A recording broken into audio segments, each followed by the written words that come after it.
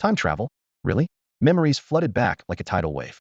Lin Chu's original body had been abandoned as an infant, set adrift in a bamboo basket, until a hunter couple found and adopted him. He carried a jade pendant with him, and they named him Lin Chu. But the great Qin dynasty imposed heavy taxes and levies, forcing his adoptive father to risk his life hunting, until he eventually perished in the deep mountains. The original owner had since inherited the bow and arrows to make a living, relying on his natural archery skills to scrape by. Today's mountain trip was meant for hunting game, but by sheer misfortune, he stumbled upon a secret meeting between the Sui County magistrate and bandits. Disaster struck immediately. The bandits gave chase, leading to a bloody battle that ended with both him and his enemies perishing together. Lin Chu shook his head with a bitter smile. What a terrible start. Remote mountains, corrupt officials colluding with bandits, and his predecessor dying for a cause. Just as he struggled to adapt to his new body's pain and weakness, his mind suddenly exploded. Ding. Enemy kill reward system successfully bound. Lin Chu immediately cursed out loud, having never seen such a shameless system. But complaints aside, the rewards came without delay. Host can obtain experience points and item rewards by killing enemies. Reward tiers increase with the level of targets eliminated. Beginner rewards: Bull Tiger Mysterious Art Internal Force, 100 Imperial Archery Martial Organs, Experience 100. Instantly, his entire body tingled, bones cracked and popped, and tremendous power erupted from his dantian, while vast archery memories flooded his mind. Both martial arts and techniques reached entry level, making Lin Chu feel as if he had trained for years. His blood boiled with confidence surging. Quick! That hunter couldn't have gone far, must be just ahead. Pursuers rushed through the forest as bandits closed in. The leader spotted Lin Chu and showed a murderous glare. But Lin Chu just grinned, which instead made the bandits uneasy. You're about to die, what are you smiling about? My teeth are too hot, need to air them out. The bandits were stunned, wondering if this guy had been scared senseless. Lin Chu knew perfectly well that these pursuers, having been shot down by several of his predecessor's arrows, must all be martially untrained, just flashy fighters perfect for practice. Get him, boys. The bandits charged with their blades. Lin Chu raised his bow, the 100 Imperial archery flowing like an extension of his body, Bull Tiger's strength coursing through his 10 fingers. The 40-pound longbow that once required his full strength now drew effortlessly to full extension. Whoosh! The arrow pierced the air, instantly penetrating the lead bandit's forehead. Experience 15, Stone-breaking bow blood training. Even equipment dropped? Lin Chu's heart leaped with joy, no time to examine it closely. The bandit saw this and turned pale with terror. A martial artist. He's been hiding his strength all along. Run. Any martial artist could cut down 10 men like picking weeds. The bandits scattered in complete disarray. However, for a bow-wielding martial artist, fleeing was merely a joke. Lin Chu's hands moved like lightning, arrows flying like rapid rain, blood spattering as bodies dropped one after another. Experience 10, 10, 10. By the time the last man fell, Lin Chu's quiver was completely empty. Lin Chu gasped heavily, feeling extremely uncomfortable inside. After all, this was his first time killing people, so inner struggle was inevitable. Fortunately, the martial techniques felt ingrained in his bones, making his movements natural and instinctive. Otherwise, he might have struggled to overcome that psychological barrier. He muttered to himself, I'll get used to it gradually. In the dynasty's final years, with chaos approaching, killing will become commonplace. The bandits had arrived quickly, so he couldn't linger. Lin Chu didn't even bother looting the bodies and ran for his life. Though bow-wielding martial artists were formidable, an empty quiver was a fatal weakness. Only after escaping the forest did Lin Chu breathe a slight sigh of relief and begin organizing his memories. That secret meeting had only been discovered because a wild deer had wandered in and startled everyone. Fortunately, he had run fast enough that neither the bandit chief nor the county magistrate had seen his face clearly, and the pursuing bandits were all dead, ensuring short-term safety. But moving forward, he needed to plan his next moves. Home first. Lin Chu calculated silently. Even summoners had to return to base to resupply after a fight, and all his worldly possessions were still at home. As Lin Chu approached his home, he suddenly heard a commotion. My dear sister-in-law, rice prices have already soared to 80 or 91 per dough, and breaking 101 is just a matter of time. If you don't buy grains soon, that piece of jade in your hands will become worthless junk. You and your husband raised Lin Chu with such kindness. As the saying goes, those who raise without giving birth deserve the greatest gratitude. What's wrong with using his jade to save lives? Inside the house, a shrill male voice rose and fell with door-knocking urgency. Jade? Indeed, there was only one piece of jade in his adoptive parents' home, the jade pendant Lin Chu had worn since childhood, engraved with his own name. The speaker was most likely Chen, his adoptive father's younger brother, who had long coveted that jade. In the past, whenever he mentioned the pendant, his adoptive father would beat him with fists and feet. Over time, he brought it up less frequently. But ever since his adoptive father's death, Chen had been like an unleashed hyena, sneaking into their home every few days. With prices skyrocketing and taxes piling up layer upon layer, every household was tightening their belts, and many might not even survive the coming winter. Lin Chu knew clearly that if Chun Er couldn't get the jade pendant, he would resort to extreme measures sooner or later. The jade pendant belongs to my son, my husband, and I only kept it safe, fearing that young Chu might misuse it in his youth. Chun Er, I'm telling you, this jade has nothing to do with the Chin family. Stop your wishful thinking. Leave. His adoptive mother Lu Huiyun's voice grew increasingly sharp from inside. Immediately after, the door creaked open with a squeak, and a shifty-eyed middle-aged man was pushed out, stumbling. He dusted off his dirt-stained clothes and turned around, just in time to spot Lin Chu at the doorway. He froze for a moment, then silently cursed, ungrateful wretch, in his heart. However, seeing the cold gleam of the longbow in the young man's hands, Chun Er ultimately didn't dare make another scene and slunk away dejectedly.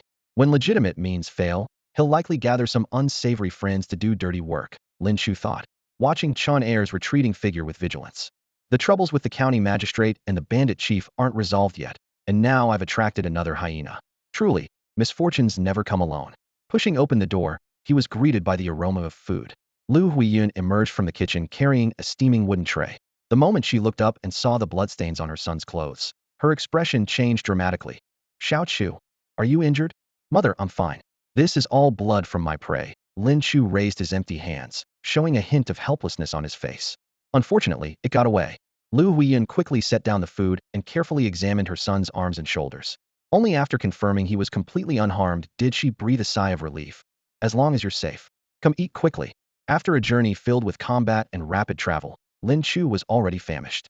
He sat at the table and began eating voraciously while his mind raced, calling up the system panel. Host, Lin Chu. Realm, Blood Training Minor Achievement.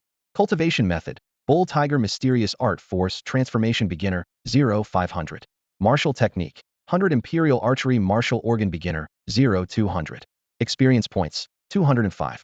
The experience gained from killing those bandits, plus the 100 points from the beginner's gift package, was now enough to upgrade his 100 Imperial Archery by 1 level. Archery was his greatest asset for survival, making this the perfect time for advancement. 100 Imperial Archery, allocate experience points, he silently commanded. In the next instant, a warm power surged through his limbs and bones. His muscle flexibility, eyesight, and breathing rhythm all underwent rapid transformation, and his archery skills broke through their constraints. Martial Technique, 100 Imperial Archery Martial Organ Minor Achievement, 0-400. Effects, 100 Pace Piercing Shot, Twin Arrow Burst, Instant Draw, and Release. After reaching minor achievement, within 100 paces, he could instantly shoot twin arrows. Unless bow factors interfered, Lin Chu could achieve near-perfect accuracy. This was beyond what any ordinary hunter could achieve. Even among the archers in the Great Qian army, those capable of such precision would be considered elite. Lin Chu gazed at the arrow he had shot, feeling a surge of pride welling up in his chest.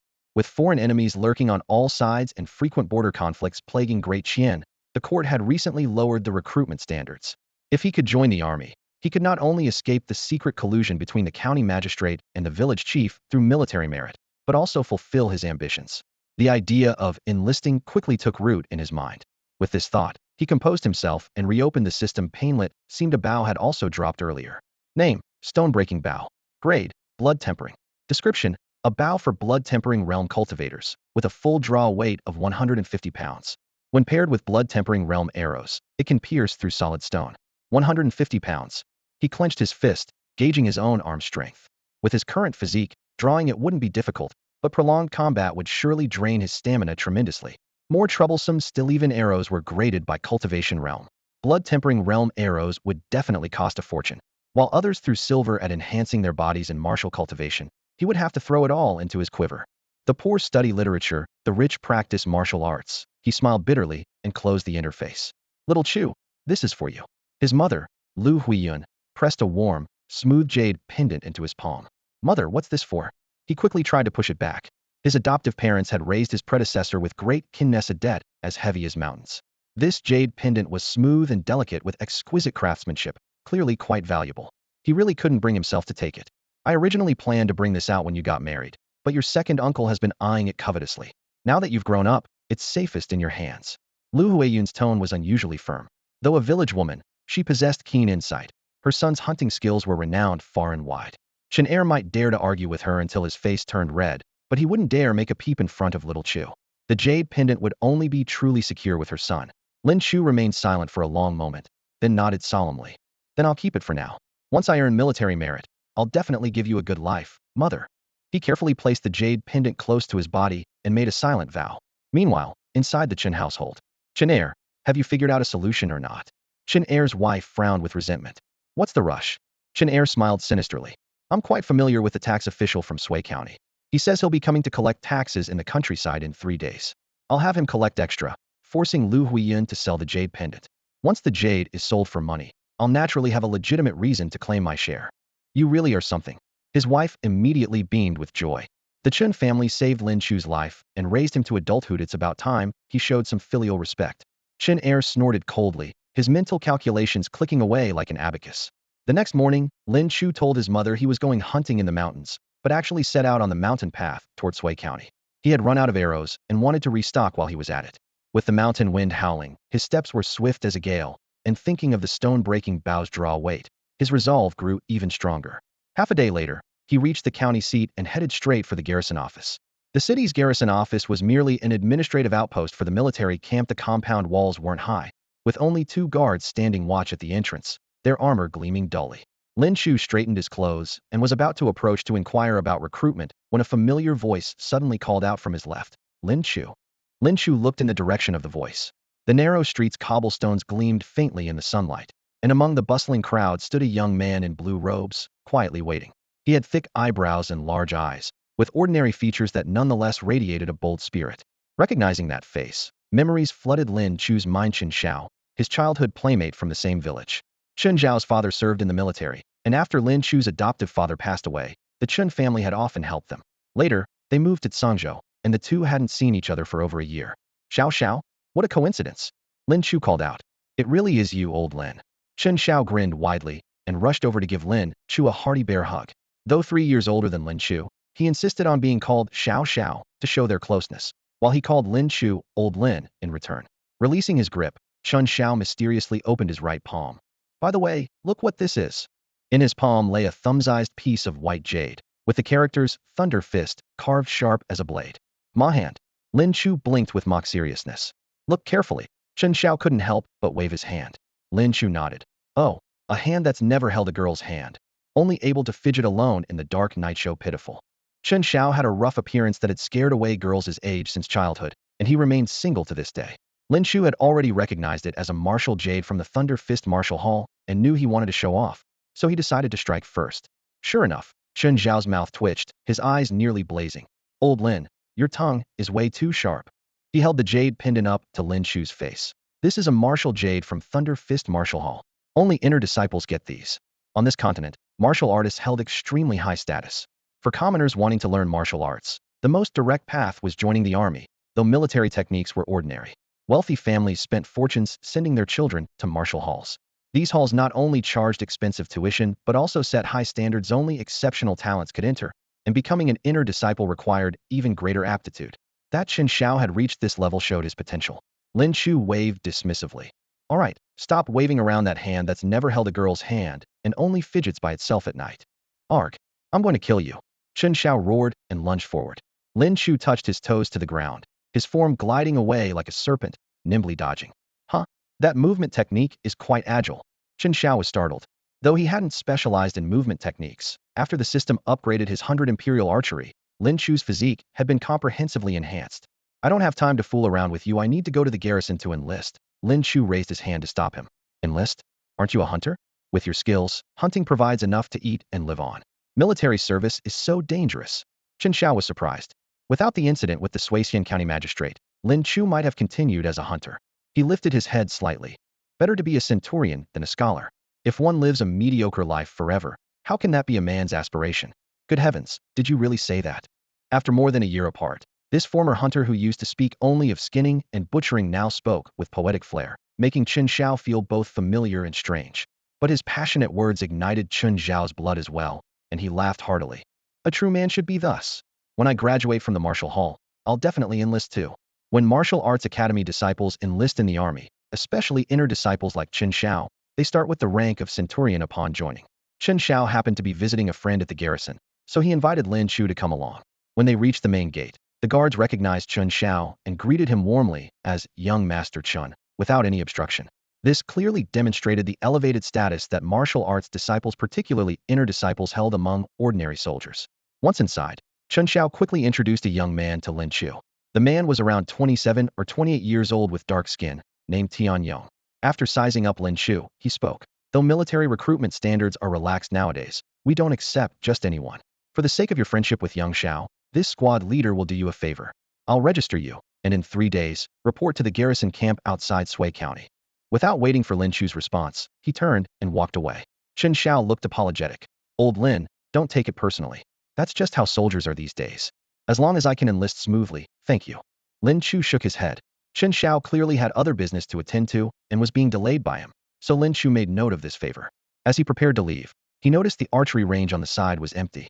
Targets were arranged at various distances, with the farthest at a full 100 paces. A starting line was marked with sand and stones, and standard longbows hung on wooden racks. Lin Chu walked over and tested the bowstring. It felt solid, making his old bow at home seem utterly shabby by comparison. He looked up at the 100-pace target, knocked a practice arrow, and drew the bow. Whoosh! The arrow cut through the air and struck dead center.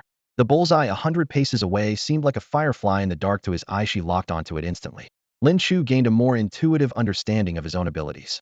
He looked up at the blazing sun and muttered to himself, 3 days until I report. I can't waste these days. I should go hunting in the mountains. Maybe animals can give experience points too.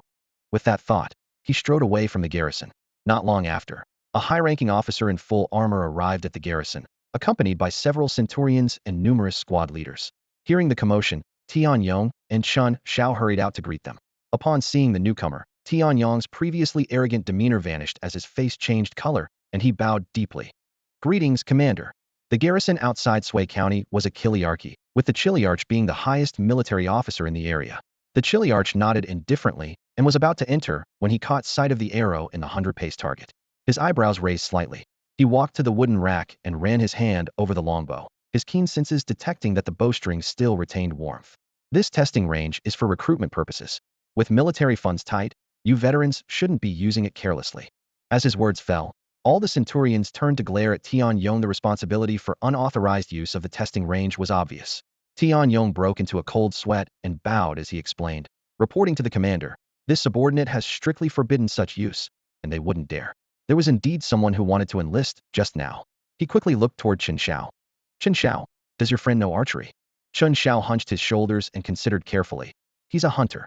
One centurion scoffed. A hunter? Who can draw a one-stone bow and hit the bullseye at 100 paces? The crowd clearly didn't believe it. The chiliarch, however, showed interest. Since he wants to enlist, bring him to see me in 3 days. Chen Xiao's face lit up with joy, and he shouted inwardly, brother, you're about to make it big. Lin Chu strolled through Sui County. Along the way, he quickly reached the bustling marketplace in Trancy. In the past, when selling his hunting spoils, he always exchanged them for money here, and the lively scene was already deeply familiar to him. For this departure from home, he brought all his savings that he usually hid beneath the stove, totaling 1 tael and 5 chien of silver. After all, this was his entire fortune, and he felt secure only with it tucked close to his chest. Entering the blacksmith shop, Lin Chu greeted the sturdy owner at the entrance. Boss, I'd like to buy some arrows. The arrows are all over here. Just tell me what you need. The boss, surnamed Wang, spoke in a booming voice and led him to a long table displaying the arrows. The table held 4 or 5 different types of arrows, complete with arrowheads and fletching. The finest ones could even rival those used by government troops. Lin Chu didn't pick carefully and directly grabbed a bundle of ordinary iron-tipped arrows. These are good enough for hunting. Once I join the garrison, I'll naturally have better arrows. How much for 10 arrows? Since you're a regular customer, 30 won each. Blacksmith Wang smiled heartily. 100 won made 1 chien of silver, and 10 chien made 1 tael. 10 arrows would cost 3 chien. Thinking of how he had saved for several years to accumulate this 1 tael and 5 chien, Lin Chu's heart tightened. Wouldn't this drain his resources quickly? Those who endure hunger are often the hard-working farmers. How bitter. Leaving the marketplace, he planned to exit the city immediately. Walking to the city gate, he saw a crowd of people surrounding the notice board so tightly that not even water could pass through. Did you hear that a hunter actually dared to attack the county magistrate in the forest? The magistrate was so scared his face turned green, and he immediately posted a tintal silver reward. But there are at least 50 hunting households in the dozen or so villages nearby, plus those from elsewhere who might not even be within Sui County's jurisdiction. This portrait only shows a back view. It's like looking for a needle in a haystack, isn't it? The crowd murmured in low voices. Lin Chu, using his now sharp eyesight, could see the portrait clearly even through the crowd. It was indeed his own back. The county magistrate had already made his move. Such a high-ranking official surely had skilled fighters at his disposal. A direct confrontation would be unwise. He could only wait until he joined the military camp to make further plans. Fortunately, finding someone based on just a back view would take considerable time, giving him enough opportunity to prepare in advance. Whoosh! An arrow shot through the gaps between several tree trunks and accurately struck a wild rabbit in the distance. Experience 1. Wild rabbits posed little threat and gave low experience points. Lin Chu silently complained. This was probably the system's minimum guarantee, otherwise it wouldn't give any experience at all. Tying the rabbit to his waist and pulling out the arrow, he continued searching for prey in the mountain forest. To avoid the bandits he had encountered earlier, he deliberately chose a different mountain peak, not wanting any complications before joining the military. Suddenly, he discovered a huge bear paw print in the muddy ground, surrounded by scattered human footprints, all still fresh. Lin Chu looked up toward the direction the tracks extended and silently followed. Bears were the most valuable prey, and he couldn't let such a good opportunity slip away. The footprints became denser, and suddenly shouts and battle cries came from ahead. Brothers, we've really struck it rich this time. Such a big bear will be enough to feed all the brothers in our stronghold. About a dozen bandits were surrounding and attacking a massive black bear. The bear weighed 300 to 400 pounds, its shoulder and back muscles bulging like black iron knots, but several arrows had already pierced its body. Knife wounds crisscrossed beneath its thick hide, and blood dripped down through its fur. The bandits wore the same style of clothing as those who had pursued Lin Chu the day before. Clearly, they were accomplices with quite an extensive range of operations. The black bear roared as it tried to counterattack, but its legs had been severely injured. Finally, with a dull thud, it crashed to the ground and breathed its last. Several bandits were also wounded, blood staining their sleeves and shins, though their injuries weren't fatal. The hunt had taken its toll. They were all breathing heavily as they sat down to rest in the forest. Lin Chu crouched behind some low bushes nearby, observing coldly. With his archery skills, a surprise attack from concealment would be enough to eliminate them all. And that bear carcass skinned and butchered, it would be worth good silver. If he could drag the bear away without exposing his whereabouts, why not? As the bandits lit a fire, their conversation drifted to Lin Chu's ears. Let's roast some meat to fill our bellies first, but save the bear paws for the brothers to build up their strength. The chief's been persuaded by the Sui county magistrate to join up with some Pingtian sect. Hard to say if our days will stay this comfortable. I hear that Pingtian sect has been rebelling across several provinces. They've got skilled fighters in droves, and even the Deqian imperial army has been beaten into retreat after retreat. Living by the blade has its glory, but who knows how much longer it'll last. After hearing this, Lin Chu understood even more clearly. Last night's meeting between the Sui county magistrate and the bandit chief was about this heretical sect. A court official recruiting bandits to join rebel forces. Now, that was leverage. The more chaotic the realm became, the more opportunities arose. If the Daqian dynasty could still be supported, he would support it. If it was beyond saving, then someday when he held military power, donning the imperial yellow robes wouldn't be mere fantasy. Now that he had evidence of the magistrate colluding with bandits, executing that corrupt official would be perfectly justified. When their idle chatter ended, the bandits revealed their true nature, discussing which village girls looked tender and planning to raid and pillage before joining the Pingtian sect. Thinking of those girls falling into the hands of these beasts, Lin Chu's expression turned cold as ice. He raised his broken stone bow and drew 2 feathered arrows. Whoosh! Whoosh! The twin arrows tore through the air in rapid succession, piercing straight through the throats of the 2 bandits who had been talking most enthusiastically. They only managed to clutch their necks as blood sprayed out before toppling over dead. What? The remaining bandits were terrified, drawing their sabers and raising their axes as they scanned their surroundings. Which brotherhood are you from? Show yourself. A burly leader suppressed his panic and shouted. We're from Green Head Mountain. You must have heard of Chief Miao Hai. If we've offended you, please state your name first. He knew the archery just displayed was extraordinary. The attacker was most likely a bow-wielding martial artist. If the enemy continued hiding, they could only wait for death. The forest responded only with more urgent sounds of arrows cutting through air. Whoosh, whoosh, whoosh. Arrows fell like sudden rain, piercing leather armor and slicing throats in succession. Screams and groans rose and fell as grass and leaves were stained with splotches of blood. Run! Someone finally reacted, but the word had barely left his mouth when an arrow nailed him through it, and he fell rigid to the ground. Thwack! Thwack! One corpse after another hit the ground as the metallic scent of blood filled the air. Experience 10. Experience 15. Experience 10. Golden thread martial robe blood refinement. Look at this guy, he's like a stripping maniac.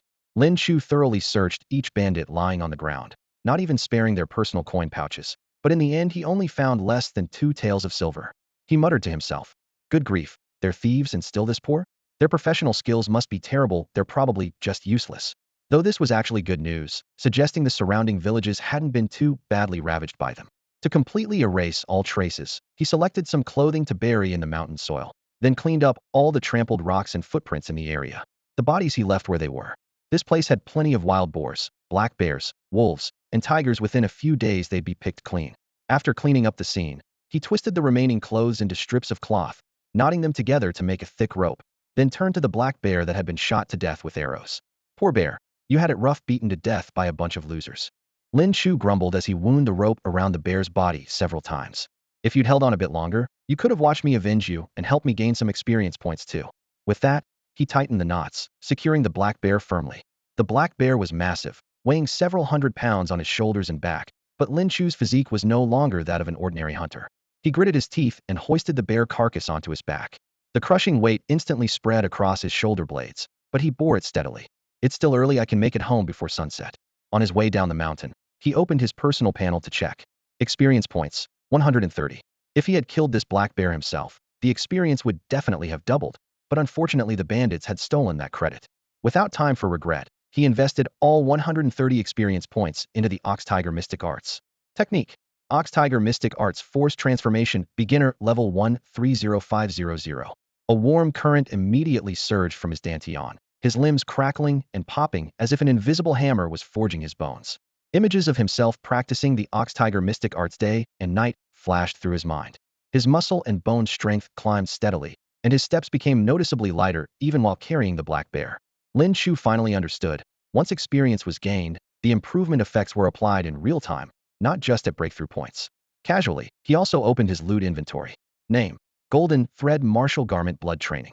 Description: woven with special golden thread, a close-fitting garment for blood training realm martial artists, capable of withstanding several full-force attacks from blood training realm opponents. Blood training was probably the first stage of martial arts. A piece of armor that could block a few attacks was better than nothing, he made a mental note. As he neared the village entrance, to avoid frightening the villagers, he put the black bear down and switched to dragging it.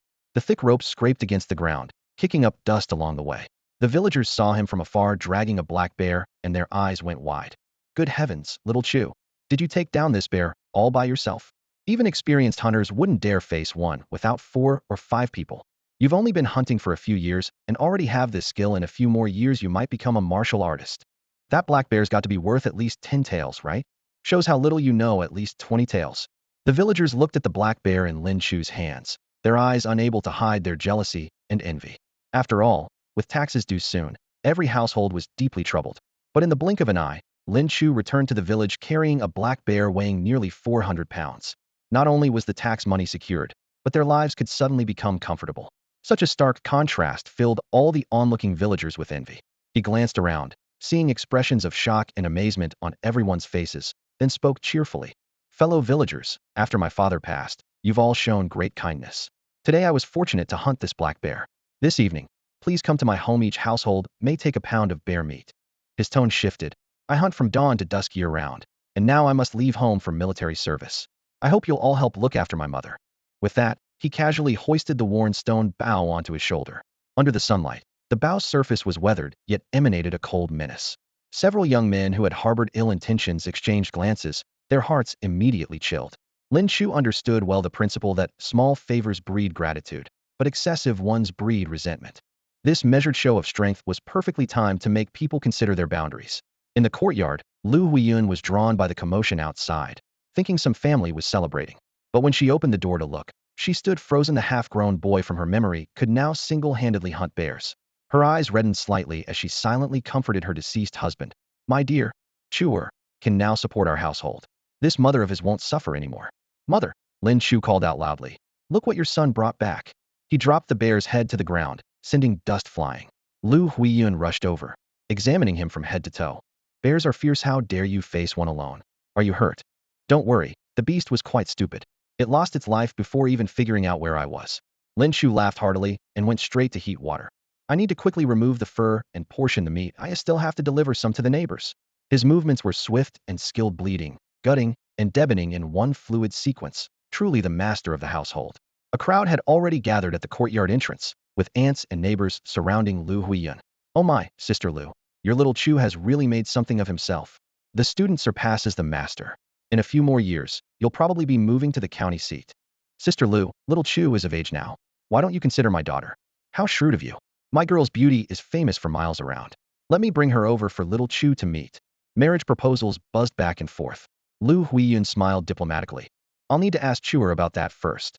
One sentence that neither refused nor committed. After finishing the butchering, Lin Chu weighed and distributed bear meat to the villagers, then salted and preserved the remainder. The next morning, he carried chunks of meat to Sui County, selling them for 19 taels of silver, keeping only the finest cuts for his mother and himself. Over the following days, he continued hunting from dawn to dusk, gradually stockpiling meat at home. In the blink of an eye, the deadline for military service arrived. At dawn that day, he quietly rose, intending to bid his mother farewell before heading to the military camp. But just as he finished packing his belongings, the courtyard gate was pounded thunderously. Boom, boom, boom. Lu Huiyun was startled by the commotion and cautiously approached the door, calling out carefully, "Who is it?" Tax official from Sui County. The deep male voice outside carried an undeniable authority. Upon hearing this, Lu Huiyun's face instantly darkened. Their family had finally managed to scrape together some money after Lin Chu killed a bear and sold it, enjoying just a few days of comfort before the tax official chose this moment to come knocking. "Mother, it's all right. We have money." Lin Chu stepped forward, gently patting his mother's back with his voice kept extremely low, yet giving her enough confidence. The door creaked open. 4 or 5 people stood outside the threshold. The man at the front wore a dark green official robe with a jade belt at his waist that caused his hem to wrinkle slightly. Beside him, a clerk clutched a ledger, ready to record at any moment. Behind them, 3 constables kept their hands on their sabers, glaring menacingly, their very breathing carrying a murderous air. Lin Chu's gaze fell directly on the man in official robe Susanda, the tax official of Sui County. This man had originally been a commoner scholar who climbed his way to an insignificant clerk position by currying favor with the county magistrate's daughter. When the great Qian dynasty increased taxes and the court grew unstable, the magistrate bought him a tax official position. From then on, Susanda thrived like a fish in water, colluding with local strongmen in Sui County, filling his coffers while the people secretly nicknamed him Golden Toad. Hunter Chen's household owes 10 taels of silver in taxes this year. Susanda's tone was calm, yet it felt like a bucket of ice water in the room. 10 taels. Lu Huiyun nearly collapsed. Lin Chu also frowned. Hunting taxes calculated per household should be at most 2 taels. This was clearly extortion to the bone. Susanda wore a half smile, his gaze sweeping across the faces of Lin Chu and his mother. He was certain they couldn't produce 10 taels.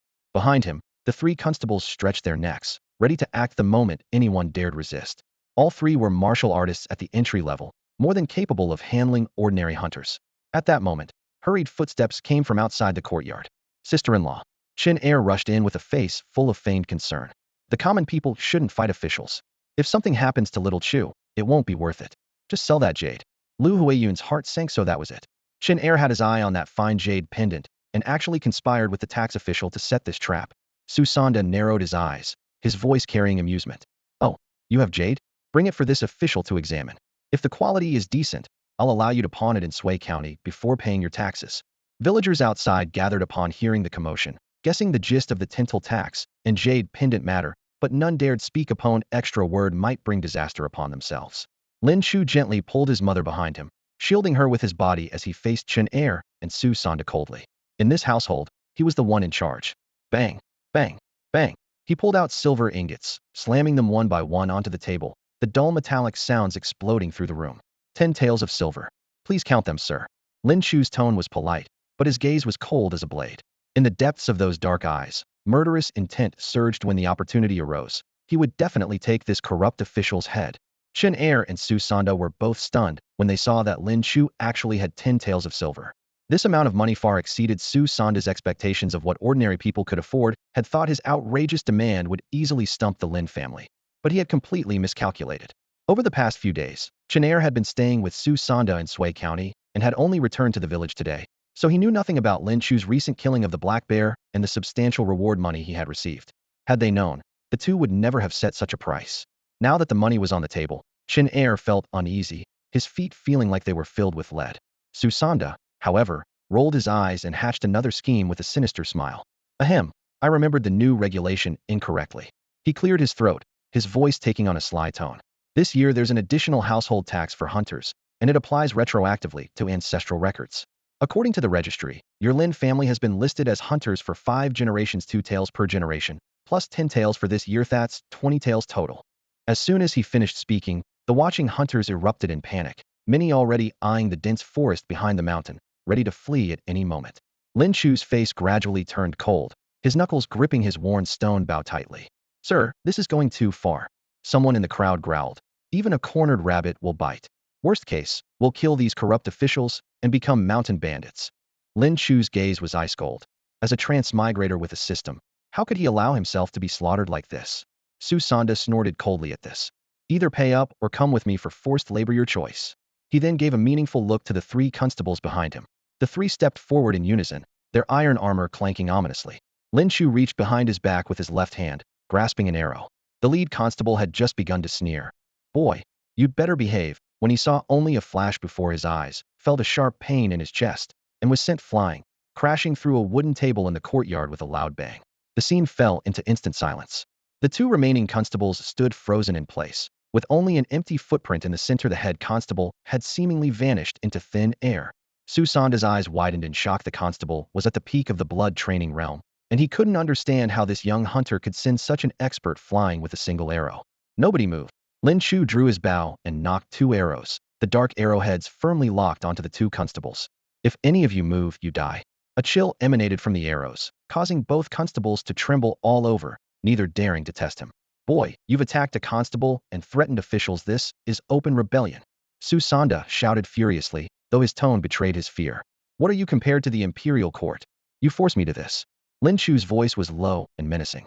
Worst case, I'll carve out a bloody path. He turned his head slightly. Mother, you go first. I'll follow shortly. Lu Huiyun's heart trembled, but she didn't hesitate. All right, Mother will wait for you at the mountain entrance. The watching villagers were terrified. This mother and son were incredibly resolute. Susanda's face turned ashen. If this situation escalated further, he would also have trouble explaining to the county magistrate. He had intended to intimidate Lin Chu, but hadn't expected the young man to be determined to fight to the death. What's going on here? A thunderous shout silenced the entire scene. Tian Yong, clad in fine armor and leading over 10 soldiers, pushed through the crowd into the courtyard, with Chun Xiao following behind. Tian Yong surveyed the tense standoff, immediately had someone inquire about what had happened, then fixed his cold gaze on Susanda. The 1,000 household commander has ordered that Lin Chu be allowed to enlist in the army and be brought immediately to the garrison to pay his respects.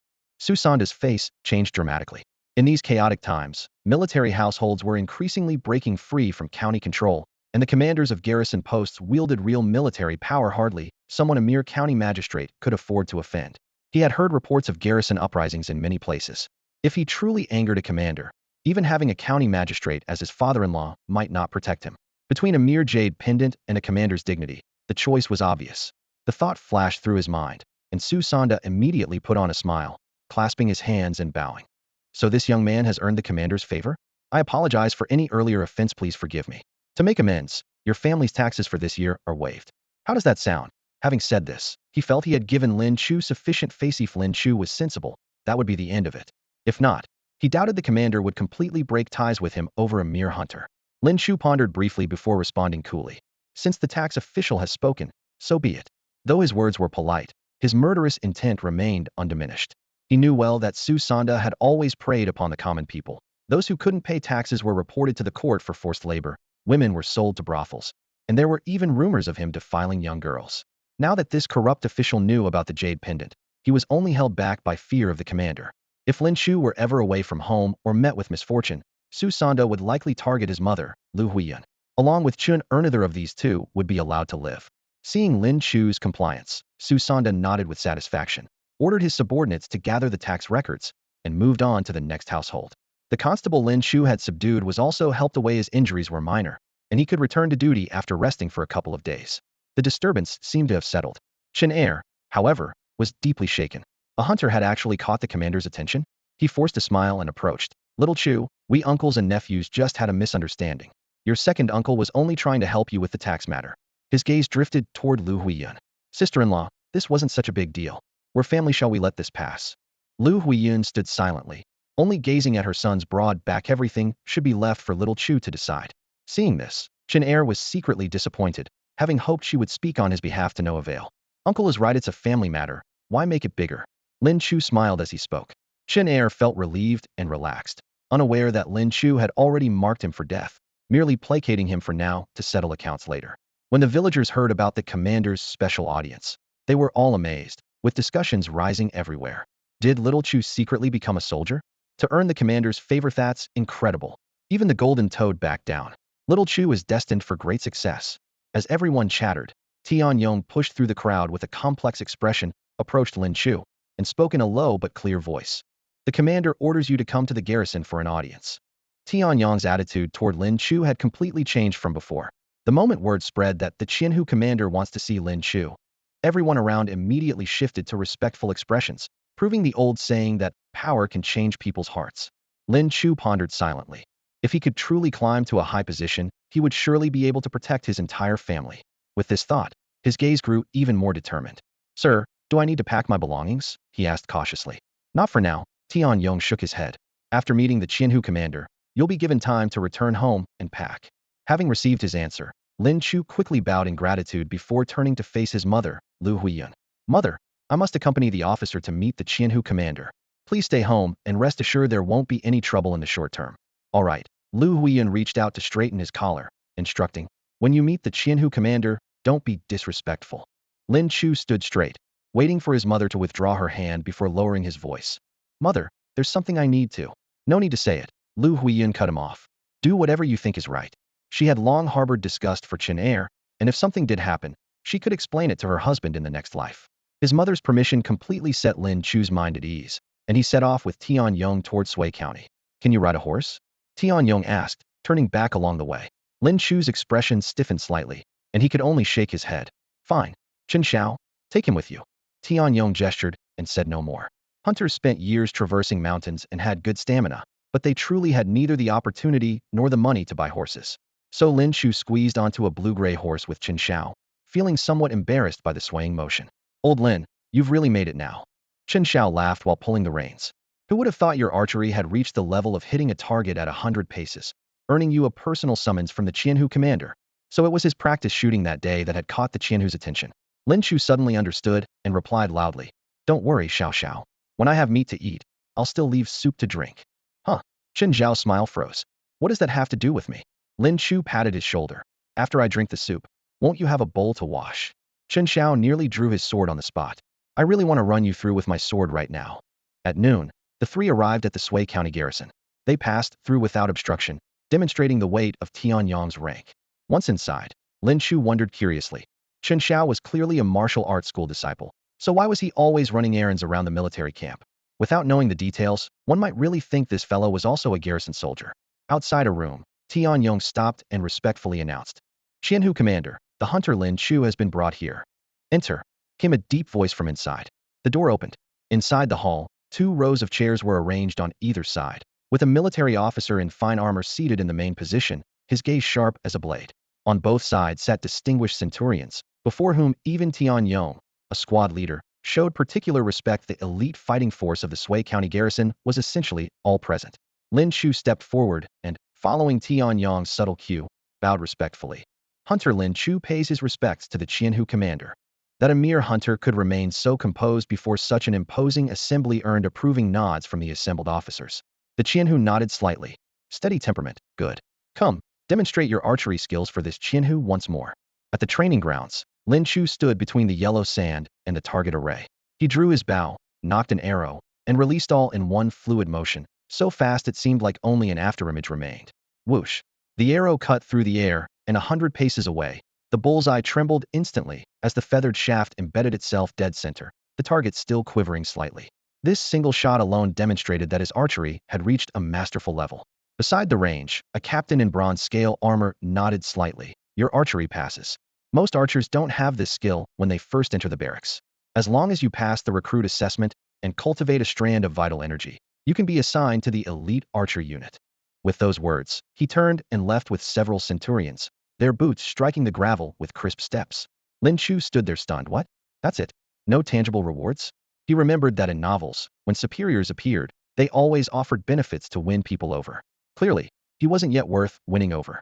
Recruit assessment and a strand of vital energy, these unfamiliar terms swirled in his mind. Just then, Tianyong approached, his tone unusually gentle. Want to go home for a bit? Are you wondering why Captain didn't reward you with something?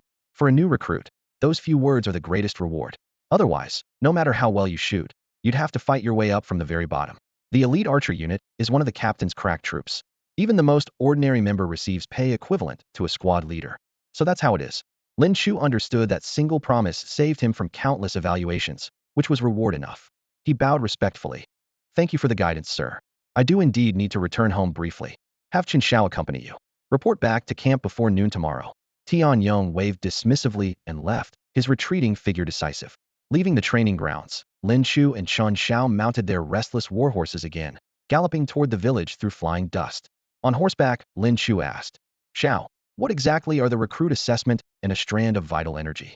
Chen Xiao, coming from a martial arts school background, loved discussing martial arts and immediately launched into an enthusiastic explanation. The assessment is extremely important, pass it, and you join the military preparation unit as a warrior. Only warriors have hope for promotion. What if you fail? Do you just go home? Lin Chu pressed. Not necessarily. Chen Xiao shook his head. If you fail the assessment, you're assigned to regular units as a common soldier. On the battlefield, soldiers are mostly cannon fodder for charging and filling the lines. Lin Chu inwardly clicked his tongue. Warriors were like management trainees, while soldiers were regular employees. For the sake of his future, he absolutely had to pass this assessment. So what is a strand of vital energy? He continued asking. The first three realms of martial arts are blood refinement, bone forging, and organ cultivation. Entering the blood refinement realm requires lifting 500 pounds. After arduously cultivating techniques and condensing a strand of vital energy within the body, you achieve minor accomplishment in blood refinement. Chen Zhao's explanation was clear and methodical. A strand of vital energy equals minor accomplishment in blood refinement? Lin Chu compared this to himself when he mastered the ox-tiger mysterious technique. His strength approached minor accomplishment level, though he hadn't seen any visible vital energy manifestation. But the effects should be equivalent. Xiao, what realm is energy transformation? Lin Chu remembered that the ox-tiger mysterious technique was an energy transformation method. The fourth realm. I didn't expect you to know about energy transformation, but that level is far beyond your reach. Don't get ahead of yourself, Chen Xiao explained. Lin Chu raised an eyebrow at these words. He had originally thought Chen Xiao was referring to the fifth realm, or even higher, so hearing it was only the fourth realm brought him some relief. Even so, the bull-tiger profound technique would keep him busy with cultivation for quite some time. How does promotion work in the army? After steadying his emotions, he asked the question that concerned him most. Chen Xiao gripped the reins with one hand and held up two fingers with the other, his voice dropping to barely a whisper as if afraid of being overheard. There are two key factors. First is cultivation level. Mastering blood refinement gets you to squad leader, mastering bone forging makes you a centurion, and mastering organ tempering gets you to captain. Second is military merit, though you'll have to figure out those details once you're in the barracks. As long as you meet both requirements, you can keep climbing the ranks. Lin Chu clenched his fist silently. With the energy transformation technique in hand and the system that only he knew about, breaking through cultivation levels wouldn't be too difficult. As for military merit, with troubled times approaching, there would surely be opportunities to distinguish himself. He grew increasingly excited about his upcoming military life. Returning to the village entrance, both men dismounted. Despite Chen Zhao's resentful gaze, Lin Chu insisted on escorting him away. Chen Xiao tilted his head 45 degrees toward the horizon, where the crimson sunset clouds seemed smeared with gray, carrying an indescribable melancholy.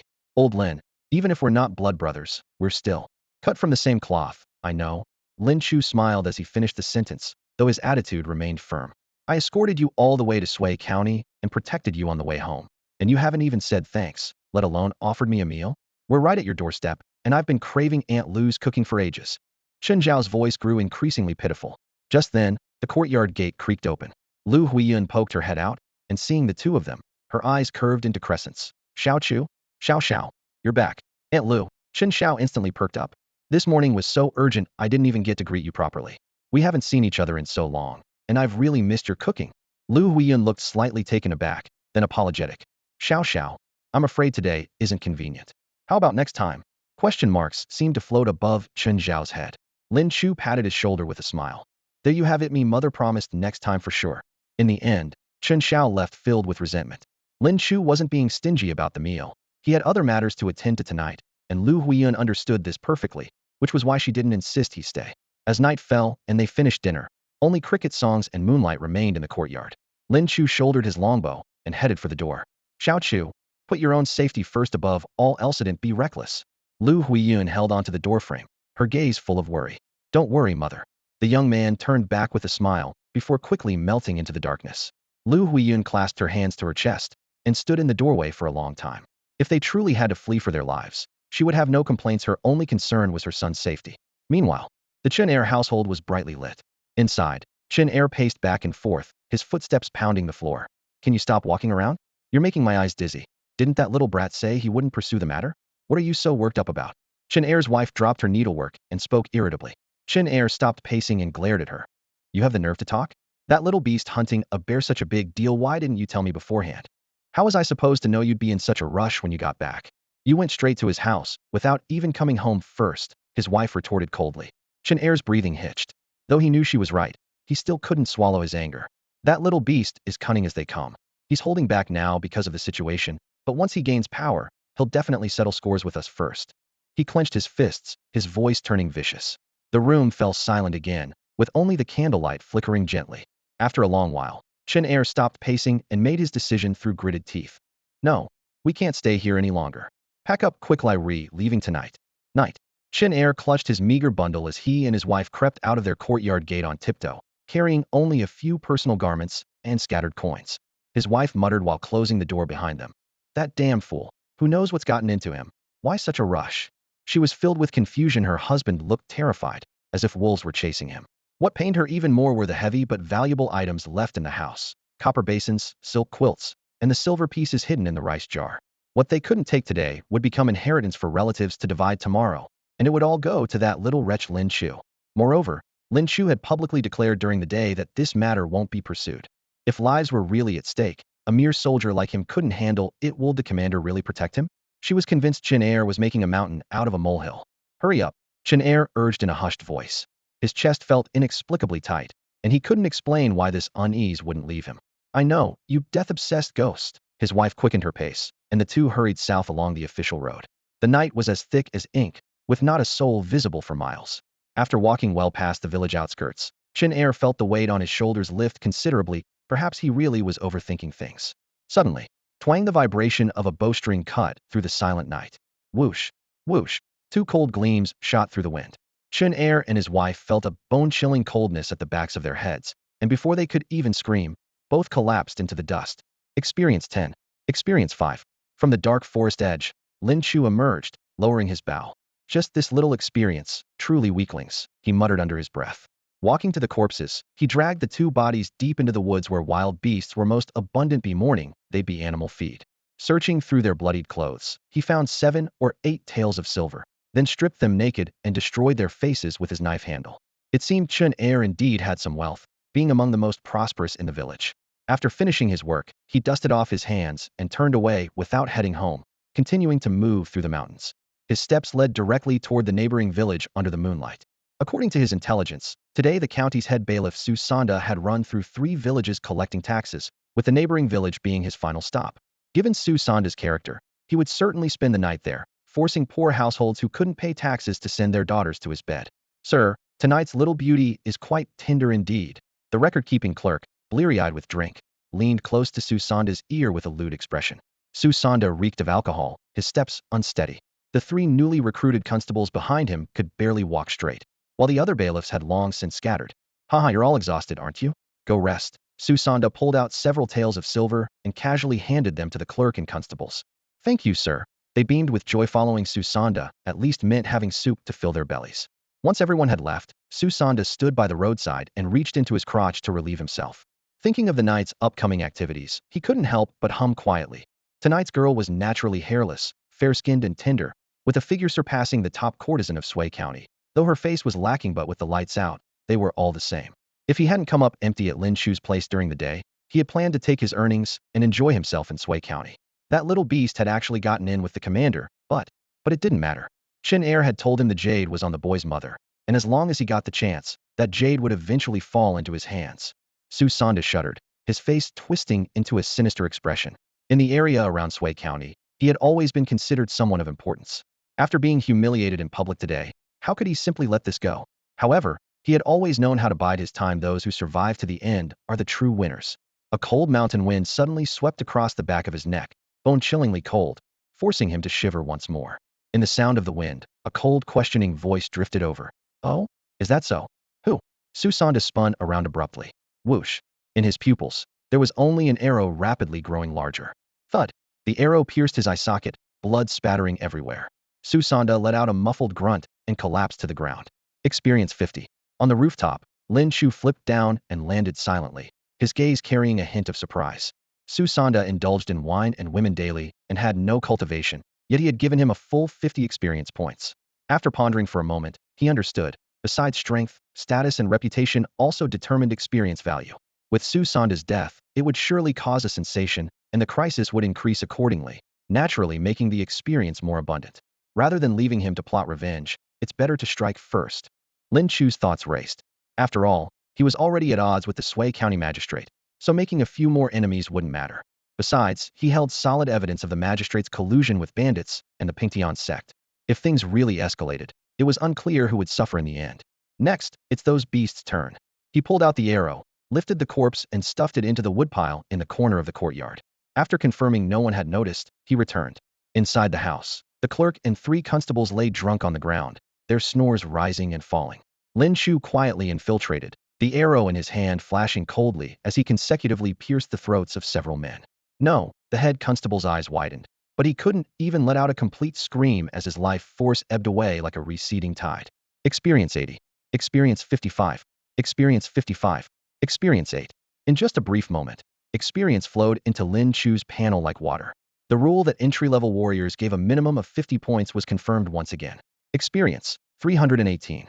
With a thought, he channeled all his experience into the technique Bull Tiger Mysterious Art. Bull Tiger Mysterious Art Force Transformation Entry Level 448500. Crack. Crack.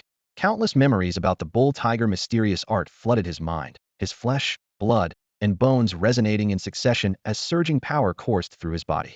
Now I have at least the strength of 2 bulls. No, it should be even more. The realm on his panel also changed accordingly. Realm, blood training perfect. He was only one step away from the minor achievement of Bull Tiger Mysterious Art.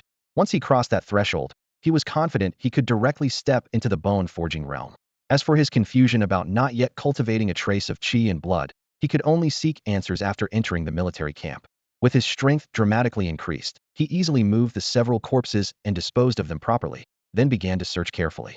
From Susanda's chest, he first retrieved a heavy golden key. Its color was dazzling, obviously corresponding to some valuable treasure trove. He pocketed it for future use. From the other men, he collected over 100 taels of silver in total, all tax money painfully paid by the villagers. Lin Chu patted his money pouch and smiled self-mockingly. Since they've all paid up, and I've eliminated harm for the people, taking some compensation isn't unreasonable. He pocketed all the money, and finally, he let out a light, low chuckle. Haha, dawn. Cold mist swirled above the camp as a thread of pale light slowly spread across the sky, like diluted ink. The wooden signboard of the Slayings garrison 1,000 household office hung high, rattling in the morning breeze. Lin Chu walked along the gravel path, arriving at the training ground at the appointed time. The training ground still seemed spacious, with a dozen or so early arrivals scattered about, their white breath quickly swallowed by the cold air. As the hour of Chun approached, more figures gradually appeared, until roughly 100 new recruits stood assembled in the field. This batch of fresh blood and flesh reinforcements. The sound of leather boots striking the ground grew closer. A pockmarked officer with a thick beard led a dozen military instructors wearing captain's insignia into the training ground, with Tianyong among them. All quiet. Form ranks. Tianyong's voice was hoarse but commanding. The recruits immediately adjusted their formation with visible panic and reverence. The pockmarked officer stepped forward, chest puffed out. I am Mao Buku, holding the rank of centurion, responsible for this recruit assessment. He spoke crisply and decisively. With a wave of his hand, the captains behind him stepped forward, distributing 2 types of thin manuals to each recruit. After the assessment, each captain will issue you basic cultivation techniques and basic martial skills. Within 7 days, those who can fully circulate the techniques and skillfully practice the martial arts will be considered to have passed. He paused, his voice suddenly rising. After passing the assessment, weapons, equipment, and monthly wages will be distributed according to whether you're classified as a martial soldier or regular soldier. Martial soldiers receive 1 to 3 taels of silver monthly, regular soldiers receive 4 chien to 1 tael of silver. Consider this difference carefully. As soon as the numbers were announced, the previously anxious recruits' eyes instantly blazed with fervor, their spines unconsciously straightening. Monthly wages were the chips for survival and prosperity, and they vowed to squeeze into the ranks of martial soldiers. The manuals continued to be distributed. The cultivation techniques were standardized, but martial skills could be chosen freely, with all 18 types of weapons available. Tianyong took advantage of the confusion to approach Lin Chu, lowering his voice. The basic martial skills vary in difficulty, but archery currently has no assigned basic martial techniques. You could choose not to select any. Most people don't know this. If they pick high difficulty skills, 7 days won't be enough to pass. Archers are only judged on marksmanship, with martial techniques supplemented laterates quite an advantage. He clearly wanted to curry favor with Lin Chu. However, Lin Chu inwardly chuckled. Free martial techniques were not to be wasted, and having more skills never hurt, especially since he possessed the system. The more techniques and skills, the better. Captain Tian, I'd like a spear technique. Lin Chu answered readily. Since he was joining the army, for battlefield charges on horseback, long-handled weapons suited his preferences better, with spears being the top choice. Tianyong raised an eyebrow. Spear techniques are among the more difficult basic martial skills. Despite his words, he still handed both the basic cultivation manual and spear technique booklet to Lin Chu. All right, all techniques and skills have been distributed. Assessment in 7 days. Mao Buku waved his hand broadly, his command brief. Dismissed. The recruits stood frozen in place. Was that it? Everyone clutched their thin manuals. At a loss, hold there be demonstrations? Lin Chu narrowed his eyes. Clearly, this military camp wasn't short of qualified martial soldiers, and perhaps finances were tight too. If someone could master the techniques and skills within 7 days through natural talent, they'd naturally be considered promising martial material. If not, they'd likely just be cannon fodder. His gaze shifted to see the officers who hadn't left the field, and his mind conjured scenes from his previous life's civil service exam preparations. To safely secure a position, you first had to pay for expensive training courses. Now, if you wanted a good assignment, you'd probably have to pay up first. You had to pay the fee first. Soon, a new recruit browsed through the martial arts manuals and combat techniques, then approached a squad leader to inquire about them, only to be told there would be fees involved. The news swept through the crowd like a cold wind, causing an instant uproar among all the recruits. Lin Chu's guess had been absolutely correct. The so-called sons of good families in the military didn't refer to those of virtuous character, but rather those from wealthy backgrounds. In the past, the Dacian army had recruited young men from affluent families who could afford to pay out of their own pockets. But now, with times being hard, the entire camp was filled with ordinary common folk who among them could easily produce silver coins. Yet a single demonstration of martial techniques by a squad leader cost 5 chen of silver, a price so steep it made people gasp. What came next was even more outrageous. Whether martial soldiers or regular troops, all weapon maintenance had to be paid for out of their own pockets. Archers had it worst of all. Arrows were consumables, so anyone wanting to practice archery had to continuously purchase them from the military camp. Lin Chu cursed under his breath. Even this was being used to extract money. Dacian's corruption was truly getting worse by the day. However, for him, joining the army remained the best path for growth at present. Fortunately, he had enough silver to get through the initial period. He only needed to endure until his promotion to centurion, which would exempt him from equipment fees. On the training ground, numerous recruits gritted their teeth and paid up, placing their hopes in the squad leaders. Only Lin Chu turned and left the camp. Mao Buku happened to witness this and raised his eyebrows in surprise, whispering to Tianyong, "I've never been to Sui County before. Is this the Lin Chu that the colonel has taken a liking to?" Tianyong nodded. "Centurion Mao, this young man is interesting. Humph, does he think having good archery skills is enough?" Mao Buku waved dismissively, his tone contemptuous. If his martial arts circulation isn't up to par, he still won't pass the assessment. Tianyong remained silent. Mao Buku was right, but he didn't know that Lin Chu was acquainted with Chen Xiao and didn't need to waste that money. After leaving the camp, Lin Chu immediately headed to the Thunder Fist Martial Arts Hall. Under the midday sun, the imposing signboard gleamed with gold paint, drawing respectful glances from passing civilians. Chen Xiao strode out from the main entrance of the martial hall, shaking a sweat towel in his hand. Seeing Lin Chu carrying martial arts manuals and combat techniques, he immediately misunderstood and grinned playfully. "Sorry, we don't take disciples, only mounts." Lin Chu was completely baffled. Did this guy really think he'd come to seek apprenticeship? If anyone was going to be a mount, it should be Chen Xiao. In terms of actual cultivation level, Chen Xiao might not even have reached the completion of blood refinement. On his way here, Lin Chu had already finished reading through the basic martial arts manual. With the foundation of the Ox Tiger Mysterious Arts, this introductory text seemed to him like a high school student looking at a kindergarten picture book. The circulation mechanisms were crystal clear, and it also resolved his previous confusion. Ordinary blood refinement techniques naturally generated qi and blood. The Ox Tiger Mysterious Arts was simply too unique. Cut the nonsense. Lin Chu raised his hand and tucked the book into his robes. "I'm here to ask if there's any news about fierce beasts appearing in the county." "Huh? You're not focusing on your cultivation and want to go hunting instead?" Chen Zhao's eyes widened. "Old Lin, you need to get your priorities straight." "Don't worry, I know what I'm doing." Lin Chu patted his bow case. Chen Xiao thought for a moment. then nodded in agreement. All right, I'll keep an ear out for you. If you bag something good, you'd better share some.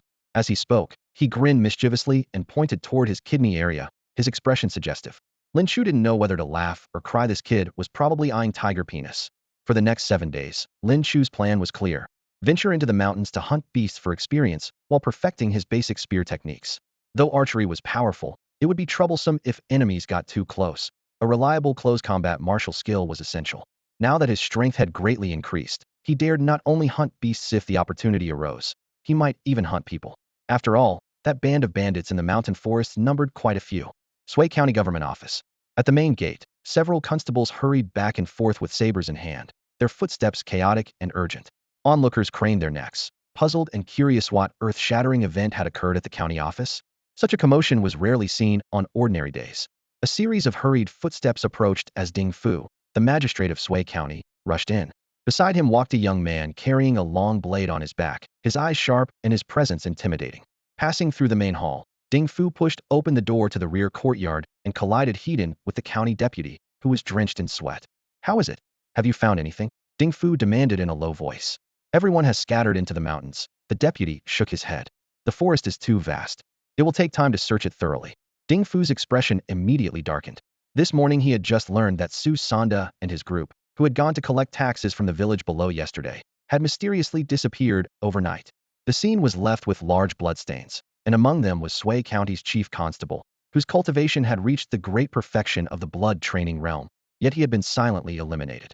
The county office had dispatched people to investigate through the night, but the perpetrator's tracks were elusive. Half a day had passed without any clues, and even the bodies of Su Sanda and the others had not been found. How dare they kill imperial officials? Ding Fu was furious, slamming his hand on the table. Dig 3 feet into the ground if necessary, but we must root out the criminals. Yes, yes, the deputy repeatedly agreed, though his heart was bitter. Sway County was vast with many mountains, and searching for people and corpses in the forest sea was like looking for a needle in a haystack. But with the magistrate's fury, he could only bite the bullet and take on the task.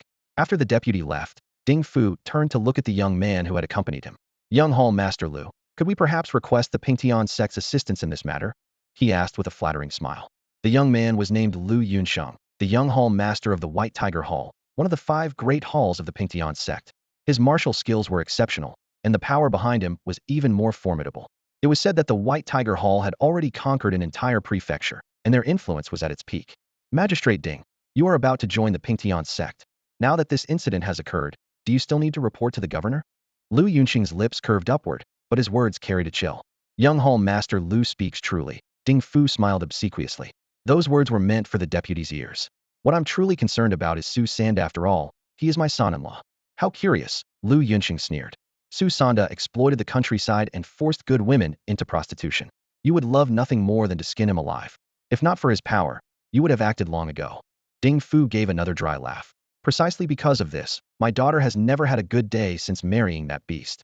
I care about his life and death only because he has amassed considerable wealth, hidden away without a trace. If I could get my hands on that money, it could also aid the great cause of the Pingtian sect. Hearing this, Lu Yunsheng pondered for a moment, then nodded. Very well, I'll dispatch skilled members of our sect to assist in the search. Additionally, regarding that hunter's case, my people have searched half of Sway County but found no suspects. Perhaps the killer is a hunter from another county. You should prepare yourself for that possibility. The next day, Dongfeng Mountain. This mountain was about 50 li from Sway County, with treacherous terrain and fierce beasts roaming about. Ordinary hunters rarely dared to venture inside. However, every year around tax collection time, hunters would form groups to hunt in the mountains. Once they bagged big game, it would greatly ease the financial pressure at home. Along the winding mountain path, 2 groups of hunters had split into separate camps around their respective bonfires, smoking and resting to restore their strength before venturing into Dongfeng Mountain. I heard there's a white-browed tiger prowling the mountains that's already killed several people, even took down some constables, one hunter whispered, though his excitement was barely contained. What were the constables doing in the mountains? Another man scoffed. Seems like that golden toad from Sway County got into trouble. I heard about that too. That golden toad went to the countryside to collect taxes, and his entire party vanished overnight. The Sway County constables are searching everywhere. Fat chance they'll find anything, someone spat. That bastard Su Sanda was trying to force himself on a local girl that very night. Fortunately, a hero happened to pass by and delivered heavenly justice, protecting the girl's virtue. As the crowd chattered away, they suddenly heard rustling from the bushes. A young man with noble bearing, carrying a longbow, emerged through the branches. The hunters froze momentarily, instinctively gripping their weapons tighter, but relaxed slightly when they saw his clean, honest face. The newcomer was Lin Chu. He had just learned from Chun Xiao about the tiger sighting on Dongfeng Mountain. At the mention of tiger parts, Chun Xiao's eyes had lit up with excitement, and he'd repeatedly reminded Lin Chu before parting. Don't forget about Memin will pursue virility until their dying day. Dongfeng Mountain's location perfectly connected to the bandit stronghold, with the two peaks sandwiching the nest of outlaws between them. For Lin Chu, being able to hunt tigers while clearing out bandits along the way was ideal. He headed deeper into the mountain forest with his bow. One hunter couldn't help but call out, "Young man, you're new here, aren't you? This mountain is full of dangerous beasts, and with that tiger on the prowl lately, you'd be safer somewhere else." "Thank you." Lin Chu smiled and nodded, but didn't stop walking. Seeing they couldn't dissuade him, another hunter shrugged. "Newborn calves don't fear tigers. Let him be." The two groups roasted meat for a while longer, and once their strength returned, they all stood up. "Let's go. Today we're taking down that tiger no matter what." Before the words had fully left his mouth, a deafening roar suddenly echoed from deep within Dongfeng Mountain. "Roar!" The tiger's roar thundered like lightning, scattering birds and rustling vegetation. Even the hunters were forced back several steps by the sound. Good heavens, that's no ordinary tiger. Could that young man who went in have provoked it? Quick, let's go see. The crowd rushed into the dense forest following the sound. After running for a short while, the scene before them left them speechless. Lin Chu sat cross-legged atop a fallen white-browed tiger. The massive beast had feathered arrows piercing its throat, chest, and hind leg, with a strange depression in its forehead clearly dead as dead could be. A ready-made tiger. Several hunters' eyes gleamed as they quickly calculated. Tiger bones, tiger hide, tiger parts each worth silver, and if they missed this chance, there wouldn't be another. Just as greed began to surface, a sharp whoosh cut through the forest air. A feathered arrow flew through the air and struck precisely into a bandit's throat.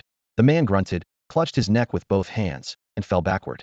This thunderous arrow strike scared the few hunters with ill intentions out of their wits. To kill with a throat shot from 100 paces away, and this was the same person who had slain the tiger.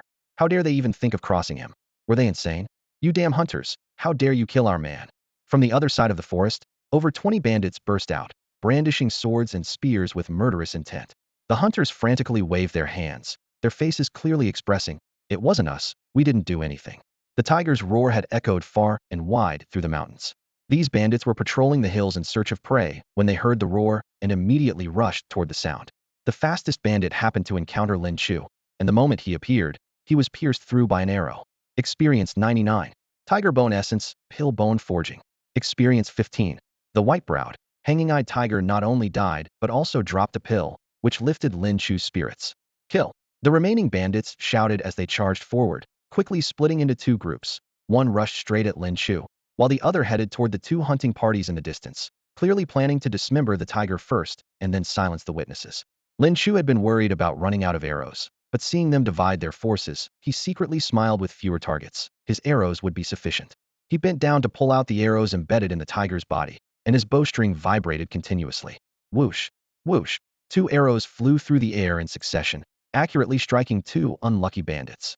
Before the bodies hit the ground, Lin Chu fired another double arrow combo.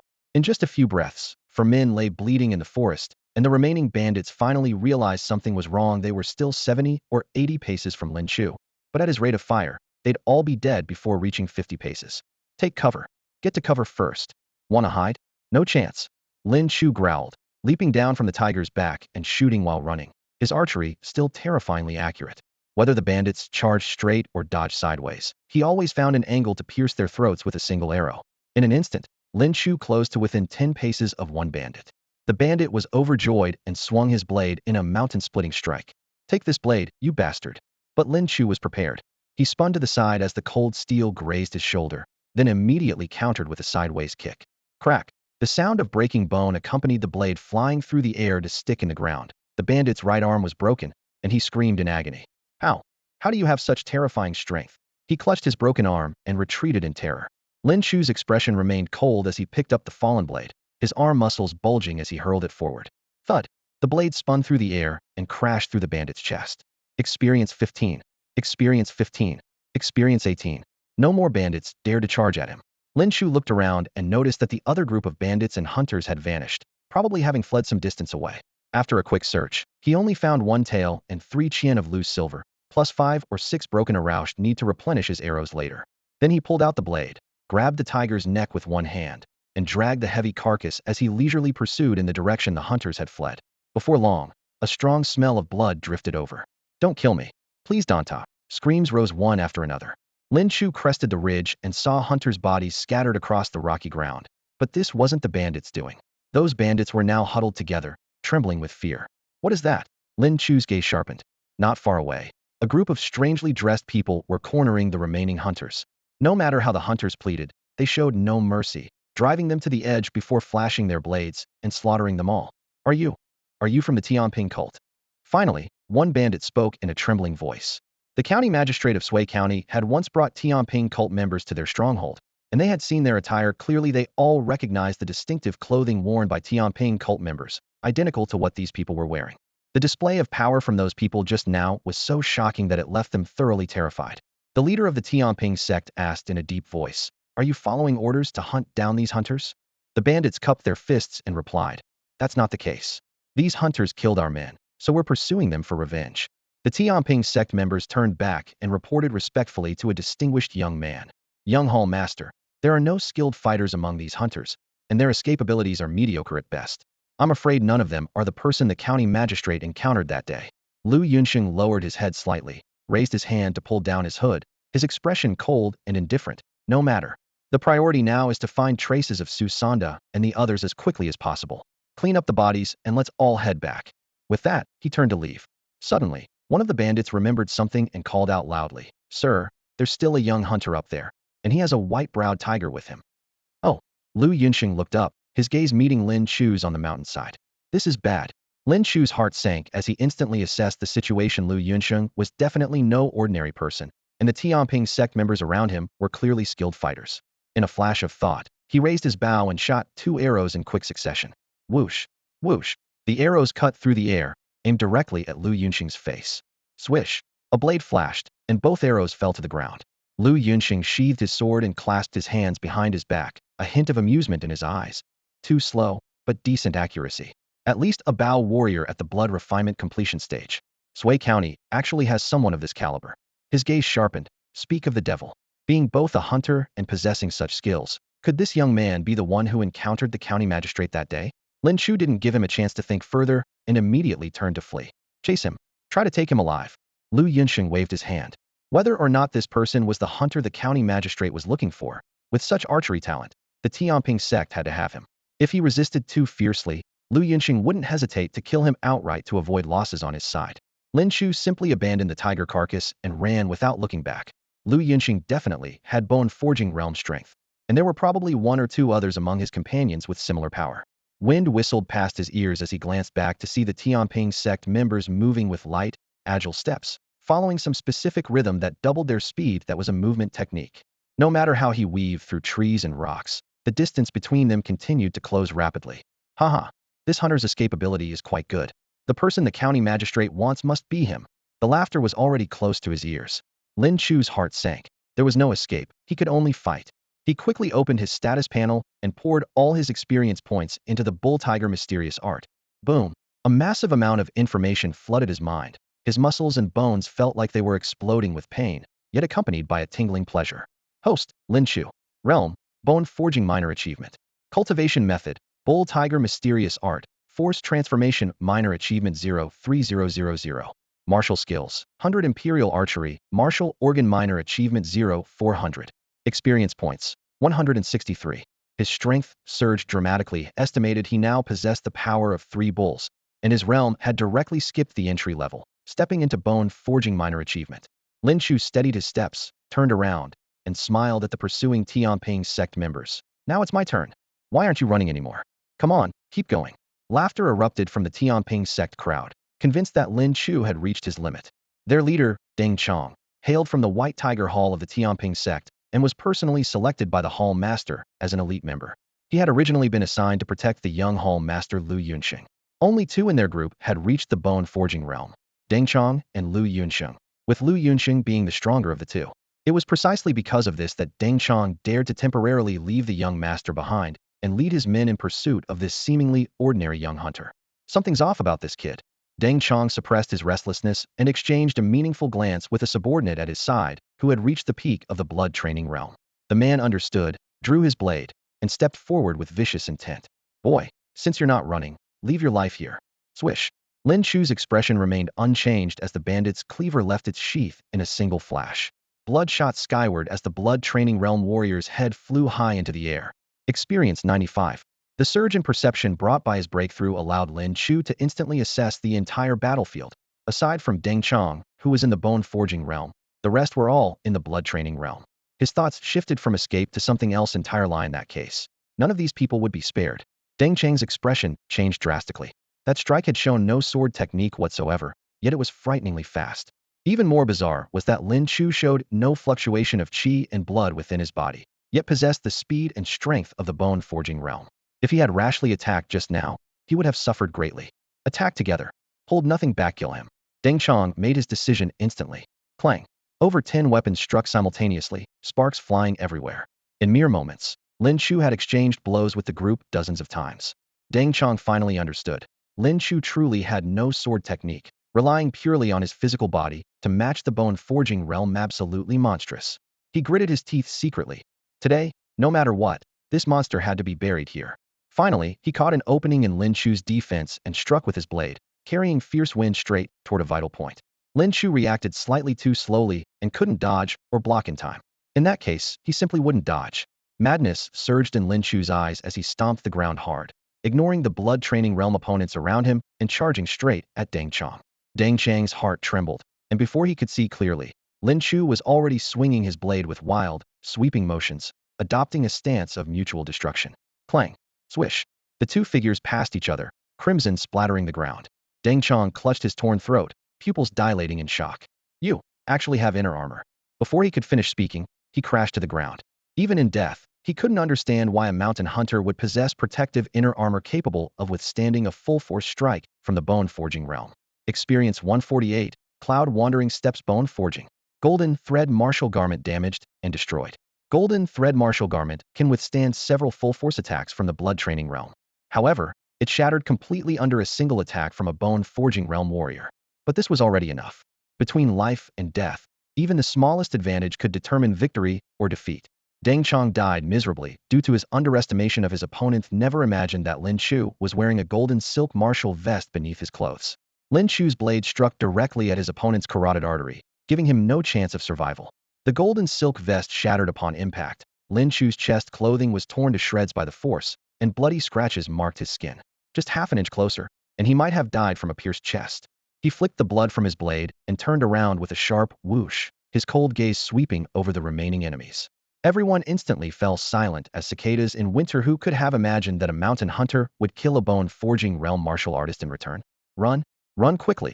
This hunter has no movement technique. He can't catch up to us. Go find the young hall master. He'll surely deal with him. The Pingtian sect members scattered in different directions, desperately activating their cloud wandering steps, their figures flickering in and out of sight. Seeing Lin Chu still standing in place, they breathed a slight sigh of relief. You cannot escape. Lin Chu's eyes suddenly blazed bright. With a stomp of his foot, his entire body shot forward like a projectile, his footwork matching the thieves' cloud wandering steps perfectly. He hadn't pursued earlier because he was using his panel to absorb the newly acquired martial technique. Martial technique, cloud wandering steps. Realm, bone forging beginner 0-100. Effect, following specific footwork patterns, greatly enhances speed and agility. The Pingtian sect members' understanding of cloud wandering steps was merely superficial, while Lin Chu had already entered the bone forging realm, instantly maximizing the speed difference. Swish, swish, swish. Blood splattered as Lin Chu delivered one blade strike after another, and 3 sect members fell to the ground. Experience 90. Experience 88. Experience 91. Spare me. Young hero, spare my life. We were also forced into this. Take all our silver, just leave us a way to live. The remaining few were caught and knelt on the ground, kowtowing repeatedly. However, the blade fell once more. Swish, swish, swish. Experience 90. Experience 98. Current total experience, 988. Corpses lay scattered everywhere, with only Lin Chu standing in the pool of blood, his blade now showing several nicks. Huff. He regulated his breathing slightly, his gaze turning toward the tiger carcass not far away. The young hall master and a group of bandits still remained in the area, so danger had not passed. But with abundant experience points, he would first strengthen himself before planning his next move. Lin Chu focused his mind and first upgraded Cloud Wandering Steps by 1 level. Surging cultivation memories flooded his mind, and his limbs suddenly felt light and agile. Then he raised his 100 Imperial Archery by 1 level. Martial Technique, 100 Imperial Archery. Realm, Organ Refining Mastery 0900. Effect, arrows never miss within 300 paces, can instantly fire 3 arrows. 3 arrows arrive in an instant. Turbulent memories emerged as the muscles in his arms rippled like flowing water, his bones faintly creaking, and his strength surged dramatically. Within 300 paces, arrows will surely hit and move swift as flowing light. Now that I've reached the bone forging realm, my strength has increased even further. Can you still block this, Lu Yunsheng? Lin Chu's eyes gleamed with cold intent. If he relied only on his blade, he couldn't take Lu Yunsheng's life without trading injury for injury. Only by maximizing his archery skills would he have a chance for a killing blow. Finally, Lin Chu poured all his remaining experience points into the bull-tiger mysterious technique. The bones throughout his body crackled and popped like electric arcs. I've turned into a firecracker, Lin Chu said with a bitter smile. Why is this taking so long? Lu Yunsheng leaned against the tree trunk, resting briefly. Though the mountain breeze blew gently, he couldn't relax at all. Deng Chong had led so many men to attack a mere hunter, yet they still hadn't returned. This was definitely abnormal. The scattered footprints and bloodstains around indicated that the bandits had already retreated down the mountain. Lu Yunsheng had no choice but to investigate personally. Just as he lifted his foot, his heart suddenly tightened. To be safe, he should use the body protection pill.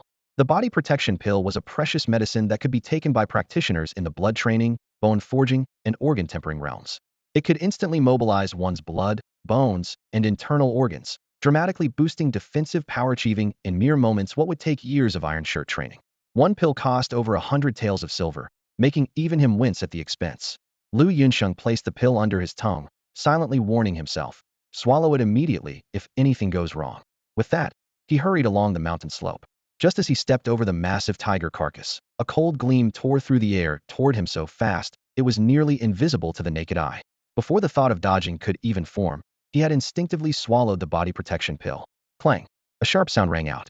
The arrow struck his body and immediately snapped, only tearing a hole in his clothing and leaving a red mark on his skin. Iron Shirt? From behind a tree trunk, a figure emerged with a bow. It was Lin Chu. The deflection and rebound of that arrow was nearly identical to the force reflection of Iron Shirt technique. Lin Chu had planned this perfectly. Using the tiger carcass to block the line of sight, he would lie in ambush and strike first when Lu Yunsheng grew suspicious and came up the mountain to search. The only miscalculation, his opponent actually carried body protection pills, granting him Iron Shirt-like defense. It's you? Lu Yunsheng was shocked. He'd had imagined countless possibilities, but never expected to find only Lin Chu standing before him. This hunter has no backup, yet he managed to deal with Deng Chong and the others? His mind reeled, but then he recalled the speed and precision of that arrow, completely different from Lin Chu's previous performance. Speed, perception, and strength had all dramatically increased.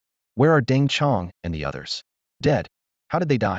I killed them. Lin Chu's voice was indifferent, as if stating an ordinary fact.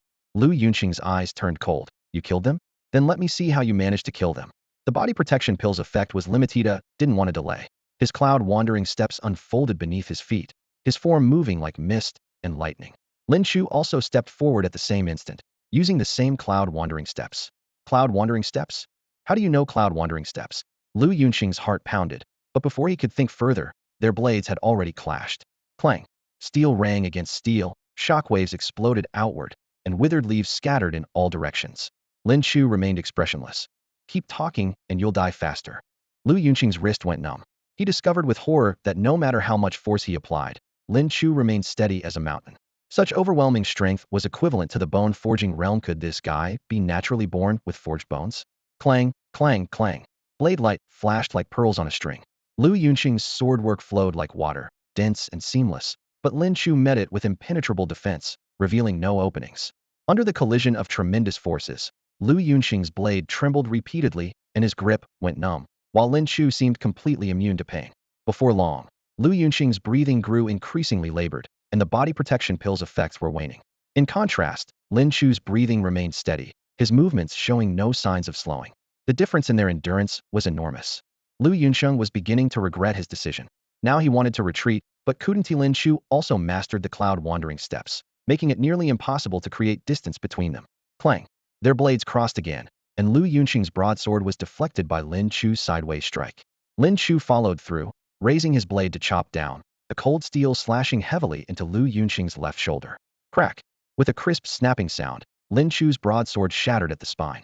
Lu Yunxing's shoulder bore a bloody gash, crimson trickling down his robes, but his face flashed with wild joy. He was only lightly wounded, while Lin Chu had lost his weapon. Without a blade, what will you fight me with? Lu Yunxing's fierce nature emerged as he wielded his single sword with tremendous force, countless blade shadows instantly enveloping Lin Chu. Amidst this flurry of steel, Lin Chu suddenly released his grip, casually tossing the broken blade to the ground. In the next instant, a longbow materialized in his palm, his hands moving so fast they left afterimages as he drew the bow and knocked an arrow in a heartbeat. Whoosh! Though Lu Yunxing had attacked first, the arrow struck faster, cleverly threading through the curtain of blades to pierce directly into Lu Yunxing's left eye.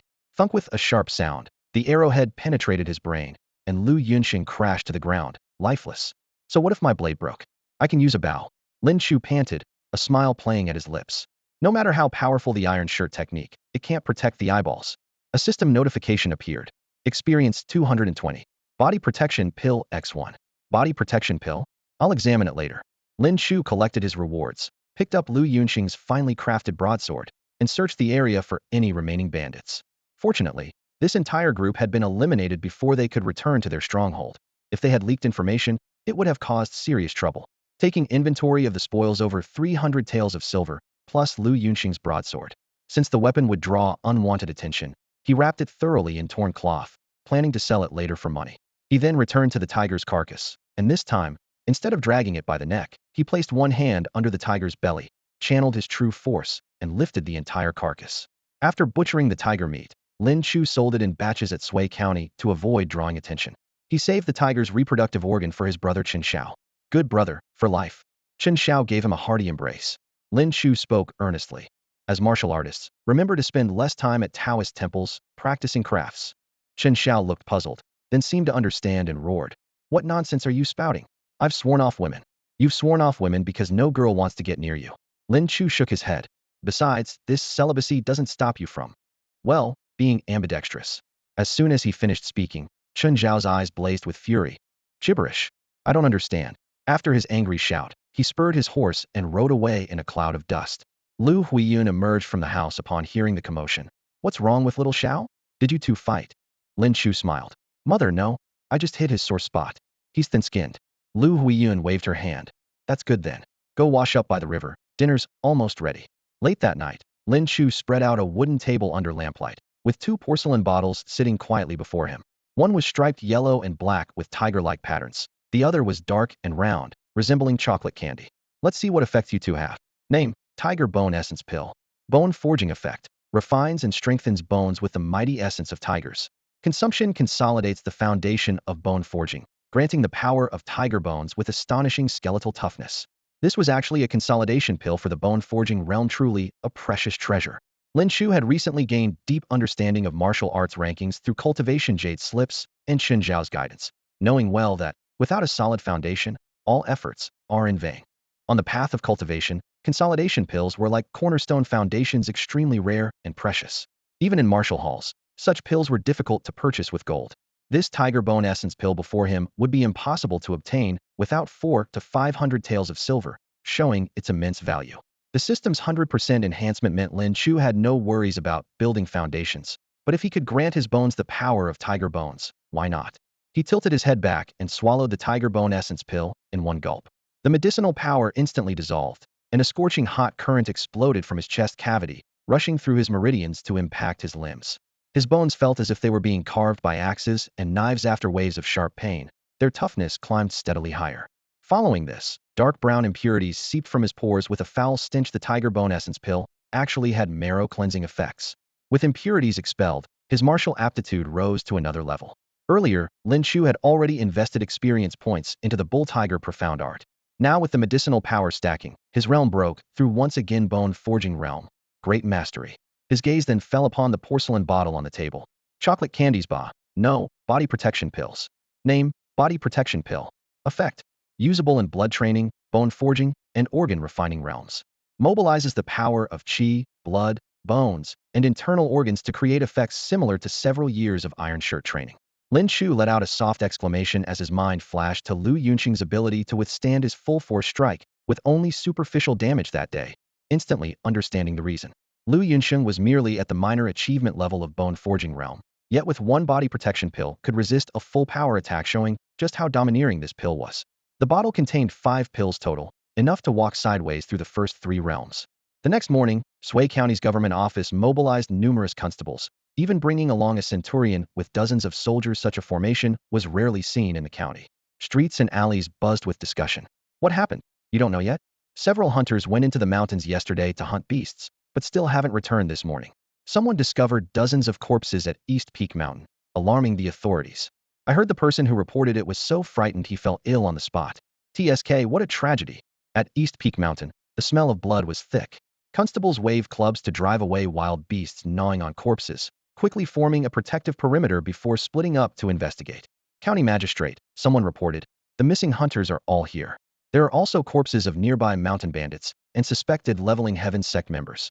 They died in various ways. The hunters were killed by bandits and the Leveling Heaven sect, while the bandits and sect members were all slaughtered by someone else, like a 3-way battle. Ding Fu pondered silently while the accompanying centurion spoke calmly. Judging from the footprints, the bandits and Leveling Heaven sect were traveling together. After they killed the hunters, a master passed by and eliminated both the bandits and the Leveling Heaven sect completely. In my view, it was simply someone drawing their sword to help upon witnessing injustice. The centurion was named Yuan Go, and with his keen eye, he could clearly discern certain details from the footprints at the scene. He pointed to a set of footprints on the hillside and said, "These footprints are strong and forceful, deeply embedded in the ground. Besides the heavy weight, this was caused by the lingering battle energy of a martial arts master after combat. Look at this trail of footprints. They become shallower as they go outward and finally disappear at the forest's edge, which perfectly confirms my judgment. What do you think, Magistrate Ding?" Magistrate Ding. Yuan Gu pressed repeatedly. Ding Fu seemed frozen in place until called a second time, then came to his senses and laughed dryly. "Ah, yes, Captain Yuan is absolutely right. In that case, how should we close this case?" Yuan Gu frowned slightly. Ding Fu cautiously probed. "How about we conclude it as an injury caused by bandits or the Pantheon sect? What does Captain Yuan think?" Yuan Gu nodded. "The governor will soon inspect Sui County and preside over the elite battalion selection. The commander doesn't want any trouble at this time." "Understood. Understood." Ding Fu agreed repeatedly, but inwardly he groaned. The dead man was Lu Yunxing, deputy hall master of the White Tiger Hall. If the White Tiger Hall learned the truth, they would surely send forces to pressure them, and he would lose his chance to curry favor with the Pantheon sect. Damn it. This was like forcing a prostitute to become virtuous. Under Ding Fu's manipulation, the case was quickly suppressed. As for the families of the dead hunters, they could only accept their misfortune in this man-eating world. How dare common people seek revenge against bandits or the Pantheon sect? Appeal to the authorities? They were hardly better than the bandits themselves. Several days later, as dawn broke with a gentle breeze carrying dew, Lin Chu dressed and shouldered his bow, preparing to go to the military camp for the recruit assessment. Over the past few days, he had been selling tiger meat at the market and hunting in the mountains, spending his remaining time diligently practicing basic cultivation techniques and fundamental spear methods.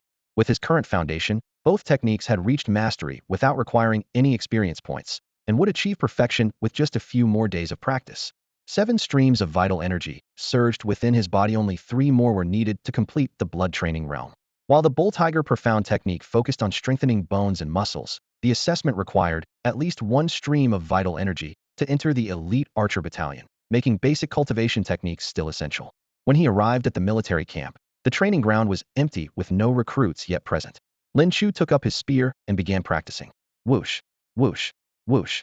The long spear whirled and thrust, its tip cutting through the air like a dragon exploring the sea. He executed each move of the basic spear technique with clean precision. According to the manual, one should first cultivate vital energy, then use it to nourish the internal organs. Otherwise, spear practice would cause severe pain to the organs. But with the foundation laid by the bull tiger profound technique, he practiced with effortless ease. The commotion on the training ground attracted passing squad leaders and captains who stopped to watch. "Hey, isn't that the recruit the commander mentioned?" "Right," called Lin Chu. "Look at that spear technique. We at least mastery level. Reaching this level in 7 days? Impressive talent." Discussions arose one after another. Mao Buku also entered the training ground at this moment, just in time to hear the crowd's discussions. He looked up to see spear shadows flashing like lightning, and was secretly amazed. Mastering basic spear technique in 7 days? Such talent is remarkable.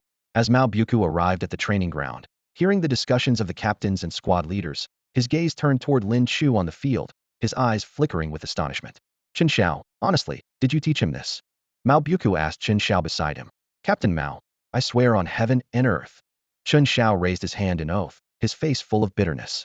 I'd give anything to take Lin Chu as my disciple, but he won't even give me the chance.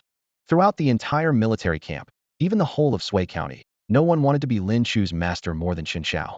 Unfortunately, Lin Chu was like a stubborn stony. No matter how much Chen Xiao tried to win him over, he wouldn't budge. Mao Buku confirmed that Chen Xiao wasn't lying, and his inner shock grew even greater. To master basic spear techniques to this level, in just 7 days his talent was truly astonishing. He immediately changed his tone to praise. Old Lin, oh old Lin, I never expected you to hide your abilities so well. Holy shit, Mao Buku suddenly burst out with profanity, startling Chen Xiao. Qi and blood. It's qi and blood. Mao Buku pointed forward, his finger trembling. It's just qi and blood? Is it really that big a deal? Chen Xiao teased verbally, but his gaze had already swept toward Lin Chu. In the next instant, his pupils contracted. 7 streams of qi and blood were surging within Lin Chu's body, flowing through his dantian, arms, and legs. 7 streams of qi and blood. Mastery of basic cultivation techniques. Chen Xiao swallowed hard. He had trained arduously for so long, just to achieve blood cultivation perfection. Yet Lin Chu accomplished it in 7 days. Was he even human? He wanted to ask Mao Buku again if he was seeing things, but when he turned around, Mao Buku was nowhere to be found. Looking at the center of the training ground, several captains had already sprinted to Lin Chu's side. Young man, I wish to take you as my disciple. Before he could finish speaking, another captain pulled his colleague aside. Don't listen to him. He's all show and no substance. I'm the one with real skills. Become my disciple, and I'll teach you secret techniques. This captain was then shoved aside by Mao Buku. I'm the captain in charge of the recruit assessment. The two of you combined are no match for me. Mao Buku held his head high and loudly questioned Lin Chu. In this entire camp, why am I the only one who can oversee the recruit competition? Can you guess? Lin Chu was caught off guard by the chaos before him. He had only circulated his qi and blood while practicing spear techniques to accelerate his basic cultivation training. Never expected it would attract these captains fighting over him. If he revealed his bone forging level strength, these people would probably go truly mad. Moreover, according to military camp rules, achieving bone forging perfection qualified one to become a captain, making him equal in rank to these men. There would be no need to take a master. Lin Chu smiled and casually replied, is it because it's Captain Mao's turn in the rotation? It's because I'm the strongest. Mao Buku was about to thump his chest when a clear voice suddenly rang out from outside the training ground. If you're the strongest, then where does that leave me? Mao Buku glared back angrily, but upon seeing it was the colonel, he instantly deflated like a kitten. Colonel, sir, it's you. He wisely stepped aside. The colonel crossed the vast training ground in a few strides, came before Lin Chu, first gave Mao Buku a withering look, then smiled at Lin Chu. Young man, you've truly given me far too many surprises. He had actually arrived at the training ground much earlier and was well aware of everything happening there. He had planned to stay hidden and observe from the shadows, but those shameless centurions had brazenly started recruiting disciples. A prodigious talent who mastered basic techniques in 7 days and achieved mastery in spear arts was such a genius someone mere centurions could claim. You don't need to participate in today's assessment. Come with me. The Chiliarch appeared suddenly, his single statement shattering the centurions' schemes. The centurions could only sigh and shake their heads. Who could have anticipated a Chiliarch would emerge from nowhere? Lin Chu was equally unprepared for this turn of events. He had no choice but to steadily return his spear to the weapon rack and hurry after the Chiliarch. Not far away, Chen Xiao witnessed everything, clenching his fists with a face flushed red with joy. Holy shit, my brother's really made it big now? I need to train harder so I can at least wash his dishes faster when the time comes. He dropped this remark and hurried off. As time passed, large groups of new recruits gradually gathered at the training ground. With a single command from Mao Buku, the recruit assessment officially began. The Chiliarch's camp. Sit. The Chiliarch sat in the main seat, gesturing for Lin Chu to take a seat. Once Lin Chu was settled, he smiled and spoke. I haven't introduced myself yet. My name is Zhu Tsongda. You may address me as Chiliarch Zhu. Zhu Tsongda's gaze was sharp as it swept over Lin Chu. Those centurions only saw your qi and blood and spear techniques, but I alone noticed something additional about you. Something additional? Lin Chu's heart stirred. Could he have detected that his physical body was approaching the bone-forging realm? His expression remained calm.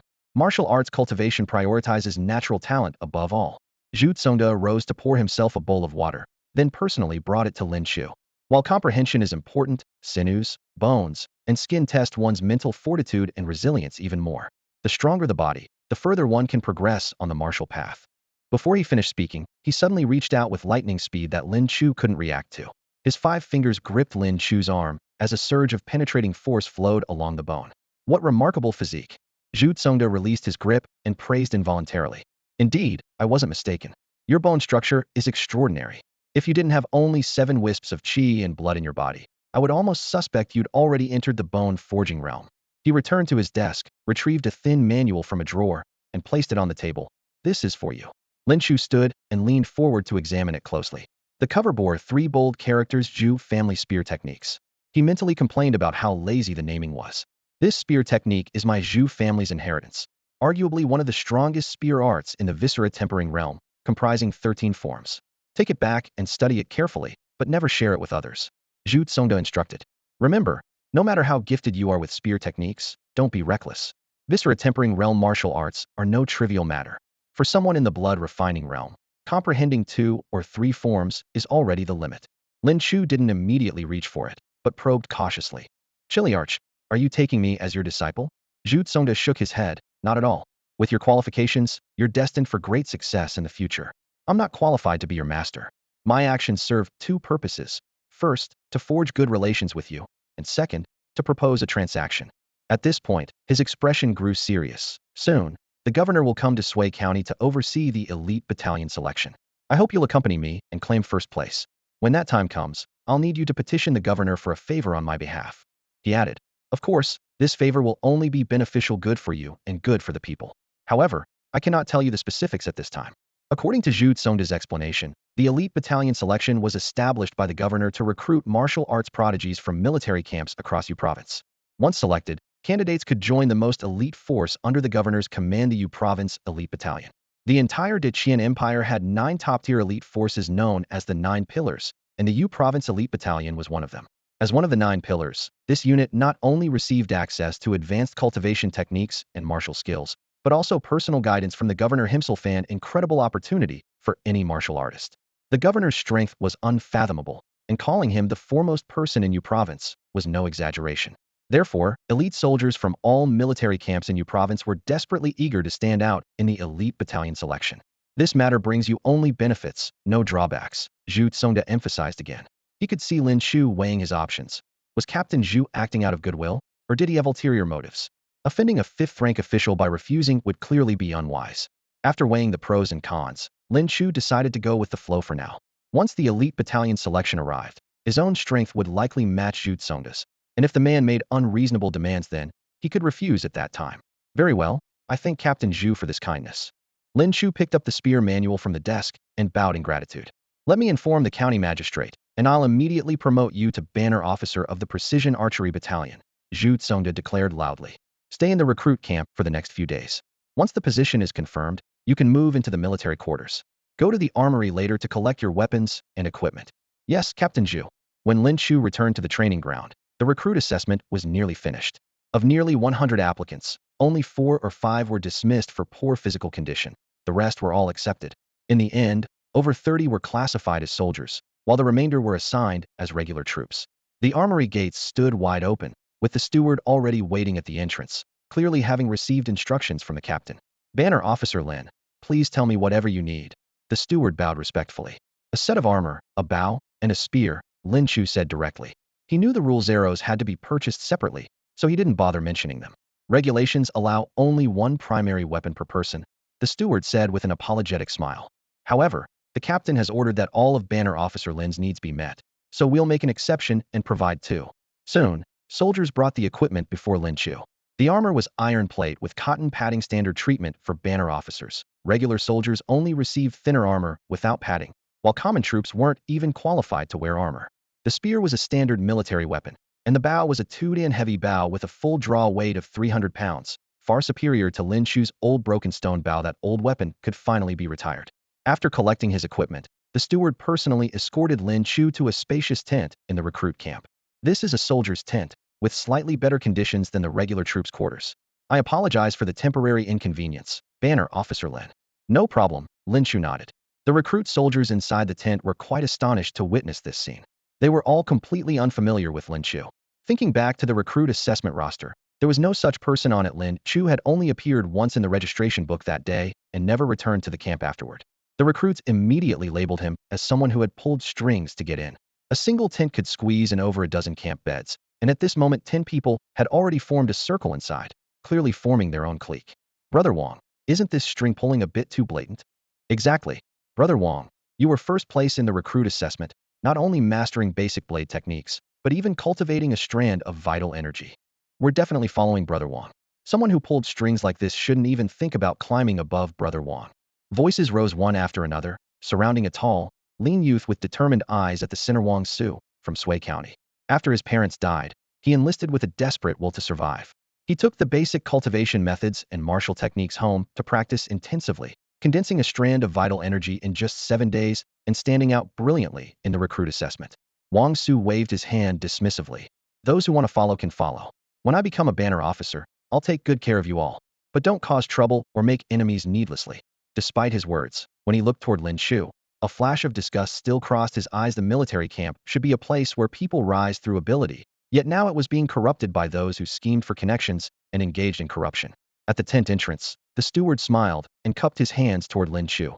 Banner Officer Lin, enjoy tonight well. I won't disturb you further. He then turned and left. The steward's courteous treatment of Lin Chu only confirmed everyone's suspicions. Lin Chu definitely had powerful backing. Lin Chu pondered the phrase, enjoy tonight well, but hearing no hidden meaning, he dismissed it. He cupped his fists toward everyone. Gentlemen, greetings. Humph. Only cold indifference answered him. Wang Su's group even let out contemptuous laughter. Lin Chu immediately understood the reason. Having missed the recruit assessment and being personally escorted by the steward, others naturally assumed he was someone who relied on connections. But since he would soon be going to the elite archer battalion, these encounters with the recruits were merely chance meetings, so he couldn't be bothered to explain. Only the last bed remained in the tent, positioned toward the back. He climbed onto it, rested his head on his pack, and closed his eyes to rest. The sun set in the west. Night swallowed the camp, and the clamor of the recruit quarters gradually faded. Snoring rose and fell like drumbeats echoing through the night. There was no banquet, no welcome ceremony. The steward's words, enjoy tonight well, seemed all the more meaningful. Lin Chu had thought there might be some activity during the night, but everything remained calm until deep into the evening. Just as he was pondering the meaning of those words, he suddenly heard rustling sounds nearby, followed by a series of dense footsteps. Were people gathering outside the tent? Kill! A sudden explosive battle cry shattered the silence as over 10 black shadows burst into the tent. The leader gripped a sword-like weapon that gleamed coldly, raising it to strike at the nearest bed. Ah! A piercing scream echoed through the tent. The new recruit shot up from his straw bedding, the flickering torchlight revealing his grimacing face twisted in pain. You sons of! Before he could finish, a heavy fist smashed into his face, sending him sprawling backward. Kill them all. Don't let a single one escape. The enemies who had burst into the tent roared as their fists and feet rained down like hailstones. The dozen or so newly awakened recruits were completely bewildered. A night raid on their very first day? Where could enemy forces possibly come from around Sui County? If they were bandits, what gang would be bold enough to infiltrate a military camp? Questions swirled in their minds, but confusion couldn't block the incoming punches. The veterans were having a blast. Haha. This is exhilarating. Their laughter mixed with the dull thuds of flesh meeting flesh in a chaotic symphony. Wang Su was the first to snap out of it. Enemy attack. Fight back, he bellowed, instantly mobilizing the small amount of chi and blood he had just condensed, lunging at the nearest veteran.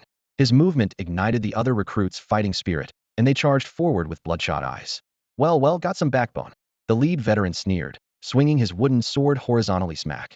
A burning red mark immediately appeared on Wang Su's face as he was flung against the tent wall, tumbling down with a series of thuds. The remaining recruits were also beaten black and blue, their wails filling the air. Still dare to resist? Let me beat you to death. The veteran swung his wooden sword wildly. It wasn't until Lin Chu noticed that the sword wasn't iron at all, but rather a piece of polished wood, that he suddenly understood.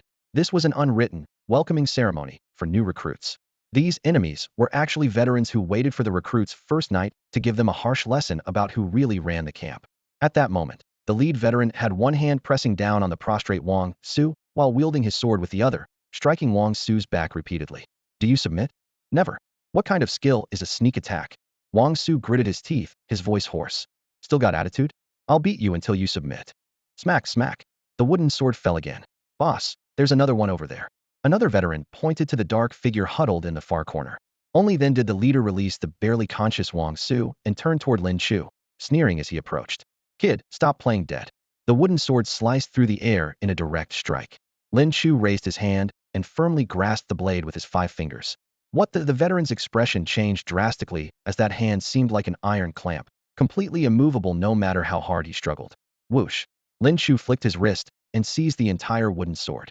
The others couldn't even see the movement clearly, it was just a blur before their eyes. You! The veteran had barely begun to speak when a wooden shadow suddenly enlarged before his eyes. Smack! He flew like a discarded rag toward the tent's support pole, his scream filled with fury. Attack together! Teach this kid a proper lesson, he commanded angrily. But before his words had finished, Lin Chu had already vanished from the bedding. Smack, smack, smack. Continuous dull sounds filled the tent as more intensive beating noises erupted, with cries of pain and surprise interweaving as the entire canvas structure trembled. Outside the tent, Yuan Gu stood with his hands clasped behind his back, head slightly tilted as he listened to the commotion. Several centurions stood behind him, all watching with great interest. This welcoming ceremony isn't exactly new, so why are you all here to watch? Yuan Gu looked toward the several centurions and asked aloud. Mao Buka chuckled and rolled up his sleeves, saying, "It's been too long since I've watched this. Time for a refresher." He was the strongest among the centurions, yet still showed respect to Yuan Gu partly because Yuan Gu was a trusted aide of the Chiliarch, and partly because this man was rumored to be from the capital with powerful backing. Yuan Gu observed their expressions carefully, noticing that everyone's gaze kept converging on the same spot. He followed their line of sight. It led directly to the large tent reserved for military officers in the recruit camp. Squad leader, go make the rounds. Don't cripple anyone, Yuan Gu instructed. The squad leader he addressed had already reached the threshold of the bone-forging realm, more than capable of disciplining new recruits. Time's almost up. Everyone go easy on them. Yuan Ge's voice boomed across the recruit camp. Before his words had fully faded, tent flaps around the area began opening one after another. Spirited veterans emerged, dragging bruised and battered recruits behind them like carrying chicks. Those in the main tent should come out too, Yuan Gu reminded again. Whoosh! A gust of wind lifted the tent flap as a figure flew backward, crashing heavily to the ground.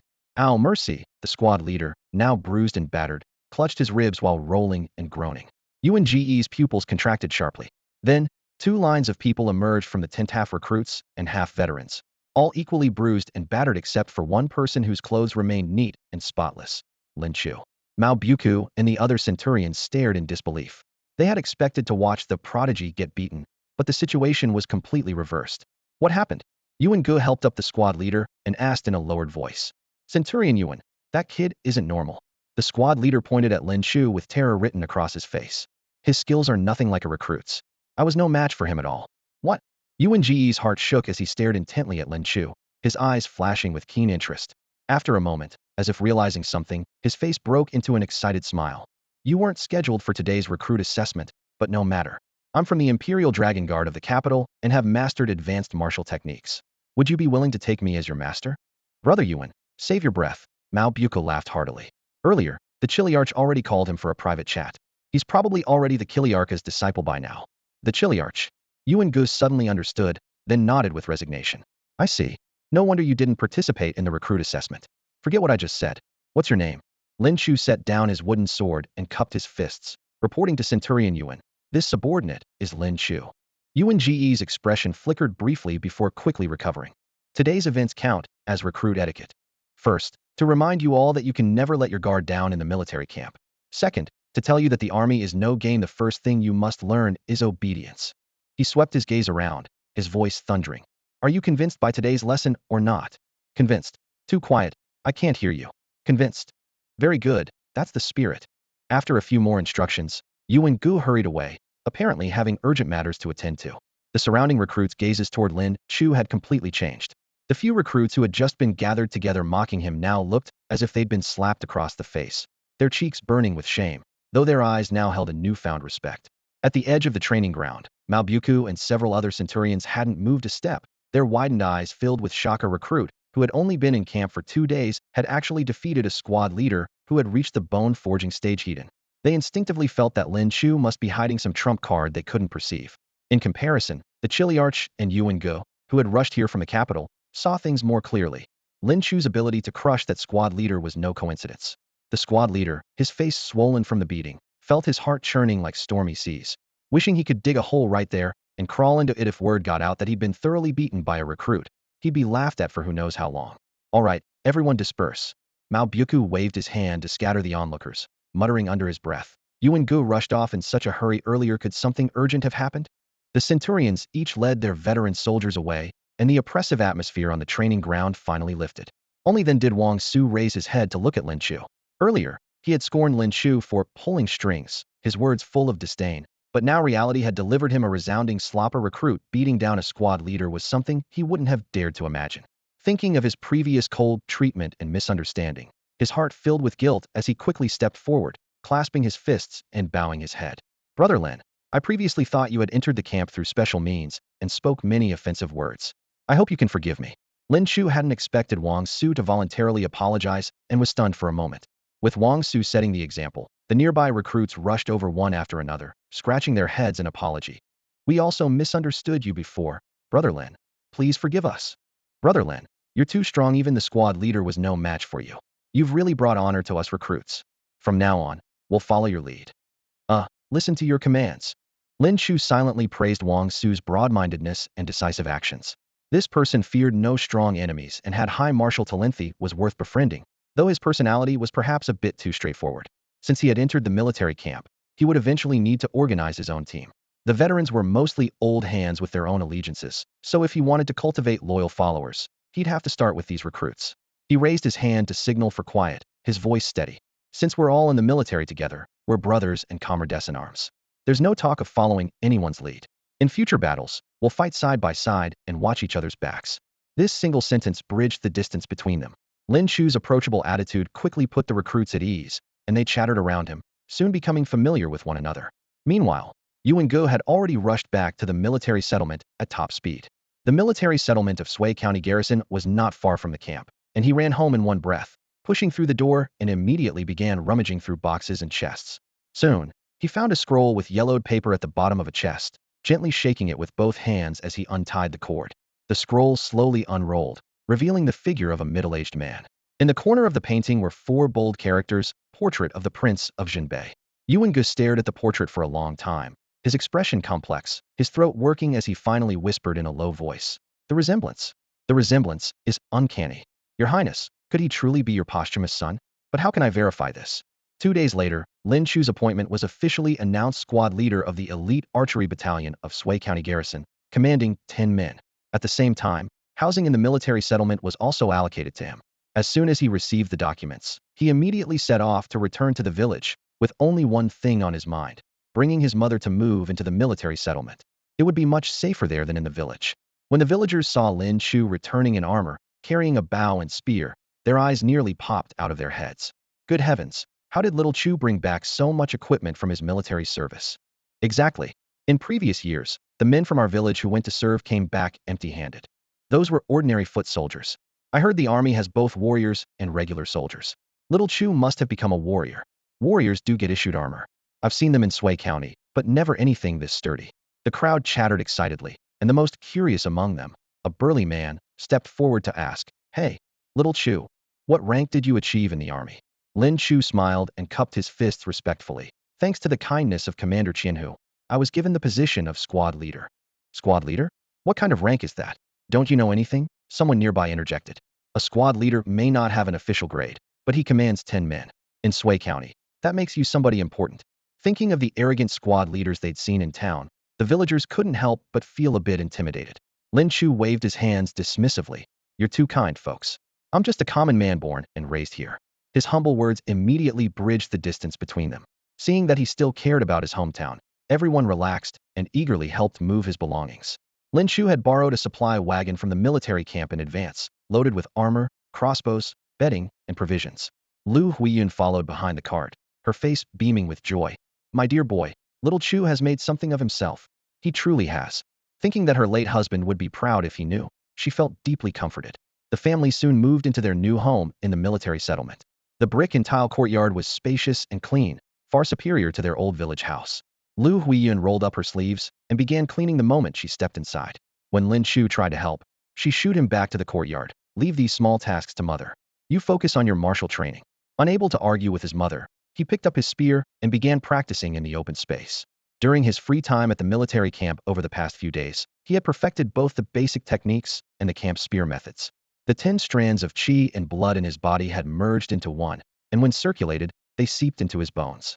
Though this could strengthen his bones, the progress was minimal. Today, he finally had time to carefully study the spear manual that Commander Zhu had given him. Lin Chu pulled out the Zhu family spear techniques, remembering the commander's warning about keeping it secret. He hadn't dared open it in the recruit camp. A man's word is his bond, and he understood the weight of trust. As he opened the pages, martial technique, Zhu family spear techniques, martial viscera beginner level, 0250. The 100 imperial archery had only required 200 experience points to master initially. It seemed the commander was right. This spear technique was indeed top tier for the martial viscera realm, so requiring more experience was natural. Lin Chu checked his status panel, 590 experience points. Before the recruit assessment, he had accumulated quite a bit through hunting and defeating Lu Yunxing.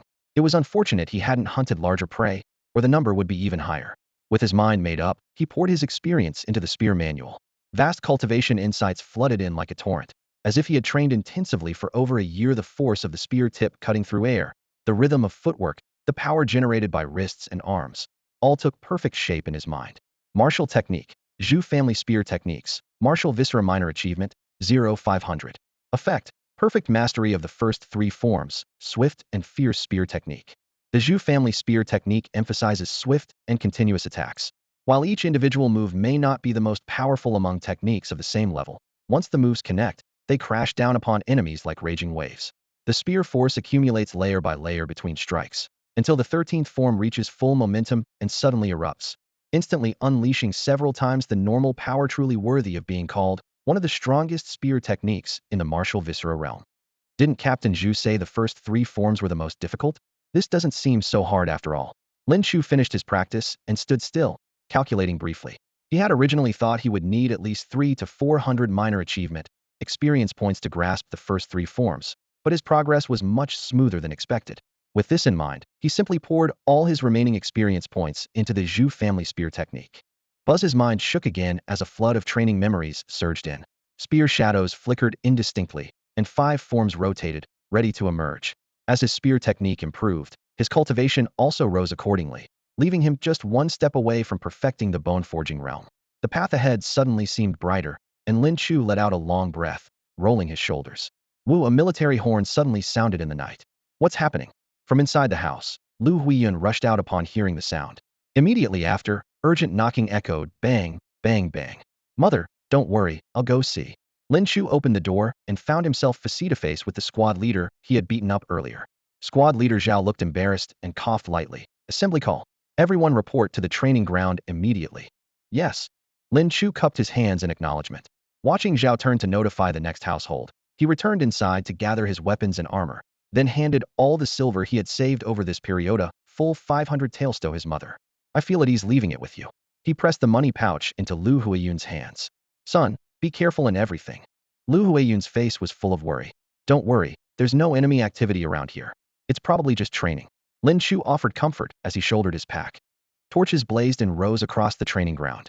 By rights, having been transferred to the elite archer battalion, he no longer needed to stand with the new recruit formation, yet he now stood at the very front alongside squad leader Zhao. On the platform, Zhu Tsongda looked rather displeased as he announced loudly. Recently, bandits have been causing trouble around Sui County, and new recruits have increased dramatically. Each unit will send one squad leader to lead 10 new recruits on county patrols. The garrison will arrange shifts to ensure each team still has half a day for training. From now on, half-day training, half-day patrol. Lin Chu was assigned to the night shift. Brother Lin, choose us. The new recruits from his barracks desperately signaled with their eyes. According to regulations, he needed 5 martial soldiers and 5 regular soldiers. He immediately selected Wang Su and 9 others, forming his patrol squad. Night deepened, and Sui County fell so quiet that only the watchman's call seemed to echo. The Soul Brothel, Spring Fragrance House, remained brightly lit, with the laughter of courtesans drifting through windows to the streets. Curfew had always been lenient there. As long as customers didn't wander the streets late at night, overnight rates were negotiable. For the brothel, this undoubtedly increased profits. One visit versus one night were 2 different prices. Lin Chu led his team with spear in hand, making 2 rounds along their designated route. The streets and alleys remained peaceful, with barely a cat or dog in sight. Someone in the formation couldn't help but yawn. Everyone stay alert, Lin Chu said sternly. The new recruits immediately fell silent, forcibly swallowing their yawns. Lin Chu commanded tremendous respect in the recruit camp. The new recruits walked together in a group, and Wang Su couldn't help but whisper, Brother Lin, do you think those bandits would really dare commit crimes in the county seat? No, Lin Chu shook his head with certainty. They're poor, not stupid.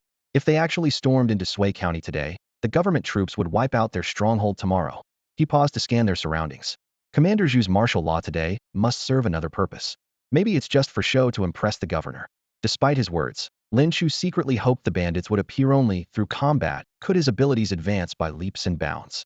The group turned a corner, and the massive signboard of Chuanxiang brothel came into view. Inside, lanterns flickered, tables overflowed with delicacies, patrons raised their cups and toasts, melodious voices filled the air, and dancers spun with flowing sleeves. This stood in stark contrast to the starving villagers who had no rice to cook. Whether they could survive the coming winter remained uncertain. Truly, behind vermilion gates, wine and meat rot, while on the roads lie bones of the frozen dead. Just then, someone emerged from the brothel entrance and called out, "Old Lin." The familiar voice startled Lin. Chut was Chen Xiao. "What are you doing here?" Lin Chu signaled for Wang Su and the others to wait. Chen Xiao lowered his voice. "You didn't know? Chuanxiang brothel has shares from Thunder Fist Martial Hall." "The Martial Hall, is that wealthy?" Lin Chu was slightly surprised. Brothels had always been money pits that ordinary merchants couldn't sustain. "Of course," Chen Xiao explained. "The Martial Hall controls advanced techniques and martial arts. Plus they own medicinal fields and serve as the largest herb supplier to all the pharmacies. Any martial artist needing supplements has to buy from them. How could they not be rich?" "So that's how it is," Lin Chu understood. Suddenly, Chen Zhao's expression darkened, his tone becoming melancholy. "Sigh. Old Lin, what's the meaning of life? 3 meals a day, birth and death is the world, just oppressors and the oppressed." Lin Chu looked at him with surprise. Normally, he would praise such insight, but since Chen Xiao had just emerged from a brothel, perhaps he was experiencing post-clarity syndrome? "Then resist, and give your life meaning," Lin Chu smiled. "Whether to remain a nobody or make a name for yourself, that's your choice." He paused, then added seriously, "Especially you, Xiao. This advice is specifically for you. Don't let your lower head control your upper head, and don't let your body obey your little brother. Never harm your health for pleasure. No amount of tiger penis can restore what you lose." Chen Zhao's face instantly changed as he cursed. "There you go with that gibberish again. I've been doing legitimate business, all right." Lin Chu patted his shoulder. "I can tell, so legitimate it's become wicked. Help me." A piercing cry for help suddenly tore through the night. Lin Chu and Chen Xiao exchanged glances. "Did you hear that?" "I heard it, from that alley." Lin Chu immediately called to Wang Su. "You guys block the alley and transident, let anyone escape." With that, he and Chen Xiao rushed toward the other end of the alley. As soon as they entered the alley, they saw a figure collapse helplessly. Moving closer, they found the person's carotid artery had been slashed, blood spurting out, certain death. Thud, thud, thud. Rapid footsteps echoed from the rooftop. Lin Chu looked up to see a black shadow fleeing across the tiles. "Think you can escape?" He pushed off with his foot, unleashing his cloud-wandering steps, his form floating upward as he pursued onto the rooftop. At the alley entrance, Chen Xiao stared in amazement. "Old Lin even knows movement techniques now. What incredible speed." The fleeing man whipped his head around, only to see Lin Chu closing in within just a few body lengths, causing him to shudder in terror. He had clearly started running first. How could a mere squad leader possess such speed? Military training focused primarily on battlefield combat, where warhorses were far more practical than lightness skills. Unless one reached the rank of company commander, most soldiers never bothered training in movement techniques, let alone a lowly squad leader. Yet Lin Chu was somehow even faster than him. Whoosh! Lin Chu's feet exploded with power, bringing him almost to his opponent's back. "Stop hiding!" the criminal roared desperately. "I'm about to die here. Where are the reinforcements?" Whoosh, clang. A black shadow burst from the dark alley, an iron mace crashing toward Lin Chu with thunderous force. Lin Chu flicked his wrist and thrust his spear upward, the shaft heavy as a mountain, sending sparks flying as it deflected the mace. "What's the rush? You haven't even fought properly, yet how can you assume you're no match for him?" Whoosh, whoosh, whoosh. Several figures leaped onto the rooftops. The newcomers all wore foreign garb, with dark skin and thick body hair. The mace wielder landed and staggered back several steps, shaking his arm as he growled. "Don't underestimate him. This squad leader is unusual, likely at the bone forging realm. So what? If we all attack together, how can we fail to kill him?" 7 or 8 men charged simultaneously. Lin Chu's gaze swept across them, immediately locking onto the weak-stand early-stage bone forging practitioner. Whoosh! Thud! His spear shot out like lightning, piercing straight through the man's throat. Experience 110. Clang, clang, clang. Lin Chu withdrew his spear defensively, the Zhu family spear technique flowing like silk, completely blocking all remaining attacks. Despite being surrounded by several bone forging practitioners, he held his ground without disadvantage. "This guy's all wrong. His strength is terrifying. He's too tough a target. If we drag this out, the officials will arrive. Let's retreat and plan again later." The men shouted as they fought. working together to force Lin Chu back before scattering in all directions. Lin Chu retreated 2 steps, his expression cold. Think you can leave? He suddenly hurled his spear high into the air, smoothly drawing his longbow, and instantly knocking an arrow. Whoosh! The arrow tore through the air, striking one man square in the chest. He couldn't even manage a grunt before collapsing. Whoosh! Whoosh! Whoosh! The second and third arrows followed in rapid succession, Lin Chu's arms becoming blurs as his quiver emptied in an instant. Experience 190. Experience 210. Experience 200. Silver Dragon Spear Bone Forging. Clang. Sparks flashed in the darkness as 3 latest-stage bone forging experts crossed their weapons to block, barely deflecting the remaining arrows before melting into the night. At that moment, Lin Chu raised his hand and smoothly caught his falling spear. Old Lin. Chen Xiao arrived panting heavily. Are you alright? He looked Lin Chu up and down, and only relaxed when he saw he was completely unharmed. Why didn't you wait for me? What if they had more backup? Even you can't fight off so many at once. Huh. Only then did Chen Xiao notice the bodies scattered across the ground, leaving him momentarily speechless. I don't take disciples, but I do accept mounts. Lin Chu raised an eyebrow and grinned at him. Chen Xiao simply bent over. Come on, ride me. Get lost. Lin Chu laughed and cursed.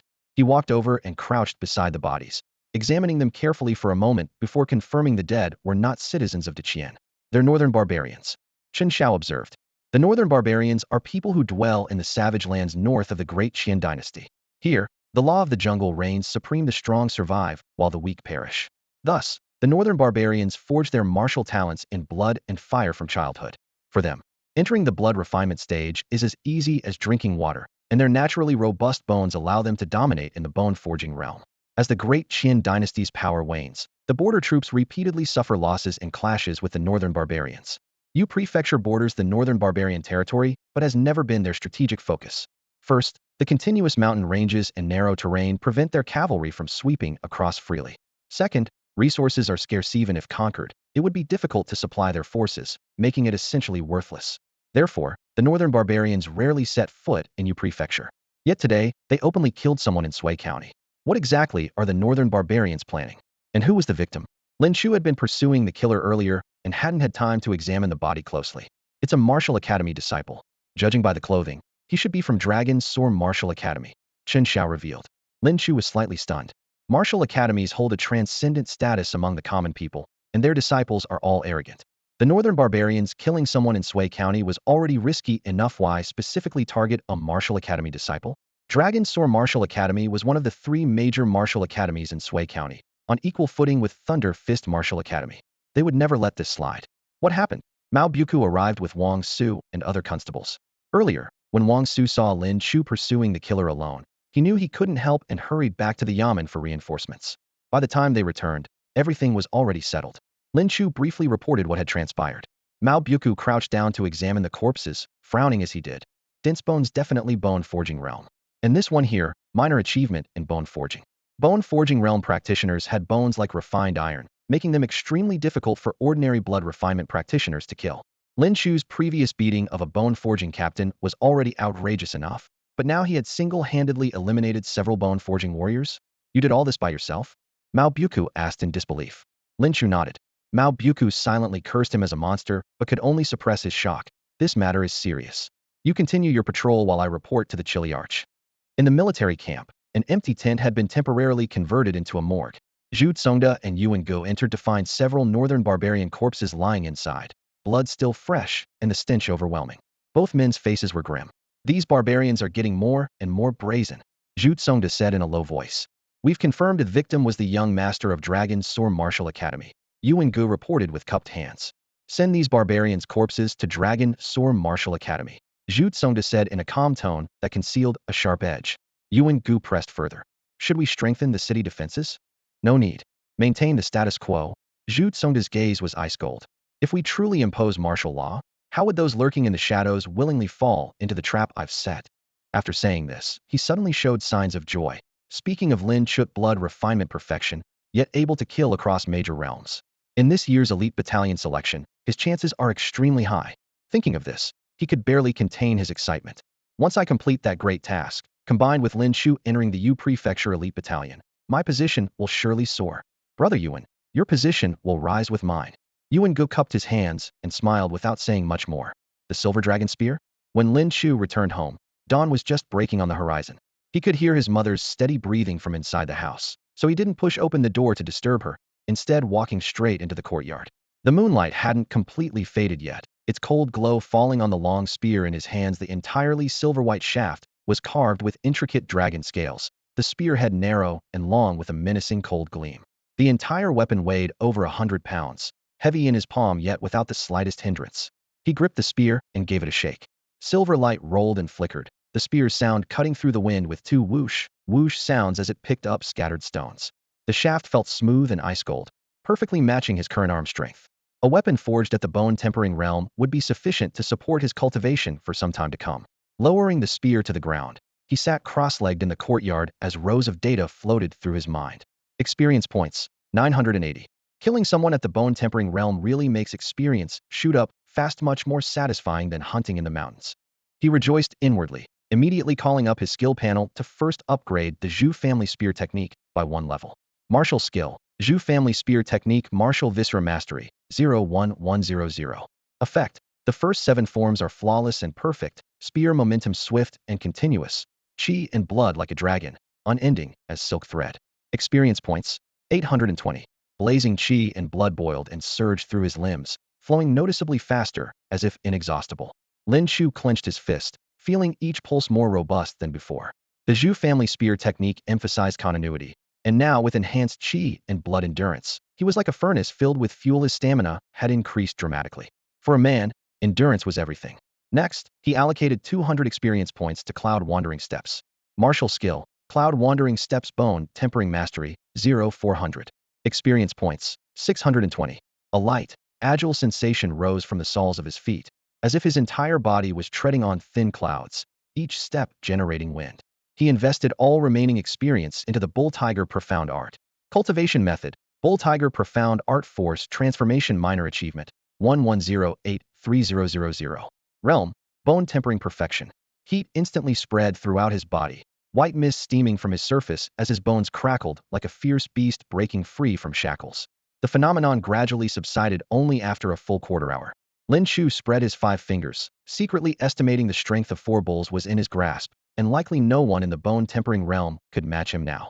As for the martial viscera realm, his fist tingled with anticipation, but he quickly suppressed the impulse. I haven't provoked anyone at that level, so why rush? Before long, I'll be able to step into that realm myself. In the rear courtyard of the county office, just as the eastern sky showed the first pale light of dawn, Ding Fu groggily got up to relieve himself. He had barely untied his belt when a cold male voice exploded in his ear. County magistrate, it's been a while. The sudden chill nearly made him lose control on the spot. He spun around sharply, only to see that somehow a figure had appeared at the end of the corridor, leaning against a vermilion-lacquered pillar with his face hidden in the half-light and shadow. You, who are you? Ding Fu's teeth chattered uncontrollably. Pingtian Sect White Tiger Hall left envoy, Shenzai. The man's voice was flat, yet carried the sharp edge of clashing metal. It's over, it's over. This day has finally come. Ding Fu swallowed hard, forcing a smile. Brother Shen, before he could finish, Shenzai's icy gaze had already cut off all his attempts at familiarity. Ding Fu coughed dryly twice and asked with forced courage. Ahem, has left envoy Shen come regarding young Hall Master Lu's matter? The news of Lu Yunqing's disappearance couldn't be hidden anyway. Rather than beating around the bush, it was better to speak directly. After all, it wasn't Ding Fu who had done anything, so the White Tiger Hall might not necessarily blame him. The young Hall Master, where is he? Shenzai's hawk-like gaze swept across, sharp as a blade. Ding Fu took a deep breath and lowered his head in resignation. There was an accident. Cold light flashed as Shenzai's figure flickered, and his sword was already at Ding Fu's throat, the icy blade causing goosebumps to rise on Ding Fu's neck. Who made the move? I don't know. Ding Fu's voice trembled. The Yuezhou governor is about to come inspect Sui County, and the military camp won't let me investigate. They won't let you investigate? Then why didn't you investigate secretly? The sword's edge pressed closer, and a trickle of blood ran down Ding Fu's neck. I'll investigate. I'll investigate. Ding Fu's voice trembled as he nodded frantically. You have close ties with all the major martial arts schools in the city. Use their influence. The Hall Master is also on his way, so you should know what to do, Shenzai commanded coldly. Ding Fu's face turned bitter. The White Tiger Hall Master was coming too? Sui County now had enough players for a full game of Pai Gao. At least he hadn't wed himself from fear, so his dignity remained intact. After watching Shenzai leave, he gritted his teeth and shouted, Someone come. Summon the masters of the 3 major martial arts schools to see me. Shenzai left the county office, mounted his horse, and rode through the county seat straight toward East Peak Mountain. Whoosh, whoosh, whoosh. Over 20 black-clad figures emerged from the forestall elite members of the Pingtian sect. A trusted subordinate cupped his fists. Left envoy, we clearly have tracking bees. Why trouble that dog of a county magistrate to request martial arts experts? He's unreliable. Shunzai swept his gaze over the group, his voice ice cold. When the young home master died, he said nothing. If we hadn't come, he would have kept it hidden forever as not truly loyal. I originally wanted to support him to stabilize public sentiment, but now I see that won't work. We must win over the martial arts schools. Forcing him to investigate will pressure the schools and worsen their relationship. When our Pingtian sect takes Sway County, we'll kill this dog magistrate and use the martial arts schools to pacify the people instead. Everyone suddenly understood and said in unison, left envoy strategy is brilliant. Bring the tracking bee. A trusted aide handed over a jade dice cup. Shinzei walked into the tree shadows, lifted the cup, and a colorful bee buzzed out. Sniff. The tracking bee circled several times before finally settling on a slope ahead. Dig. The black-clad men wielded hoes to break the earth, and soon unearthed a rotting corpse Lu Yunxing. The stench hit them, and everyone instinctively turned their heads away. Shunzai's expression darkened. Where's the young hall master's precious sword? Keep searching. They turned the entire forest upside down, but still found no trace of the sword. Good, good, good.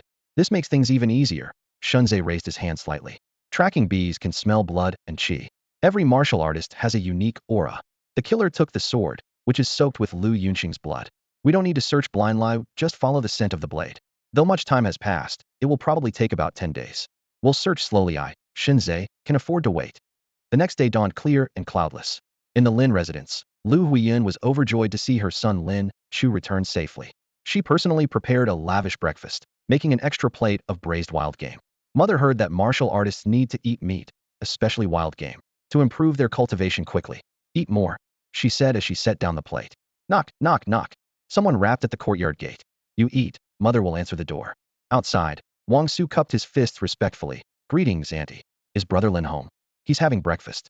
Come in and sit. I won't sit. Wang Su waved his hand, unable to suppress his excitement. Last night brother Lin fought 10 men alone and killed several barbarians. Captain wants me to fetch him. There's probably a reward. What? In the kitchen, Lu Huiyun immediately grabbed Lin Chu, her eyes reddening.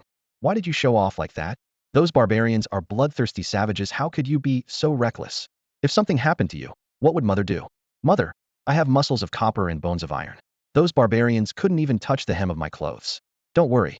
Lin Chu kept reassuring her, and only after much coaxing did he escape the lecture. Outside in the courtyard, Wang Su saw Lin Chu emerge and looked apologetic. Brother Lin, did I talk too much and get you scolded? It's fine. Mother just likes to fuss. Lin Chu patted his shoulder. What's on your mind?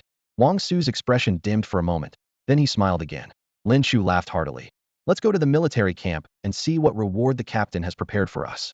In Zhu Tsongda's tent, Lin Chu and Wang Su arrived quickly. Charcoal flames danced in the brazier, casting flickering shadows across the rugged faces gathered outside the tent. Well, if it isn't our heroic squad leader. Mao Buku burst into laughter upon seeing Lin Chu, his teasing tone carrying genuine admiration. Captain Mao flatters this subordinate. Lin Chu composed himself and raised his hands in salute to Zhu Tsongda and the other captains one by one. This subordinate pays respects to Commander Zhu and all the captains. Yuan Gu stood in the corner, a sharp gleam flashing in the depths of his eyes. That face bore such a striking resemblance. Ever since hearing the name, Lin Chu, and seeing the 7/10 similarity to the portrait of the Prince of Jinbei, he couldn't stop speculating. Could this young man be the posthumous son of the Prince of Jinbei? He had already sent a letter by swift horse to the capital, asking old comrades from the Northern Prefecture Army to secretly investigate whether the missing young heir of the Prince of Jinbei's mansion had left behind any proof of his identity. Zhu Tsongda collected his thoughts and praised loudly. Lin Chu, you've achieved great merit so soon after joining our ranks. Truly cause for celebration.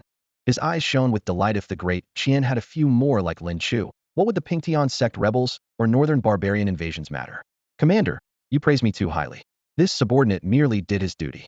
Lin Chu's voice was measured, neither humble nor arrogant. Speaking of the northern barbarians, his expression darkened. Those barbarians harbor wolfish ambitions. Ever since the governor dealt them a crushing blow years ago, they haven't dared set foot in Yu province. Now they can only resort to such despicable tactics, utterly shameless. Huh.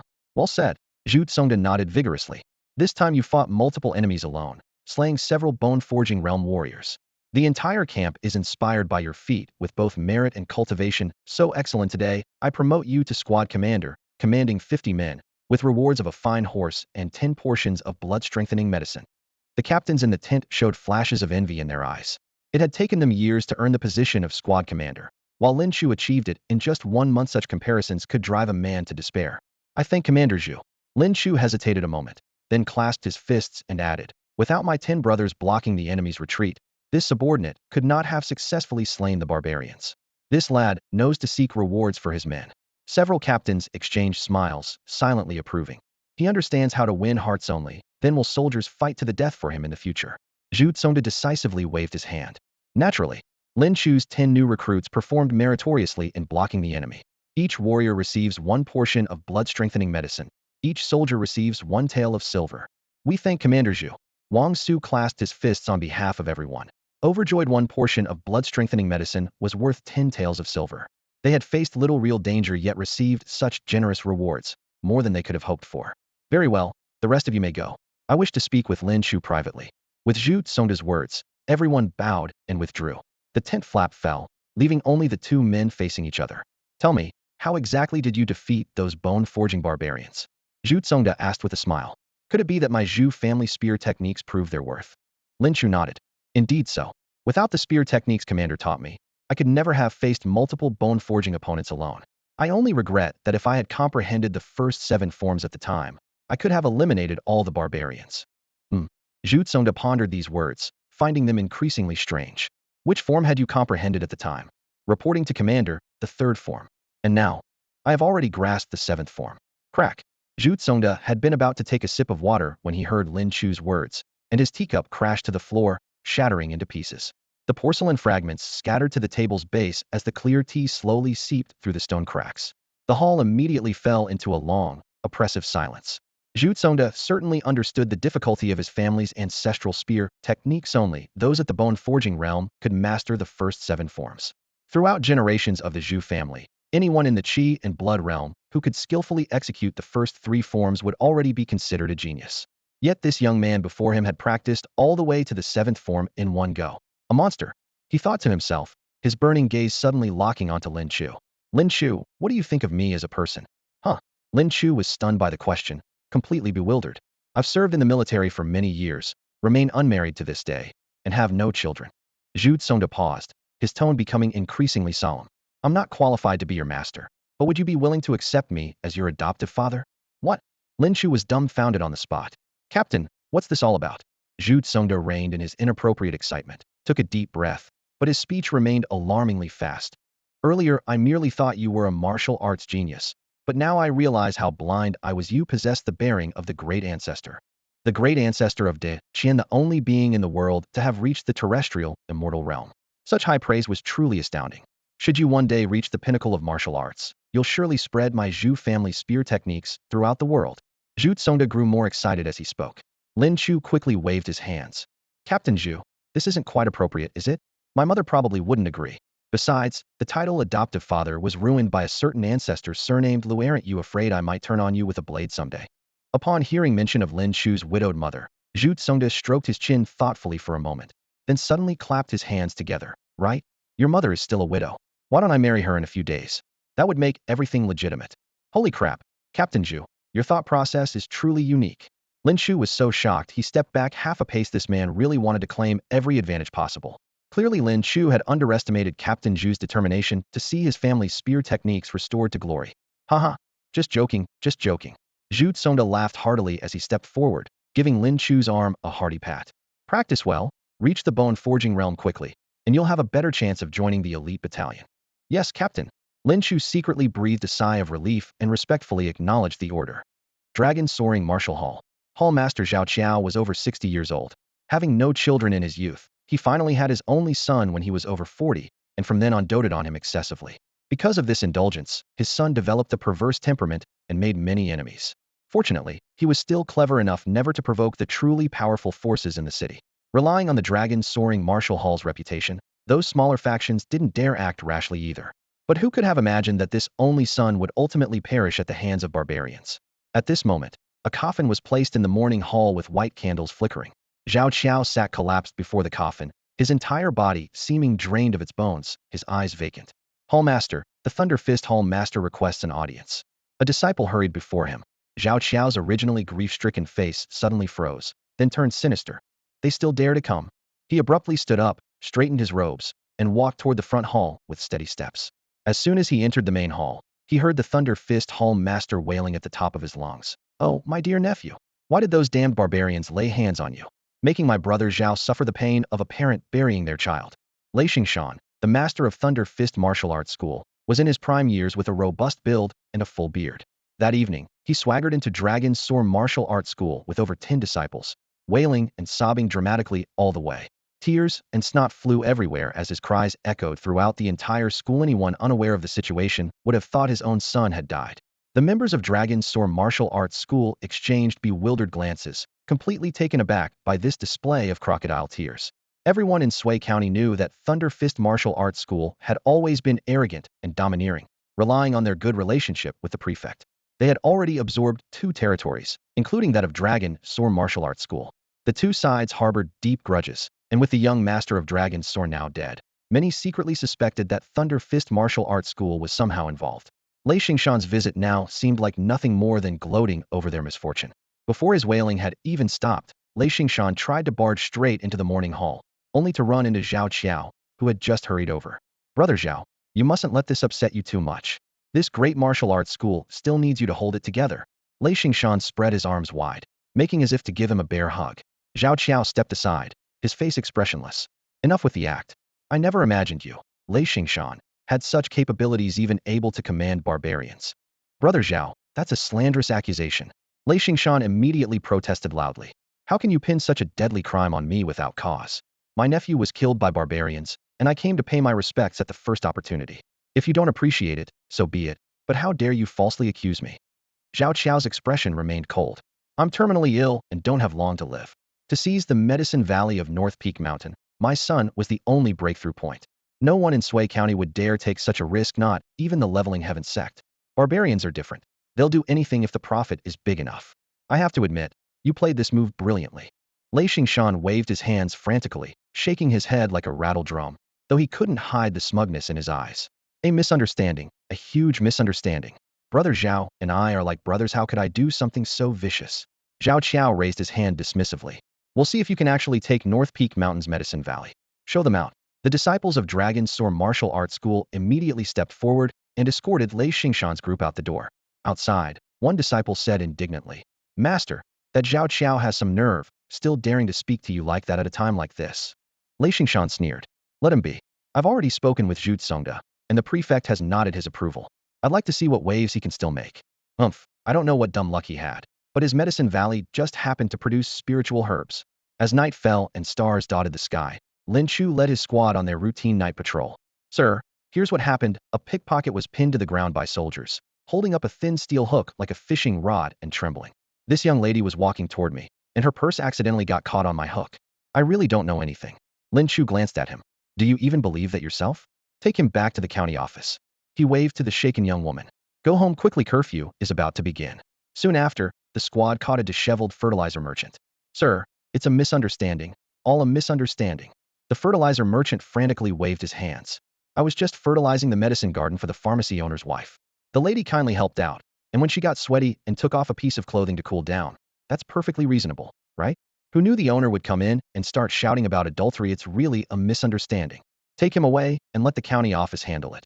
Lin Chu said helplessly as he watched his subordinates escort the man away. It wasn't until after curfew that Lin Chu's squad finally had a moment to rest. Wang Su had been holding back his thoughts all evening and finally couldn't contain himself any longer. "Brother Lin, something doesn't feel quite right about all this." "What do you mean?" Lin Chu asked casually. "Shouldn't night patrols and inspections be the constable's job?" Wang Su's question immediately struck a chord with the other new recruits. "Exactly. Those lazy constables do nothing but eat and slack off. Since we're covering their shifts, they might as well hand over their salaries to us too." Someone muttered in agreement, their voice full of indignation.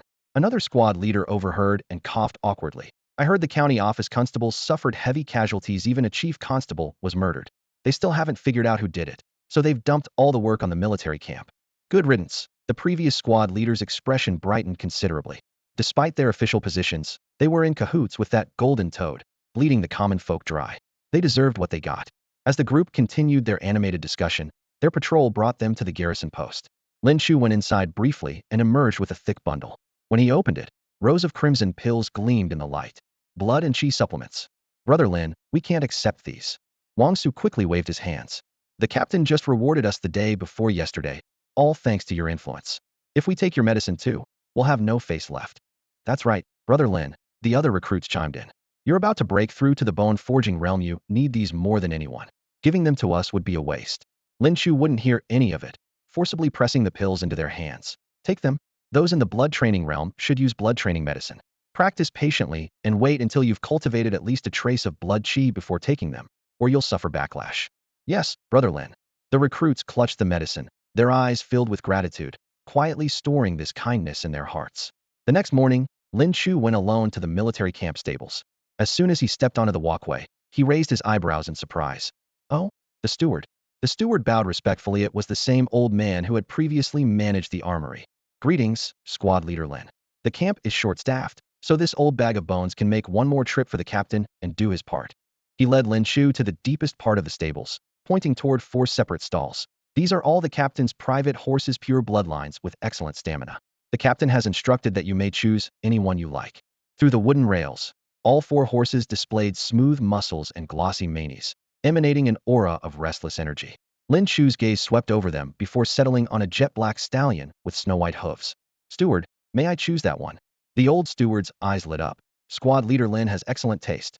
Its name is white-hooved black, fast and powerful, but with a fierce temperament. Even the captain finds it troublesome to handle. Fierce. Lin Chu chuckled softly, reciting. A spirited steed with thundering hooves. Heroes grip the reins with restless hearts. Before he finished speaking, he had already vaulted onto the horse's back. Suddenly mounted, white-hooved black let out a sharp whinny, reared up on its hind legs, and bolted forward. The old steward pressed himself against the wall in alarm. Dust flew throughout the stable as Lin Chu clamped his knees tightly against the horse's flanks, the veins in his arms bulging as he forcibly pulled the reins back into an arc. Come on then. He laughed quietly. Let's see who has more endurance, him or you. The thundering of hooves echoed like a rising gale. White-hoofed black's 4 legs pounded the camp's dirt road like drum beats, kicking up clouds of dust. Though its back was broad, the violent bucking made it impossible for ordinary bone-forging realm warriors to maintain their C-tone. Careless moment would send them flying. Even Lin Chu nearly lost his balance when the horse leaped over a pit, secretly alarmed. So the warhorses of this world were truly this fierce. With white-hoofed black's physique, it could indeed travel 1,000 li in a single day. A single rider entering the camp instantly drew every eye. Isn't that the captain's white-hoofed black? How did it end up with squad leader Lin? Must be a reward. I heard this horse has terrifying energy. Riding it drains one's vital essence. Even the captain finds it troublesome. Haha, a fine steed is still a fine steed, but not everyone can master it. Before the voices faded, Yuan Gu watched Lin Chu's retreating figure with concern. Captain, is this wise? Zhu Tsongdo waved dismissively with a hearty laugh. Brother Yuan, Lin Chu chose it himself. His physique is robust. He'll be fine. White-hoof black is the fiercest of my 4 mounts, yet the hardest to unleash its full potential. Battlefield charges require vital essence control, which is too draining, and long journeys are pure torture. I only ride it occasionally to avoid the camp's mockery. Since he's willing to spare me this burden, I'm delighted. Besides, letting that boy suffer a bit won't hurt. He added, oh, tell Mao Buku that if Lin Chu doesn't return tonight, give the squad a day's rest. Truly a fine horse, not showing the slightest fatigue. Lin Chu patted the horse's neck. What a strange human, not tired at all. White-hoof black rolled its eyes and continued galloping. Shortly after leaving Sui County's territory, the rugged mountain terrain seemed to shrink beneath its hooves. While ordinary warriors relied on vital essence manipulation, this youth used the raw power of the bull-tiger mysterious art to forcibly steady himself on the horse's back. After their standoff lasted until the second morning's dawn, White-hoof black finally panted heavily, hot mist streaming from its nostrils as it lowered its head in submission. Though it couldn't understand why this young man possessed inexhaustible stamina, it had developed genuine respect, its dark eyes filled with acknowledgement. It gently nudged Lin Chu with its head, showing affection. When the man and horse burst back into the military camp, the soldiers stared in amazement. Yesterday's rebellious white-hoof black now appeared as docile as a freshly trained cavalry mount. Zhu Tsongda's eyes widened. What? You've already tamed it? Your horse and mine, how are they different? Yuan Gu beside him nearly burst into laughter. The captain must be feeling even more frustrated now. Several days later, as night fell and lamplight flickered in the camp tents, Zhu Tsongda sat at his desk reading when Yuan Gu lifted the tent flap and entered, bowing. Captain, Zhao Qiao from Dragon Soaring Martial Hall requests an audience. Zhao Qiao? At this late hour, Zhu Tsongda set down his book, pondering briefly. Show him in. Yes, sir. Soon, Yuan Gu escorted Zhao Qiao into the military tent. Though the night was deep, the tent blazed with bright lanterns, casting a warm reddish glow on the walls. Zhao Qiao clasped his fists and bowed his head. Zhao Qiao, master of the Dragon's Sword Martial Hall, pays respects to commander. Zhu Tsongda raised his hand with a gentle tone. Master Zhao, what urgent matter brings you here so late at night? Zhao Qiao glanced sideways at Yuan Gu, hesitating for a moment. Zhu Tsongda waved his hand with a smile. Brother Yuan is my trusted confidant. Please speak freely. Hearing this, Zhao Qiao withdrew his gaze and spoke solemnly. I wish to request that you escort my family to Yuezhou City. With that, he bowed deeply. Escort. Zhu Tsongda narrowed his eyes, weighing the request. He already knew that Lei Xingshan, master of the Thunder Fist Martial Hall, had visited early that morning, instructing him to decline. So he replied indifferently. Master Zhao, I'm swamped with official duties lately, and fear I cannot spare the manpower. Yuan Gu observed quietly, understanding that Commander Zhu was showing consideration for Lei Xingshan's feelings, yet he also sensed that since Zhao Qiao dared to visit so late at night, he must have a backup plan. Zhao Qiao sighed, his voice heavy. My only son was killed by barbarians, and I fear the Dragon's Sword Martial Hall will end with me. I have no desire to continue managing this 200-year legacy. If you would escort my family to Yuezhou City, I will surrender all properties of the Dragon's Sword Martial Hall to your disposal. Zhu Tsongda's eyes lit up. This mutual destruction was exactly what he wanted. He rose and walked to Zhao Qiao, grasping the man's wrists with both hands, his expression earnest. Ah, what are you saying, Brother Zhao? We've known each other for years, how could I not help? It's just that I truly cannot get away myself. How about letting my brother Yuan lead men to escort you instead? Zhao Qiao's gaze assessed Yuan Gu. Zhu Tsongda explained with a chuckle. Don't let brother Yuan's rank of centurion fool Yohas from the Imperial Dragon Guard in the capital, and his cultivation has already reached the perfected martial viscera realm. Reassured, Zhao Qiao finally relaxed. In that case, I leave everything to your arrangements, Commander. The two discussed escort routes and supply stops in detail until an incense stick's time had passed, when Zhao Qiao finally took his leave. With only master and subordinate remaining in the tent, Yuan Gu clasped his fists with a light smile. Commander, congratulations on securing the first step. Zhu Tsongda looked up, his eyes sharp as blades. This is only the first family. Once the resources of all three martial halls are in my hands, that will be the day to mobilize troops. Yuan Gu requested instructions. Should I transfer men from the elite archer battalion? Zhu Tsongda shook his head, calculation flickering in his eyes. Old Zhao only fears Lei Xingshan making a move. With your abilities, he can't stir up trouble. Take Lin Chu and select some new recruits. This way you can provide escort while giving that boy a chance to earn merit. Understood, sir. At that moment, Lin Chu was leading his squad on routine patrol. Days had passed peacefully, with even the previously troublesome barbarians nowhere to be seen, so naturally there was no sign of experience points. He could only find time for personal cultivation. One day, Yuan Gu came directly to find him. Guard duty. Lin Chu raised an eyebrow. Exactly. Commander has promised generous rewards upon completion. Yuan Gu was brief and to the point.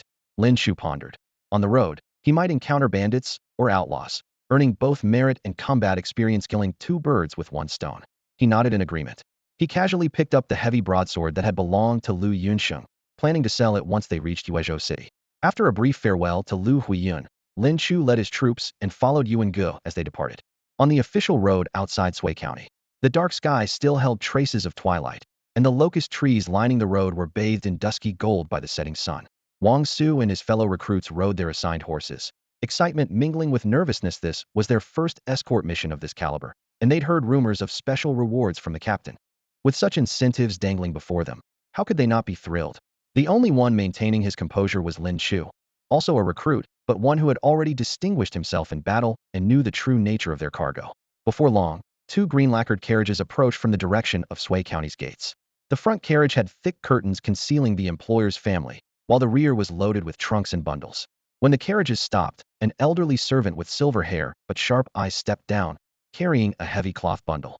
He approached each recruit in turn, the clinking of metal accompanying his placement of five-tael silver ingots before them. My master knows this journey will trouble you all greatly. This is a small token of appreciation, please accept it, the old servant said with a respectful smile.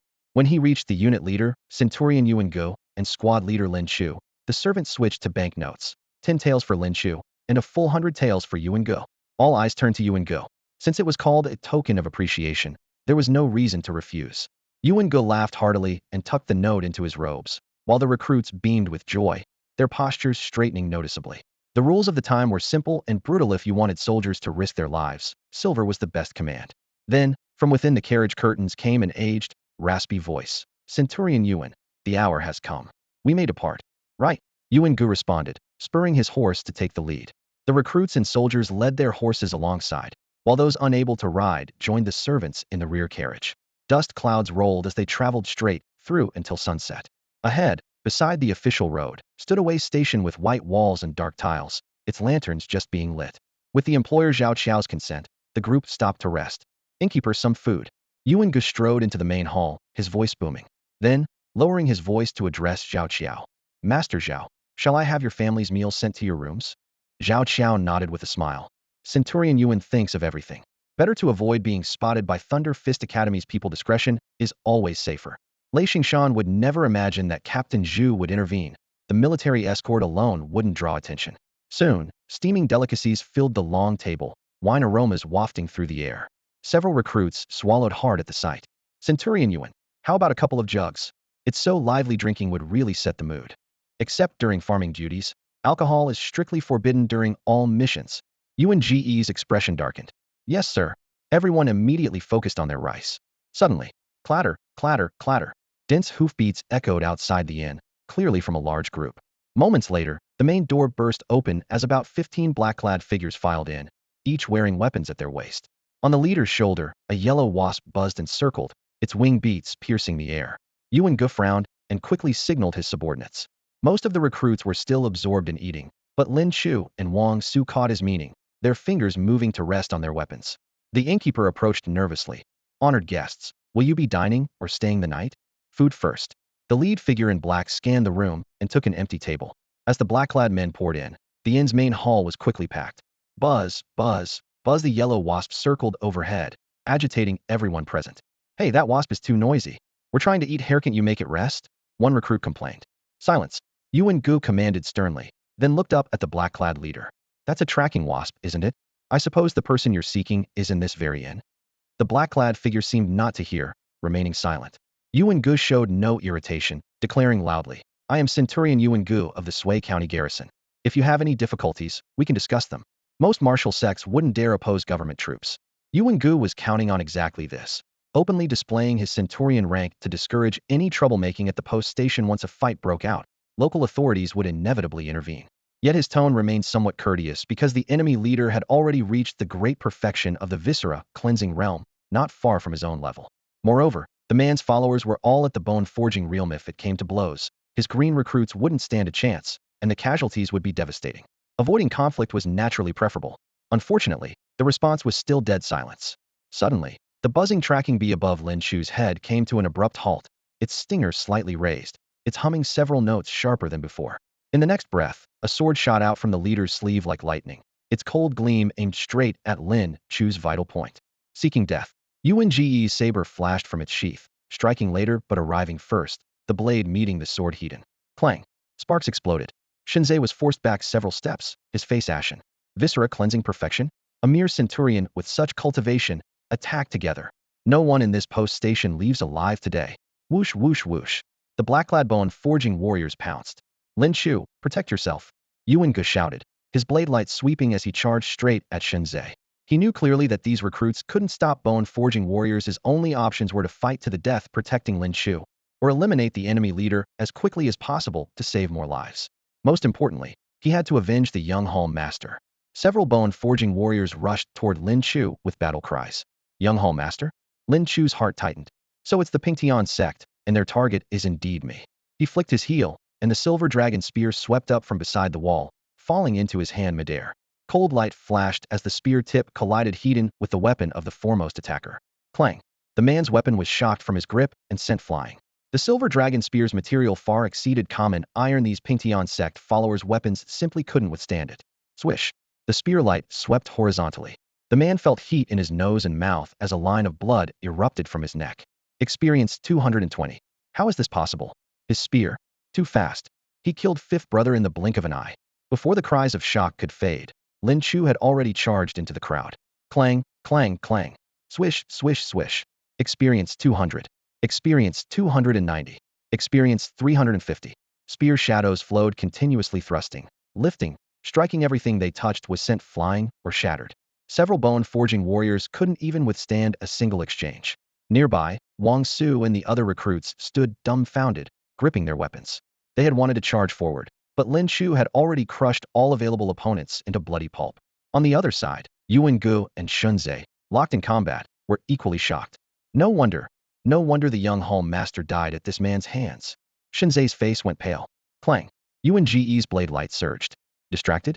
Seeking death. His blade strikes grew more vicious, forcing Shunzai into continuous retreat. Run! This man is a monster. Left Protector, save us. The remaining Pingtian sect experts' fighting spirit collapsed as they fled in panic. Save you? Who's going to save me? Shunzai cursed inwardly. Swish, swish, swish. Lin Chu moved even faster, closing the distance in one step, his cold spear striking repeatedly. Experience 220. Experience 270. Experience 260. In the blink of an eye, everyone Shunzai had brought was slaughtered clean. Lin Chu withdrew his spear and stood still, his gaze shifting to Shunzai. Just how strong was the Viscera cleansing realm? And how much experience could it provide? Lin Chu's fighting spirit surged. Bang, bang, bang. The clash between two martial Viscera realm fighters was like lightning and thunder. Blade energy and sword light crisscrossed through the air as fierce winds swept through the hall, shattering wooden tables and chairs on contact, sending splinters flying everywhere. The innkeeper and servants huddled in the corner with their heads covered, both terrified and heartbroken over their furniture, only daring to peek through their fingers. Lin Chu stood at the doorway, his fighting spirit blazing like fire. He could see clearly that Captain Yuan was steadily suppressing Shunzai. If he joined the fight now, he could both relieve the pressure and personally experience the strength of the martial Viscera realm, perhaps even killing the enemy and gaining massive experience points. Danger meant opportunity, and this level of danger wasn't enough to threaten his life. He first took out a body protection pill and swallowed it whole, feeling the medicinal power flow through his body like a warm current. Whoosh! Using the cloud-wandering steps, Lin Chu charged straight into the battle circle. Lin Chu, what are you doing? Yuan Gu cried out in shock. To him, Lin Chu was merely at the blood training perfection stage. Being able to consecutively kill bone-forging realm opponents was already incredible, yet he dared to interfere in a martial Viscera battle? Perfect timing. You're seeking death, boy. Shunzai was delighted at the sight and abandoned Yuan Gu entirely, his sword light exploding outward like a violent storm toward Lin Chu. Stop! Yuan Gu roared angrily, his blade momentum surging as he slashed toward Shunzai's back. Sword light covered the sky as it approached, but Lin Chu's expression remained unchanged. His silver dragon spear spun in defensive patterns, creating an impenetrable barrier around his body like carving out a vacuum. Clang, clang, clang. Spear wind and sword light clashed and shattered, sparks flying everywhere. What? Shunzai's face changed dramatically. This boy had actually blocked his full power attack, and his precious sword was forcibly cracked from the impact. Lin Chu wasn't having an easy time either. Martial Viscera realm experts possessed surging chi and blood, each strike weighing over 1,000 pounds, the penetrating force shaking his internal organs. Fortunately, the body protection pill protected his vital points, and the silver dragon spear helped deflect the force, allowing him to maintain his stance, while also realizing that martial Viscera realm opponents, though strong, were not unkillable. Flash! Yuan Ge's long blade scraped across Shunzai's back, blood spattering as a wound deep enough to see bone opened up. Ah! Amid the agonized scream, Shunzai's sword momentum faltered, and the sky-filling sword light instantly collapsed. Perfect opportunity. A sharp gleam flashed in Lin Chu's eyes as his silver dragon spear transformed into a cold dragon, the spear tips silver light flashing slash. Shunzai's forehead was pierced through. Experience 850. Iron Shirt Technique Martial Viscera. Oh, a martial technique dropped? Authentic Iron Shirt Technique. And at the martial Viscera realm level 2. In battlefield combat, to survive you either needed supreme movement skills to escape or had to be tougher than anyone else, withstanding all attacks without breaking. If Iron Shirt Technique was combined with body protection pills, Lin Chu would become both tough and resilient. Thud! Shunzai's corpse hit the ground, motionless. Lin Chu, you were too reckless. Yuan Gu flicked his blade clean, wiping away the blood before sheathing it. He was martial Viscera realm. If you couldn't match him, you could have died at any moment. Lin Chu cupped his hands with a smile.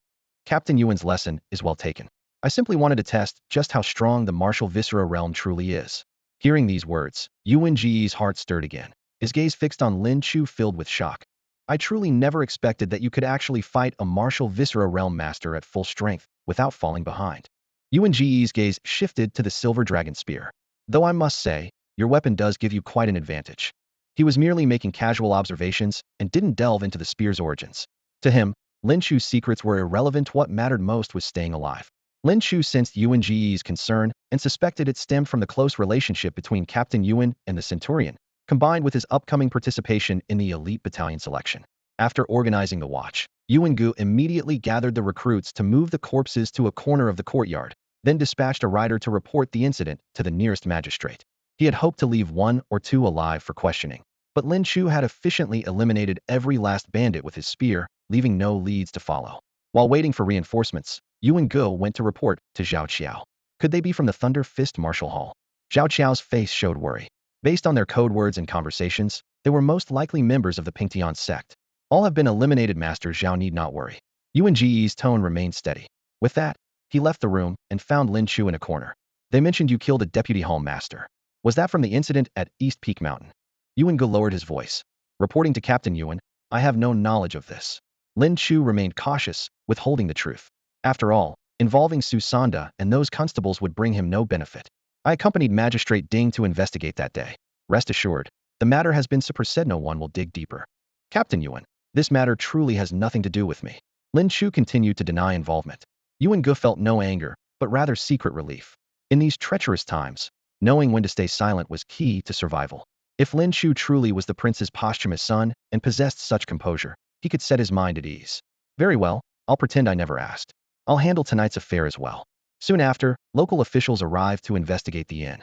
Given the Pingtian sect's notorious reputation, no one dared be negligent.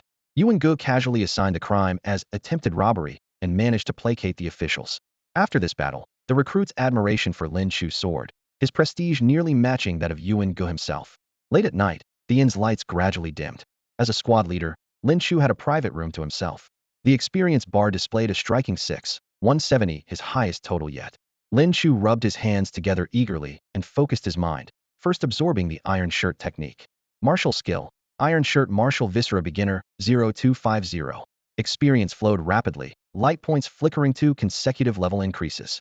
Martial skill, iron shirt martial viscera mastery, 01,100. The characteristics of incredible hardness, thick resilient skin, and copper bones with iron hide instantly took shape. Qi and blood surged through his bones and flesh following the new method, causing Lin Chu's skin to take on a bronze hue. He drew the silver dragon spear, its tip trembling slightly, and aimed it at his own arm for a light thrust. Clang! Sparks flew as the spear tip was deflected. The sensation of being impervious to blades and spears was remarkably real. Even better, the special force hidden within his flesh and blood could disperse incoming qi and blood attacks. Excellent. Lin Chu nodded with satisfaction. His gaze then fell upon another line of data, the bull tiger mysterious art. Once he advanced the bull tiger mysterious art, Lin Chu's cultivation realm would finally enter the martial viscera stage. With a thought, Lin Chu allocated his experience points to the bull tiger profound art, directly advancing it by 1 level. Buzz, buzz, buzz. A vast torrent of cultivation experience flooded into his mind like a raging river. In the next instant, he seemed to hear every joint in his body exploding in unison. Crack. Bang. An invisible shackle was forcibly torn apart as his flesh, tendons, bones, and internal organs were rapidly reforged under the surge of powerful qi and blood. Phew. This strength now must be equivalent to the force of 5 bulls, maybe even more. He took a deep breath, feeling the surging explosive power coursing through his entire body. Host, Lin Chu. Realm, organ tempering minor achievement. Cultivation method, bull tiger profound art force transformation, great achievement, 010000. Martial techniques. 100 imperial archery organ tempering, great achievement, 0900. 2. Cloud wandering steps bone forging, great achievement, 0400. 3. Zhu family spear technique organ tempering, great achievement, 01100. 4. Iron shirt organ tempering, great achievement, 01100. Experience points, 3628. The mastery of the bull tiger profound art directly elevated his realm to organ tempering minor achievement. After reaching the organ tempering realm, qi and blood merged with the internal organs for refinement. The organs transformed by the bull tiger profound art were already resilient, and now they nourished his qi and blood in return, causing his perception, reaction speed, strength, and explosive power to leap forward several times over a world of difference from the bone forging realm. I need to spend these remaining 3,000 plus experience points wisely. Lin Chu quickly weighed his options. With no immediate strong enemies, cloud wandering steps and iron shirt could wait. Offense was the priority. He first targeted the Zhu family spear technique. Upgrade. Martial technique. Zhu family spear technique, organ tempering perfection, 02400. Experience points, 2528. Cultivation experience poured forth once again. Lin Chu felt his chi and blood surge like a crimson tide, instantly filling his limbs and bones before continuing to rise, drilling into his skeleton and carving dark red blood patterns across the bone surfaces. With just a thought, these patterns would light up, making his bones as hard as refined iron. In appearance alone, he already looked like a bone-forging realm warrior. More importantly, with the Zhu family spear technique perfected, his chi and blood consumption plummeted dramatically. Combined with his nearly monstrous constitution, he had become virtually a perpetual motion machine. Next, 100 imperial archery. Upgrade. Martial technique. 100 imperial archery, organ tempering perfection, 16281800. Lin Chu simply invested all his remaining experience, falling just over 100 points short of perfection. The perfected 100 imperial archery allowed him to hit targets without fail within 600 paces, roughly 800 meters, firing 4 arrows in rapid succession and unleashing arrow storms in an instant. The bow in his hands had essentially transformed into an automatic rifle if he were to enter a battlefield. His firepower alone could rival an entire elite archery unit. He was truly the ultimate marksman. Having completed his upgrades, and with his chi and blood stabilized and muscles relaxed, Lin Chu felt thoroughly satisfied and soon fell into a deep sleep. Meanwhile, outside the post station, the mountain forest rustled softly under the cover of night. Several figures emerged from the shadows, led by Lei Xingshan, master of the Thunder Fist Martial Hall. Beside him stood an elderly man with a sinister expression, his hands black as iron, with wisps of chi and blood occasionally seeping from his fingertips. Master Yin, it's truly a blessing for our Thunder Fist Martial Hall to have you here. Lei Xingshan's face was wreathed in smiles. I take people's money and solve their problems, nothing more. Yin Gao stood with his hands tucked in his sleeves, smiling faintly. A mere centurion, even if he's reached the perfected martial viscera realm, what does that amount to? Yin Gao had once been the master of a martial hall himself, but after offending the authorities, he was branded a wanted criminal.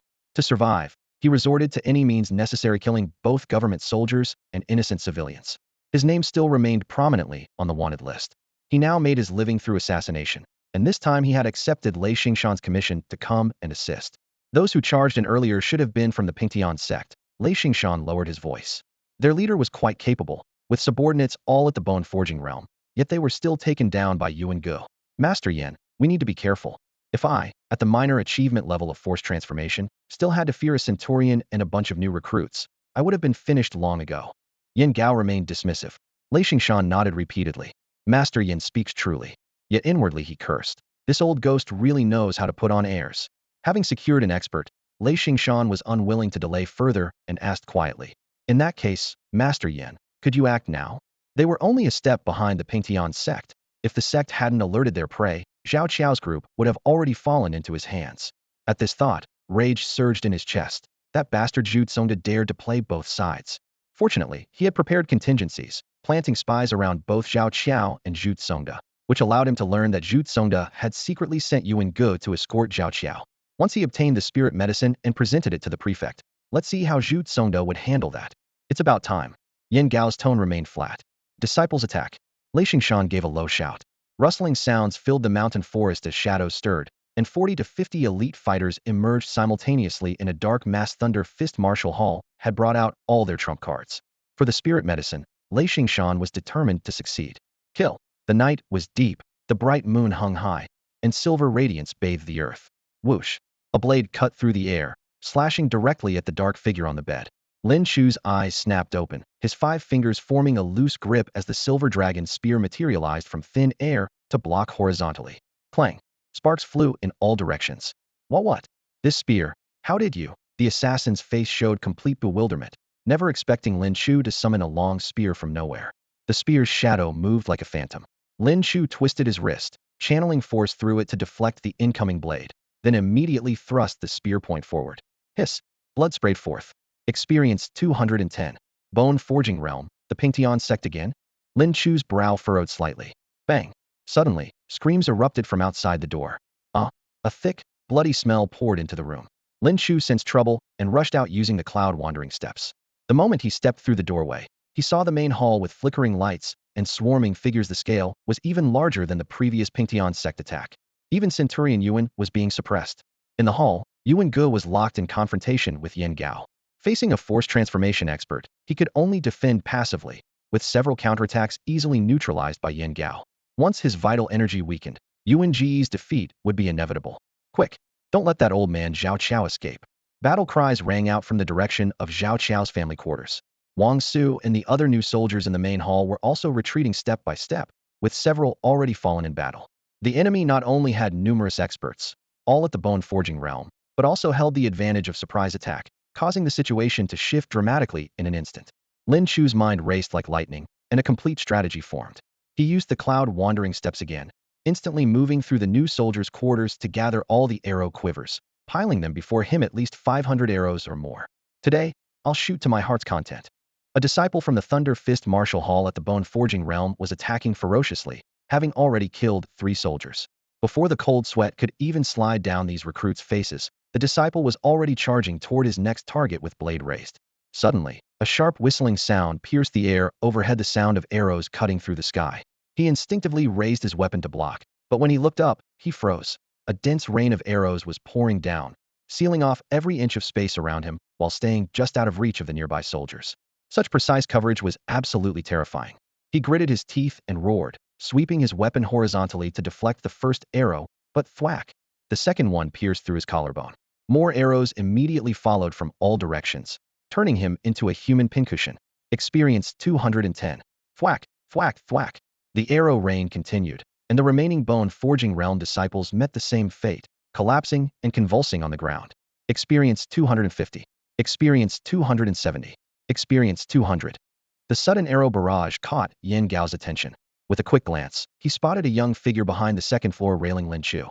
Despite his youth, his hand speed was incredibly fast, arrows pouring down like a waterfall, each one precisely finding the vital points of the Thunder Fist Martial Hall disciples. This archery is absolutely ridiculous.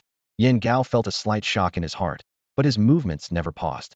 His arms became blurs, spinning out a wave of force like a black wind, forcibly creating a barrier in front of him that deflected all the incoming arrows. Clang! Yuan Goose seized the opportunity, his blade creating a howling wind as he lunged forward. Clang, clang, clang. Yin Gao's right arm was like refined steel, striking 3 times in succession to deflect all the blade strikes. Black Eagle Hand, you're Yin Gao. Yuan Ge's expression darkened. Hee, little centurion. Yin Gao chuckled lowly, his voice hoarse. Since you know this old man's reputation, why don't you obediently come and die? His left hand continued swatting down Lin Chu's arrows while his right hand unleashed thunderous force, once again blocking Yuan Ge's assault, fighting off both bow and blade single-handedly, yet still with ease to spare. Is this the power of the Force Transformation realm? Upstairs, Lin Chu felt secretly alarmed. His opponent was barehanded yet hard as divine weapons, effortlessly neutralizing both his rapid arrow rain and Centurion Yuan's fierce blade work. Lin Chu, Yuan Gu suddenly shouted. This old villain is a Force Transformation martial artist. His chi and blood have transformed into special force that can neutralize almost all attacks from the first 3 realms. You and I cannot handle him. Go quickly to Master Zhao's room. Lei Xingshan from the Thunder Fist Martial Hall is heading there. I have my own ways to escape. Don't worry about me. Thunder Fist Martial Hall. So that's it. Lin Chu's eyes flashed coldly as his bowstring sang with sudden intensity. Swoosh, swoosh, swoosh. The arrow barrage intensified, instantly clearing out the remaining Thunder Fist Martial Hall disciples in the area. For Lin Chu, protecting the lives of the new recruits was more important than anything else. He had to severely wound these Martial Hall disciples first to save more of his comrades. With all his quivers emptied, he didn't hesitate, grabbing his spear and racing toward Zhao Qiao's room. Bang! One spear strike shattered the door, sending with splinters flying. A heavy stench of blood hit him in the face, and in the dim room lay several corpses scattered about, all killed with single strikes. Lin Chu's gaze swept over them, and an odd feeling arose in his heart. These corpses wore simple clothing, had rough skin, and hands full of calluses, definitely not people who lived in luxury. How could the family members of the dragon soaring Martial Hall's master be like this? He suddenly realized. Zhao Qiao hadn't brought his real family members. Looking up, he saw that the window frame had been broken open by a sharp weapon. With wind pouring in clearly, Zhao Qiao and the others had escaped through here. Swoosh! Lin Chu employed the cloud-wandering steps, leaping out through the window and pursuing along the eaves. Before long, Lin Chu heard the sounds of battle coming from ahead. Zhao Qiao, hand over the spirit medicine, and I'll leave you with an intact corpse. Lei Xingshan's maniacal laughter echoed through the forest, carrying murderous intent. In the clearing ahead, 3 figures faced off. Zhao Qiao was surrounded by Lei Xingshan and another burly man. Listen here, Zhao. Hand over the medicine valley honestly, and my big brother might spare your life. How could you bear to let your only son die? His sworn brother Chen Wansan raised his sword with a laugh. Both he and Lei Xingshan had reached the perfection stage of the martial viscera realm, making their combined assault nearly foolproof. Cut the crap. Zhao Qiao's face was ashen, but his eyes burned with determination. Even if I die, I'll take a chunk out of you. Just you. The Lei Xingshan brothers exchanged glances and attacked simultaneously. Clang, clang, clang. The three immediately engaged in fierce combat. Zhao Qiao had only reached the great achievement stage of the martial viscera realm, and being elderly with declining vitality, he could barely hold his own despite fighting desperately. Swish, swish, swish. Within moments, Zhao Qiao had been slashed multiple times, his clothes soaked with blood. Whoosh. Two whistling sounds suddenly cut through the battle. Ding ding. The arrows were forcibly deflected by twin blades, but the impact still forced the Lei Xingshan brothers back several steps. An archer. You coward hiding in the shadows, have the guts to show yourself. Lin Chu shouldered his longbow and emerged from the tree shadows, his expression calm. Those 2 arrows had been his entire supply, and the bow was temporarily useless. Just some green kid? His chi and blood fluctuations are only at the bone forging realm. Lei Xingshan sneered. An archer without arrows is just a toothless snake. Kid, since you've seen this, don't think you can run. The 2 brothers paid no heed to Lin Chu's bone forging realm cultivation and flanked him from both sides. Lei Xingshan's fists struck like hammers, his silver gauntlets whistling through the air. Chen Wansan's flexible sword danced like a silver serpent, multiple sword gleams sealing off Lin Chu's escape routes. Archers fear close combat, most this kid's done for. Both men were confident of victory. Clang, clang. The silver dragon spear swept horizontally from Lin Chu's grasp, its explosive force driving both attackers back. This strength. How is this possible for the bone forging realm? The brothers' expressions changed drastically. The spear's momentum continued unabated, one wave following another, the Zhu family spear technique growing increasingly fierce. The Zhu family spear technique. Lei Xingshan recognized the moves and cursed angrily. Zhu Dekong, you bastard. The spear tip danced, the 7th form deflecting Chen Wansan's flexible sword, the 8th form striking directly at Lei Xingshan's fist. Though his silver gauntlets absorbed most of the impact, he was still forced to retreat repeatedly. Immediately following, the 9th form swept upwards. Wish. Chen Wansan's chest erupted in blood and torn flesh. The 9th form?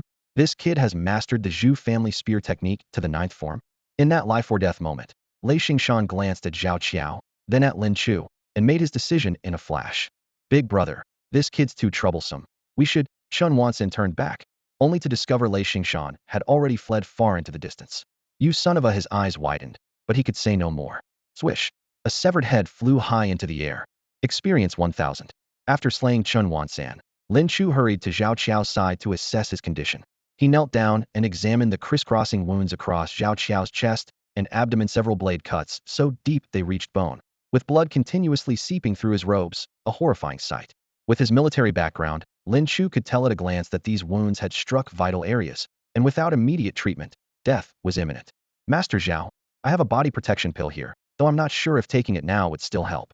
Lin Chu produced a dark pill, its medicinal essence faintly emanating. Zhao Qiao leaned against the ruined courtyard wall, his breathing barely perceptible. He spat out a mouthful of dark red blood and weakly shook his head, his voice slow but resolute. My injuries. I know them best. There's no saving me. He looked up at Lin Chu, managing a faint smile. Captain Lin, you've received Commander Zhu's true teachings and must be quite close to him. Before finishing his words, he tremblingly reached into his robes and pulled out a palm-sized, warm jade box, placing it in Lin Chu's hands. Lei Xingshan and his men attacked my dragon-soaring martial hall because of this. Zhao Qiao's breathing grew labored, his chest heaving violently. Inside the box is an extremely rare spiritual medicine, seldom seen in this world. Whether you give it to Commander Zhu or keep it yourself. I have only one condition: protect my family in Sui County. He coughed up blood again, his voice growing hoarser. Tell Commander Zhu that everything belonging to Dragon's Soaring Martial Hall still belongs to him. I had planned to take this spiritual medicine to Yuezhou City and present it to the prefect, hoping he would turn against Lei Xingshan for the medicine's sake and help me avenge my son. For his only son, he had calculated everything. He had long known Lei Xingshan was watching from the shadows, so he only brought servants, leaving his true family members in Sui County. This way, if Lei Xingshan appeared, he could fight freely while keeping his family safe. But he never expected Lei Xingshan to be so cautious as to hire the Black Eagle Hand, Yin Gao, with heavy payment. Now that all was lost, he could only place his hopes in Zhu Tsongda. Zhao Qiao knew well that Zhu Tsongda would eventually absorb all the martial halls in Sui County. Helping Zhu would mean avenging Lei Xingshan. What gave him even more confidence was this young captain before him.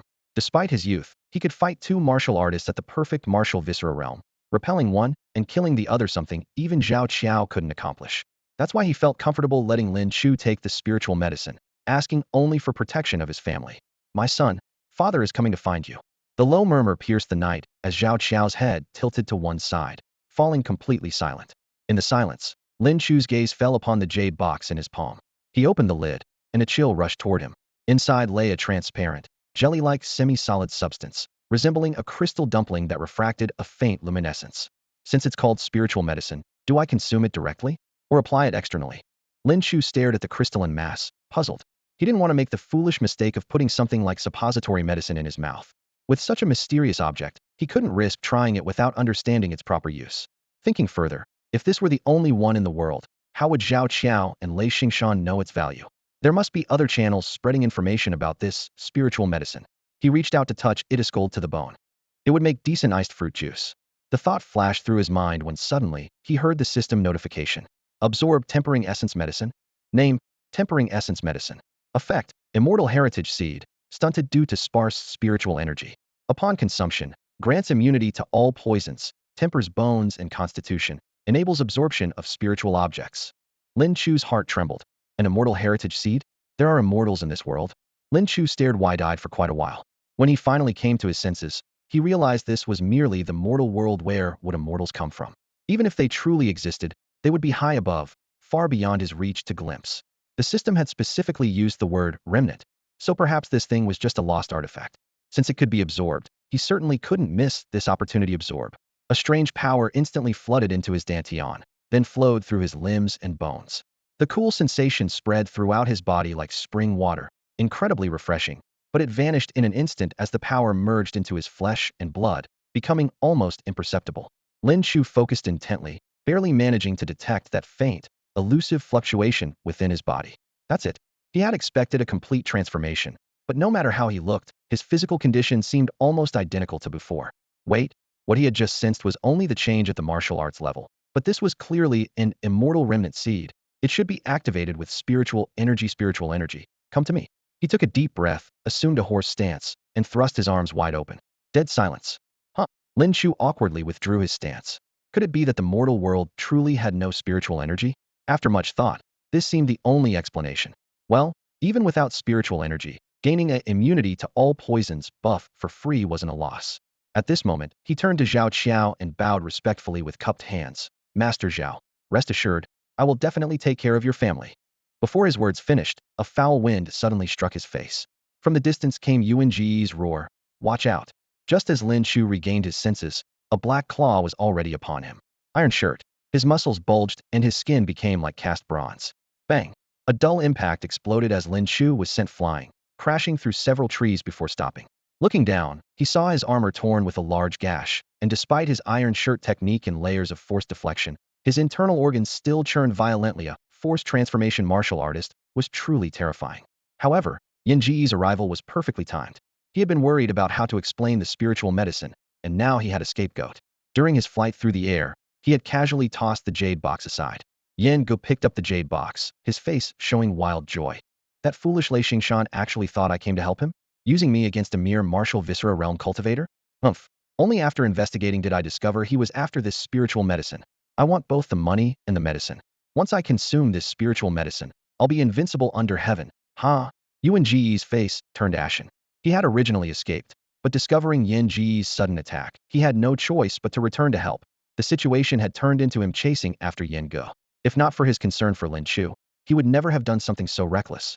Seeing Lin Chu sent flying by a single claw strike, his anger blazed. Die! Blade light cut through the air as Yuan Ge struck down with all his might. Seeking death, Yen Ge blocked the blade with one hand while his other hand formed a claw, stabbing straight at Yuan Ji's chest. Hiss! Though the blade left a bloody mark on Yen Ji's arm, Yuan Ji's chest had already been pierced through. Now they're all dead. No one knows the spiritual medicine is in my hands. Yen Ji's face lit up with joy as he immediately left to find a place to absorb the spiritual medicine. Captain Yuan, are you alright? Lin Chu rushed to Yuan Ji's side as soon as Yen Gao left, and the first thing he saw was a gaping bloody wound in the man's chest, with blood trickling down through the gaps in his armor, a truly horrifying sight. I'm fine. Yuanji's voice was extremely weak, yet carried a hint of amusement. What? Lin Chu's heart skipped a beat. How could he say he was fine with his chest pierced through? Yuan Gu slowly propped himself up against the ground, his face ashen but managing a forced smile. The martial technique I practice allows me to shift flesh, bones, meridians, and organs within a small range. Yan Gao's thrust should have been fatal, but I forcibly moved my vital points away and sealed the wound with my qi and blood. So while it looks terrifying, it didn't actually damage anything vital. That's possible. Lin Chu drew in a sharp breath. He had thought his understanding of martial arts was considerable, but now realized how limited his knowledge truly was. He had to admit that Yuan Ji's technique was truly exceptional when it came to preserving one's life. After regulating his breathing for a moment, Yuan Ji's voice grew steadier as he asked, "What was in that jade box Yin Gao took?" "Something Master Zhao entrusted me to deliver to Captain Zhu before he died," Lin Chu answered truthfully. He said it was a spiritual medicine. Spiritual medicine. Yuan Gu lowered his head in contemplation. Earlier, he had clearly seen Lin Chu employ the iron shirt technique, able to withstand Yan Gao's strike without a scratch, demonstrating profound mastery of the skill. How could such a person fail to grip a jade box tightly? Most likely, he had deliberately dropped it to let Yan Gao think he had succeeded. In other words, the spiritual medicine was no longer in the box. If this deduction was correct, Lin Chu wanted to pin the blame on Yan Gao and escape alone. Without help, he couldn't fool Captain Zhu. But with Yuan Gu as an additional witness, the situation would be different. He had already formulated his story, prepared to help Lin Chu out of this predicament. In the distance, footsteps approached as the new recruit Wang Su led the others in pursuit. The Thunder Fist Academy disciples who had been swept by Lin Chu's arrow barrage earlier had suffered heavy casualties, and with Yan Gao's departure, their morale collapsed, and they had long since fled without a trace. The new recruits hadn't fared well either, 10 dead and over 20 wounded. If not for Lin Chu's decisive action, few would have survived. "Squad leader, are you both alright?" Wang Su ignored everything else and first asked about Lin Chu's condition. "I'm unharmed, but Captain Yuan is seriously injured," Lin Chu commanded in a deep voice. "Wang Su, take a few men to request official assistance. Also select several brothers to bring a horse cart and escort Captain Yuan back to Sui County first." Back to Sui County. The new recruits exchanged glances. Would the escort mission continue? But in the next breath, they spotted Zhao Qiao's body lying not far away. "Isn't that Master Zhao? So he was the one we were escorting? He's actually dead?" Questions poured toward Lin Chu all at once. Lin Chu sighed. "It's a long story. Master Zhao was indeed our escort target, but he was fatally wounded and died. The mission has been forced to terminate. After reporting to the authorities and preparing his remains, we'll return to Sui County to await Captain Zhu's instructions." So that's how it is. The new recruits' hearts were stirred, but with the situation as it was, they could only follow orders, hurrying off to request official help, fetch horses, and collect their fallen comrades' bodies. Yuan Gu leaned against the cart shaft, watching as Lin Chu settled the entire situation with just a few words, his eyes flashing with admiration. Such boldness and talent could probably only be found among royal offspring. Sui County. The military tent that had recently been piled with barbarian corpses had just been cleared, and now it was filled with bodies once again. Following Zhu Dikong's orders, all the corpses were transported back to Sui County. Under the thick cover of night, more than a dozen bodies wrapped in coarse hemp cloth were carried into the military camp by torchlight. The topmost corpse was none other than Shun Wanson, blood dried and congealed, his face twisted yet still recognizable. Zhu Dekong leaned down for a closer look, and a barely concealed gleam of satisfaction flickered in the depths of his eyes. The tent flap was pushed aside as Lin Chu entered, wheeling Yuan Gu in a wooden wheelchair. The chair creaked and groaned, its sound mingling with the metallic scent of blood that permeated the air, making one's chest tighten with unease. "Captain, Thunder Fist Marshal Hall certainly paid a heavy price this time," Lin Chu reported with a bow. Yuan Gu had already changed out of his armor, but beneath his civilian clothes, his chest and abdomen were still wrapped in thick white bandages, dark red stains seeping through. "Heh, and they lost both their investment and their soldiers," Zhu Dekong sneered coldly, his gaze sharp enough to cut through the darkness. Zhao Qiao had already explained to Lin Chu that Dragon Sword Marshal Hall was willing to surrender all their resources in exchange for his family's safety. "Yes, Lin Chu has briefed me. I've already sent people to protect Zhao Qiao's family." Zhu Dekong gestured dismissively, everything under his control. Lin Chu understood that to leverage the captain's power, this arrangement had to be made official. However, with the jade box now in Yin Gai's hands, this presented no small trouble. Zhu Dekong's brow furrowed slightly as he asked in a grave tone, "Lin Chu, how did you manage to escape unscathed from Black Eagle Yin Gai?" Lin Chu had originally intended to simply say he had mastered the iron shirt technique, but the words caught in his throat. While this martial arts technique wasn't exactly a secret, admitting to its mastery would inevitably lead to the question. "If you've mastered iron shirt, Why couldn't you protect the jade box? Lin Chu's heart sank as he frantically searched for a way out. Just then, Yuan Gu spoke calmly. I arrived just as Yin Gai was making his move. I intercepted him before he could harm Brother Lin. However, Yin Gai's cultivation is unfathomably deep. Under his powerful strike, Brother Lin ultimately couldn't maintain his grip on the jade box, and it was seized. When I tried to intervene further, I ended up in this condition. He gestured toward his heavily bandaged arm, his expression composed. Yuan Ge's explanation dispelled Zhu Dikong's doubts. Brother Yuan, you're fortunate to be alive. As for the spirit medicine, Yin Gai may have the fate to steal it, but not the fortune to use it. Zhu Dikong's tone turned ominous. I've already spread word throughout you state, letting all parties know that the rare spirit medicine is now in his possession. Lin Chu secretly breathed a sigh of relief upon hearing T-Sit aligned perfectly with his intentions. But why had Captain Yuan repeatedly looked out for him? Lin Chu's expression remained unchanged, but his gaze fell upon the man in the wheelchair as his mind raced through possibilities. Deep into the night, cold winds howled through the mountain forests.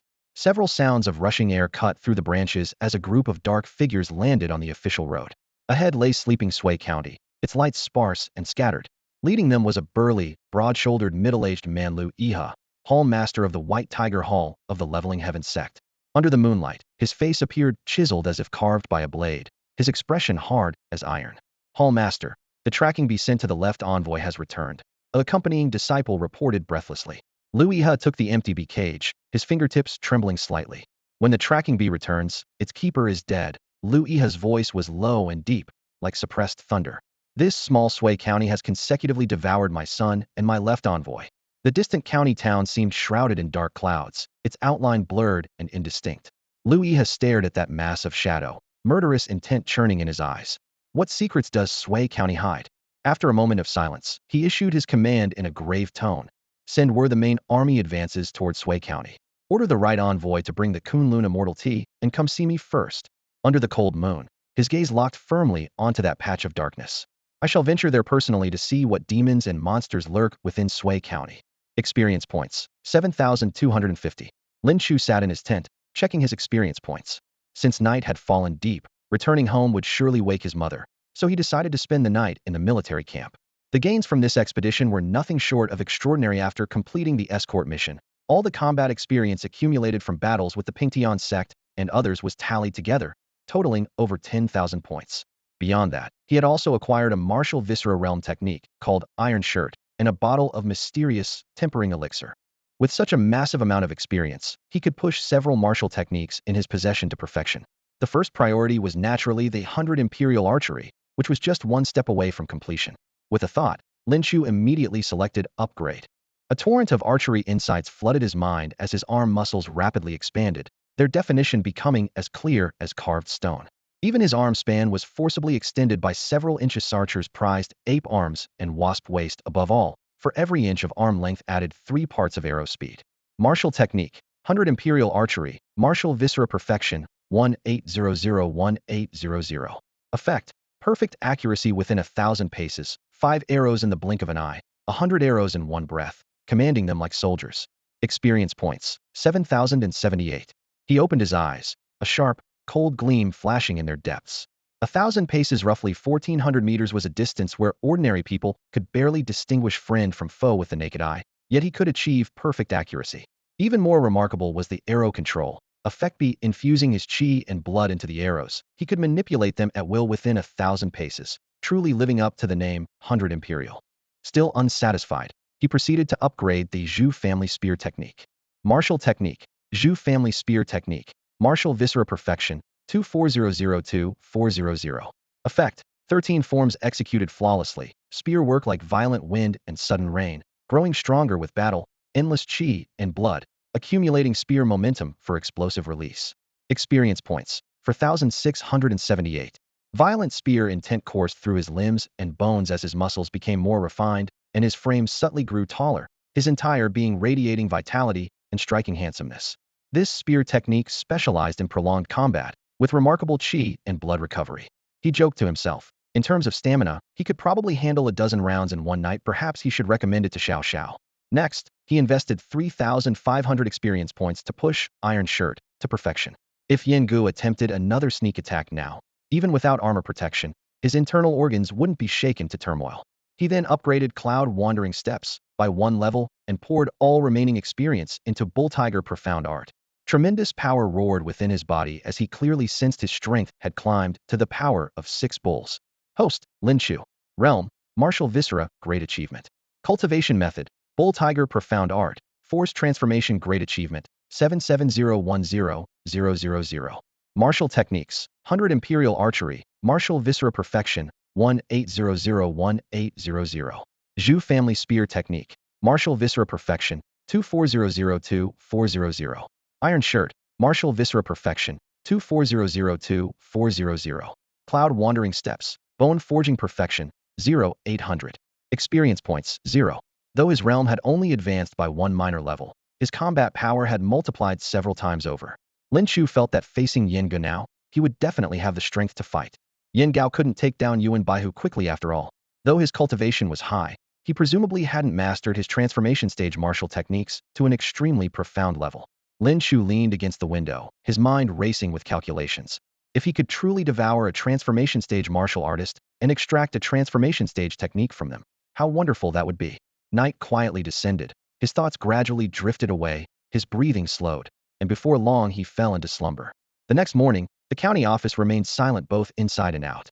Ding Fu slowly opened his eyes, then sprang up from his bed like a coiled spring. Before his bed sat a man in blue robes, motionless, his fingertips toying with a blue-green short sword whose cold gleam flickered in the morning light under the eaves. You, who are you? Ding Fu's Adam's apple bobbed as he couldn't help swallowing frantically, his overnight urge nearly bursting forth. Wait, why was this scene happening again? Last time when Shunzhe came calling, he'd been scared into the same pathetic state. If this kept up, his little brother might give up and break down completely. His mind quickly compared the visitor's aura with rumors, and the answer was almost obvious. Are you the White Tiger Hall Master? He asked tentatively. Smart man. Lu Yihe responded coolly, his gaze cold as ice. Ding Fu's face was full of bitterness. Beat the young one, and the old one comes. What kind of situation was this? But why were all these people targeting him? He quickly cupped his fists with an apologetic smile. Hall Master, are you here to avenge left envoy Shin? I've already sent people from the 3 major martial halls to investigate your son's matter, but there are no leads yet.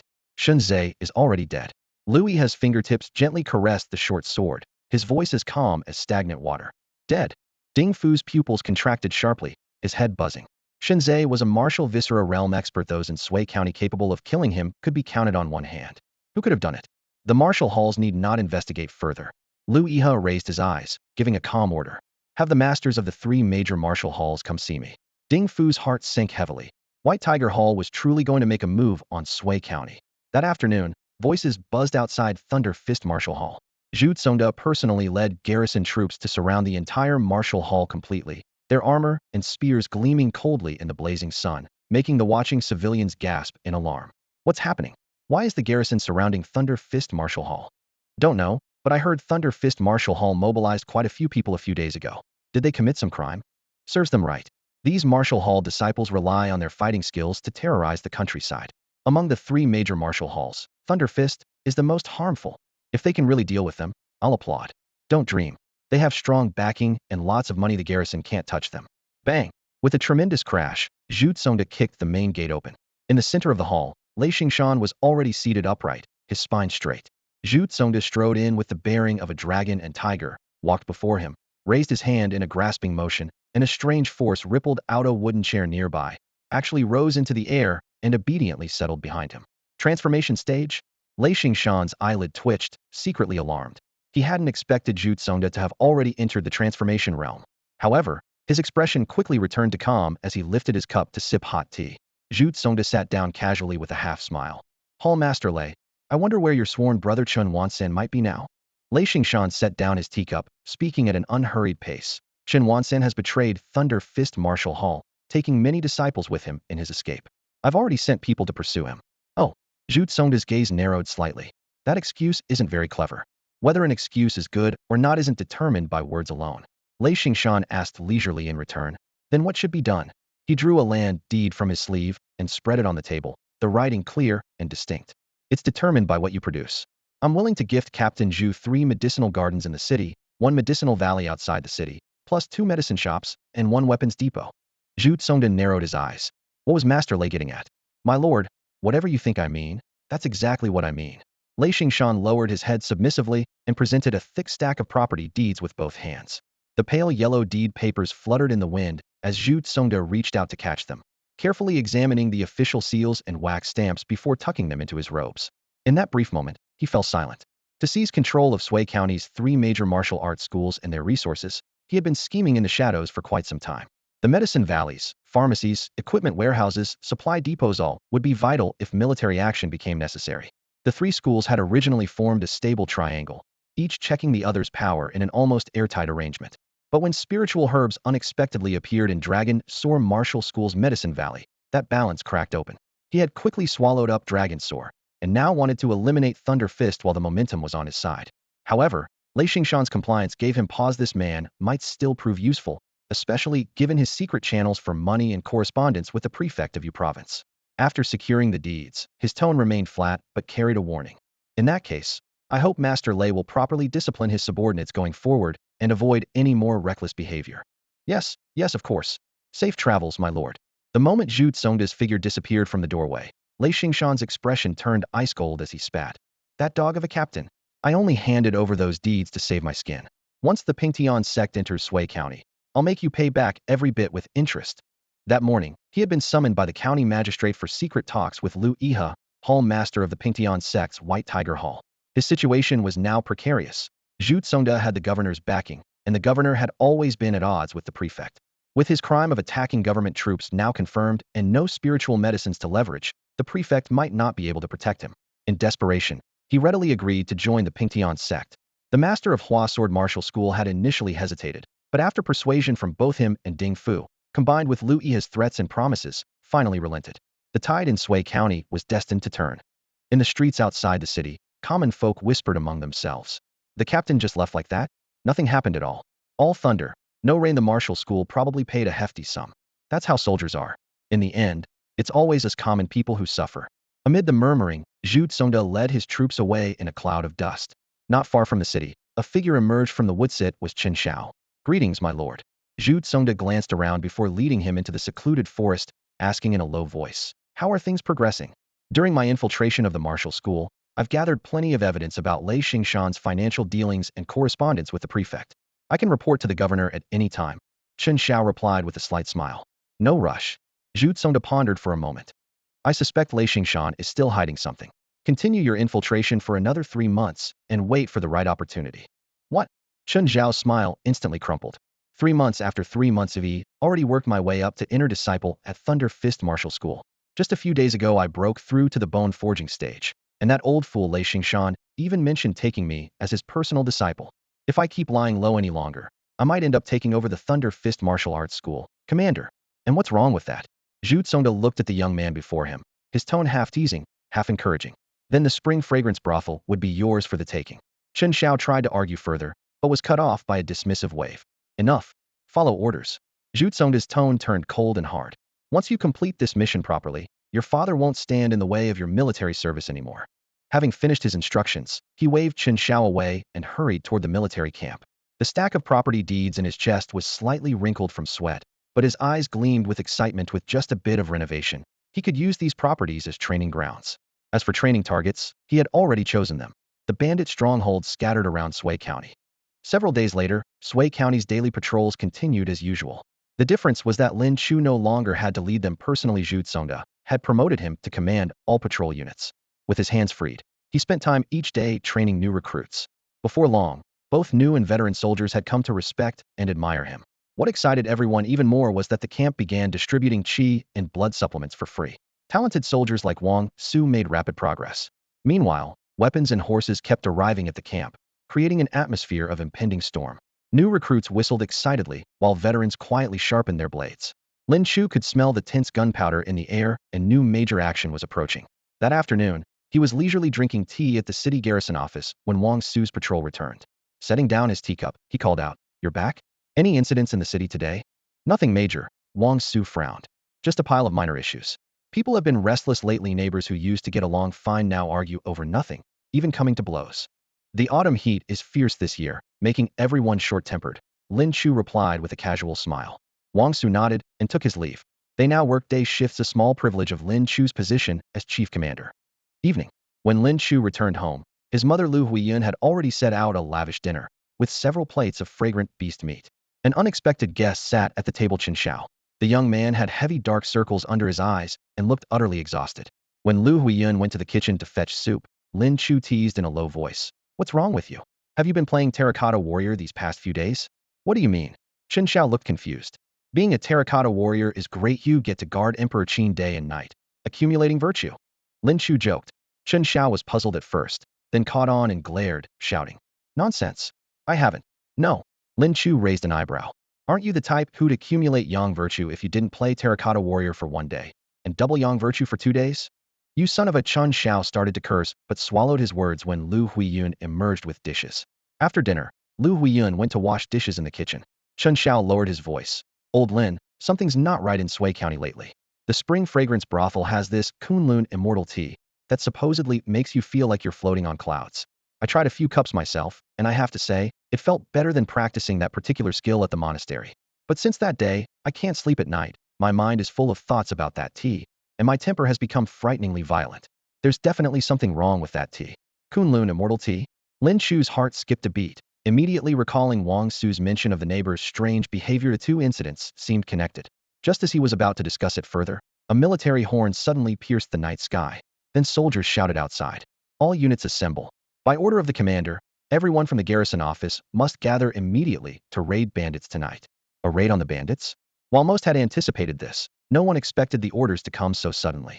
Yet upon reflection, it made perfect sense. Prolonged preparations would alert the stronghold. A night assault was the most prudent choice. In the kitchen, the sound of a ladle clattering echoed sharply.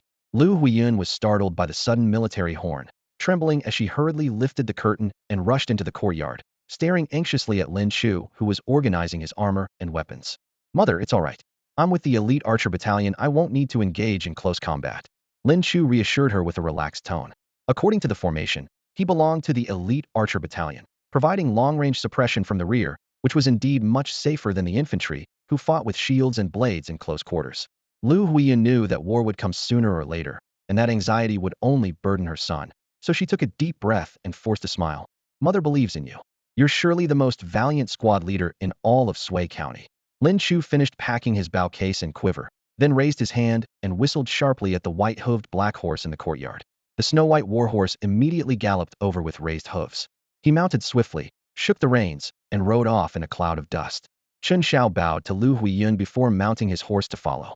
He had originally planned to investigate the Kunlun immortal tea together with Lin Chu, but with the bandit suppression imminent, he had to abandon the idea. This investigation would likely have to continue alone. Before dawn broke, torches lined the training ground like a forest. Except for the necessary garrison troops, everyone else had assembled. Over 600 men in total.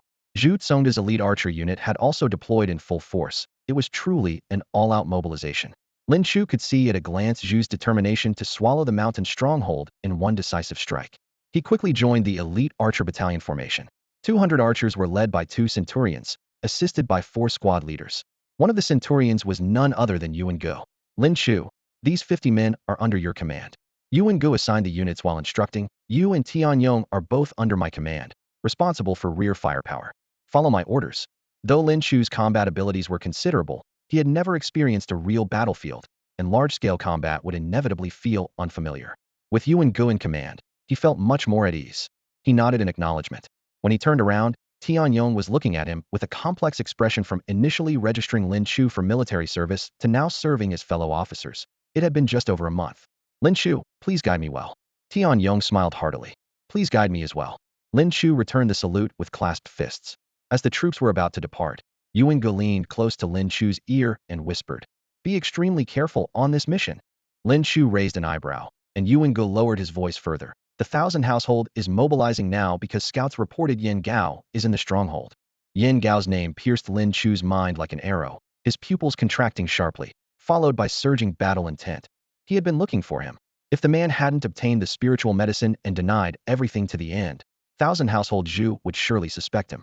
The best solution would be to let Yin Gao die in the chaos of battle. The military horn sounded long and clear as 600 troops filed out from the camp gates, with Zhu Tsongda riding at the front. Upon reaching the mountain pass, he immediately ordered a formation change.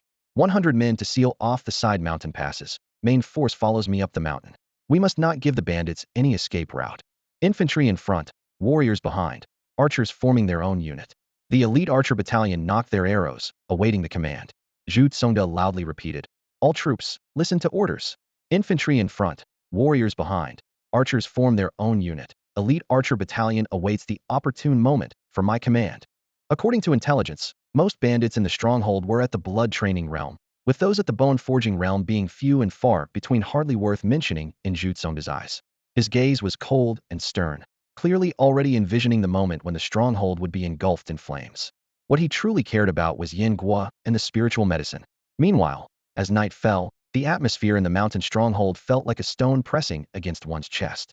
The bandit chief, who usually strutted about arrogantly, now hunched over a rough wooden table, carefully pouring wine for 3 guests. Honored lords, please drink. The bandits watched from afar, each one silent as cicadas in winter. These men at the table, whether by status or martial prowess, were far beyond their ability to provoke. The most striking figure at the table was Yin Guo, nicknamed Black Eagle Hand. Dressed entirely in black, his hawk-like gaze swept across the wine's surface but never touched the cup. Across from him, a middle-aged man in Pingtian sect robes threw back his head and laughed. Who would have thought I'd share a table with Black Eagle Hand today?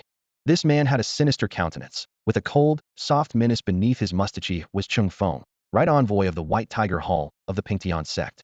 Yin Guo could hear the mockery in that laughter, but dared not turn hostile. With wanted posters multiplying everywhere, he had nowhere left to hide, and could only temporarily seek shelter under the Pingtian sect. Moreover, the White Tiger Hall master was stationed in Sui, County, a character who devoured people without spitting out bones. If he dared touch a hair on the right envoy's head, he probably wouldn't make it out of Sui County alive. Thinking of this, Yin Guo felt stifled rage surge in his chest. He slammed the table and cursed loudly. To think that I, Yin Guo, with my lifelong reputation, was outsmarted by some green boy. He gave me nothing but an empty jade box, yet it's caused the authorities to keep raising the bounty. I can't take any jobs now, and I have to live in constant fear.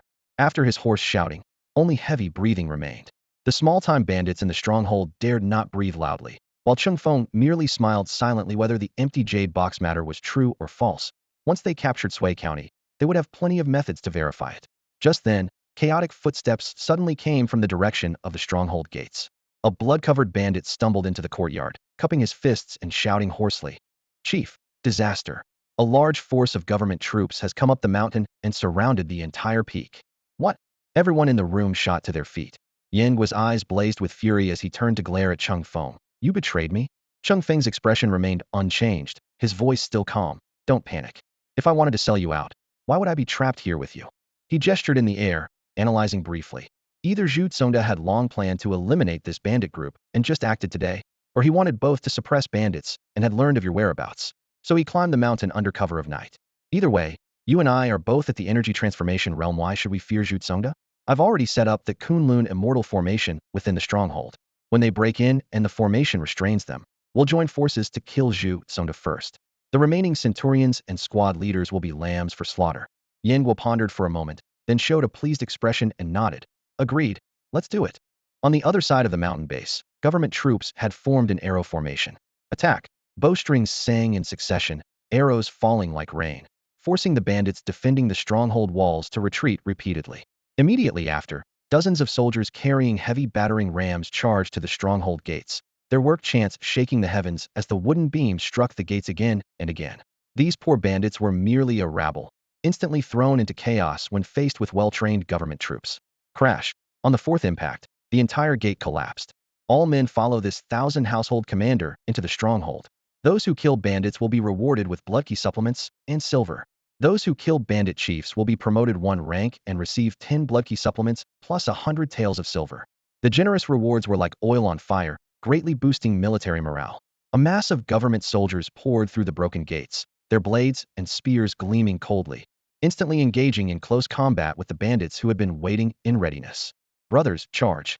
Kill these damn government soldiers. Men, follow me into battle. Zhu Tsongda roared, his spear gleaming like a dragon as cold steel flashed. His soldiers bellowed in response, their armor clanging as they surged into the bandit formation. Form ranks and hold the line.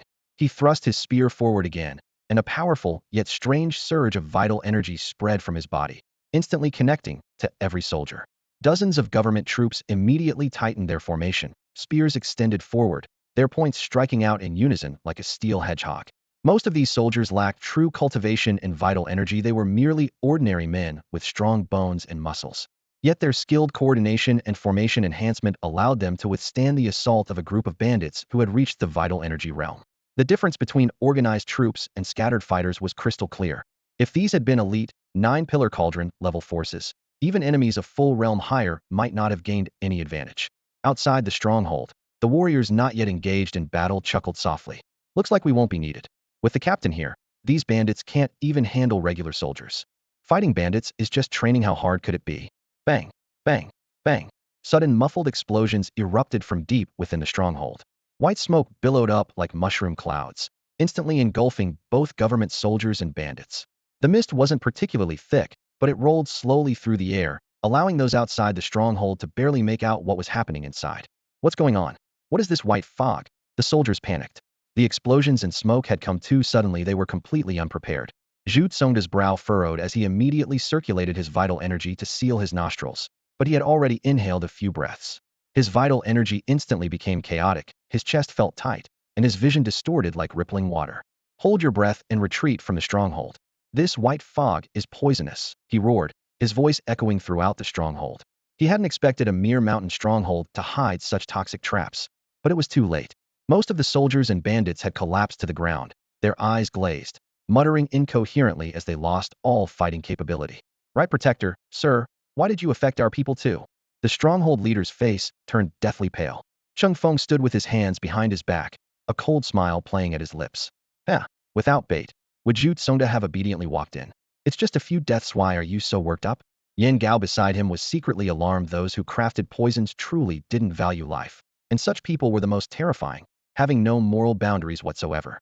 The white smoke had the grandiose name, Kunlun Immortal Formation, but stripped of pretense, it was simply hallucinogenic poison mist. Brother Yin, here's the antidote. After taking it, you can move freely in the immortal mist for 1 hour. Cheng Feng handed Yan Gao a black, glossy pill. From the corner of his eye, he suddenly bellowed, trying to escape. Zhu Tsongda was attempting to break through on horseback. Cheng Feng's eyes flashed coldly as he crossed his hands, launching hidden weapons from his sleeves like lightning. Whoosh, whoosh, whoosh. Daggers and flying needles as fine as raindrops sealed off all of Zhu Tsongda's escape routes, their cold gleam revealing a layer of emerald poison. Zhu Tsongda yanked his horse to a sudden stop as wind shrieked past his ears. He swept his spear backward, whoosh, and with a sharp clang, his spear tip caught and deflected a dagger. In the mist, Cheng Feng moved like a shadow, his dagger flashing as he struck dozens of times in an instant, all of which Zhu Tsongda managed to block. Using a long weapon to block swift close-range attacks from short weapons at close distance, Zhu Tsongda certainly had some real skill. Cheng Feng was merely at the entry level of the energy transformation stage, specializing in poison techniques, and his actual combat experience was far inferior to the battle-hardened Zhu Tsongda. Seeing his strike fail, panic rose in his heart as he shouted, "Brother Yin, what are you waiting for?" Whoosh! With a whistling sound, a streak of black wind shot through the air from behind Zhu Tsongda, aimed directly at the back of his head. Zhu Tsongda had been on guard against Yan Gao all along. Hearing the unusual sound in the wind, his arm muscles instantly bulged as true energy permeated his armor. His long spear twisted like a serpent, forcing Cheng Feng back, while sweeping horizontally to meet the black wind. Clang! Metal rang against metal, sparks flew, and two forces collided as all three riders' mounts trembled simultaneously. Takshu! Zhu Tsongda roared, and his precious steed neighed, rearing up on its hind legs to ram the black wind with its head. Yan Gao was knocked back several steps, his eyes filled with shock. You're clearly just at the entry level of energy transformation. How can you have such combat power? Only now did he truly feel the difference between a military commander and a wandering martial artist. Zhu Tsongda was one with his horse, and combined with his family's inherited Zhu spear techniques that grew stronger in battle. Even with Yan Gao and Cheng Feng working together, they would likely gain no advantage. Cheng Feng quickly reminded him, "Brother Yan, don't be afraid. This dog of a commander is still holding his breath. As long as we drag this out, he'll surely die." The surrounding area was filled with Kunlun white mist and poisonous smoke. Zhu Tsongda had been holding his breath for a long time and was nearing his limit. The two men's thoughts raced as they swarmed forward again. Outside the stronghold, the vanguard soldiers watched the spreading poisonous fog, pacing anxiously in circles, but none dared to enter. An energy transformation battle was beyond their ability to intervene, especially with the poisonous smoke filling the stronghold. Zhu Tsongda felt a stifling pain in his chest, his qi and blood circulation sluggish. If he continued holding his breath, he would surely die. Gritting his teeth, he forced the two men back, grabbed a signal arrow from the quiver on his horse, and hurled it skyward. Whistle the sharp cry pierced through the mountain forest. Below the mountain, Yuan Gu and another centurion exchanged glances and immediately ordered, "Elite archer squad, fire at full strength into the stronghold." "Sir, but the commander and vanguard are still inside." Someone hesitated. "This is the commander's order, execute immediately." Yuan Gu barked. Lin Chu was first to raise his bow. "Follow my arrow's direction and shoot." Drawing the bowstring to a full moon, in the span of a finger snap, 5 sharp arrows shot out in rapid succession. Swoosh, swoosh, swoosh. Arrows rained down like a torrential downpour. The elite archer centurion beside him shuddered and exclaimed, "Brother Yuan, what's this squad leader's background? This archery is terrifying." He volunteered from Sui County. Yuan Ji's gaze was grave. "You've been training troops year-round, so you're not aware of recent camp developments."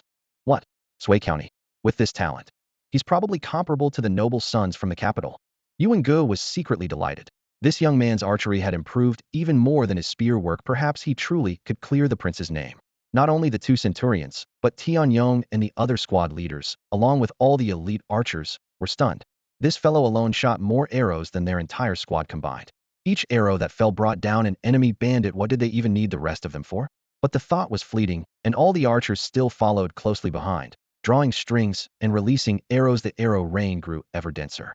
Inside the stronghold, Yan Gao had just asked, "What does that signal arrow mean?" Before his words finished falling, countless arrow shadows pressed down like a violent storm. "Damn it all. This dog of a commander wants to drag us all down with him." Cheng Feng's eyes widened in panic.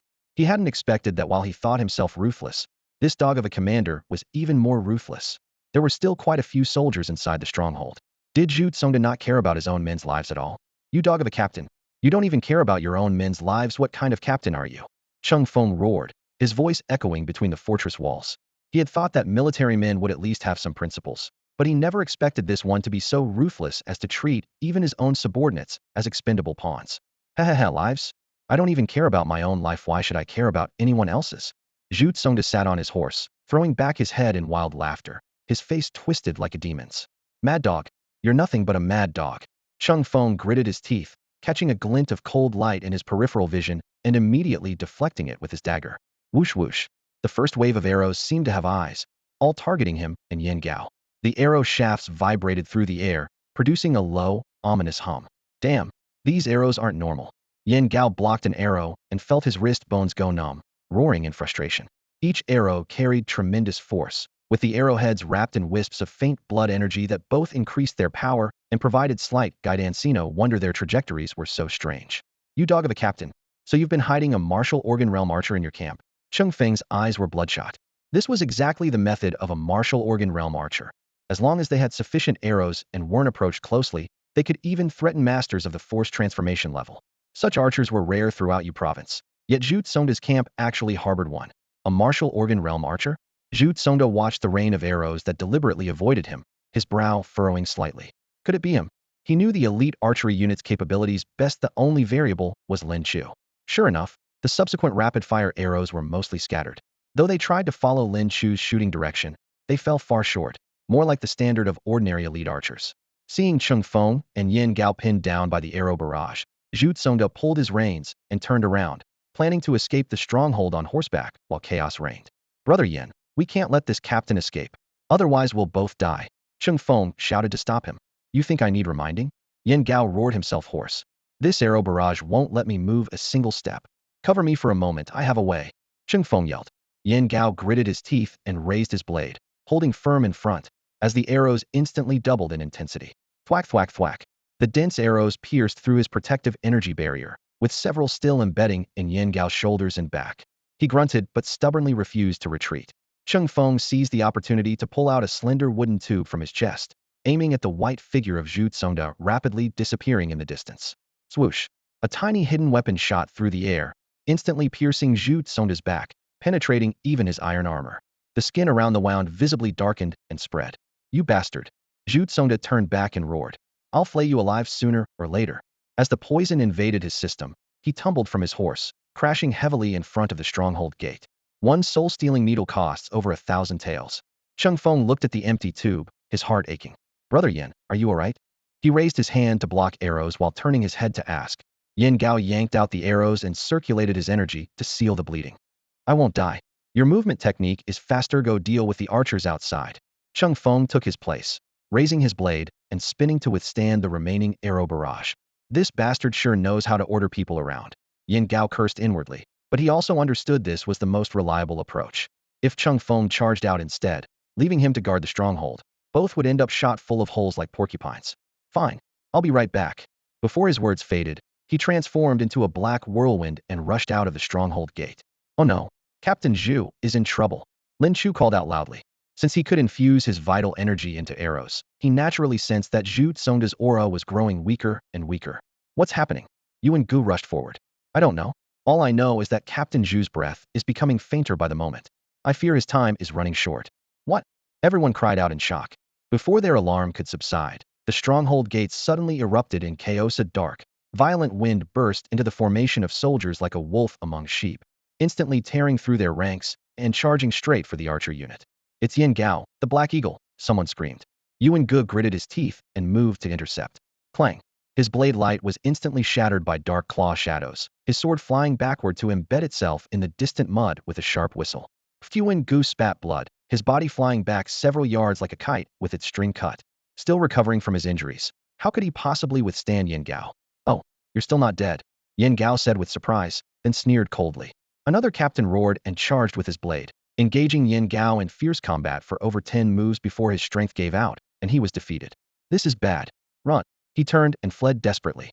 Black Eagle strike. Yin Gao pulled back his arms and suddenly tore forward, his force transforming into cross-claw strikes that shot out rapidly. Flash. The captain was instantly torn into pieces. Both captains are defeated. The commander is down to run. Run for your lives. With the supreme commander and 2 direct subordinate officers successively wounded, even the elite archer unit could no longer maintain morale. Want to escape? Weren't you having a grand time shooting earlier? Now it's my turn. Yin Gao licked his lips, his gaze cold as death, his form once again becoming a dark wind as he swept forward. Whoosh. At that moment, a bowstring thundered through the night, and a flash of lightning-cold light pierced the air. Clang. Yin Gao raised his claw to shatter the arrow, looking around in surprise and suspicion. A 2-stone bow is still too light. If I had a heavier one, that shot would have wounded you. Lin Chu emerged from the shadows with a quiet laugh. Yin Gao, it's been a while. What? You're alive too? Yin Gao's eyelids twitched. Yuan Gu, being a captain, had life-saving techniques, but what did this kid have? Still, it was better that he was alive. The fire burning in his heart finally had an outlet. Time to settle both old and new scores. Yin Gao's face darkened as he brought his hands together, unleashing the same killing move that had just slaughtered the captain. Hiss. Claw force carved through the sky with explosive air blasts. Lin Chu first swallowed the protective pill. Iron shirt technique. Bronze-colored energy covered his entire body as he gripped the silver dragon spear and thrust forward to meet the attack. Bang! The claw force shattered instantly. Lin Chu only retreated 3 steps, surprise flashing in his eyes. He really could contend with an ordinary energy transformation martial artist. This is impossible. Yin Gao's eyes widened. Iron shirt technique. No wonder you didn't die from my earlier strike, he said coldly. But there's still a vast chasm between energy transformation and the first 3 realms. You will still die. The dark wind pressed close as a claw struck directly at Lin Chu's face. Lin Chu spun his silver dragon spear in the Zhu family spear technique, meeting the attack heat-in. Clang, clang, clang. The 2 fighters' fists, claws, and spear point collided, vital energy and blood chi churning as the surrounding air exploded repeatedly. The 10th form, 11th form, 12th form. The spear momentum climbed steadily. When the 13th form of the Zhu family spear technique thrust out, the spear light howled, reaching ultimate speed. Yin Gao's pupils contracted as he crossed his claws to guard his chest. Clang. The spear tip pressed firmly against the black claws. Break for me. Lin Chu's arm muscles bulged as he pushed the bull tiger mysterious technique to its limit. Even with the protective pill and iron shirt technique guarding him, his bones still creaked and groaned, and even the silver dragon spear was forcibly bent. The 13th form of the Zhu family spear technique concentrated all accumulated momentum into a single point, comparable to a true energy transformation martial technique. This spear thrust contained everything Lin Chu had. Hiss. Blood sprayed forth. Yin Gao had been fighting non-stop, bleeding and spent, with an arrow wound to boot. Now he met Lin Chu heat-in with everything he had. The force tore open the arrow gash, blood gushed, his chi and blood roiled, and his protective inner power collapsed, throwing his defense into sudden disarray. The silver dragon spear split the air, its tip punching straight through Yin Gao's palm. Beads of blood burst in the night wind. Wretch! Yin Gao's eyes flared red as he stared, stunned, at his double black eagle hands run through. These talons that had struck fear across the Jianghu were beaten by a mere battalion banner officer? Impossible, this can't be. He howled, pain and terror shredding his voice. The silver dragon spear kept driving forward, cold light sawing through metacarpal bone inch by inch. Yin Gao staggered back, shaking. No, no, don't kill me. He'll serve you as a slave, a lackey. A Huajin expert as your servant, what a trophy that would be. Lin Chu's face stayed hard, his eyes unruffled. He nudged the shaft another half-inch until the tip pressed against the skin of Yin Gao's throat. Sorry, you know too much. You have to die? Hissed. The spear point flicked, blowing a black hole through Yin Gao's neck. Scalding blood sprayed along the blade. Lin Chu yanked the spear free and stepped back. Yin Gao's body hit the ground, blood still fontaining. A system prompt surfaced. EXP 2200, Shadowed Phantom Hand Huajin, Chasing Sun Archery Danmai. 2 techniques. Sure enough, a Huajin master drop right through the roof, Lin Chu said with a faint curl of his lip. He crouched to search the corpse and found only a bit over 200 taels and broken silver, so much for a dignified Huajin, practically penniless. Lin Chu snorted. No rush. There's another Huajin in the stockade. With cloud-wandering steps underfoot, he sprinted for the main gate. Outside the gate, the soldiers had watched Lin Chu duel Yin Gao and were already stupefied. Wang Su and the other recruits felt their scalps prickle. Had felt Yin Gao's explosive force up close, that suffocating pressure now lying cold and dead. A recruit from our intake, soloing a Huajin, someone murmured. De Qian may have a future governor on its hands. All piled on all, and Lin Chu's standing in the ranks climbed to a new peak. You hold the gate. I'm going in to check on the Qianhu, Lin Chu said evenly. Banner officer, there's poison fog inside. Wang Su blurted. No matter. I have my ways. With that, Lin Chu's figure blurred as he slipped into the stockade. White mist billowed, veiling everything like gauze, dense as milk. The medicinal power still circling in Lin Chu's body warded off mundane toxins. To be safe, he drew in a breath of the mist, ready to pull back at the first wrong sign. A cool breath spread from his lungs through limbs and bones. Not only harmless, it set his blood surging, his vitality subtly rising. Lin Chu brightened. This wasn't poison at all, it was tempering spirit mist. He inhaled deeply on purpose, letting the mist cycle through his meridians as his qi and blood climbed at a steady pace. A memory flashed of the earlier pill prompt capable of swallowing and absorbing spirit matter. So this poison fog did hold a kind of spirit essence. There were plenty of questions, but catching the Huajin poison user would provide all the answers. Soon, Lin Chu found Zhu Tsongda lying unconscious on the ground with a darkened face, and Cheng Feng nearby, preparing to strike. You dog of a captain, you caused me to be hit by several arrows, now die. Cheng Feng thrust his short blade directly forward. Stop! A silver gleam flashed, intercepting the blade. Clang! A tremendous force struck, and Cheng Feng hurriedly channeled his inner strength to deflect it, but this power was impossible to neutralize. He couldn't even hold onto his dagger as it was knocked from his grasp. No, please, before Cheng Feng could finish his words, the silver gleam struck several times in succession. Swish, swish, swish. Lin Chu directly crippled Cheng Feng's limbs. Ah! The excruciating pain made Cheng Feng wail. Though Cheng Feng was a martial artist who had achieved the force transformation stage, he had only just entered it, and combat was not his specialty. Yin Gao, Cheng Feng shouted, seeking rescue. Stop calling for him. Yin Gao is already dead, Lin Chu said calmly. What? That's impossible. How could you have killed Yin Gao? Cheng Feng's twisted expression was filled with disbelief. This wasn't surprising. Yin Gao was considered a veteran force transformation martial artist in the area with extremely strong combat abilities. No one would believe he had died at the hands of a young man. The antidote. Lin Chu crouched in front of Cheng Feng, expressionless. To drag down a captain with me in death, I am satisfied. Cheng Feng sneered maliciously. Fine then, I'll handle this myself. Lin Chu searched around and quickly found several medicine bottles. Damn it! Cheng Feng's eyes widened. Lin Chu took the medicine bottles, hoisted Captain Zhu over his shoulder, and headed out of the stronghold. As for the horse, it was currently trapped in an illusion and didn't need attention. Immediately take Captain Zhu to find a medical officer and have him determine which of these is the antidote. Lin Chu ordered. Also, Captain Yuan is lying over there on the ground, injured as well. Take him for treatment too. Yes. Lin Chu returned to the stronghold once more. Seeing him come and go freely, apparently unaffected by the poisonous mist, Cheng Feng called out. How are you not affected by the Kunlun immortal mist? Kunlun immortal mist? That's what you call this poison gas. Lin Chu took a deep breath right in front of Cheng Feng and smiled. It has no effect on me. Breathing more of it actually helps with cultivation. Cheng Feng's pupils suddenly contracted. Abnormal. This guy was definitely abnormal. From the moment he entered the stronghold, he had never held his breath.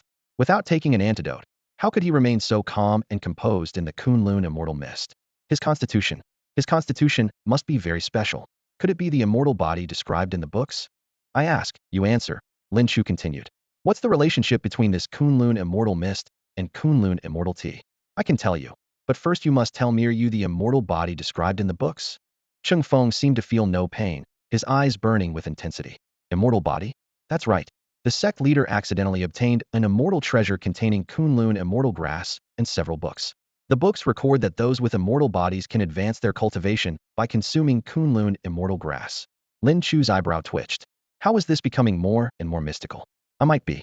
Continue. According to what Cheng Feng said, they then began studying the Kunlun immortal grass. Most of the books described scenes and culture of the immortal realm. Regarding the so-called Kunlun immortal grass, the books only referred to it as immortal grass. The Kunlun designation was added by the Pingtian sect. The books didn't describe the effects of the Kunlun immortal grass in detail. The Pingtian sect could only grope forward in the dark. Anything containing the immortal grass, whether made into tea, burned, or exploded to produce smoke, would have powerful hallucinogenic and addictive effects on living beings. The Pingtian sect's rapid growth was due partly to the Dogon dynasty's inhumane policies, and partly to their use of Kunlun immortal grass. Want to use the grass? Rebel first. Since the books mentioned that Kunlun immortal grass could enhance cultivation, the Pingtian sect couldn't possibly ignore its potential. They had several martial artists at the Wuzong realm drink Kunlun immortal tea together, then used bloodletting to reduce toxin erosion while circulating qi and blood among themselves. Through these layered methods, the effect barely matched that of a few ordinary blood-replenishing medicines. Once these results came out, the Pingtian sect's leader immediately classified the substance as poison and had no intention of wasting further manpower and resources on it. The book also mentioned that only those with immortal bodies could safely absorb Kunlun immortal grass. Cheng Feng prided himself on his vast experience, claiming to have seen tens of thousands who had drunk Kunlun immortal tea, yet he had never once encountered a so-called immortal body. At this moment, his burning gaze fell upon Lin Chu. I never expected to meet one today. Lin Chu sneered inwardly. Immortal body? He had merely consumed a few spiritual herbs. These mortals constantly spoke of immortals and divine beings. They should wait until another terrestrial immortal realm cultivator appeared in the world before making such claims. Spare my life. Cheng Feng suddenly changed his tone, speaking urgently. I have thoroughly researched Kunlun immortal grass. If you keep me alive, I can definitely help your cultivation soar. TCH. Lin Chu's spear shot out like lightning, piercing straight through Cheng Feng's forehead. Experience 2000. Obtained. Torrential pear blossom needles transformation force. No need. He flicked his spear, shaking off the blood droplets. What I gain from killing you is more than absorbing all this poisonous mist. With that, he began a massacre throughout the stronghold. Among the scattered rocks and broken tiles, bandits fled in all directions, wailing, but in his eyes they were all nothing but living experience points. Swish, swish, swish.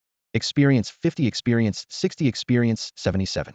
Lin Chu looked up to see the last bandit leader standing frozen in place, his face deathly pale. Tonight's torments, first the poisonous mist that engulfed the entire stronghold, sparing neither friend nor foe, then the fierce battle between three transformation force martial artists, followed by the rain of arrows. None of it compared to Lin Chu's cruelty.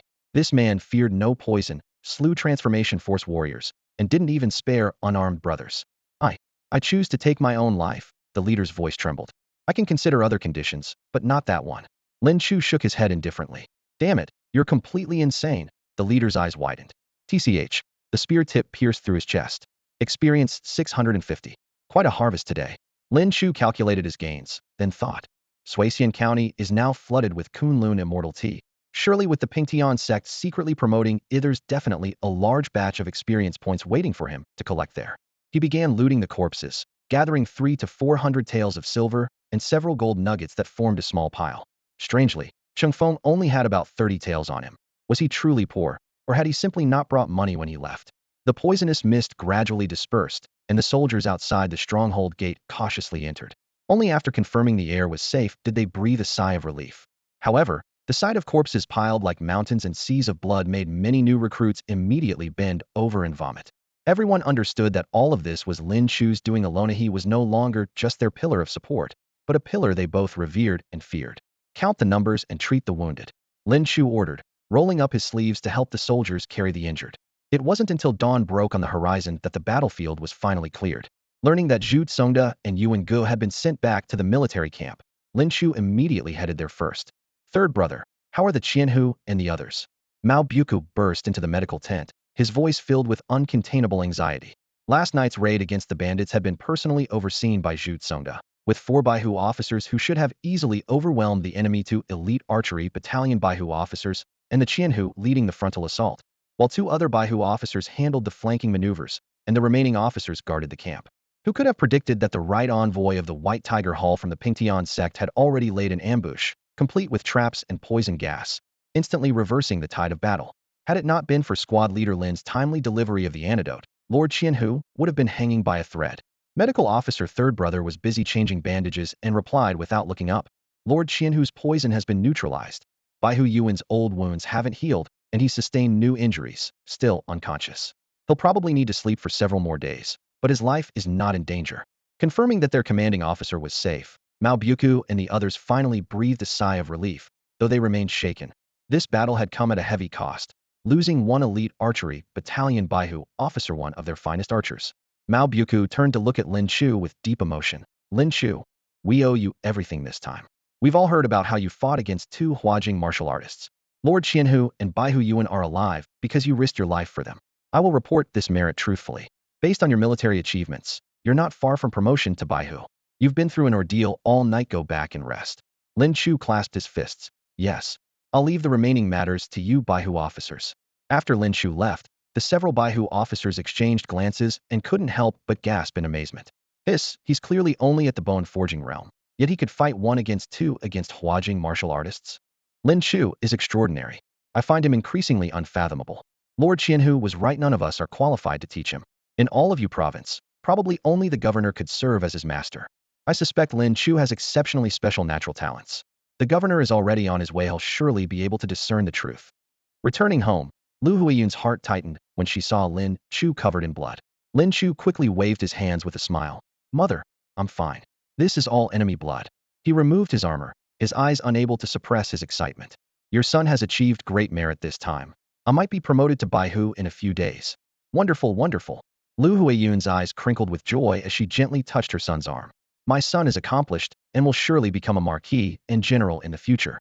Mother will go cook for you. After finishing a bowl of clear porridge and a plate of hot dishes, Lin Chu washed away the bloodstains and lay back on his bed, his mind turning. It was time to take stock of this great harvest. First, receive the mystic shadow hand. As soon as his consciousness moved, countless cultivation methods flooded into his mind like a torrent. Martial technique, mystic shadow hand. Huajing beginner, 0450. The required experience is actually less than the bull tiger mystic arts. It seems the bull tiger mystic arts are of a higher level.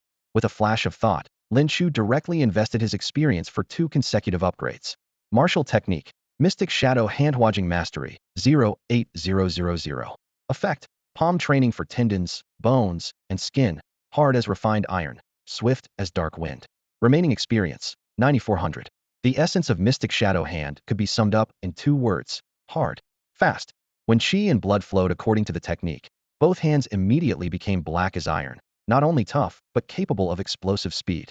If this method were integrated into archery, Lin Chu was confident his shooting speed would at least double. Coincidentally, Lin Chu had also acquired new archery techniques this time. Martial technique, Chasing Sun Archery Dan Meridian entry level, 01500. Chasing Sun Archery was a Dan Meridian realm martial technique? Was the Dan Meridian realm the stage after force transformation? Or even beyond that? Such an advanced level was incredibly rare in a small place like Sui County. Even the Martial Hall's archives probably contained only a few pages about it. Lin Chu silently marveled. Indeed, only by breaking into the elite camp selection can one truly broaden their martial horizons. With a thought, he directly upgraded Chasing Sun Archery by 1 level. Boom. Thunder seemed to roll through his mind as vast memories flooded and he saw himself gripping the bow and drawing the string, practicing day after day until his arms went numb, as if trying to shoot down the blazing sun itself. Lin Chu couldn't help but complain. Good grief, do they think I'm Ho-E? In the blink of an eye, his vision refocused on the room. While he couldn't actually shoot down the sun, the name, Chasing Sun, already revealed this archery technique's pursuit of ultimate range. If truly mastered to perfection, he could become a human-guided missile, delivering a silent killing shot from thousands of meters away. Martial technique, Chasing Sun Archery Dan Meridian Minor Achievement, 05000. Effect, complements 100 imperial archery, wields 10-stone bow, 100% accuracy within 1500 paces. Experience points, 7900. After reaching minor achievement, Both power and attack range far exceeded 100 imperial archery. But Lin Chu knew clearly the real terror lay in perfection. He still had enough experience, so upgrade again. Buzz, buzz, buzz. Intense dizziness struck as massive archery insights poured in frantically, making mere moments feel like years of arduous training. Martial technique. Chasing Sun Archery Dan Meridian Major Achievement, 020000. Effect. Complements 100 Imperial Archery, wields 20 stone bow, 100% accuracy within 2,000 paces, can attach force to arrows, dramatically increasing speed and power. Experience points, 2,900. Lin Chu's arm muscles swelled slightly as strange force flowed like water across his skin's surface, his strength approaching 6 oxen worth of power. He murmured softly, "Force attachment for speed enhancement? Let me try." He rolled over to grab his bow, took an arrow, and walked to a secluded grove outside the military camp. Swoosh. The arrow shot through the air with a trace of force attached. Then, with another mental push whoosh, golden light flashed as speed doubled. Bang! The thick tree trunk instantly dented with a crater, the arrow shaft shattered to powder. Though the power was terrifying, ordinary arrows simply couldn't withstand it. Each shot destroyed one. Lin Chu recalled the mountain stronghold raid. If he'd possessed Chasing Sun Archery then, when Commander Zhu had him provide long-range sniper support, he could have easily killed Yin Gao and Cheng Feng. Collecting his thoughts, he continued allocating experience. The remaining 2,000 plus points went first to perfecting Cloud Wandering Steps, with the rest poured into Bull Tiger Mysterious Arts. Crack, crack, crack. Chi and blood exploded like firecrackers within his body. But this transformation was even more mysterious. His blood chi churned into blood-colored serpents that wound along flesh, sinew, and bone, finally coiling into a blood pillar.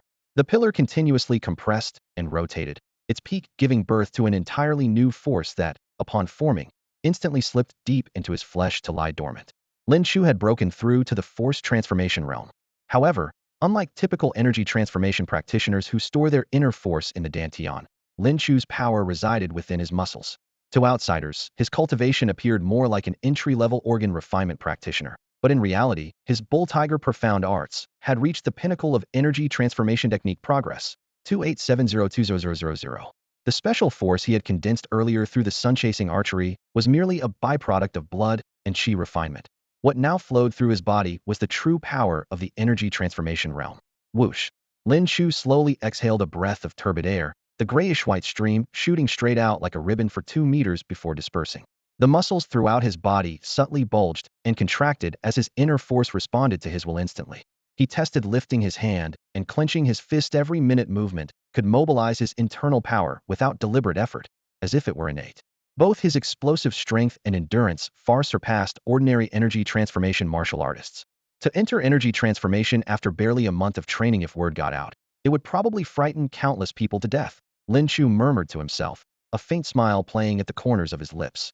He retrieved his traveling pack, pulling out a fist-sized round iron sphere that felt cold and heavy in his hand.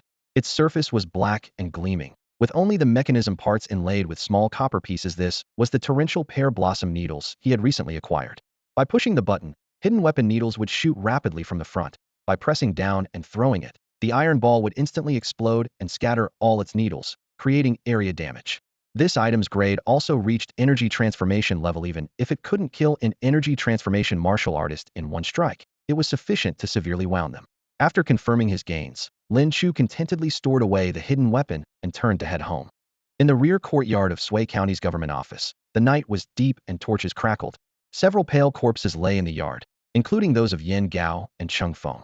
Beside the bodies stood County Magistrate Ding Fu, Thunder Fist Martial Hall Master Lei Xingshan, Flower Sword Martial Hall Master Hua Jinfeng, and Pingtian Sect's White Tiger Hall Master Lu Yihe, all with grim expressions. Ding Fu was first to break the deathly silence. These bodies were retrieved from the military camp with great difficulty. Please examine them, gentlemen. I'm no expert. The details depend on you all. Lei Xingshan stepped forward, his voice suppressed. I've already investigated. They all died by the same person's hand. Yin Gao and Right Envoy Cheng were first struck by arrows and severely wounded. The archer was clearly an organ refinement realm bowman. Afterward, both fought again while injured. Yin Gao was killed on the spot by a long spear thrust, while Right Envoy Cheng was tortured briefly before being killed. Testimonies from the military camp indicate that both the arrows and spear point to one person: Lin Chu, rank, squad leader. He raised his eyes to scan the group, his voice growing even more somber. Back at the mountain pass, he was merely bone forging realm, yet he fought hard against my brother and me. My sworn brother died under his spear, and I barely escaped with my life. Hua Jinfeng frowned. A mere squad leader who can execute organ refinement archery and slay energy transformation experts? This is too absurd. All eyes turned unanimously to Liu Yihe. Only this White Tiger Hall master could make decisions about confronting someone capable of slaying energy transformation practitioners. Liu Yihe gazed expressionlessly down at the corpses for a long moment before speaking, his voice calm, yet carrying a chilling undertone. Magistrate Ding, the time has come. Introduce the Kunlun Immortal Tea into the military camp. My White Tiger Hall's great army will immediately march south to sway counter. No matter how strong this boy is, can he possibly withstand my thousands of troops? Over the following days, Lin Chu's life became much more peaceful. With Zhu Songda injured, the regular patrol duties were temporarily suspended. Each day, aside from handling official business at the military camp and drilling his subordinates, he stayed by his mother's side. As autumn deepened and the chill grew sharper, he worried about preparing for winter at home and decided to go shopping for some padded clothes and coal. The marketplace was quieter than usual, with vendors scattered here and there, their calls sparse and half-hearted. Lin Chu stepped into a familiar tailor shop and casually tapped the counter. Shopkeeper, I need 2 padded jackets made for my mother. With his robust constitution and strong qi circulation, ordinary cloth garments were sufficient to keep him warm, but 2 sets would be enough for his mother to alternate between, and any more would only earn him a scolding for being wasteful. No one responded from behind the wooden counter. He frowned slightly and struck the counter harder, his palm making it resound with a loud bang. Anyone there? Only then was the curtain pulled aside. The middle-aged shopkeeper stumbled forward, his face ashen and eyes sunken as if he hadn't slept for days. He mumbled, "Customer wants padded clothes? Just pick whatever you like. Toss down a tael of silver, and it's yours." He then raised his hand with a foolish grin, and there was a faint tea-like stench about him. Something was clearly wrong. Just as Lin Chu was about to inquire further, a woman emerged from behind the curtain, her eyes red and swollen from recent tears. She grabbed the shopkeeper's sleeve and bowed awkwardly to Lin Chu. "Please don't mind him, sir. My husband has been ruined by that Kunlun Immortal Tea. Can't live without the stuff. Not only has he drunk away our entire fortune, but his mind has become addled too. We've dismissed all the workers, mortgaged the shop to the money house, and only have these ready-made clothes left, hoping to sell them off to fill some of the holes. If you see anything you like, I'll get it for you. Please don't take it to heart." Kunlun Immortal Tea again. Lin Chu sighed inwardly. In just a few short days, this poison had already seeped into the common marketplace. He had originally planned to wait until Captain Zhu recovered before making his report, but now it seemed he had to act immediately at the very least. He needed to root out the Pingtian sect's agents lurking in the city. He pulled out 10 taels of silver and placed them on the counter, saying quietly, 10 padded jackets, please wrap them up. The silver ingot struck the wooden board with a heavy sound. The woman stared in shock, then wiped her tears and thanked him repeatedly. Lin Chu collected his bundle and left the shop. Looking around, he saw the vast marketplace nearly empty, with several shop doors half-closed, a desolation that chilled him to the bone. The poisonous tea spread like plague. If allowed to continue, the Pingtian sect, under the banner of leveling the heavens, were in reality nothing but wolves and tigers, no different from wild beasts. They could not be allowed to remain. He surveyed his surroundings and was about to leave when he heard rustling from the grass ahead. Using his cloud-wandering steps, Lin Chu's form flashed forward, light as a swan despite carrying 10 padded jackets. Parting the grass, he indeed found someone crouched within.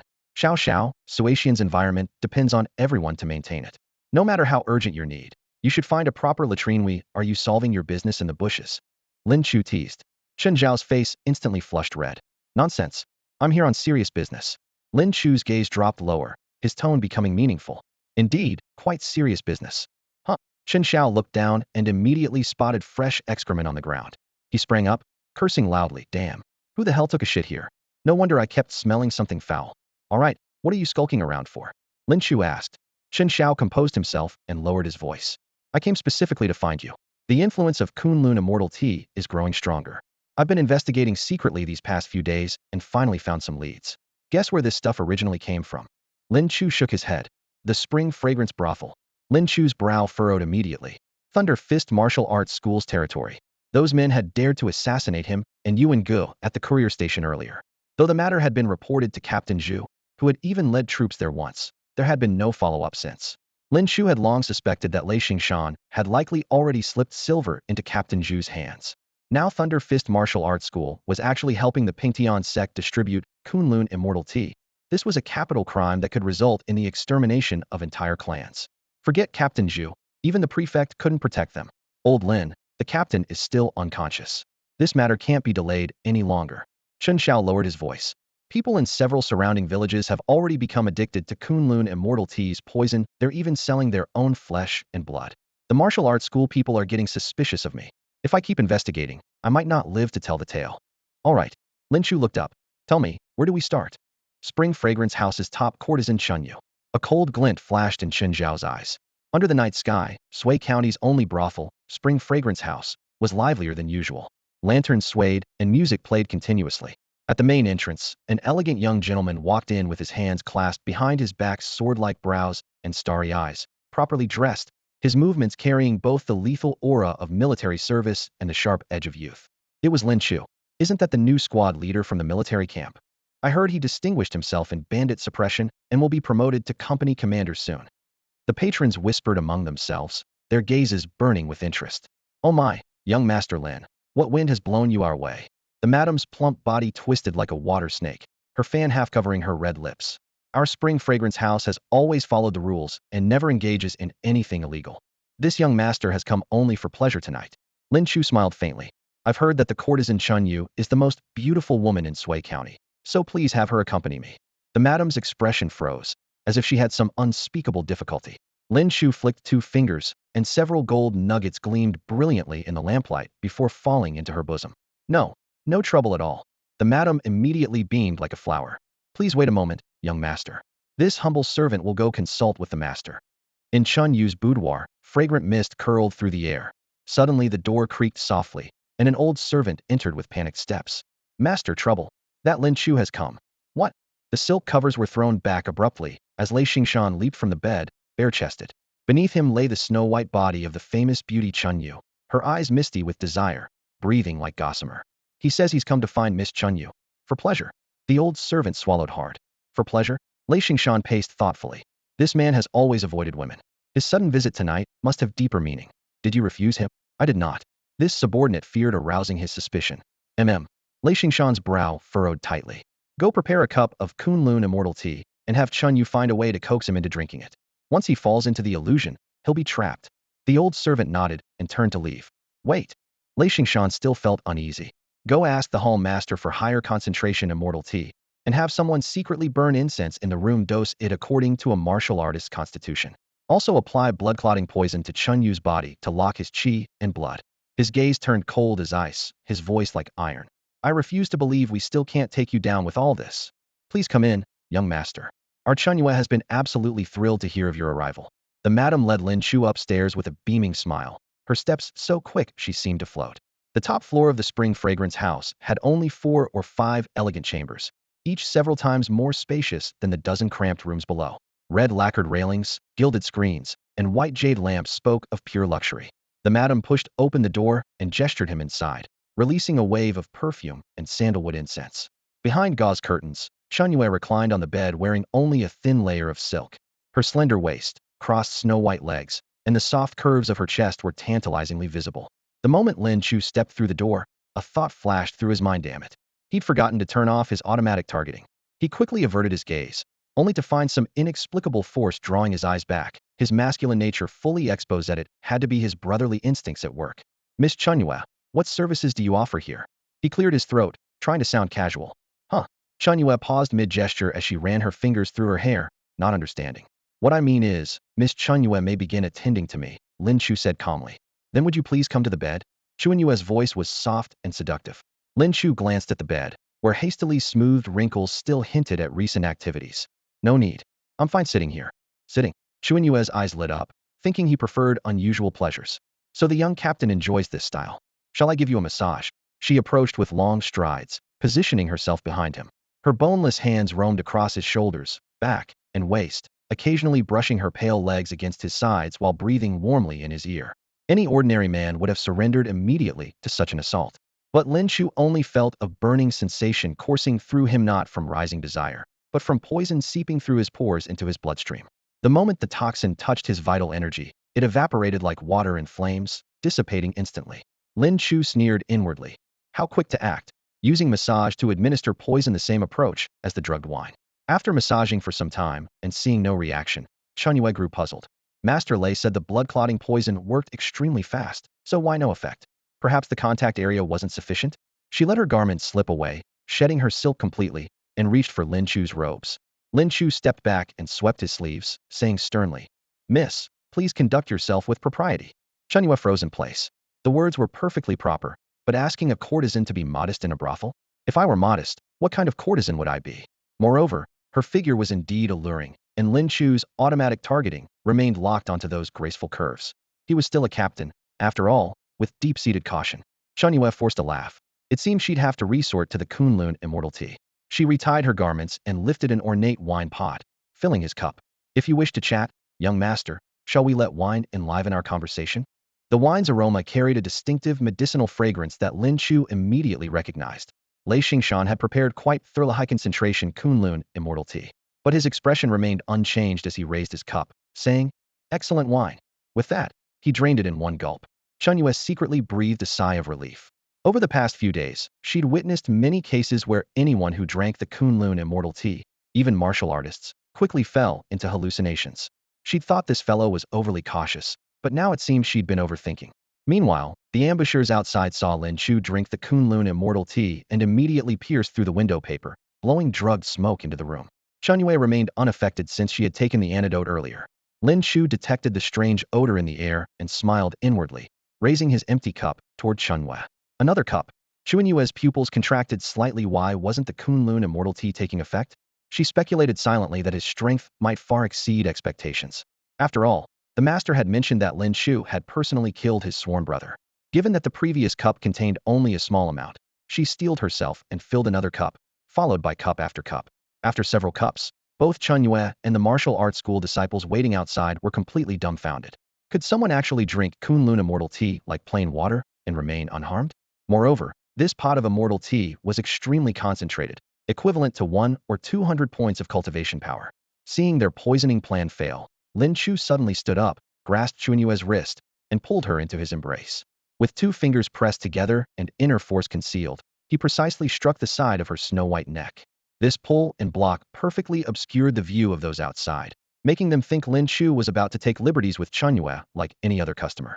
"Stay still and don't move, or this beautiful swan neck will snap immediately." Lin Chu's voice was ice-cold. Chunyue's face turned deathly pale, and she could only nod tremblingly. Where did the Kunlun immortal tea come from? "The White Tiger Hall master of the Pingtian sect gave it." Chunyue answered with a trembling voice. "Lei Xingshan told you even this?" "He didn't say. The master of Huajian martial arts school told me." Lin Chu frowned slightly. "Huajian martial arts school? You're not Lei Xingshan's person. I'm merely his plaything." Chunyue laughed self-mockingly. "Over the years, to curry favor, he's made me accompany many important figures: the county magistrate, Susanda, masters of both major martial arts schools, even military officers like centurions and squad leaders." The county magistrate and Susanda? Father-in-law and son-in-law sharing the same woman. Lin Chu sneered, suddenly remembering a key he had found on Susanda's body, its purpose still unknown. He pressed further. "Where does Susanda usually hide his things?" "He treasures money like his life. But he once told me there's a surprise buried in the pond behind the county office. He said he'd show me when he had saved enough gold and silver to leave Sui County with me." "Huh. I've heard too many such lies." Lin Chu mentally noted the pond clue and asked again, "What else do you know about the Pingtian sect's movements?" The county magistrate, the Huajian martial arts schoolmaster, plus Lei Xingshan all pledged allegiance to the Pingtian sect. Even the Huajian martial arts schoolmaster had turned traitor, which surprised Lin Chu. "Where is the immortal tea currently stored?" "In one of Lei Xingshan's residences in the south of the city, located at..." Chunyue rattled off the detailed address in one breath. That boy Chen Xiao was indeed clever, knowing to break through via Chunyue, saving considerable trouble. Unfortunately, she didn't know the White Tiger Hall master's whereabouts, or Lin Chu would have preferred to capture the leader first. Having obtained the needed intelligence, Lin Chu released his grip and pushed Chunyue to the ground. "Young master." "No, captain." Chunyue wept like a pear blossom in rain, sobbing as she begged for mercy. "This humble woman comes from lowly origins, and everything I've done was out of desperation. Please, sir, considering that I've confessed truthfully, show mercy." Lin Chu smiled coldly. "If I didn't have immunity to Kunlun immortal tea and your poisons, I would have died by your hand already. Mercy? Go negotiate with the king of hell." He crushed the wine cup on the table, and inner force carried the fragments, shooting out like projectiles. Swoosh, swoosh, swoosh. The first glass shard precisely pierced through Chunyue's forehead, while the remaining fragments became deadly arrows, penetrating doors and windows to kill all the martial arts school people in the corridor. Experience 20, experience 150, experience 130. Lin Chu stepped out of the room to find the madam and Lei Xingshan's old servant still standing in the corridor. The lanterns cast a dim yellow glow, wooden floorboards creaked underfoot, and the air still reeked of blood and alcohol. The madam trembled like a leaf, hastily pulling several gold nuggets from her sleeve and offering them with both hands, her voice quavering. Sir, please spare this old woman's life. Humph. Lin Chu bent down and picked up a sharp fragment of broken wine cup. With a flash of cold steel, he slashed the madam's throat. Blood sprayed across the wall lamp, and she fell silent instantly. Experience 10. Since you stayed here, it means you know plenty and can't escape responsibility, he said in a tone as flat as discussing the weather. The old servant's face turned ashen as he backed away step by step, wanting to turn and flee, but his legs felt like they were filled with lead. Where is Lei Xingshan now? The master has returned to the martial arts school, the servant stammered. How quickly he runs. Lin Chu's gaze was ice cold. Too bad you'll all become his scapegoats. In the next instant, he struck the servant's face with his palm.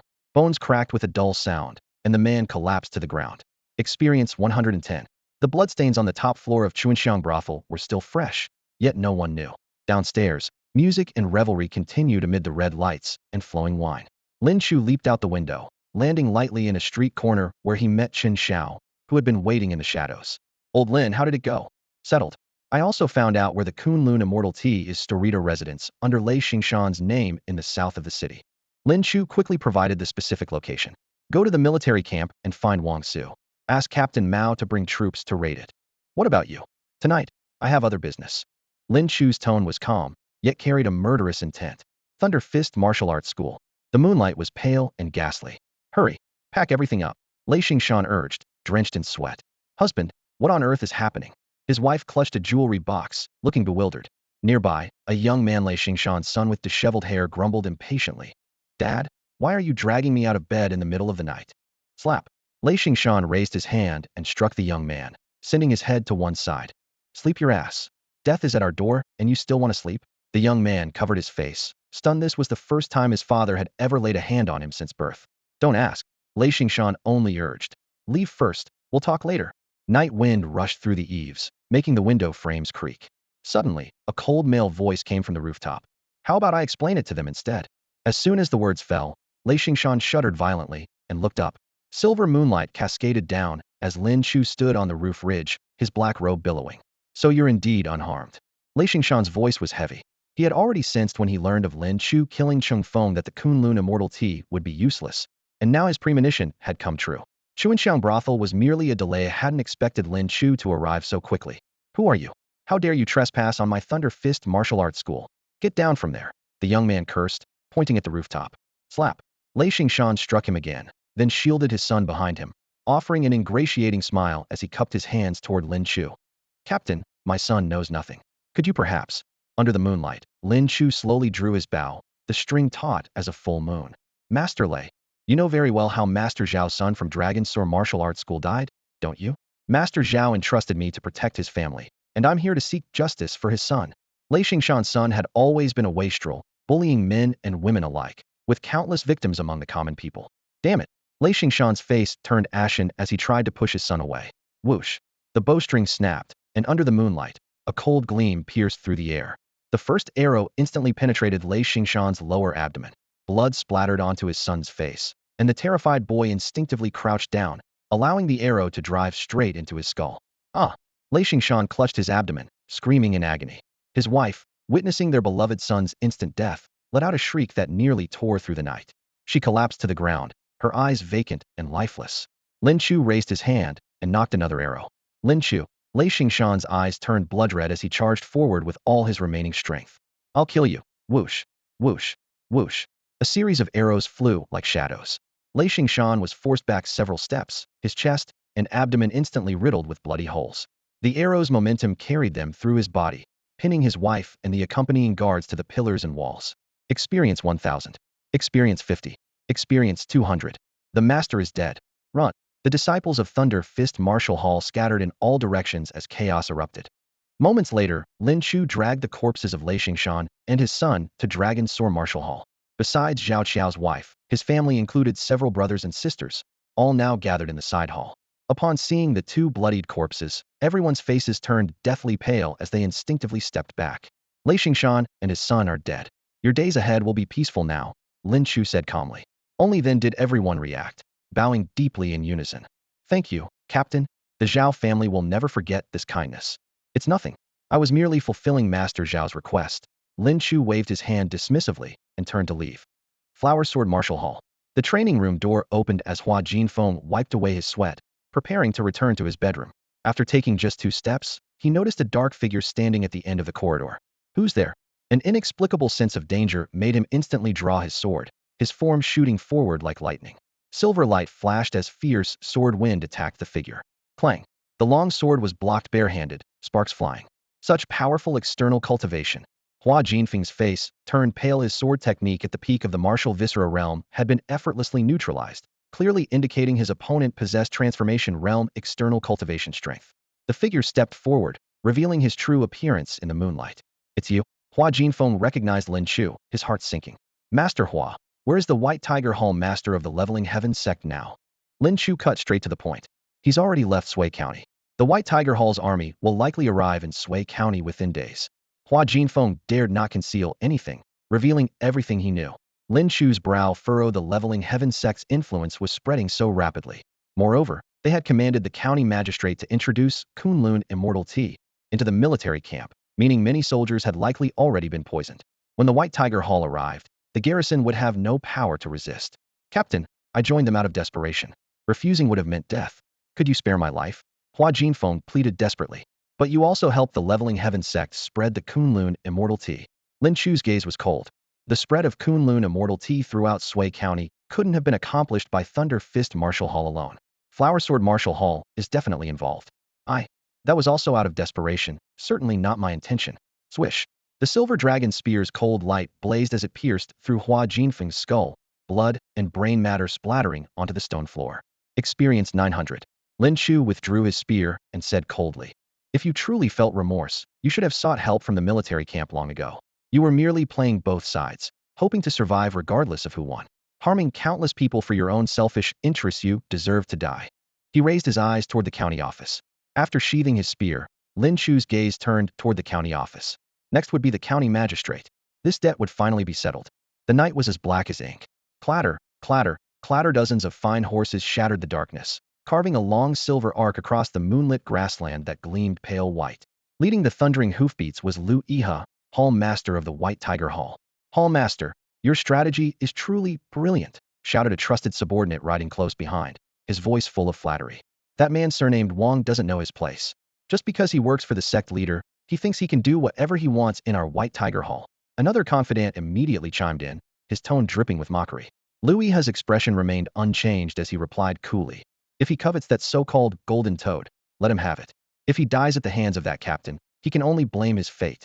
In truth, the White Tiger Hall wasn't solely under Lu Iha's command. The sect leader of the Leveling Heaven sect was naturally suspicious and had long ago placed deputy hall masters beneath each hall master to monitor their every move. Shortly after Lu Iha arrived in Sui County, the deputy hall master followed. Upon learning that a tax official had been embezzling extensively and might have crafted a pure gold golden toad, the deputy hall master was immediately tempted. Lu Iha knew that the captain with mysterious powers who had killed Cheng Feng would eventually come for them. Anyone capable of killing Cheng Feng is no ordinary opponent. Since the deputy hall master wanted the golden toad, he might as well let him try, though whether the man would live to claim it was another matter. To be safe, Lu Iha simply withdrew from Sui County, planning to return later with a large army to crush the place.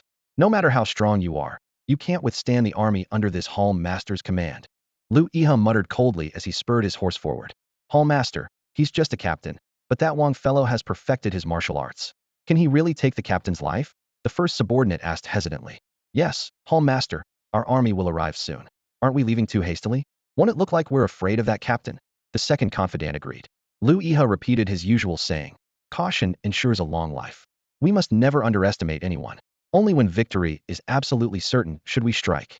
Yes, yes, yes, the hall master is right. Everyone chorused in agreement as the sound of hoofbeats merged back into the night. The county office. How could it not be found? County Magistrate Ding Fu hurried through the main gate with a group of men.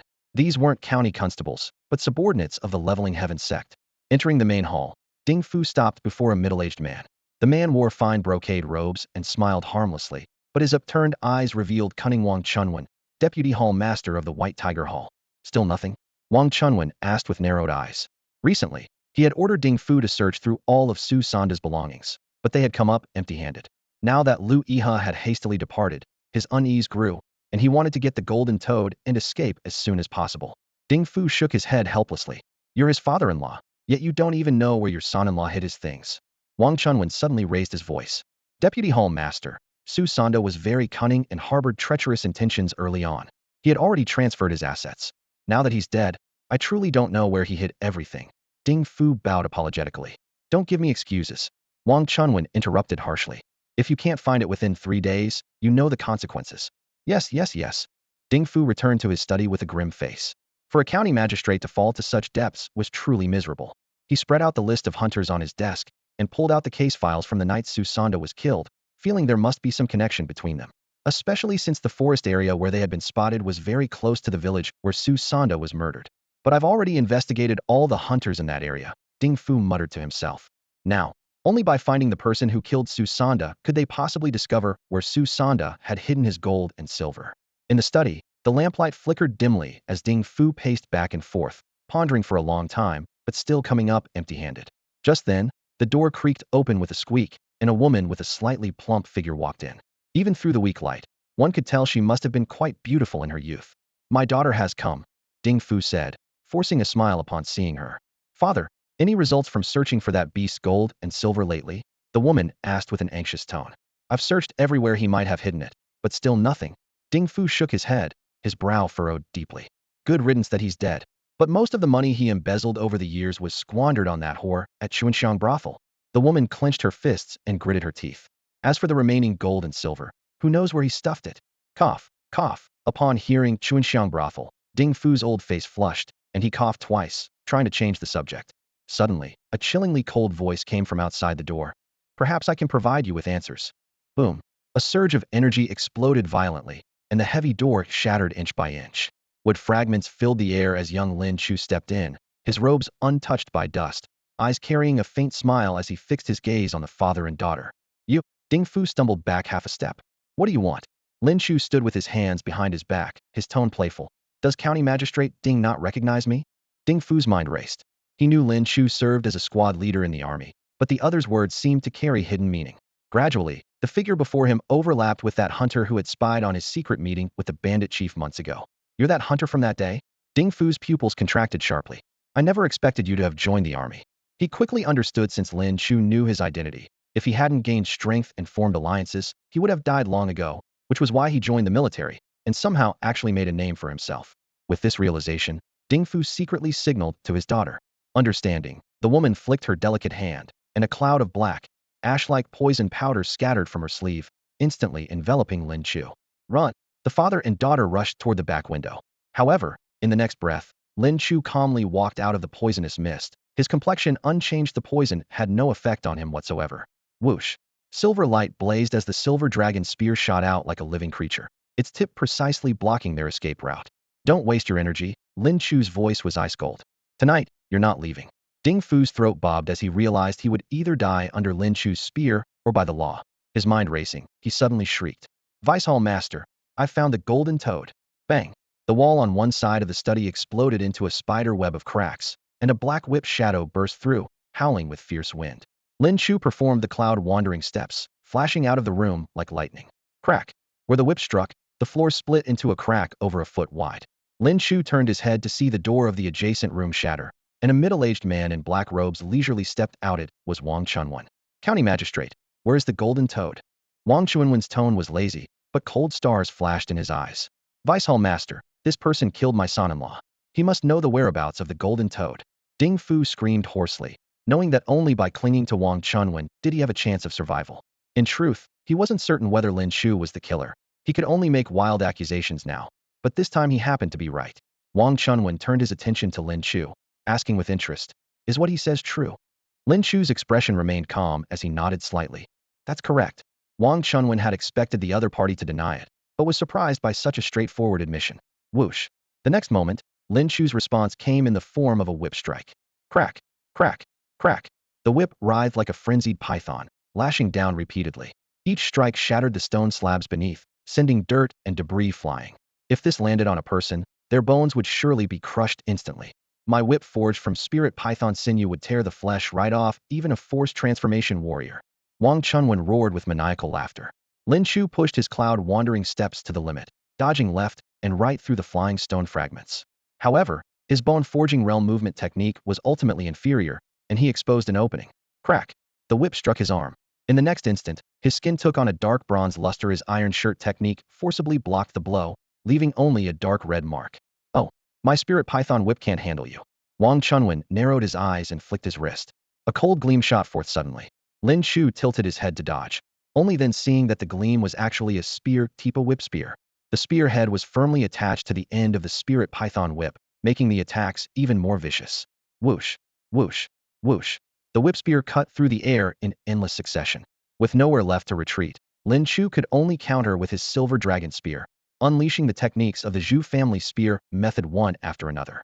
Clang, clang, clang. Black shadows and cold light interweaved, enveloping Lin Chu, but he blocked them all. With each clash of metal, the silver dragon spear trembled and hummed. His opponent's spear tip was actually of higher grade than the silver dragon spear. This was Lin Chu's first experience of the helpless feeling of being outmatched in weapons. The longer they fought, the more grim Wang Chunwen became. He's clearly just at the entry level of organ refining realm, so why is his combat power like this? His force energy clung to the whip spear, attacking like a torrential downpour, yet he still couldn't break through his opponent's defense. Even stranger, Lin Chu's counterattacks also seemed to contain force energy, but he couldn't detect it. Such a monster absolutely could not be allowed to live. Come, attack together, he bellowed. The Leveling Heavens sect members swarmed forward, with bone forging and organ refining realm warriors all charging to kill. Kill! Two bone forging realm fighters wielding blades slashed at Lin Chu from behind and below, seeking death. Lin Chu's eyes turned ice gold as his silver dragon spear swept back in a rising thrust, piercing both men on the spot. Experience 300. Experience 280. As the two corpses fell, two archers on the left and right had already drawn their bows to full draw. Whoosh! Whoosh! Arrows shot forth rapidly. Lin Chu reached back with one hand and actually caught the arrows barehanded, snorting coldly. Petty tricks. He then seized a bow and shot back. Thud! Thud! Experience 480. Experience 500. In his eyes, archers of this cultivation level moved as if in slow motion. The next moment, a bloody wind suddenly rose. Wang Chunwen closed in again. Executing the 13th form of the Zhu family spear method, Lin Chu roared and thrust back. Clang! The whip spear was knocked away, but the silver dragon spear's tip also shattered into pieces. Lin Chu retreated several steps, knowing his opponent had also used full strength just then with his weapon broken. The situation was even more dangerous. Kill! Kill! The Leveling Heaven sect warriors surged forward again, and even the organ refining realm fighters who hadn't acted before now joined the attack.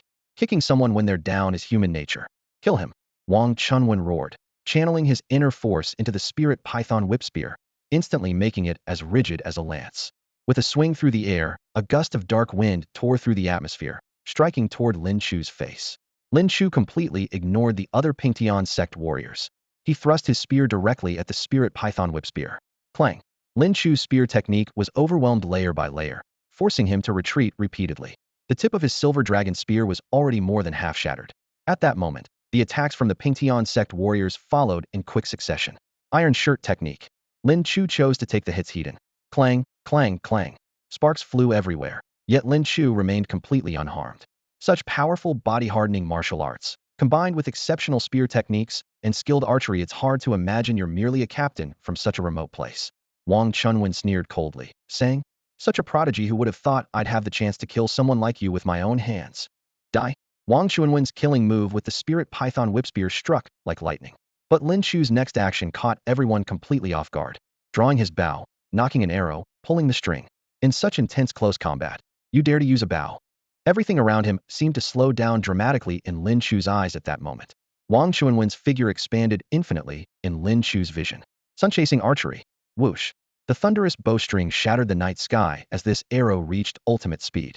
Wang Chunwen bent down to dodge, but the arrow carried a peculiar force that, once triggered, caused its speed to surge again. It even changed direction following Wang Chunwen's movement, as if it had auto-targeting. How is this possible? Inner force. This kid is a force transformation warrior. Wang Chunwen's mind screamed in terror, yet he could only helplessly accept death's arrival. No one could see this arrow clearly. Thud! The arrow pierced straight through Wang Chunwen's skull. Experience 3000. Cloud-piercing spear technique reaches force transformation level. The spirit python whip spear hung, suspended just 1 inch before Lin Chu's eyes. So close. Run. Seeing Wang Chunwen dead, the remaining Pingtian sect warriors lost all will to fight. They all tried to flee. Lin Chu's eyes filled with killing intent. Weren't you having fun harassing me just now? Want to leave now? Too late. Lin Chu drew his bow and shot. Whoosh whoosh whoosh. Experience 900, experience 1000, experience 1200. The county office's backyard had become a mountain of corpses in a sea of blood. Ding Fu and his daughter were already scared senseless, collapsed on the ground. When Lin Chu's gaze fell upon them, both held their breath. Lin Chu slowly walked toward them. Just when they thought they were doomed, Lin Chu didn't kill them, but instead tied them up. County Magistrate, you still have many things to confess. I won't kill you immediately. Lin Chu's actions tonight were swift and decisive. He needed the military camp to understand why he had gone on this killing spree. He needed to keep someone alive to speak for him. The next moment, Lin Chu turned and looked toward a pond. Judging by the pond's size, it shouldn't be too deep. Lin Chu wanted to see exactly how much gold and silver this Su Sanda had embezzled. Splash! Lin Chu dove headfirst into the pond. Soon he spotted a hidden door at the bottom. Inserting the golden key and turning it, Lin Chu pulled open the secret door. Suddenly, a brilliant golden light burst forth dazzlingly. A brilliant golden gleam caught Lin Chu's eye. At the bottom of the pond, murky waters couldn't conceal a stone door secured with thick iron chains, with golden light faintly seeping through the cracks. Lin Chu held his breath and dove down, snapped the chains, and pushed the door open with force. Amid the thunderous rush of water, a massive golden toad cast in pure gold came into view, standing as tall as a grown man, with scales and toad eyes clearly visible. Susanda actually had a golden toad hidden away? And this enormous. Lin Chu's heart pounded like fire in his chest. Today, he was truly going to strike it rich. Bang! He slammed the door shut behind him, the muffled sound releasing a stream of bubbles. This treasure couldn't be exposed. He'd wait for the right moment to move it later. If he ever needed to raise an army, this golden toad would serve as the perfect startup capital. Splash! Lin Chu burst through the water's surface to find Ding Fu and his daughter's gazes meeting his Hedon. Both wondered silently. Killing people and then taking a bath. What's wrong with this guy? What a clean freak psychopath. Lin Chu couldn't be bothered with them and leisurely searched the scene, pocketing several hundred taels of silver, most of which came from Wang Chunwen's corpse. The most valuable item was still that spirit python whip spear. He planned to have a skilled blacksmith dismantle and reforge it into a long spear. Finished, Lin Chu grabbed the ropes binding the county magistrate and his daughter, saying coolly, "Magistrate, please accompany me to the military camp." That night, Mao Buku led troops to sweep all Pingtian sect strongholds in Sui County, burning mountains of Kunlun immortal tea to ashes. When news spread, the entire city erupted in chaos. Countless tea-addicted citizens swarmed the military camp in protest, claiming they bought the tea willingly. Why destroy it? Worse still, half the soldiers in the camp were also addicted. Mao Buku had no choice but to temporarily detain them to prevent mutiny. However, this turmoil was quickly overshadowed by even more shocking news. The Masters of Thunder Fist Martial Hall and Magnificent Sword Martial Hall were killed overnight. Corpses of the Pingtian sect's White Tiger Hall deputy leader and his followers were discovered in the county office. Sui County's magistrate was captured and brought to the military camp, where under interrogation he confessed to all his collusion with the Pingtian sect and the two martial halls. All this upheaval stemmed from one man, Lin Chu. In an instant, his name spread throughout every street and alley of Sui County. At the military camp, when Zhu Tsongda awakened that day, Mao Buku immediately gave a detailed report of the recent events. Zhu Tsongda repeatedly praised the news. Yu Prefecture is about to produce a great general. He immediately wrote to Yu Prefecture's garrison, promoting Lin Chu to the new centurion of this camp and ordering that he immediately enjoy all the privileges of a centurion. Mao Buku promptly delivered the military order to Lin Chu. Learning that Captain Zhu had awakened, Lin Chu hurried to the main tent and bowed respectfully. "Greetings, Captain." "Sit." Zhu Tsongda looked at him with appreciation. "Less than 2 months of martial training, yet you can contend with energy transformation warriors and even slay enemies at the perfect energy transformation level. Lin Chu, your future is limitless. You saved my life. I'll remember this debt and repay it someday." "Captain Zhu flatters me. Your subordinate seeks no reward." Lin Chu's voice remained calm. He had saved Zhu Tsongda for 2 reasons. First, he valued the Zhu family's spear techniques. Second, if Zhu Tsongda died, Sui County's military camp would fall into chaos, making it even harder to resist the Pingtian sect. He added in a grave tone, "Captain, the masters of both Thunder Fist Martial Hall and Magnificent Sword Martial Hall were in league with the Pingtian sect." Lin Chu reported, "I learned from Hua Jinfeng that the White Tiger Hall master has already turned back to mobilize his army. I fear they will reach Sui County within days." Zhu Tsongda's eyes snapped wide open as he shouted sternly, "Mao Buku!" Mao Buku strode quickly into the tent, clasping his fists to his chest. Your subordinate is here. Immediately deploy all scouts to reconnoiter east of Sui County. Zhu Tsongda commanded in one breath. Report back instantly upon any trace of the Pingtian sect's army. Yes, sir. Lin Chu stood to the side, observing silently. Zhu Tsongda's ability to directly focus on the Eastern Front showed he had long been wary of the Pingtian sect.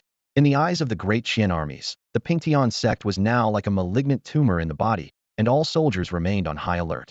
Thinking of Lu Yihe's vicious scheme, Zhu Tsongda's anger remained unabated. That scoundrel actually used such poison to harm our troops. More than half the soldiers in camp are addicted to the drug. What fighting strength do they have left?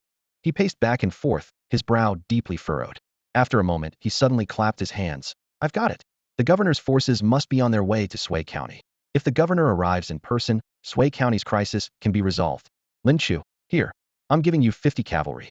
Take the southern official road straight toward Yu Prefecture, find the governor's forces, and urge them to speed up their reinforcement.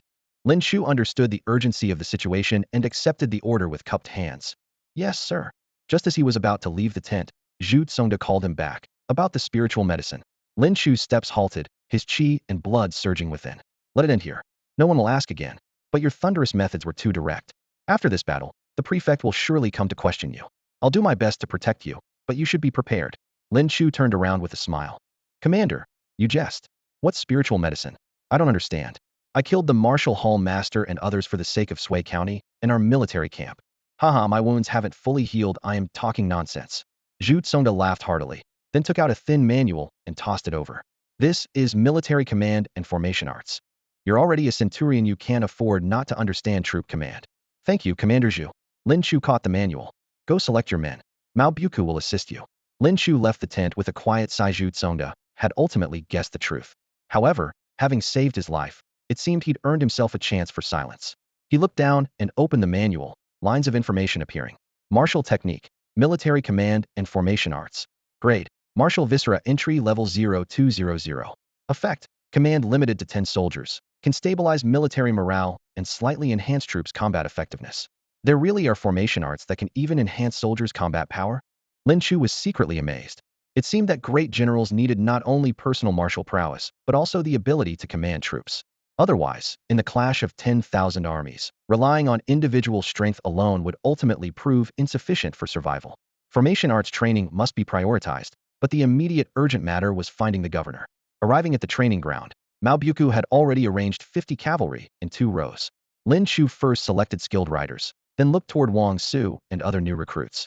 Mao Buku said their horsemanship was adequate, and Wang Su had even achieved minor success in blood cultivation, so he selected them all for the squad. With the team ready, Lin Chu looked up toward the end of the southern official road and gripped his reins tightly. Next, it was time to set out and find the governor. Captain Lin. Captain! The 50 riders shouted in unison as they charged toward Lin Chu. The gazes fixed upon him were filled with admiration. In just a few short days, he had slain heretics and captured corrupt officials, accomplishing the very deeds that every soldier dreamed of. Wang Su felt especially proud, as Lin Chu had been a new recruit from the same batch as himself. At that moment, the 50 riders arrived with Lin Chu at the Lin family's small courtyard. As soon as the gate opened, a warrior from the elite archer unit approached with a tray held in both hands. Sir, this is the official uniform that Captain Mao ordered to be delivered.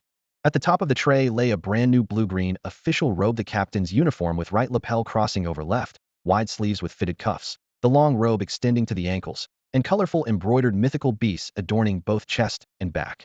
Beneath it lay a set of pristine armor. Captains were entitled to fine armor, and this set could withstand a full-force blow from a warrior at the peak of the bone-forging realm. Even for Lin Chu, who had mastered the iron shirt technique, it provided an additional layer of protection. Lin Chu cupped his hands in gratitude, took the tray, and turned to enter. Mother, I'm home, he called softly.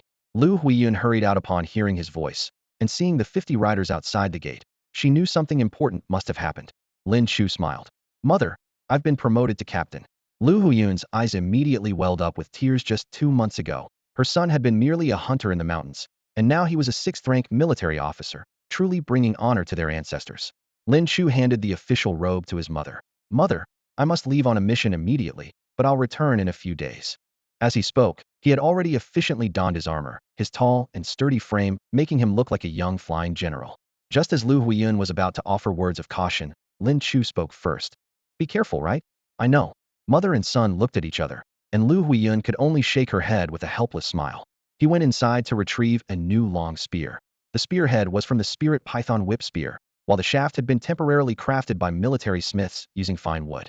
The blacksmith had reminded him that only by using spirit wood mixed with refined iron could the spearhead's full power be unleashed, but this would suffice for now. As for the spirit python whip, the craftsman said the python sinew within made excellent bowstring material, but unfortunately, his skills were limited, and they would need to find a master craftsman to forge it properly. This spoil of war had truly given Lin Chu quite a gift package from Wang Chunwen. Slinging his longbow across his back, he whistled toward the stable. The white-hoofed black horse pranced lightly and bounded to his side. Lin Chu mounted in one fluid motion and called back, "Mother, I'm leaving." With a cry of "Hiya," the young general spurred his horse forward. Lu Huiyun watched the figure with the dark spear and black horse, her heart filled with pride. She carefully smoothed the wrinkles from the official robe and solemnly placed it in a chest. Suddenly, there came a gentle knock at the door. "Coming," Lu Huiyun said as she opened it, only to see an imposing military officer cupping his hands in salute. "Greetings, madam. My surname is Yuan, given name Go. I am a captain in the garrison, formerly a warrior under the command of the Prince of Jinbei." Lu Huiyun's expression changed slightly as she invited him inside for a private conversation. Meanwhile, Lin Chu led his 50 riders racing southward. Multitasking, he secretly accessed the system while riding, upgrading his military command and formation techniques. Experience points, 20,460. After that night's killing spree, Lin Chu's experience points had once again reached a historic high. Looking at his experience points totaling over 20,000, Lin Chu's face lit up with a smile. This massive reserve of more than 20,000 points sparked the idea of pushing straight through to the mastery level of the energy transformation stage.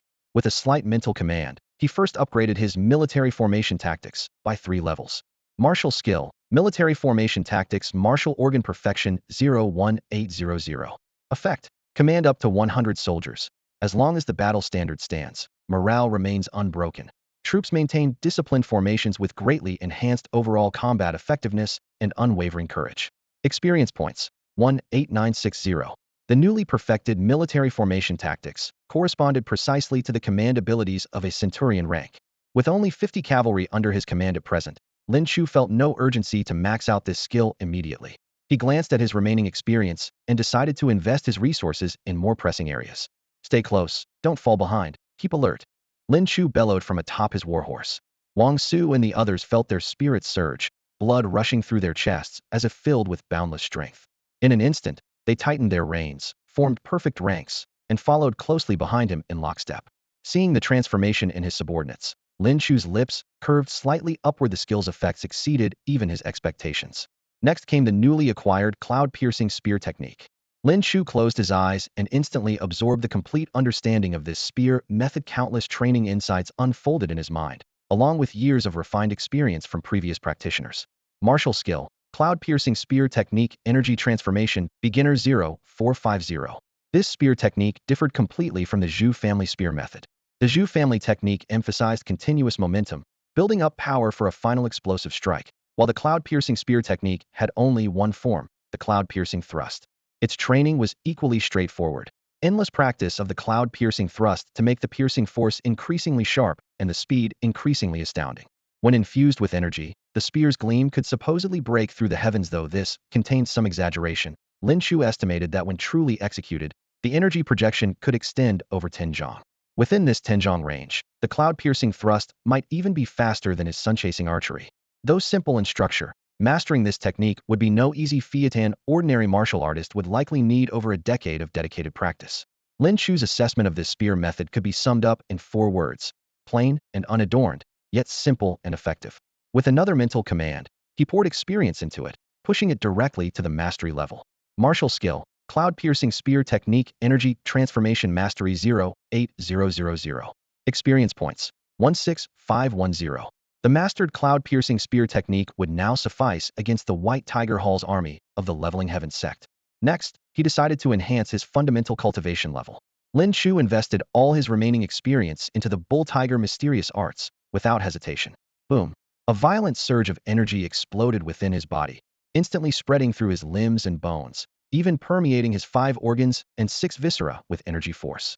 Ordinary energy transformation martial artists could never achieve full body energy coverage. This again confirmed that the Bull Tiger mysterious arts was no ordinary cultivation method. Lin Chu's strength could now truly be called the power of 9 bulls. A single energy-infused punch would likely match the impact of over a dozen charging bulls. As his chi surged and rolled, he naturally stepped into the energy transformation mastery realm. Cultivation method, Bull Tiger Mysterious Arts Energy Transformation Mastery 193-802-0000. Just one step remained to reach perfection. When the White Tiger Hall's army arrived, there would be plenty of experience points to harvest. At this thought, excitement blazed in his heart. After this battle, he would certainly achieve energy transformation perfection and might even have a chance to break through to the Pill Meridian stage. Suppressing these various thoughts, Lin Chu gripped his reins firmly and focused on the journey ahead. As for that governor who held the highest military authority in Yu Prefecture, what level of strength did he possess? Lin Chu couldn't help but feel curious. What kind of strength does this governor, the supreme military authority of Yu Prefecture, actually possess? Qingting served as an important way station on the official road between Yuezhou City and Sui County. The weather was unforgiving, with fine rain pattering down steadily as a thin mist rolled across the muddy official road. Plop, plop, plop. 51 riders thundered forward, their horses' hooves striking puddles with explosive force, sending mud splattering onto boots and horses' bellies. Rumble. Thunder rolled overhead, and the rain suddenly turned fierce. Halt! Lin Chu, leading the group, raised his hand with an iron gesture, and the entire company immediately reined in their horses. Ahead, the gray-tiled, blue Qingting appeared and disappeared through the curtain of rain. He made his decision at once. The rain's too heavy. Let's rest at the inn first. At the governor's pace, his party should be arriving here soon. Yes, sir. Wang Su and the others responded in unison. The men dismounted, first tying their reins under the eaves before Lin Chu led them into the inn. Waiter, bring my brothers some hot water and food. The inn servant hurried over with an apologetic expression. Sir, we have too many guests today. I'm afraid there's no room to sit. Lin Chu's gaze swept the room, and indeed the spacious hall was packed, with a clear division. On the left sat a group of rough-looking men with bulging veins on their arms, sinister eyes, and an aura of menace. On the right, more than 10 people dressed in ordinary cloth robes sat with straight postures, war blades at their waists, their brows bearing the sharp edge of battlefield experience. At the center of their group, a handsome young man was clearly their leader. As Lin Chu's gaze passed over that face, his eyes flickered almost imperceptibly. No matter how clever the disguise, it couldn't hide the subtle feminine grace. A woman dressed as a man. Everyone noticed Lin Chu's group entering, casting curious or wary glances their way. Not wanting to cause trouble, Lin Chu smiled and said, "In that case, my brothers will dine under the eaves." Qingting's eaves were wide and deep, perfectly blocking most of the wind and rain. Soon, the servant brought out large platters of braised meat and several pots of hot water, distributing them to Lin Chu's party. Lin Chu pulled out a piece of broken silver and tossed it to the servant. Let me ask you something. Have you seen any groups coming from Yuezhou City recently? Thank you, sir. The servant caught the silver with obvious delight, lowering his voice to reply. Quite a few people travel the official road. These past few days those dozen or so on the right-hand side came in the largest group. Oh, much obliged. Lin Chu raised an eyebrow, studying that group again. If the governor had come personally, he should be older. This young gentleman likely had a different identity. He instructed, eat well and rest up. As soon as the rain stops, we ride immediately. Yes, sir. Wang Su and the others responded cheerfully. Inside the hall, a young man beside the handsome youth whispered in admiration. Sis-em, brother, that captain seems quite respected. When he gives an order, everyone responds so crisply. The youth was Li Qinghe, and the young man was her brother Li Yu. Li Qinghe nodded with a smile. They seem to be from Sui County. I wonder why they suddenly came to meet us. As she spoke, Li Qinghe's gaze drifted toward the rough men across the room. Little Yu, their eyes haven't left us since they appeared. They mean no good. Father's suspicions were probably right. Before she finished speaking, whoosh. Bang. A firework exploded in the night sky outside the inn, its light blooming through the rain curtain. Attack. The rough men suddenly sprang into action, cold steel flashing as their blades aimed straight for Li Qinghe. Protect the young masters. Kill. The men beside Li Qinghe immediately rushed forward, engaging those ruffians in fierce combat. Li Qinghe's lips curved slightly as he drew his blade, saying coolly, "It seems father was right. There are indeed spies within our Yuezhou army. Sending us two as bait actually worked, and we caught some fish." Li Yu sneered, his peripheral vision sweeping toward the outside of the inn. And quite a few of them too. These barbarian dogs have some nerve. Inside the building, Wang Su and the other soldiers formed ranks at the doorway. Though they were within arm's reach, they didn't immediately strike, as if those ruffians considered them invisible. The men seethed with anger but kept their eyes on Lin Chu, awaiting orders. With a single glance, Lin Chu could tell that Li Qinghe and his companions were skilled fighters. Those ruffians were no match for them. He lightly gripped his spear shaft, his ears twitching as he listened intently to the commotion outside. No need to worry about what's happening inside. The real threat is outside, Lin Chu said, taking up the long spear that leaned against the wall. As his words fell, Wang Su and the others followed without hesitation. Thud, thud, thud. The moment they rushed out of the inn, dense hoofbeats thundered from the end of the official road. Dust billowed as over 100 barbarian cavalry charged toward them. Wang Su and his men's faces turned ashen. A mere 100 riders seemed few. For them to slip past Yuezhou City and reach this place undetected would be impossible without inside help. Lin Chu shook his head with a low sigh. Never mind the entire empire, even Yuezhou alone is riddled with holes. In the next moment, he raised his spear high and mounted his white-hoofed black horse. Mount up and form ranks, prepare for battle. Though his spear remained still, an invisible surge of vital energy flowed from within Lin Chu's body, instantly connecting with the chi of Wang Su and the others. This energized the men, sharpening their spirits and intensifying their killing intent. Follow this centurion charge. He spurred his horse with both legs, and the white-hoofed steed shot forward with a piercing whinny. Kill! The two forces collided violently. Lin Chu raised his spear and thrust swiftly. The spear's gleam so fast it left only an afterimage. Flash! The long spear pierced through the chest of the foremost barbarian at the bone-forging realm, sending both rider and horse tumbling down. Experience 230. What incredible speed!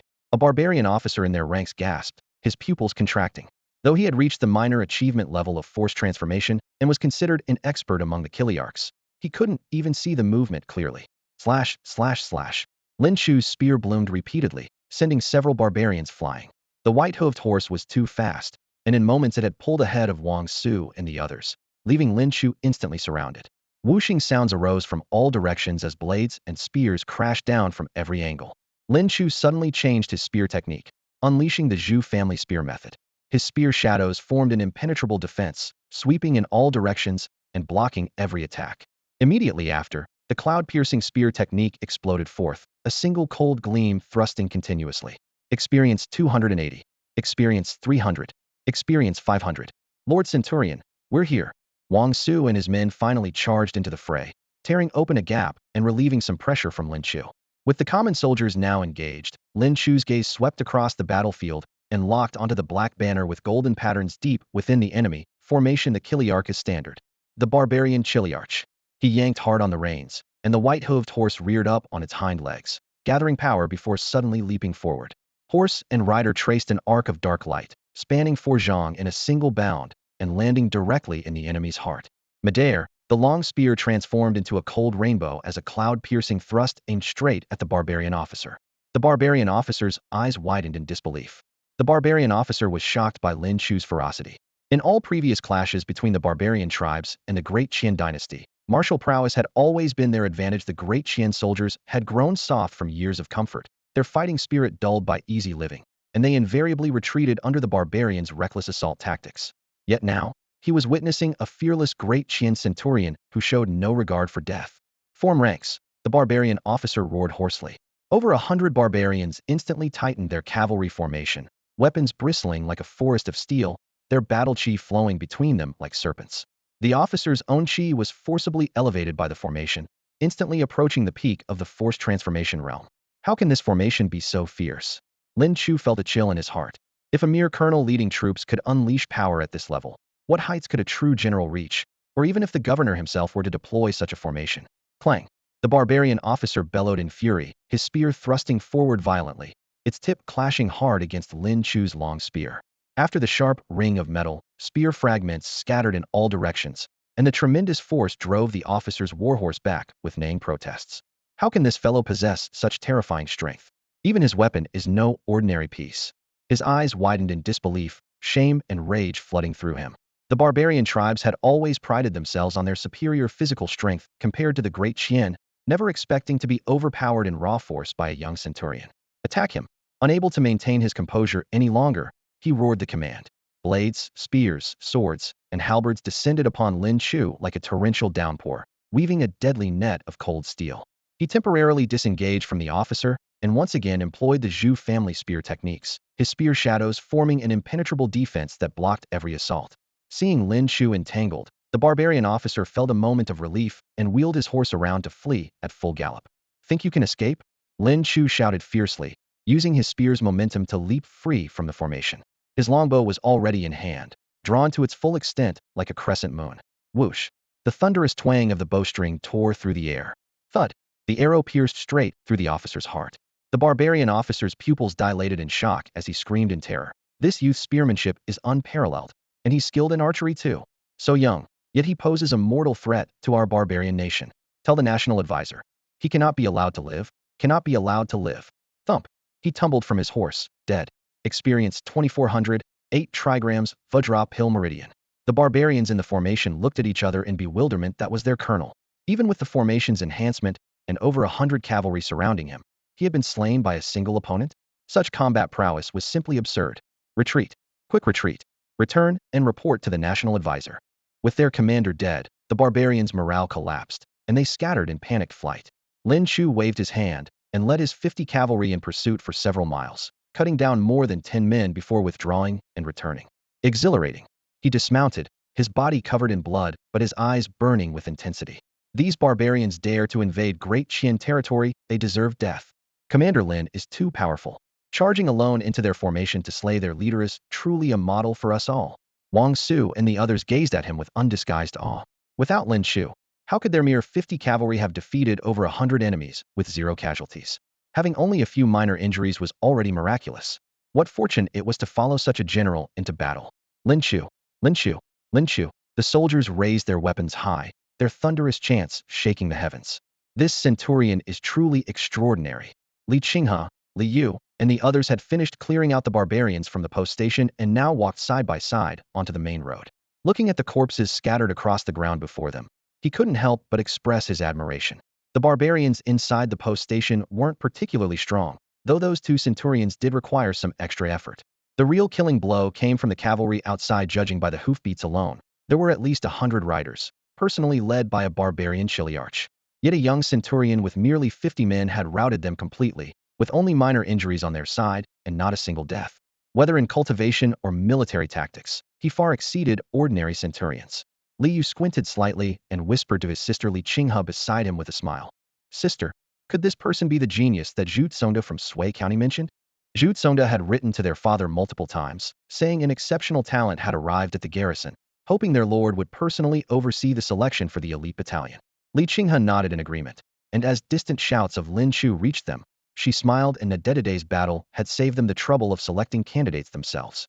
As Lin Chu returned with his troops, he immediately spotted this group of people with distinctly different bearing. He dismounted at once, clasped his fists, and inquired, "May I ask, are you gentlemen from the governor's forces?" He could see clearly that aside from 2 young people, more than half of the remaining dozen had achieved martial perfection. If they were in the military, they would all be chiliarch level experts, far beyond what ordinary people could afford to maintain. Li Qinghe nodded frankly. Correct. The governor sent us to inspect the various garrison chiliarch posts and select talent for the elite battalion. Sui County is our final stop. Did you come here specifically because you learned of the barbarian threat? No. Lin Chu shook his head. The White Tiger Hall of the Pingtian sect will attack Sui County soon. Chiliarch Zhu Tsongda, knowing the governor would arrive shortly, ordered me to come seek reinforcements first. Upon hearing the words Pingtian sect, Li Yu's anger flared. The Pingtian sect? With barbarians lurking at our borders, our great Qian must still endure these internal traitors' interference. They grow ever more brazen. Li Qinghe remained calm. Since the governor didn't come personally, my sibling and I will handle this matter. Though the White Tiger Hall claims 100,000, most are old, weak, sick, and disabled. Combined with us and the 1,000 elite troops from the garrison, we can hold our ground. She analyzed further. The Pingtian sect's army consisted mostly of common people, many of whom had been corrupted by Kunlun immortality, leaving them weak and powerless. Though they claimed 1 million followers, fewer than 50,000 could actually fight. The White Tiger Hall claimed 100,000, but their effective fighting force was at most several thousand. Among her people, many possessed chiliarch level cultivation, sufficient to withstand a frontal assault. Lin Chu didn't relax, stating bluntly, but many soldiers in our garrison have also become addicted to Kunlun immortality, and their withdrawal symptoms prevent them from fighting. Haha. Li Yu slapped his chest and laughed heartily. My brother is skilled in medicine. The addiction to Kunlun immortality is a trivial matter for him. Lin Chu glanced sideways at Li Yu. Those sturdy arms bore calluses from martial training and metalworking. Siblings where one possessed divine medical skills and the other mastered fire and iron, perfectly suited to his needs. His spirit python sinew and spearhead were in dire need of a skilled craftsman. In that case, please follow me back to the military camp, Lin Chu said with a respectful bow. At night, in the military garrison of Sui County, Lu Huiyun sat across from Yuan Gu at a rough wooden table, with an oil lamp flickering between them, casting dancing shadows on their faces. She tucked her hands into her wide sleeves, yet still couldn't suppress the trembling that ran through her. "Captain, how exactly did you find little Chu?" Lu Huiyun asked in a low voice, her tone tight with tension. Yuan Ji's gaze remained steady. "Your whereabouts were not unknown to all. Back then, one of the prince's personal guards secretly followed you, recording your every move in detail. Very few knew of this. Recently, I obtained these records, and with the border in turmoil, I requested to come here solely to find His Highness the prince's son."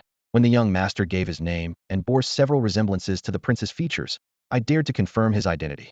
"The prince's son." As these words left her lips, Lu Huiyun trembled violently, fear rising in her eyes. She suddenly stood up, the chair legs scraping loudly against the floor. "The Prince of Jinbei is dead, and the royal mansion is long gone. There is no prince's son here." Yuan Gu quickly pressed her shoulders, coaxing her back into the chair. "Madam, please calm yourself." He softened his voice, yet couldn't suppress the weight in his words. The prince's former subordinates still cared deeply for his orphaned heir. He is the prince's last bloodline, and only he can rescue the prince and restore honor to the Northern Army. "Rescue?" Lu Huiyun's face turned deathly pale as she gasped. "Impossible. The prince cannot possibly still be alive." The candle flame trembled lightly as memories suddenly burst forth. 21 years ago, the Western region kingdoms united their forces to invade the border, claiming to bring a million-strong army. The Prince of Jinbei, whose cultivation was only half a step away from reaching the terrestrial immortal realm, led the Northern Army as to Qian's most elite force. Ordered to march north, they reached Tianxiao Mountain, where the two armies battled fiercely for a month, with victories on both sides. Just as the conflict reached a stalemate, the Northern Army's supplies were suddenly cut off. The Prince of Jinbei sent 12 urgent letters requesting reinforcements, yet waited in vain for even a single soldier. What came instead was a rear assault by 5 armies from the 9-pillar tripod the court, under the pretext that the Prince of Jinbei was plotting rebellion, joined forces with the western regions to attack from behind, trapping and slaughtering the Northern Army in Tianxiao Valley. The entire Northern Army was annihilated. In those days, Lu Huiyun, from an impoverished family, had followed her parents to the capital to seek a living. When her parents died of illness, she was forced to become a servant in the Prince of Jinbei's mansion. Soon after, the pregnant princess needed personal care, and Lu Huiyun was assigned to the princess's quarters. The princess was gentle and benevolent, showing great kindness to her servants, which filled Lu Huiyun with gratitude. But on the night before the birth, imperial guards stormed the mansion, accusing them of treason and massacring the entire household. The princess was escorted out of the city by her guards and finally gave birth to the little prince in the wilderness. With pursuers closing in, the princess, knowing her fate was sealed, handed the swaddled infant to Lu Huiyun, begging her to protect the child. Lu Huiyun fled to her hometown with the baby. When a young woman who had been away for years suddenly returned with a child, gossip swarmed around her. Fortunately, a hunter named Qin stepped forward to protect her, defying public opinion to marry her and give mother and child a home. Afterward, learning that the Prince of Jinbei's mansion had been destroyed, she never dared set foot in the capital again. Together with her husband, she raised the little prince and wove lies to prevent Lin Chu from suspecting his true origins. In the flickering lamplight, she stared at Yuan Gu, her voice almost pleading. "No matter how you look at it, the Prince of Jinbei cannot possibly be alive today." Perhaps noticing Lu Huiyun's confusion, Yuan Gu patiently explained. "Years ago, I admired the prince's reputation and joined the Northern Prefecture Army, though I was merely a newly enlisted soldier. By chance, I wasn't assigned to Tianxiao Mountain and missed that battle, which is how I survived. After the Northern Prefecture Army was destroyed, the remnants were dispersed, and I was placed into the Imperial Dragon Guard, one of the 9 pillars. 5 years ago, I happened to rescue a sorcerer who was being hunted. To save his life, that man confessed he was acting on His Majesty's secret orders. His Majesty claims to have received immortal arts in a dream, believing that mastering them would grant him transcendence. Thus, he secretly recruits sorcerers. But what exactly these immortal arts entail, outsiders have no way of knowing. That sorcerer said that in His Majesty's cultivation chamber, he saw a powerful figure who looked remarkably like the Prince of Jinbei, cooperating with His Majesty in practicing these immortal arts." "Cooperating?" Yuan Gu sneered coldly. "That's putting it nice. Alido be blunt. He's being used as the Emperor's test subject. The Prince of Jinbei, being one of the world's strongest warriors and only half a step from the pinnacle, has the perfect physique and cultivation level for experimentation." Lu Huiyun's face instantly turned pale. The prince and the emperor had been as close as brothers in their youth, and without the prince's support during the succession struggle, how could today's emperor have claimed the throne? Yet he could be so ruthlessly heartless. The Northern Prefecture Army's momentum was overwhelming, and warriors considered it an honor to join. Its prestige even surpassed the 9 pillars that was the first shackle, Yuan Gu continued. Second, His Majesty needed to find a suitable vessel for the immortal arts. Third, he lowered his voice. Back then, the celestial phenomenon of Mars guarding the heart constellation appeared, followed immediately by a strange star that shattered the 7 mansions and fell into the Prince of Jinbei's residence, called the 7 Kills star. The court was shaken, and officials spoke with certainty, claiming that the Prince of Jinbei's household would produce a god of slaughter who would bring chaos to the great Qian dynasty. At that time, the prince's eldest son was showing his brilliance, reaching the perfection of the force transformation stage after only 1 year of martial training. Confident and wild, he publicly declared he would command the Northern Prefecture army and take over the 9 pillars. Once these words were spoken, they were immediately seized upon by those with ulterior motives, who claimed the eldest prince was the reincarnation of the 7 Kills star. When the emperor heard this, how could he spare the Prince of Jinbei's household? Lu Huiyun listened in stunned silence. When she entered the household, the eldest prince was at the height of his glory, but she had no idea such profound machinations lay beneath the surface. No wonder the emperor would devastatingly destroy the army. Even the Prince of Jinbei couldn't resist, let alone others. No matter what you say, I will never let little Chu get involved in these conspiracies. Her tone was resolute, wanting only for Lin Chu to stay far from the court's treacherous darkness. Yuan Gu was in no hurry. He stood and bowed with cupped hands. Madam, may I see the young master's token? Lu Huiyun hesitated for a moment, then took out the jade pendant that Lin Chu always wore and handed it over. Yuan Gu received it, his eyes flashing as he already formed a plan in his heart. I won't force you, madam. I only ask one thing: the young master has the right to know his own origins. He bowed deeply.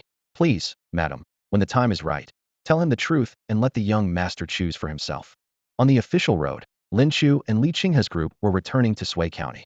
With the steady sound of horse hooves, he took advantage of the leisurely journey to improve his strength. I wonder what this 8-unity Vajra technique is like. With a slight thought, he directly absorbed the spoils of war. Instantly, countless body cultivation methods flooded his mind. Martial technique, 8-unity Vajra.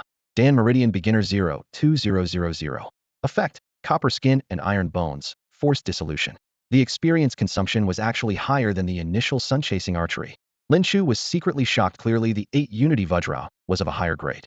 If cultivated to perfection, one could be called indestructible Vajra, even at the Dan Meridian realm, and could even neutralize force attacks and exaggerated level of toughness. Though it belonged to external cultivation like the iron shirt technique, it was superior by a level. He looked at his status panel again. Experience points 9713. The gains from annihilating the barbarians weren't as expected. After the enemy officers died, the barbarians fled in defeat, and fearing it was a trap, he didn't pursue deeply. But this amount of experience was sufficient, could both advance the 8-unity Vajra and raise the bull tiger mysterious arts by another level. Lin Chu clenched his fist, his bones crackling softly, his eyes blazing with fighting spirit. This time, I will definitely achieve force transformation perfection. With a thought, Lin Chu first upgraded the 8-unity Vajra technique by 1 level. Martial skill, 8-unity Vajra minor mastery of Dan Meridian 0-8000. Effects, bronze skin iron bones, force dissipation, Vajra protection. Remaining experience, 7713. In an instant, a strange force surged from the depths of his dantian. This force resembled a rapidly spinning black vortex, with brilliant golden light blooming from its center. Threads of golden radiance flowed along his meridians, cascading to his limbs and bones.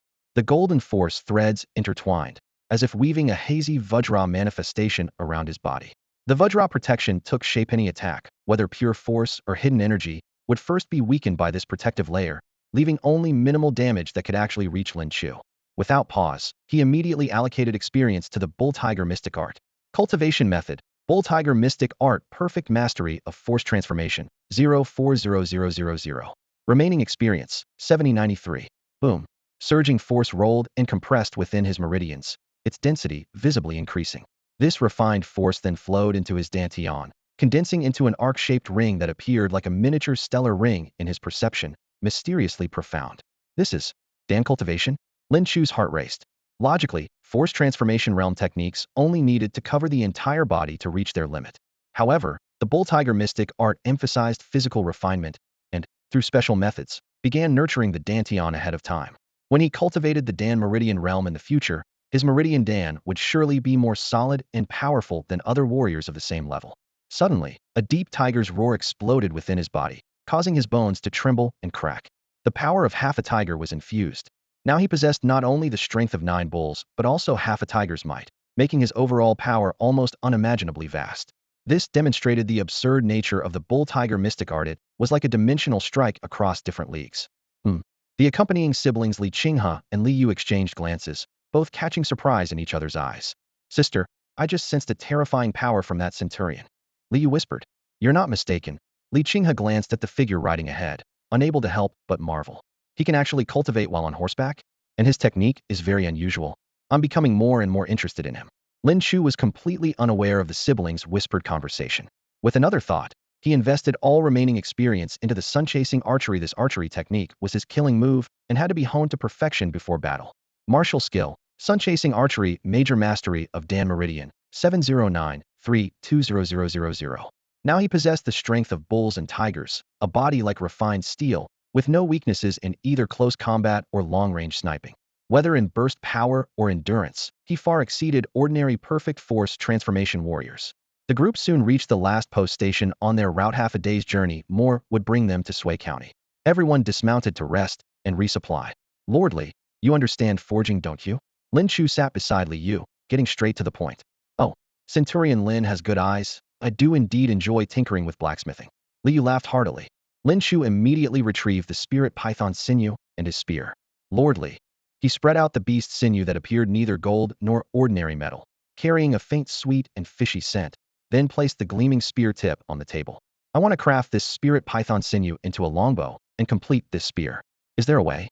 Li Yu had been casually leaning back in his chair, but upon seeing the spirit python sinew and the spear tip forged from sea hard iron, his eyes immediately lit up.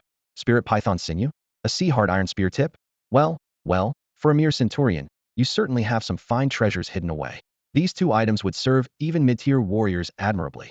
Mid-tier? Lin Chu asked in surprise. Li Yu slapped his forehead and laughed. Right, you're from Sui County, so limited knowledge is understandable. Listen well, martial cultivation is first divided into the 9 warrior realms and the Grandmaster realm. The 9 realms are split into 3 stages. Lower 3 realms are blood refinement, bone forging, and organ tempering. Middle 3 realms are force transformation, meridian core, and manifestation. Upper 3 realms are aperture opening, heaven-earth bridge, and unity. Beyond that lies the Grandmaster realm. I see. Thank you for the enlightenment, my lord. Lin Chu clasped his fists. As for the forging matter, there's certainly a way, but you'll need to gather the materials yourself. Li Yu tapped the table with his finger. Spirit python sinew paired with dragon steel wood can create a top-tier war bow. If you want the sea hard iron spear tip perfected, you'll need spiritual treasure wood combined with black gold iron to forge a complete spear shaft. My craftsmanship starts at 1,000 taels. 100 taels? Lin Chu raised an eyebrow. 1,000 taels. Li Yu's eyes widened.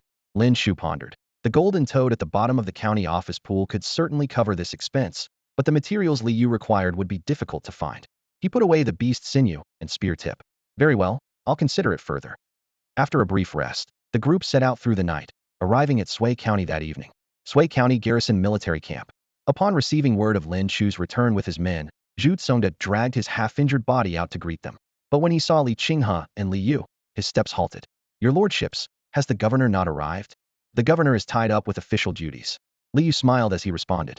The selection inspection is temporarily handled by us too. We encountered barbarian ambushes on the way, but fortunately Centurion Lin came to our rescue and completed the inspection in the process. Centurion Lin performed excellently, making his participation in the elite battalion selection well-deserved. Zhu Tsongda's face showed joy as he repeatedly expressed his thanks, but then worry clouded his features again as he recounted the Pingtian sect disaster in detail. Where are the soldiers in the camp who were poisoned by the Kunlun immortal tea? Li Qinghe stepped forward, her tone calm. Hearing that someone in the group understood medicine, Zhu Tsongda was momentarily stunned, then quickly led the way. Before the iron bars at the rear of the military camp, roars echoed. I want Kunlun immortal tea. If you don't give it to me, I'll kill you all. As the iron gate opened, armed soldiers formed ranks to force back the frenzied troops. Li Qinghe stepped into the cell and immediately grasped a soldier's wrist. Though the soldier's veins bulged with strain, he couldn't break free in the slightest. She quietly took his pulse, then released her grip after a moment. I'll go write a prescription. Commander Zhu, have someone gather the herbs immediately. She paused. However, one ingredient is difficult to find. I'll collect it personally. Zhu Tsongda was greatly alarmed. How could I dare trouble a superior officer? I'll send someone immediately. It's more reliable if I go myself. Li Qinghe smiled faintly, her gaze sweeping among the group before finally settling on Lin Chu. Commander Zhu need only assign me an assistant. Zhu Tsongda quickly nodded. Whatever superior the officer requires, please speak freely. Li Qinghe raised her hand and pointed lightly at Lin Chu. Him. Lin Chu was stunned. He knew nothing about medicinal herbs and figured at best he could serve as a bodyguard. But Li Qinghe's cultivation was unfathomably deep when Lin Chu probed with his spiritual senses. He felt as if he were falling into an abyss. She was at least at the advanced stage of the Dan Meridian realm. What would someone of that caliber need a bodyguard for? Brother, Li Yu urgently pressed. You're not taking me with you? The Pingtian sect's army is approaching. You'll stay in camp and assist Captain Zhu with training the soldiers. Li Qinghe's tone was calm, but brooked no argument. Fine. Li Yu hung his head and could only agree.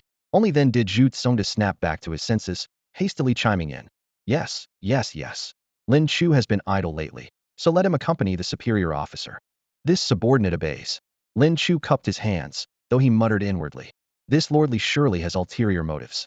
Li Qinghe wrote out a prescription with a few swift strokes, handed it to Zhu Tsongda, then left the military camp with Lin Chu. Yuan Gu received word and rushed over immediately, but by the time he arrived, he could only see the dust still settling outside the camp gates. Lin Chu was already long gone. Anxiety flashed in his eyes. Captain Zhu, what's this official's background?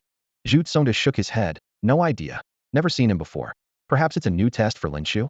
After all, the Sharp Battalion's commander-in-chief didn't participate in the siege against the Prince of Jinbei back then, but there's no guarantee someone won't recognize the prince's identity. Yuan Gu felt uneasy. With his injuries unhealed and unable to give chase, he could only pray silently. Hopefully Li Qinghe really had just randomly picked someone for company. Mist swirled through the mountain forest as the first rays of morning sunlight filtered through the branches, adding warmth to the damp earth. Two figures moved through the fog so swiftly they left only a trail of swirling fallen leaves. The one in front wore regulation armor, clearly a military official, while behind followed a handsome young gentleman. After we cross that peak ahead, we'll head south for another 10 li. Li Qinghe instructed softly. Yes. Lin Chu was inwardly amazed she knew the terrain around Sui County's outskirts so well. Unless one were a local hunter, few could achieve such familiarity. Has Lord Li visited Sui County before? He probed while traveling. Once or twice. To remember the mountains and forests so clearly after just a visit or two truly remarkable skill, my lord. I have a good memory. I've studied maps of all of Yu Province and personally surveyed each location, so I keep the terrain of every area in Yu Province in my mind. Li Qinghe spoke calmly, yet with complete confidence. Lin Chu sighed inwardly. This wasn't just good memory, this was photographic recall. The two traveled at great speed and soon left Sui County's territory. Lord Li, what medicinal herbs are we seeking on this trip? Lin Chu finally asked. Blue Kogon grass. Li Qinghe replied. It's one of the key ingredients for breaking addiction to Kunlun immortal tea. The Pingtian sect had been poisoning the people with Kunlun immortal tea, and the court had long been secretly planning countermeasures. Though they'd recently found a suppression method, the Pingtian sect immediately began gathering blue Kogon grass everywhere and strictly forbade outsiders from harvesting it. Since there was no such grass around Sui County, they could only borrow some from the Pingtian sect. Borrow? Clearly they were going to take it. Lin Chu instantly understood. Li Qinghe wasn't really gathering herbs, she was heading straight for the White Tiger Hall's army to both obtain the blue Kogon grass and scout enemy troop strength. Excellent strategy, Lord, like killing two birds with one stone. Lin Chu nodded slightly in approval. Captain Lin is quite perceptive to have figured it out. Li Qinghe's bright eyes showed a glint of admiration. The two ran until the sun set. Let's rest for a while, Li Qinghe said, catching her breath. With our speed and taking shortcuts, we can cover in one day what takes the army 7 days. We'll catch up to them tomorrow. Good. I'll go hunting for dinner, Lin Chu said, taking down his longbow. You know how to hunt? Li Qinghe raised an eyebrow curiously. I was born a hunter, Lin Chu replied honestly. Before he finished speaking, he had already disappeared into the woods. Soon after, he returned carrying a full-grown stag, its antlers still dripping blood. Lin Chu skinned the deer in a few swift motions, then separated the tendons and bones with the practiced ease of someone chopping vegetables in their own backyard. Suddenly, his hands froze midair. Seeing this, Li Qinghe covered her mouth and laughed, then lowered her hands and asked seriously, Captain Lin, don't tell me. You can't cook? Ahem, that's definitely beyond my expertise, Lin Chu said with an awkward laugh. I'll handle it, Li Qinghe said, rolling up her sleeves and having him pass over the venison. She found a palm-sized flat stone, washed it clean, and set it over the fire as a makeshift pan. The sliced venison hit the stone's surface with a sizzle, releasing aromatic smoke as the meat's fragrance filled the air. What surprised Lin Chu even more was that she actually carried salt, peppercorns, and other seasonings with her. A few sprinkles of spices made the aroma even more intense. Try this, Li Qinghe said, picking up a piece of steaming hot venison and offering it to him. Lin Chu took it directly with his hands, his iron shirt technique and eightfold Vajra protection, making the heat completely harmless to him. With one bite, juices flowed, and the salty, spicy flavors exploded on his tongue. He couldn't help but nod approvingly. Who would have thought that a superior officer like you would be such a good cook? The next day at noon, the two finally caught up with the White Tiger Hall army on a mountain road. The long procession stretched endlessly, with all manner of people crowded into a single line. Those old, weak, sick, and disabled are just cannon fodder, Li Qinghe observed calmly. The real main force is behind them. Let's keep moving. As darkness fell, the brightly lit White Tiger Hall camp came into view. The two hid in the forest shadows, observing the gaps in patrol rotations before silently infiltrating the camp. Their figures merged with the night as they quickly approached the most heavily guarded tent. At least 20 guards stood at the entrance, all alert and vigilant. Li Qinghe was calculating their chances of success when Lin Chu raised his hand to stop her. "Leave this to me," he said, taking down his longbow. The bowstring flashed, and arrows in his hand became phantoms. Whoosh, whoosh, whoosh. Over 20 arrows shot out almost simultaneously, each one piercing a guard's forehead. The bodies fell silently to the ground. Li Qinghe's heart trembled. Such archery skills were rarely seen, even by her standards. That saves us a lot of trouble. The next patrol comes in a quarter hour. Let's grab the blue grass and go. The two entered the tent. In the spacious interior, boxes of various sizes were stacked like walls. Li Qinghe wrinkled her nose slightly, then quickly located a wooden box. Opening the lid, she found it full of blue grass emanating a faint medicinal fragrance. "Captain Lin, find me a cloth bag," she said. "Since this is to treat our soldiers, we'll take it all." Lin Chu walked over and simply lifted the entire box, as if he were carrying a basket of vegetables. What incredible strength! Li Qinghe marveled silently. Such terrifying physical power alone made her 7 or 8 parts certain about what martial arts Lin Chu practiced. "Let's go," Lin Chu called. Just as they stepped out of the tent, Li Qinghe stopped him. Her delicate features showed a hint of a smile. "Captain Lin, it seems you came at the right time today. There's something else you want in this tent." Previously, with the green kogon grass present, Li Qinghe hadn't focused on detecting other scents. Now, as Lin Chu carried the bundle of green kogon grass to the entrance, the chaotic odors from the storage tent immediately rushed forth, flooding into Li Qinghe's nostrils. Moldy wood, weapon grease, dried meat, animal hides. Deep within this jumble of smells, he caught 2 particularly familiar fragrances. Lin Chu was secretly amazed. This superior's nose must belong to a dog. "Lordly, which items are you looking for?" He couldn't help but ask in a low voice. "Didn't I tell my brother I needed dragon steel wood and spirit treasure wood?" Li Qinghe raised his hand, pointing toward 2 black wooden boxes on the left. "They're right here." Lin Chu was genuinely impressed. Even the finest hunting dog probably wouldn't have such keen senses. He immediately lifted the box lids. The timber inside was neatly arranged. The dragon steel wood surface was wrapped with pale golden dragon patterns, emanating a crisp woody fragrance. The spirit treasure wood was entirely gray-white, close to cement-colored, carrying a faint sweet scent. Without seeing them firsthand, it would be difficult to distinguish them by smell alone, yet Li Qinghe had identified them with one sniff. "I'm not sure exactly how much Liu needs."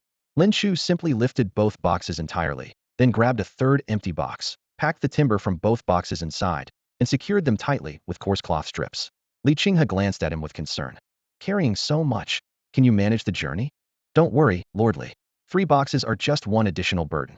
Lin Chu touched his toes to the ground, executing the cloud-wandering step, his figure moving through the narrow tent swift as wind. "In that case, let's hurry." Li Qinghe pushed through the door. The two left the storage area and were about to circle around the White Tiger Hall camp when a booming shout came from the direction of the main tent. "Welcome, Senior Luo, the Bloodblade guest." "Bloodblade guest?" Li Qinghe's arm tensed as he grabbed Lin Chu, signaling to lighten their steps. The two quietly crept toward the largest tent. "Lordly, who is the Bloodblade guest?" Lin Chu asked. "Luo Fu, a bronze-ranked assassin from the Blood Robe Tower, one of the 3 major assassin organizations in the Great Qian dynasty." Li Qinghe lowered his voice. "He's already at the Dan Meridian Realm Perfection level." Dan Meridian Realm Perfection, yet only bronze rank? Lin Chu's heart sank as he became even more vigilant. Li Qinghe carefully cut through the tent side wall, creating a finger-width gap. Inside, firelight flickered as Lu Yihe and other core members of the Leveling Heaven sect bowed respectfully. A white-haired, red-robed elder stood with hands behind his back in the center. This was Luo Fu. 5 attendants beside the elder had deep, profound auras, with at least 2 also at the Dan Meridian realm. "Senior Luo, in 10 more days our great army will reach Sui County. With your intervention, this is truly a blessing for our Leveling Heaven sect." His face was full of smiles. "Your sect leader personally went to the Blood Robe Tower to request my services." Luo Fu slightly raised his chin, his tone indifferent. "For the sake of old friendship, I'll help this once. The strong ones among the government forces just kill them. Yes, yes, yes. Lu Iha repeatedly agreed. Sui County is merely a garrison 1,000 household office, without even a sealed general 1,000 household. You can attack the city with confidence. Luo Fu's tone was flat, as if stating the most ordinary matter. Every word fell into Li Qinghe and Lin Chu's ears. Li Qinghe clenched her small fists, whispering, "This trip was worth while this intelligence is extremely valuable to us. You two over there, who are you?" Suddenly, a fierce shout exploded behind them. Lin Chu moved like lightning, first hurling the 3 boxes high into the air. His right hand drew his longbow, knocking an arrow whoosh. The arrow cut through the wind, striking the throat with one shot. The guard's eyes widened as he fell silently to the ground. Arrow released, boxes descending. Lin Chu's left arm steadied as he caught them securely, then turned to leave. "Let's get out of here first." Lin Chu and Li Qinghe immediately fled the scene. Enemies. How many? Looks like just 2, running ahead. Damn, just 2 people dare to raid our White Tiger Hall camp? All the storehouse guards are dead, and those thieves stole 3 chests of treasure. After them, Lu Iha and Luo Fu emerged from the main tent, their gazes locking onto the direction where Lin Chu and his companion had vanished. Luo Fu sneered, bold enough to strike right under an assassin's nose. "Chen Hu go." From among his 5 followers, a cold-faced young man carrying a sword stepped forward. "Yes, sir." Whoosh. Chen Hu's figure seemed to be swallowed by the night as he vanished without a trace. Thunder of hoofbeats. From all directions in the mountain forest, massive waves of troops poured out, warriors, soldiers, even the old, weak, and wounded among them, forming a dark mass that sealed off all escape routes. Lin Chu ran frantically while carrying the chests, Li Qinghe close behind. There was no time to count their opponents. They could only charge deeper into the forest. "Kill them." A squad charged straight at them. "Die." A cold blade slashed toward Li Qinghe's face. Lin Chu carried 3 chests on his left arm while thrusting his spear forward with his right hand. Clang. Spear tip met blade edge, sparks flying as the impact forced the White Tiger Hall captain back several steps, his face filled with disbelief. So young, yet such strength. Swish. Before he could finish, a cold gleam flashed past, and his head rolled to the ground. Li Qinghe flicked his sword clean and turned back, only to see Lin Chu's resentful expression. "What's with that look? Lordly, could you please not steal my kills next time?" Lin Chu's voice was low and sullen, like someone who'd been cheated out of hundreds of taels of gold. He had intended to finish off that captain himself, but Li Qinghe was faster, and a whole string of experience points had just vanished. Such bloodthirst. Li Qinghe said helplessly. "Fine, next time I'll leave all the big ones for you, especially those with high cultivation levels." "Thank you, Lordly," Lin Chu said earnestly. Li Qinghe smiled bitterly. This guy must have some strange obsession. The two then plunged into the crowd. Swish, swish, swish. Lin Chu's spear moved like lightning, each thrust piercing through at least 2 or 3 people, sometimes even skewering 4 or 5 in a row when luck was good. Experience 200. Experience 500. Experience 1,000. In an instant, the area in front of them had been cleared into a vacuum. The White Tiger Hall soldiers were terrified to their core, instinctively opening a path and watching helplessly as the two moved farther away. That man's spear is too fast to see. The other one's sword is even faster. They're clearly young, but each one is more formidable than the last. We've kicked an iron plate. Before the discussions could end, a black shadow descended from above, stepping on people's heads as it lunged straight for Lin Chu and Li Qinghe. Flash. Sword light exploded like thunder, striking down toward Lin Chu's head. Lin Chu dodged to the side like lightning. The cold gleam hit the ground with a tearing sound, ripping a massive gash in the earth. Someone at martial viscera perfection can actually dodge my sword. Chen Hu landed, surprise flashing in his eyes. Judging from the external aura, Lin Chu was indeed only at martial viscera perfection. He raised his sword to block their path and announced himself. "I am Chen Hu, a new assassin of the Blood Robe Tower, currently following Lord Luo on a mission. If you two are smart, you'll surrender now." Just a lowly assassin from the Blood Robe Tower, nothing more. Li Qinghe smiled faintly, her tone calm, yet carrying a sharp edge of disdain. "I'd say you've only recently entered the Dan Meridian realm, still quite far from earning your bronze assassin badge." The Blood Robe Tower enjoyed a fearsome reputation throughout the martial world. Anyone who heard the words Blood Robe Tower assassin would tremble with fear. Chen Hu had relied on this prestigious reputation to fuel his arrogance, but now Li Qinghe's single sentence had trampled his pride underfoot. "Once I kill you both, I'll be one step closer to that bronze badge." With those words, he spoke no more. His Dan meridians surged within, and his sword erupted with blinding radiance. Countless sword beams poured down like torrential rain, engulfing both Lin Chu and Li Qinghe. Before the clash of metal had even faded, Li Qinghe spoke unhurriedly, as if giving Lin Chu a lesson. Dan Meridian Realm warriors condense meridian cores in their dantian. These cores connect the 8 extraordinary meridians, allowing their force to leave the body and strike enemies at distance through martial techniques far stronger than force transformation. Force transformation warriors facing Dan Meridian opponents often die without even touching their opponent's robes. Even archers lose their ranged advantage against Dan Meridian warriors. Extremely careful. In just a few words, she revealed the true nature of the Dan Meridian realm. Lin Chu pondered silently. So the Dan Meridian realm allows force to manifest externally, reaching the legendary level of sword chi traversing the heavens. Compared to his archery, perhaps they were evenly matched. As her words ended, Li Qinghe's sword rang from its sheath with a sharp clang. Sword beams crisscrossed, weaving a curtain of light before her. The moment this sword curtain formed, Chunhu's sword chi crashed into it entirely. Clang, clang, clang. Brilliant sparks exploded in the air as all the sword chi was severed cleanly. Dan Meridian great completion. Chunhu's expression changed instantly. He had barely entered the Dan Meridian realm, while Li Qinghe was already 2 full sub-realms ahead. The outcome was crystal clear. Without hesitation, he turned and fled frantically, crying inwardly. What kind of joke is this? How am I supposed to fight that? Whoosh whoosh whoosh. The sound of cutting wind exploded behind his head. Lin Chu's arrows streaked through the air like pearls on a string, pursuing relentlessly. Chunhu snorted coldly, his sword blazing with force as he struck out several sword flowers in an instant, tearing ripples through the air. An archer? You think these ordinary arrows can harm me? Whoosh swish. His answer came in the form of countless arrow shadows filling the sky.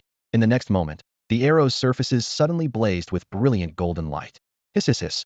Enhanced by this radiance, the arrows reached extreme speed, even changing direction mid-flight to cleverly avoid the sword beams and pierce deep into Chunhu's shoulder and back. Blood splattered as he grunted and staggered backward. Li Qinghe's eyes narrowed slightly as she studied Lin Chu carefully. This archery, too extraordinary. With her background and knowledge, she had studied countless cultivation methods and martial techniques, yet had never seen archery reach such heights within the 3 warrior realms. Even considering all 9 warrior realms, Lin Chu's technique just now would be treasured as a family heirloom by countless archer cultivators. How could a mere county captain possess such supreme skills? Cough cough. Chunhu leaned on his sword, blood dripping from its edge. He glared at Lin Chu through gritted teeth, though fear had taken root in his heart. Lin Chu hefted his spear, rapidly calculating. With my current sun-chasing archery mastery, I should be able to fight a Dan Meridian small completion warrior. To be safe, I'll have Li Qinghe watch my back. Lady Li, please guard my flanks, he said in a deep voice. Agreed. Li Qinghe readily consented, secretly admiring Lin Chu's thunderous killing intent. With that, Lin Chu employed the cloud-wandering steps, his form like wind sweeping through shadows as he charged at extreme speed toward the wounded Chunhu. You dare, you wretch? Stop! Shouts of battle rang out as deadly gleams filled with killing intent struck toward Lin Chu from all directions. Assassins from the Blood Robe Tower, and several thousand households among them. He could even sense the aura of Dan Meridian realm cultivators. Lin Chu dared not be careless. While his spear swept like a violent storm, he pulled out a palm-sized black mechanism box from his chest, the torrential pear blossom needles. Pressing the trigger, he didn't even look back as he threw it behind him with a reverse motion. Bang! The box shell exploded, and countless silver needles as fine as ox hair shrieked through the air like a sudden downpour, instantly covering the entire mountain path. Hidden weapons. Block them, the Blood Robe Tower assassins shouted in low voices.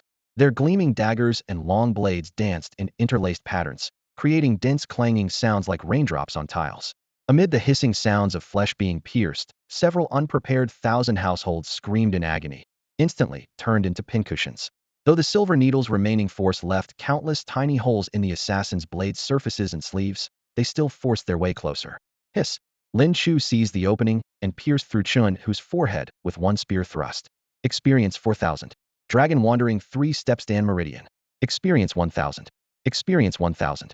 System notifications exploded in his mind one after another. Seeing this, Li Qinghe was secretly shocked. What powerful hidden weapons! Those unaware might think Lin Chu was the one with the deepest backing forces. She slashed several sword gleams to force back the remaining assassins, then lifted 3 heavy boxes with one hand and threw them to Lin Chu. Let's go. The 2 of them moved like the wind, using the cover of night to escape into the mountain forest. Damn it! The remaining 4 Blood Robe Tower assassins regrouped, looking at the corpses and silver needle fragments scattered on the ground with grim expressions. That hidden weapon came too suddenly, and it contained the power of perfect transformation realm, allowing that brat to escape by luck. The other sword cultivator has even reached great achievement in Dan Meridian realm so young, definitely not ordinary. This Sway County actually has hidden dragons and crouching tigers. Quickly return and report to Lord Luo. Lin Chu and Li Qinghe traveled nonstop for 2 full days and nights before finally returning to the Sui County military camp. During this time of running side by side, Li Qinghe's impression of Lin Chu completely changed. At this moment, Lin Chu was still carrying the 3 large boxes with one hand. Breathing steadily, as if not tired at all, was truly so enduring. Entering the camp gates, Li Qinghe couldn't help but glance sideways. 100 Household Lin, the cultivation method you practice, could it be the ox tiger mysterious art? Lin Chu was startled. Lord Li figured it out? I've studied the ox tiger mysterious art in detail and consider myself quite knowledgeable about it. Others might not be able to tell. Li Qinghe raised her hand, her fingertips lightly touching Lin Chu's iron-like arm, her eyes full of shock. I never imagined someone could actually practice this technique to such a degree. Lin Chu felt a bit ticklish and shifted slightly. Lord Li, what's special about this technique? The ox tiger mysterious art can be called the strongest foundation building technique. Li Qinghe withdrew her jade hand and explained seriously. When cultivated to perfection, it can condense an ox tiger body, unleashing the strength of 9 oxen and 2 tigers, allowing continuous battle for days without fatigue. More importantly, it's the only technique among all transformation realm methods that can nurture the dantian and advance upon perfection. The dantian will form a rudimentary pill core called the 9-ox mysterious tiger pill. If one then advances to Dan Meridian realm, whether in terms of force intensity, speed, or cultivation efficiency, they will far exceed others of the same level. She sighed. Unfortunately, except for the ancestor who created this technique, no one has been able to cultivate it to perfection. Is it that difficult? Lin Chu raised an eyebrow. More than just difficult? Li Qinghe's beautiful eyes widened as she spoke rapidly. Practitioners must start from the blood training realm, soaking muscles and bones in red tiger blood wine, repeatedly grinding skin and flesh with red practice stones, then tempering meridians with cold ice needles. They also need daily hunger tempering and weighted running. She listed over 10 brutal methods in one breath, finally sighing. To toil one's muscles and bones, to starve one's body and skin, these 5 characters are the true portrayal of the ox tiger mysterious art. Li Qinghe looked at him with admiration. 100 Household Lin, your ability to endure what ordinary people cannot and practice this technique to its current level truly earns my respect. Lin Chu merely smiled faintly without much explanation, though he secretly felt pleased. This understated little show-off moment, the newbie gift package, really is useful. The system's newbie gift package really is quite good. The White Tiger Hall main camp. Numerous corpses were being carried into the military compound. Chun, whose body was prominently among them, the blood still fresh and not yet dried. Lu Yihe and Luo Fu walked forward side by side, their faces instantly darkening. Chun, who was dead too. Luo Fu's voice was deep and ice cold. Chun, who was young, promising, and skilled at networking, Luo Fu had originally planned to take him as a disciple. Who would have thought that this small trip to Sui County would cost him his life here? Lu Yihe gazed at the corpses of the 1,000 household and 100 household officers, his heart pierced with anguish. The White Tiger Hall's core forces were almost completely wiped out. Sui County was like a bottomless abyss. No matter how many men he sent in, it devoured them all. What a nightmare. At that moment, several Blood Robe Tower assassins who had been dispatched earlier also returned. I sent you along because I was worried. So how did you still let Shinhu die? Luo Fu's questioning carried a bone-chilling killing intent. The 4 assassins all shuddered. Lord Luo, the attacker, was extremely fast and carried devastatingly powerful hidden weapons. We were blocked from reaching him and couldn't save Shinhu. Useless fools. Luo Fu roared in anger, a cold gleam flashing in his eyes. Did you get a clear look at the attacker's appearance? Yes, we did. I'll draw it right away. One of them immediately took paper and ground ink. With just a few strokes, Lin Chu's portrait appeared on the paper. Luo Fu stared at that handsome young face, murderous intent surging within him. Lord Luo, this person appears to be at the martial viscera realm perfection level, but actually possesses Dan Meridian realm combat power. Please be extremely careful, the assassins added. It's him. Suddenly came Lu Yihe's surprised voice from beside them. Seeing the portrait clearly, his heart trembled violently. The White Tiger Hall's losses weren't so much due to Sui County, as they were all due to this Lin Chu. Hall Master Lu knows him? Luo Fu asked. I do. Lu Yihe suppressed his emotions. He's a 100 household officer at Sui County's garrison post. He's only been in the military for 2 months, yet his martial cultivation has already reached this level. At these words, everyone around was in uproar. What? Such cultivation in just 2 months? In all of Yu province, besides Li Junqian's disciples, who could have such talent? How could little Sui County be hiding a disciple of the Yu province military governor? That's impossible. Everyone discussed heatedly. Luo Fu sneered coldly. I don't care who he is, even if he were Li Junqian's own son. Anyone who dares kill my Blood Robe Tower people must die. Lu Yihe swallowed hard. What audacity! Li Junqian was one of the great Qian's 9 governors, a king-ranked marshal, and the strongest among the 9 pillars. 10,000 luo fuss wouldn't be enough for him to kill. Yet here, he was making bold threats. Nevertheless, he still secretly hoped Luo Fu could truly slay Lin Chu to avenge his son and the White Tiger Hall's core members. Hallmaster Lu, break camp immediately. I'm going to wash Sui County in blood. Luo Fu's killing intent soared to the heavens. Lu Yiha nodded in acknowledgement and quickly passed orders to prepare. Meanwhile, on the other side of the military camp, Li Qinghe was busy assisting Zhu Tsongde in treating soldiers who had become addicted due to withdrawal, while sharing all the intelligence about White Tiger Hall's forces that she possessed. Her mind was as sharp as her sensitive nose, and this advanced intelligence was enough to save hundreds of lives. Seeing that he was temporarily unneeded, Lin Chu quietly departed. After days of fierce battles, he hadn't even had a chance to catch his breath. Despite having seemingly endless energy, he now felt mentally exhausted. However, he still couldn't rest. The materials were all gathered, and it was time to find Liu for forging. Lin Chu first made a trip to the county office, where he carved out a large chunk of gold from the golden toad's body, weighing approximately 100 taels. As dusk began to fall when he left the county office, he packed the heavy gold ingot into a wooden box and strode back toward the military camp. Just as he reached the entrance, he spotted a plump rear end swaying left and right, blocking the path like its owner couldn't find his way. Too lazy to greet the person, Lin Chu lifted his foot and delivered a flying kick. Hey, what the hell? Who's got the nerve? Chen Xiao stumbled forward and spun around. Upon seeing Lin Chu, he immediately fell silent and scratched his head awkwardly. Lin Chu was now a centurion who could even slay martial artists at the energy transformation level. Chen Xiao wouldn't dare challenge him.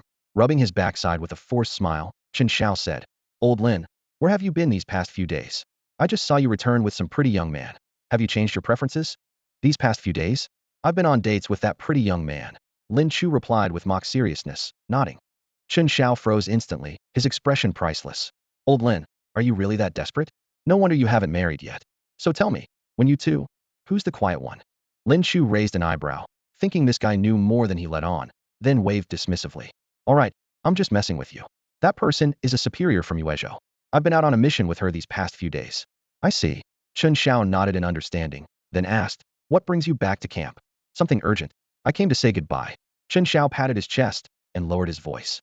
"I came to Sui County on an undercover mission. Now that I've completed my objective, it's time to withdraw. Maybe we'll run into each other in Yuezhou City someday." "Yuezhou?" Lin Chu raised an eyebrow. "Isn't your family in Sangzhou? My father got promoted again. He's going to work under the Yuezhou governor next." Chen Xiao explained. "This undercover work was to earn my qualification for military service. I've gathered plenty of evidence of the Yuezhou prefect's collusion with Lei Xingshan. The governor promised that if I completed the mission, he'd let me enlist. That's how Commander Zhu brought me to Sui County." Lin Chu hadn't expected such a complicated backstory. "Your father won't let you join the army? You had to go through all this." "In our family line, my father's generation only has him." Chen Xiao pouted. "He's desperately climbing the ranks because he doesn't want me taking risks. He just wants me to live as an ordinary person and continue the bloodline. My father's so old-fashioned.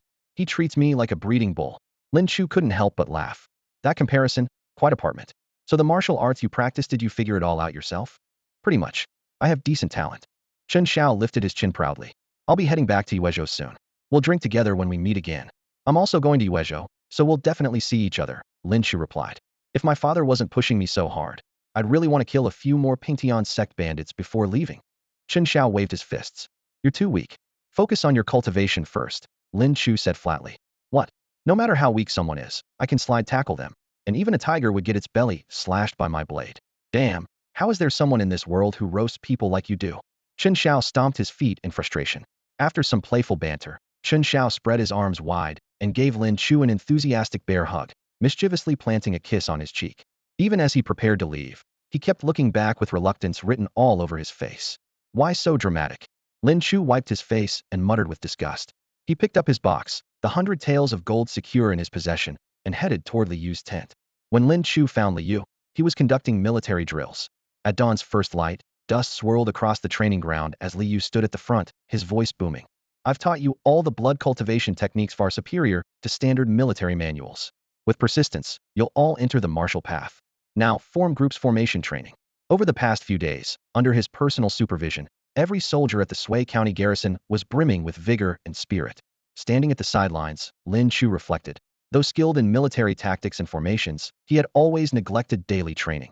To forge an elite force, rigorous training was essential. "Captain Lin is here." Wang Su and the others shouted excitedly upon seeing him. Liu turned around, grinning teasingly. "Captain Lin, Quite popular, aren't you? Lin Chu set down the long case he carried and smiled back. The brothers are too kind. Facing the soldiers, he raised his voice. Master Li comes from the elite forces of Yu province. His training methods are the finest. They engrave them in your bones if you want to survive on the battlefield. Yes, the soldiers roared in unison. Continue formation training. I need a word with Master Li. Lin Chu waved, dismissing the crowd. The two men stepped aside. Lin Chu spoke quietly. Thank you for training them, Master Li. They rarely receive such quality instruction. Li Yu sighed. The military system is in chaos. I fear only the 9-pillar armies of the great Qian maintain proper standards. The corruption in these garrisons infuriates me, yet I'm powerless to root it out. Lin Chu opened the long case, revealing 2 pieces of rare wood. I've nearly gathered all the materials. Please help me forge this. My brother mentioned it. Li Yu nodded. You still need black gold iron. The armory should have some. Check with Captain Zhu, then sweep the city for the rest. That should suffice. Excellent. Lin Chu acted immediately. Zhu Tsongda was efficient, granting permission with a single word. Black gold iron was already scarce in the city, and Lin Chu bought every piece available, spending several hundred taels of silver and severely depleting his funds. The poor study literature, the rich practice martial arts. Now he truly understood. Without the system, the costs of medicinal baths and herbs alone would be terrifying. Originally, all their silver was managed by Lu Huiyun. When she learned he needed to forge a weapon, she handed over everything without question, repeatedly emphasizing, use only the finest materials. A flawed weapon means death. With materials gathered, Liu borrowed the military forge and fired up the furnace. The bow, how heavy do you want it? As heavy as possible. Lin Chu didn't hesitate. Liu clicked his tongue. Practitioners of the bull tiger profound art are truly fierce. Lin Chu held the Li siblings in high regard. Intelligent, reliable, and tactful. Though they knew he practiced the bull tiger profound art, they never pried into his background. He reached into his robes and pulled out 100 taels of gold, pressing it directly into Liu's hands. Payment for your work. Holy shit, you're actually paying? And in gold. Liu exclaimed in surprise. I was actually planning to tease you. I knew you couldn't afford to pay, so I thought I'd have you teach me archery to cover the cost. Dressed in fine silk robes with an air of nobility in his every gesture, he clearly didn't lack archery instructors. He was obviously trying to help Lin Chu in secret. Then I'll take it back. Lin Chu bent down and reached for the gold ingot on the table. Hey, once it's given, there's no taking it back. Liu was quick to react, sweeping the gold into his arms. Lin Chu smiled helplessly. Then I'll trouble you, Lord Li. The next morning, after resting for the night, Lin Chu had just awakened when the military horns sounded in the distance. A war council was about to convene. Inside the command tent, charcoal crackled in the brazier. Li Qinghe and Zhu Tsongda sat in the main seats, with over 10 centurions arranged in order. Lin Chu and Yuan Gu sat at the left and right head positions, ranking just below the main seats equivalent to the top 2 among the centurions. Everyone was convinced of their status. Lord Li, please proceed. Zhu Tsongda gestured with his hand, smiling. Li Qinghe nodded and stood. Since Commander Zhu has asked me to speak, I'll briefly outline our preparations for facing the White Tiger Hall of the Pingtian sect. She pointed to the numerous flags scattered across the sand table. The White Tiger Hall appears to have many troops and generals, but it's mostly for show. Lin Baihu and I scouted their camp last night and found that most are old, weak, sick, and disabled, with fewer than 500 cavalry. The soldiers are of mixed quality, and many of their centurions and commanders were killed by Lin Baihu. They were already short on capable leaders. As her words fell, the centurions in the tent all turned to look at Lin Chu, their eyes filled with shock. 2 people had infiltrated the enemy camp and even killed centurions and commanders?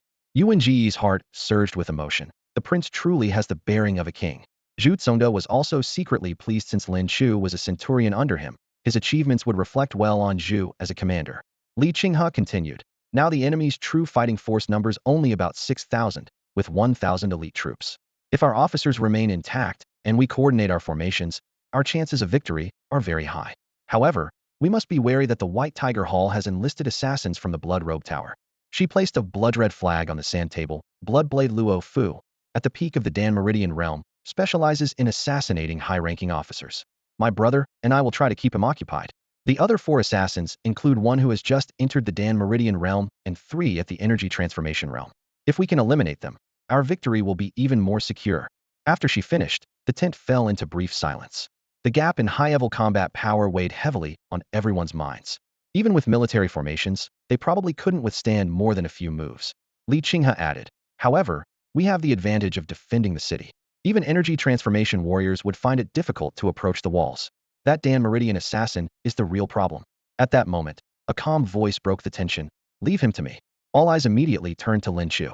Yuan Gu urgently reminded him, Lin Chu, that's a Dan Meridian warrior, you mustn't speak rashly. Li Qinghe smiled faintly. Lin Baihu's words aren't impossible. He's already killed a Dan Meridian assassin at the entry level. The tent instantly fell dead silent, everyone stunned. You two have practically wiped out half of the White Tiger Hall's high-level combat power on this trip. Give you a bit more time, and there might not be anything left for us to do, someone muttered quietly. Lin Chu remained calm. What I mean is, leave all the assassins to me, including the White Tiger Hall master. Li Qinghe shook her head with a bitter smile. This guy's bloodlust is acting up again. Since Lin Baihu had spoken, the assassins would be left to him. Li Qinghe stood behind the commander's desk with her hands clasped behind her back, her tone calm, yet unquestionable. From now on, Sui County enters full war preparations. The military camp will immediately relocate to the garrison post within the city walls. All soldiers will be organized into guard units with scheduled rotations, maintaining constant presence on the city walls day and night. Meanwhile, we'll mobilize the civilians to repair the city walls and forge siege defense equipment. All scouts are to deploy immediately. I want real-time intelligence on the White Tiger Hall Army's movements. Yes. Inside the tent, the clash of armor and unified responses intertwined, creating a murderous atmosphere. Everyone understood that although Li Qinghe was young, she was their superior, and certainly not some pampered noble who only knew military theory. Even Commander Zhu would deploy troops according to her arrangements. How dare the other centurions question her authority?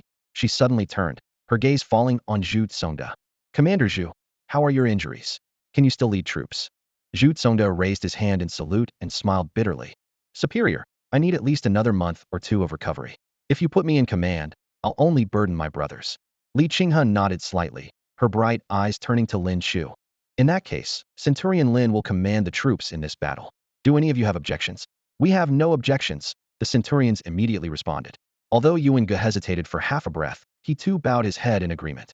At this moment, everyone harbored different thoughts. If Lin Chu distinguished himself brilliantly in battle, his military achievements would likely reach the capital, providing obvious benefits to his career prospects. He might even be accepted as a disciple by the Nine Pillars governor. That governor possessed the military's only grandmaster-level martial arts, taught only to personal disciples. Such an opportunity was truly once in a lifetime. Lin Chu was also stunned for a moment. Command authority had just fallen into his hands like this. He immediately composed himself and cupped his fists in salute. Lordly, esteemed commanders, I am honored by your trust. I will certainly fight a magnificent battle. After the crowd dispersed, only the siblings remained in the tent. Liu squeezed up to Li Qinghe's side and whispered with a mischievous smile. Sister, aren't you being a bit too obvious? Li Qinghe glanced at him coolly. Obvious about what? Liu raised an eyebrow. Such a golden opportunity that countless people begged for, and you practically forced it on Centurion Lin. A sparrow becoming a phoenix. Maybe he'll be our junior martial brother in the future. He's older than you, Li Qinghe replied calmly. He may be older, but I have higher seniority. Liu smiled smugly. Li Qinghe shook her head with amusement. Father has always determined seniority by cultivation level. With Lin Chu's talent, in a few years when he surpasses you, you'll have to call him senior martial brother. Liu smacked his lips and squinted playfully. Helping an outsider suppress your own brother, sister. Don't tell me you've taken a fancy to him? How dare you talk nonsense? Li Qinghe reached out and twisted Liu's ear, snorting coldly. Go drill the troops. Liu covered his reddened ear as he ran out of the tent, still muttering. Lin Chu may come from humble origins, but his talent and appearance aren't bad. After earning merit, he'd make a good match. He didn't lower his voice at all, and from inside the tent came a sharp, cold feminine shout. Liu, do you have a death wish? Liu quickly channeled his movement technique and darted away like the wind for dozens of zhong, turning back to laugh heartily from a safe distance before making his escape. The next morning, Sui County's defense construction began in full swing. Outside the city, earth and stone piled high while the sounds of hammers and saws never ceased. Civilians were conscripted into the work sites, sweat and dust mingling together. There was simply no other choice. The garrison was already understaffed, and with the soldiers needing to fight bloody battles, intensive training and cultivation were their most pressing concerns. At this moment, the townspeople were also working frantically. Rolling logs, giant crossbows, and stone projectiles. Heavy defensive equipment was being hauled up to the city walls. Buckets of collected excrement sat nearby, ready to be boiled into scalding liquid gold when the Pingtian sect's army approached. Lin Chu rarely had time to return to his small courtyard, and upon pushing open the door, he collapsed onto his wooden bed. The moment he closed his eyes, he accessed his newly acquired movement technique Dragon's 3 Steps. Martial Art Dragon's 3 Steps Meridian Pulse Beginner 02000 Experience Points 12500. Vast cultivation insights flooded his mind like a torrent. 1. Dragon roaming the four directions. Body moves like a dragon entering the sea, supremely agile. 2. Flying dragon in the sky. 1 step unleashes explosive power that can soar 10 zhang through the air. 3. Dragon soaring 9 heavens. Fusion of the first 2 stages, 3 steps combined. Maximum speed increase of 30 times. The drawbacks were equally clear. Execution placed enormous strain on the body. But Lin Chu didn't care. With iron shirt and 8 unity Vajra protection, he was tough enough to deflect blades and axes. With a thought, he poured in experience. Martial Art Dragon's 3 steps. Meridian Pulse. Minor achievement 0.8000 experience points. 10500. Power surged along his spine into his limbs, blood and chi churning as his waist and legs underwent tempering. Lin Chu felt light as a feather. Whoosh. Swish. Afterimages crisscrossed the room as he became a black shadow darting back and forth, then burst through the window, leaped over the courtyard wall, and plunged into the forest. Golden autumn leaves drifted down like snow, and with subtle ankle twists and shoulder adjustments, he avoided every single leaf. With this movement technique, even if I can't win, I can escape unharmed, he thought confidently as he returned to his bedroom. Setting aside the movement technique for now, he turned to more urgent matters: defending the city. Lin Chu opened his military formation panel and unhesitatingly maxed it out. Martial art military formation tactics. Martial organs perfect 1800. Effect: command up to 1,000 soldiers. As long as the general lives, morale remains unbroken.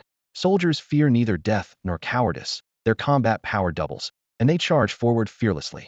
Remaining experience points 8,700. With 1,000 soldiers, I can forge Sui County's strongest iron wall.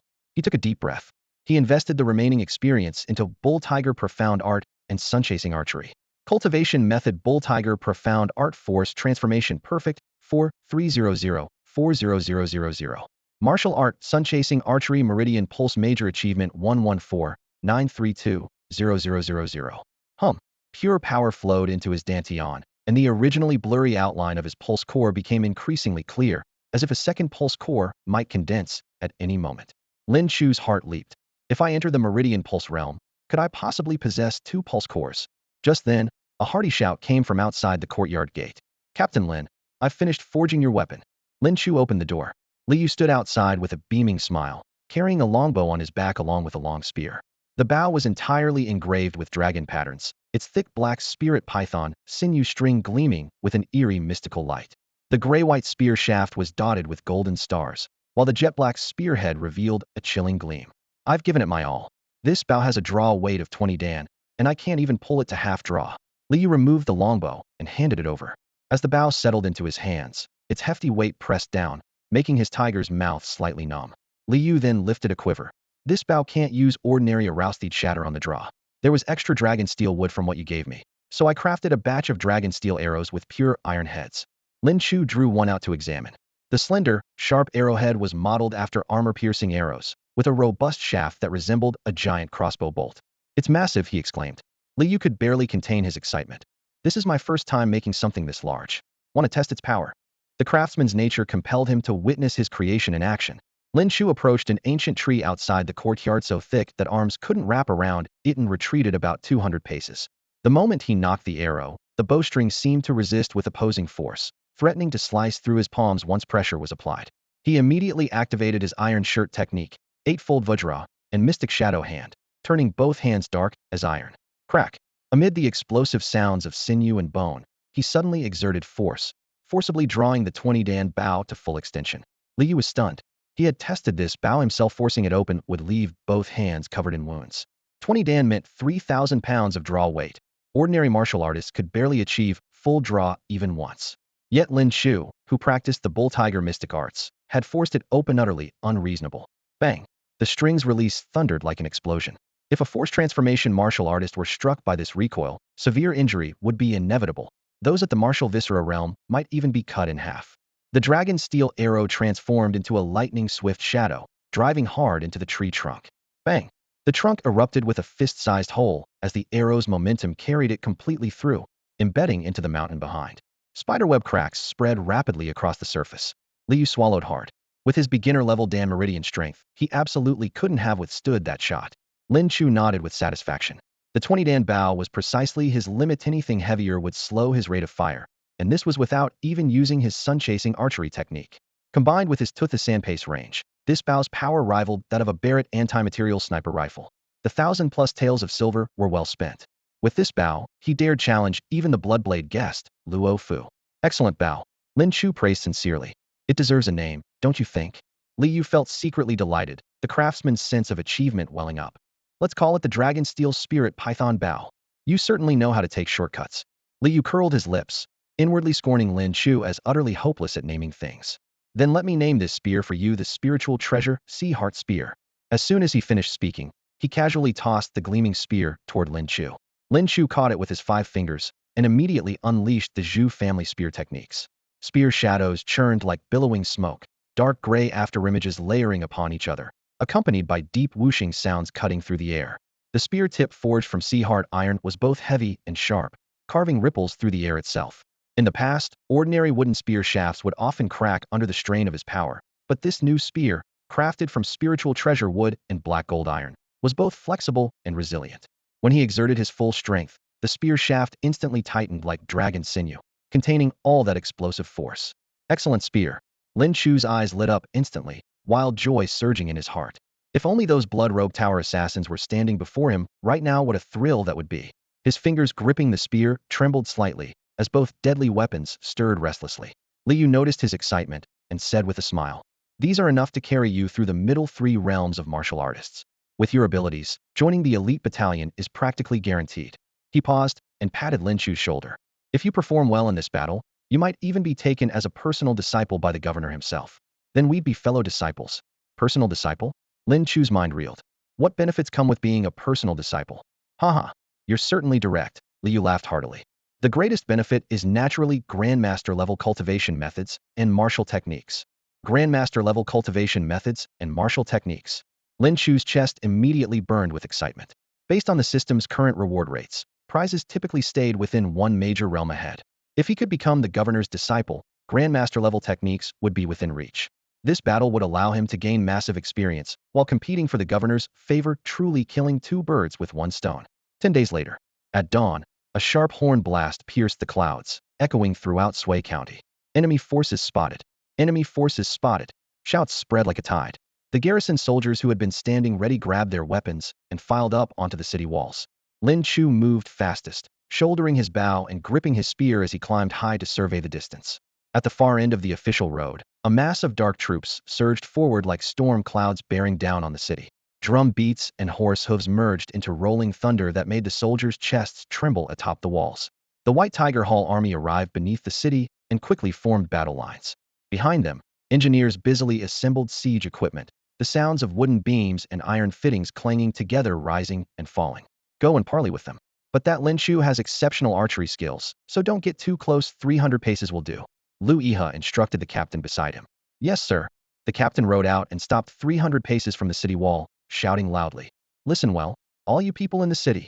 The great Qian's purple star has fallen, the celestial palace totters, the heavenly stems shift position, and fate falls to Pingtian. Our Pingtian sect follows heaven's mandate. You must not persist in your delusions. Open the gates and surrender voluntarily, and all will be spared death. Otherwise, our Pingtian sect will surely wash Shui County in blood. When 2 armies faced each other, such proclamations served both to establish legitimacy and shake enemy morale. The soldiers atop the walls all turned their gazes to Lin Chu in unison. He was the commanding general, and whether to respond was entirely his decision. Lin Chu's expression remained calm as he slowly unslung the Dragon Vigor Spirit Python bow from his back, showing no intention of replying. He drew the bowstring to a full moon, his concentrated force creating a dangerous humming from the string. Fwang! Whoosh! An arrow beam like lightning tore through the sky, instantly piercing through the captain's skull. Crack!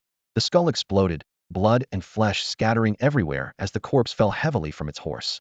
The Dragon Vigor arrow buried itself completely in the ground, leaving only its tail feathers quivering slightly. 1 arrow, instant kill. Thud! The headless captain's body crashed heavily to the ground. After a brief moment of deathly silence atop the city walls, cheers erupted like a mountain flood, instantly drowning out the night sky. Captain Lin is mighty. Divine archery shows its power. Captain Lin is incredible. With Captain Lin here, the Pingtian sect will surely be defeated. Captain Lin! Captain Lin! Dense shouts echoed across the city walls, lasting endlessly, as if Lin Chu's name had been carved into the very night of Shui County. In stark contrast to this scene of boiling blood and passion, The White Tiger Hall's military formation was cold as ice. Despite their numerical advantage, Liu Yihe had to watch helplessly as a captain, originally positioned to shake the morale of the imperial troops, was killed with a single arrow.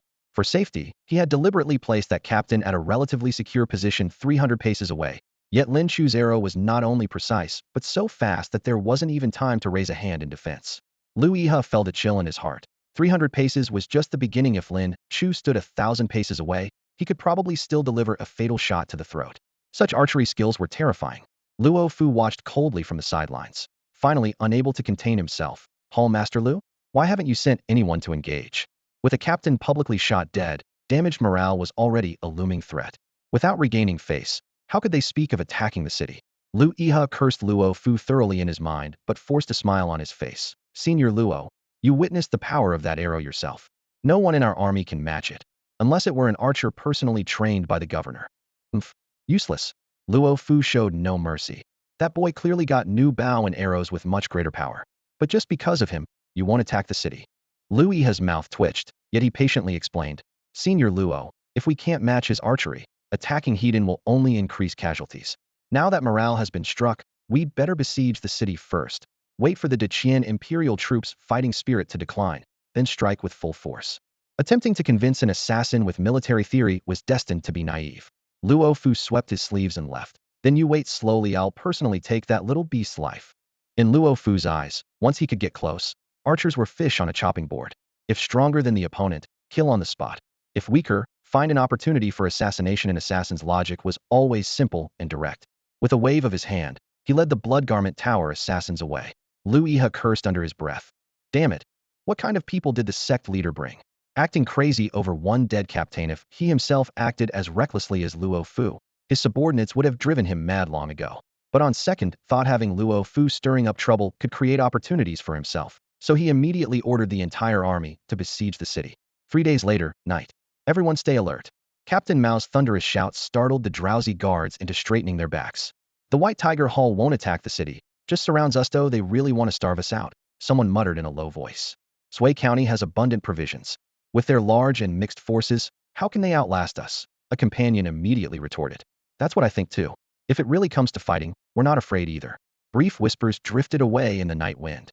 Lanterns flickered above the city walls as soldiers gripped their weapons, confidence written on every face. "After all, we have Captain Lin with us, so we're not afraid to fight." The soldiers' gazes fell upon Lin Chu, who was leaning against the city wall, and each of them felt a wave of reassurance. Li Qing has stepped to his side and lowered her voice. "That White Tiger Hall master didn't reach his current position by accident. Though his cultivation may be lacking, he's no fool. He knows the morale gap is too wide, so rather than fight Hedon, it's better to rest and regroup before attacking." TSK, Shangwan's people are truly formidable. Even a warrior at the peak of force transformation realm is considered lacking in cultivation. Lin Chu smiled faintly. 3 days should be about right. Liu Yihe is probably waiting for the right moment too.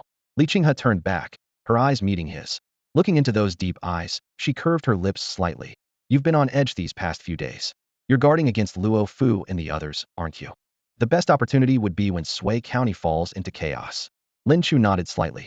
Apart from Luo Fu, no one else has the ability to throw Sui County into turmoil right now.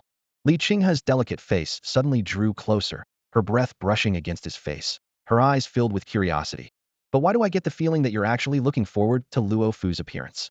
Lin Chu caught the subtle fragrance drifting toward him, his smile deepening.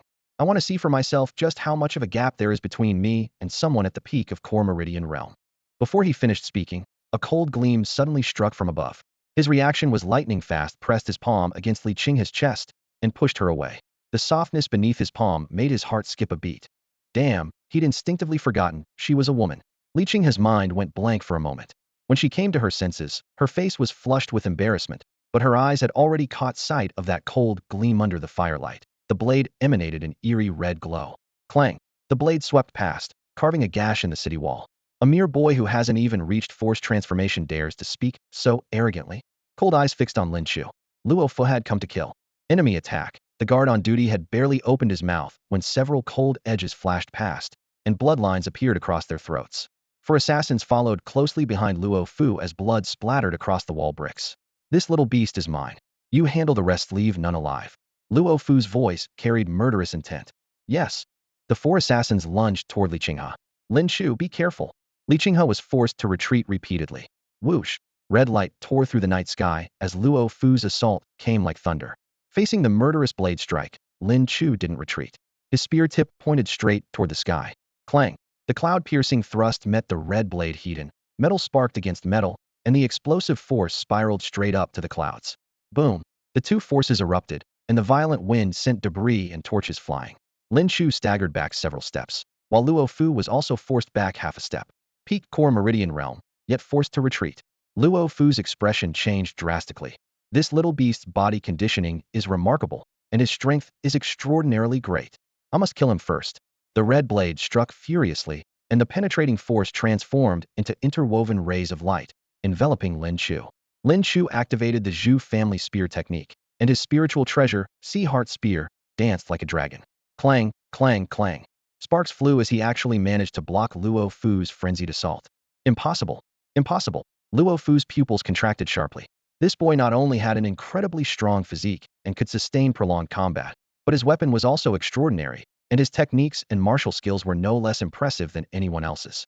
With all these advantages combined, even Luo Fu couldn't take down Lin Chu in a short time. The battle was exhilarating. This was the first time Lin Chu had fought with such pure satisfaction. Facing Luo Fu, who had reached the perfect Dan Meridian realm, he finally experienced the sheer pleasure of a duel between masters. As spear clashed against blade in a contest of strength and stamina with no clear victor, he laughed heartily. I could fight you all day long. Let's see whether your inner force runs out first or my stamina gives way. Clang, clang, clang. In the blink of an eye, the two had exchanged over 100 moves. Blade light and spear shadows danced across the city wall, sparks flying as the air was torn into sharp whistles. Li Qinghe, watching from the sidelines, held her breath in amazement. She had originally planned to work with her brother to merely hold Luo Fu at bay, never daring to hope for an even match. Yet now Luo Fu was being held back by Lin Chu alone. Considering that Lin Chu's cultivation was still inferior to Li Yu's, could this truly be the power of that bull tiger mystic art? Sister! Li Yu's shout snapped her back to reality as he suddenly charged into the battle circle. With the siblings fighting together, the 4 assassins were instantly suppressed. The 3 assassins at the perfect energy transformation stage were wounded one after another, and the tide turned in favor of the Li family now. It was just a matter of time. Originally, Li Qinghe had intended for Lin Chu to deal with these 4 men, but unexpectedly, their positions had reversed, with Lin Chu now fighting Luo Fu alone. The sounds of combat atop the city wall quickly alerted the Sui County garrison. Captain Mao led his troops to the scene, but seeing the 2 fighters colliding like violent storms, none dared approach. Quick! We're under attack, someone cried out. The garrison captain looked up to see clusters of flames lighting up the hillside under the moonlight. The White Tiger Hall army was advancing. Charge! Earth-shaking battle cries echoed through the night sky. Siege towers were pushed to the front lines, wrapped in wooden boards and iron sheets, covered with wet cowhide to resist fire attacks, with massive battering rams inside aimed at the city gates. Behind them followed ladder wagons, their frames rising to form sturdy triangular supports against the outer walls that would be difficult for defenders to topple. Clang, clang, clang. Lin Chu and Luo Fu clashed heat once more, exchanging another 100 moves. Atop the city wall, their figures darted back and forth, the sounds of blade and spear merging into a continuous metallic symphony. Seeing the White Tiger Hall's assault approaching, Lin Chu's heart tightened, knowing he couldn't afford to remain entangled in combat. He stamped his foot and unleashed the dragon wandering 3 steps technique, his form becoming a blur as he created distance. Immediately after, he pulled the Dragon Force Spirit Python bow from his back and knocked an arrow. Bang! Whoosh! The massive Dragon Force arrow, wrapped in fierce wind, instantly tore through the siege tower's shell, its violent impact even shattering the entire vehicle. Splintered wood and iron fragments scattered through the night air amid sparks. Elite archer unit, listen up. Rain arrows down on the White Tiger Hall infantry. Lin Chu infused his inner force into his voice, his command booming across the city wall. Leave the siege towers and ladder wagons to me. Whoosh, whoosh, whoosh. Each of his arrows precisely pierced through a siege engine, explosions erupting one after another. The White Tiger Hall's vanguard formation was thrown into complete chaos. You little bastard, seeking death. A red gleam flashed from the other end of the city wall as a blazing force shot straight toward Lin Chu. Luo Fu came charging in fury, his blade technique like thunder. Lin Chu remained unfazed, reversing his spear with one hand to meet the attack. Clang! Hum! The explosive force rippled outward in concentric shockwaves that would have instantly pulverized any bystander into bloody mist. Lin Chu laughed heartily as he fought while retreating, like someone toying with a wild beast. Old fool! Catch me if you can. If you can't keep up, You're my son. You little beast. Luo Fu flew into a rage, pursuing Lin Chu relentlessly. As Lin Chu strolled about, he casually flicked his fingers, effortlessly destroying one siege engine after another belonging to the White Tiger Hall. The night wind howled fiercely, and torches bathed the area below the city walls in blood-red light. Yet the White Tiger Hall forces continued surging forward like a relentless tide, quickly approaching the base of the walls and frantically climbing up the few remaining ladders that had survived the assault. Atop the city walls, a millstone-sized boulder crashed down with tremendous force, splattering a White Tiger Hall warrior into bloody fragments. Rolling logs followed, along with cascading torrents of molten metal that corroded flesh upon contact, leaving wounds that could barely heal. Even those lucky enough to survive wouldn't last more than a few moments. Conserve our defensive equipment. These aren't the White Tiger Hall's main forces theory, just cannon fodder meant to exhaust our supplies and stamina. Li Qinghe shouted during a brief respite, warning the defenders who were continuously hurling boulders. Meanwhile, his long sword pressed forward relentlessly, determined to first eliminate one of the energy transformation martial artists and break through these blood tower assassins one by one. Clang! Steel met steel as he deflected the energy transformation assassin's weapon with a single stroke, his sword tip gleaming coldly as it aimed straight for the throat. At that very moment, a thunderous crack split the air. Bang! The assassin's head exploded on the spot, spraying blood across Li Qinghe's face. Experience points, 3,000. Lordly, I'll be taking this kill. Lin Chu's laughter echoed from high atop the tower.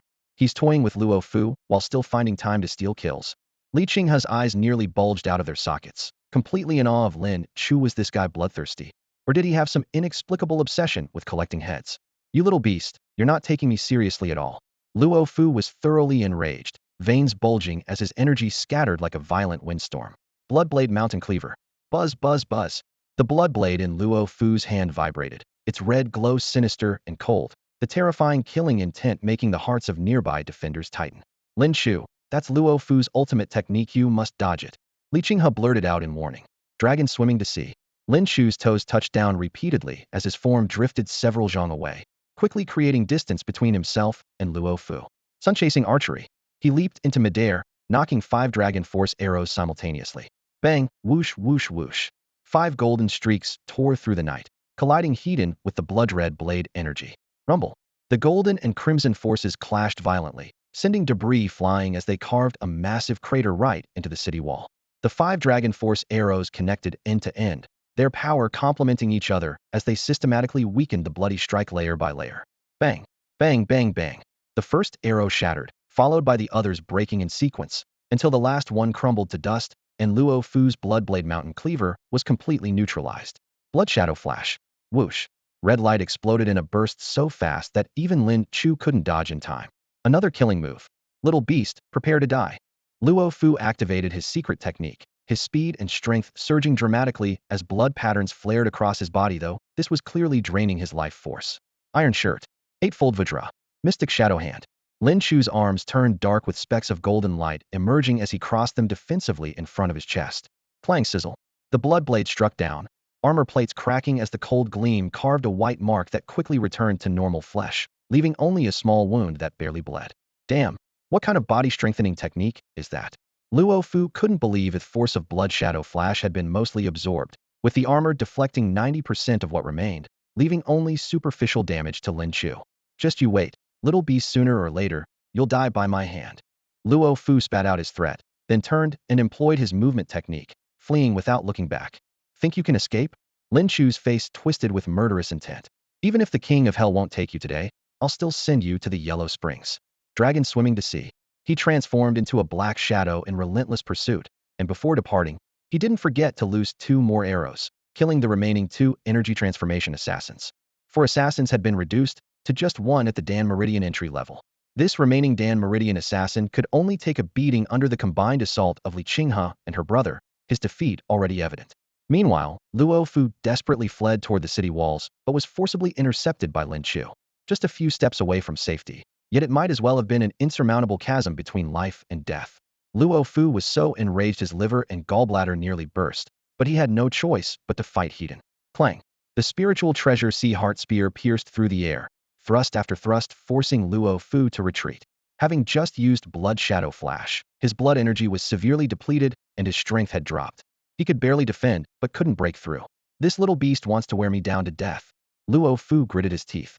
Lin Chu only had two advantages: toughness and endurance, but these two qualities alone had the situation completely locked down. Whoosh! Red light blazed as Luo Fu's swift blade came slashing down like lightning. Lin Chu's spear tip swept upward, precisely striking the weakest point of the red blade's force. Clang! The blade's momentum shattered before it could fully form, and the recoil forced Luo Fu back several steps. Luo Fu didn't dare waste any more energy. Before he could catch his breath, several golden flashes suddenly appeared. Dragon Gang arrows came shooting like thunder in rapid succession. Damn! You little beast, you deserve to die. Luo Fu roared, his red blade slashing repeatedly. Clang clang clang, the golden arrows shattered, but his blade trembled violently. After breaking just 5 arrows, he nearly lost his grip. Swoosh swoosh swoosh. The next wave of arrows came threading through the air like needles, giving him no chance to adjust. Clang clang clang. Sparks flew as the sound of clashing metal echoed across the city walls. Blood trickled down from Luo Fu's tiger's mouth as his stamina, true chi, and spirit all approached their limits. At this moment, he truly understood for the first time the terror of a powerful archer. There wasn't even a chance to get close. Bang!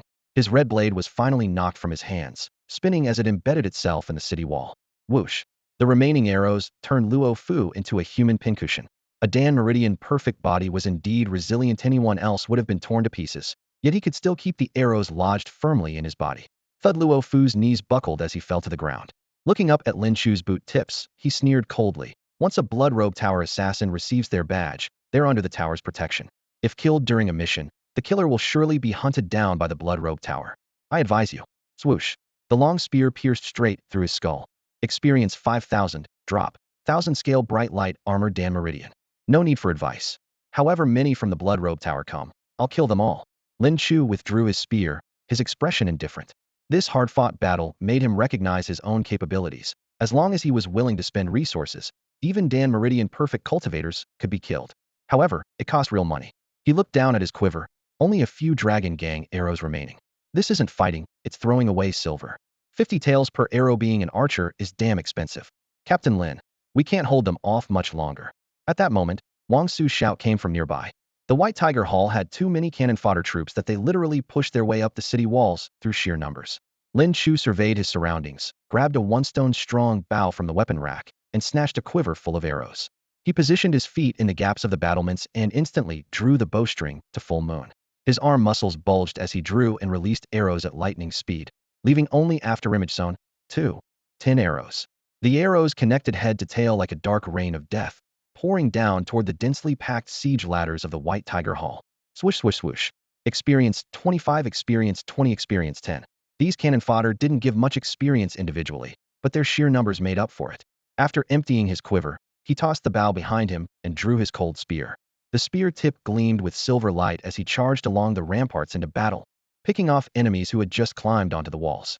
Clang clang clang. Sparks flew as his spear tip clashed with iron armor. In moments, enemy corpses lay at his feet. On the other side, the Li Qinghe siblings were still locked in combat with a Dan Meridian assassin, sword light, and daggers crossing in showers of sparks. Lin Chu found a brief opening, drew his bow again, and his Dragon Gang arrow whistled through the air. Thud! The entry-level Dan Meridian assassin took an arrow between the eyes, his body pinned hard against the battlements. Experience 3500. What a harvest today! Lin Chu's heart burned with excitement, almost hearing the sound of experience flooding in. Indeed, the battlefield was the fastest forge for leveling up. Li Qinghe stared at the Dan Meridian corpse, stunned for several breaths before snapping back to reality and whipping around to find Lin Chu. The next moment, her pupils contracted sharply. He killed Luo Fu. Sister, brother. Liu called out repeatedly from the side. Li Qinghe snapped out of her daze, took a deep breath, and suppressed her shock. Don't worry about that now. Let's focus on defending the city. Right. She and her brother fought side by side, returning to the city's edge.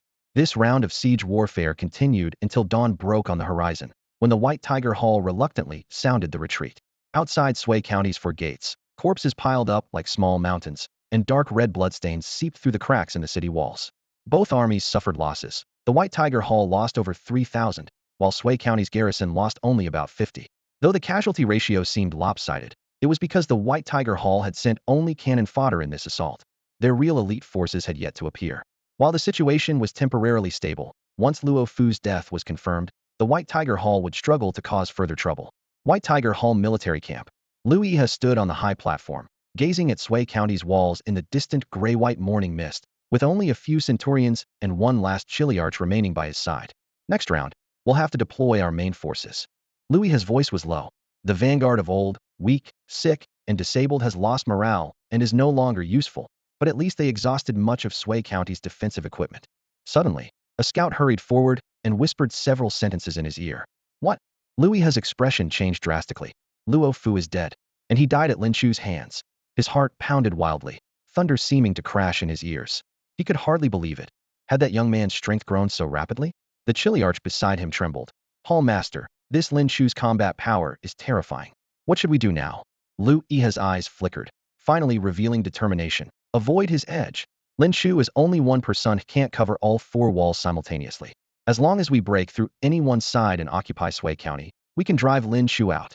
Luo Fu's death had completely disrupted his original plan. He had intended for Luo Fu to infiltrate the city and create a diversion, then launch a coordinated assault with his main forces once the defensive equipment was exhausted and the defenders were weary.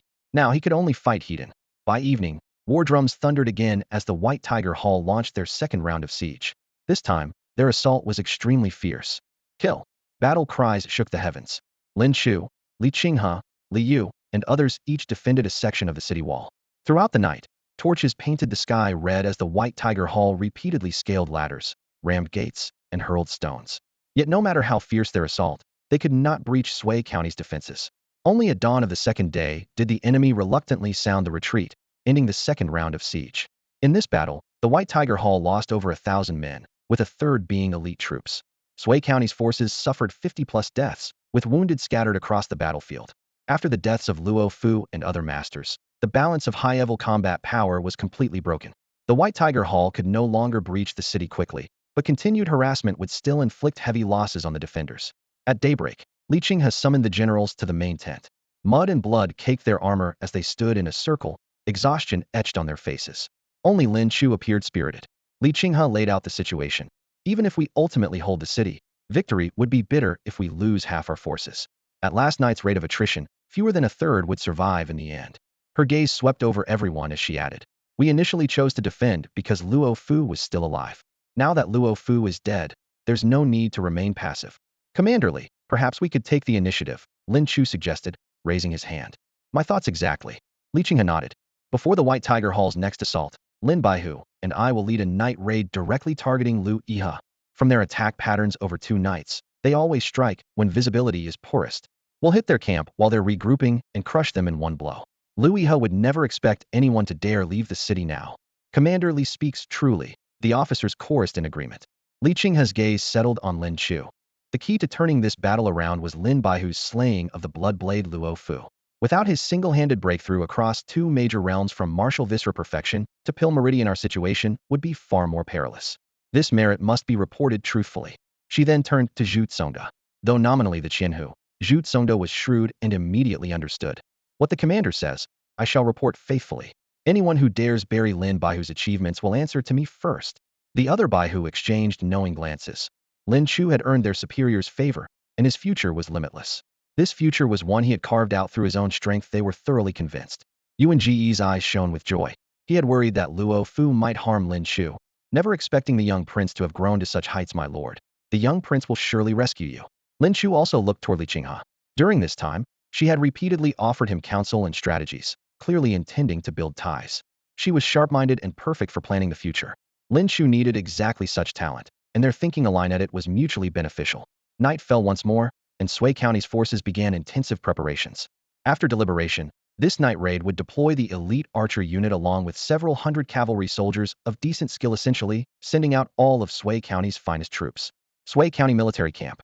Lin Chu sat alone in his tent, the lamplight casting a gleam across his armor. In his palm rested a newly acquired set of armor, the 1000-scale radiant armor. The outer layer was covered with scales from various rare and exotic beasts, overlapping in intricate patterns like a shimmering sea of scales.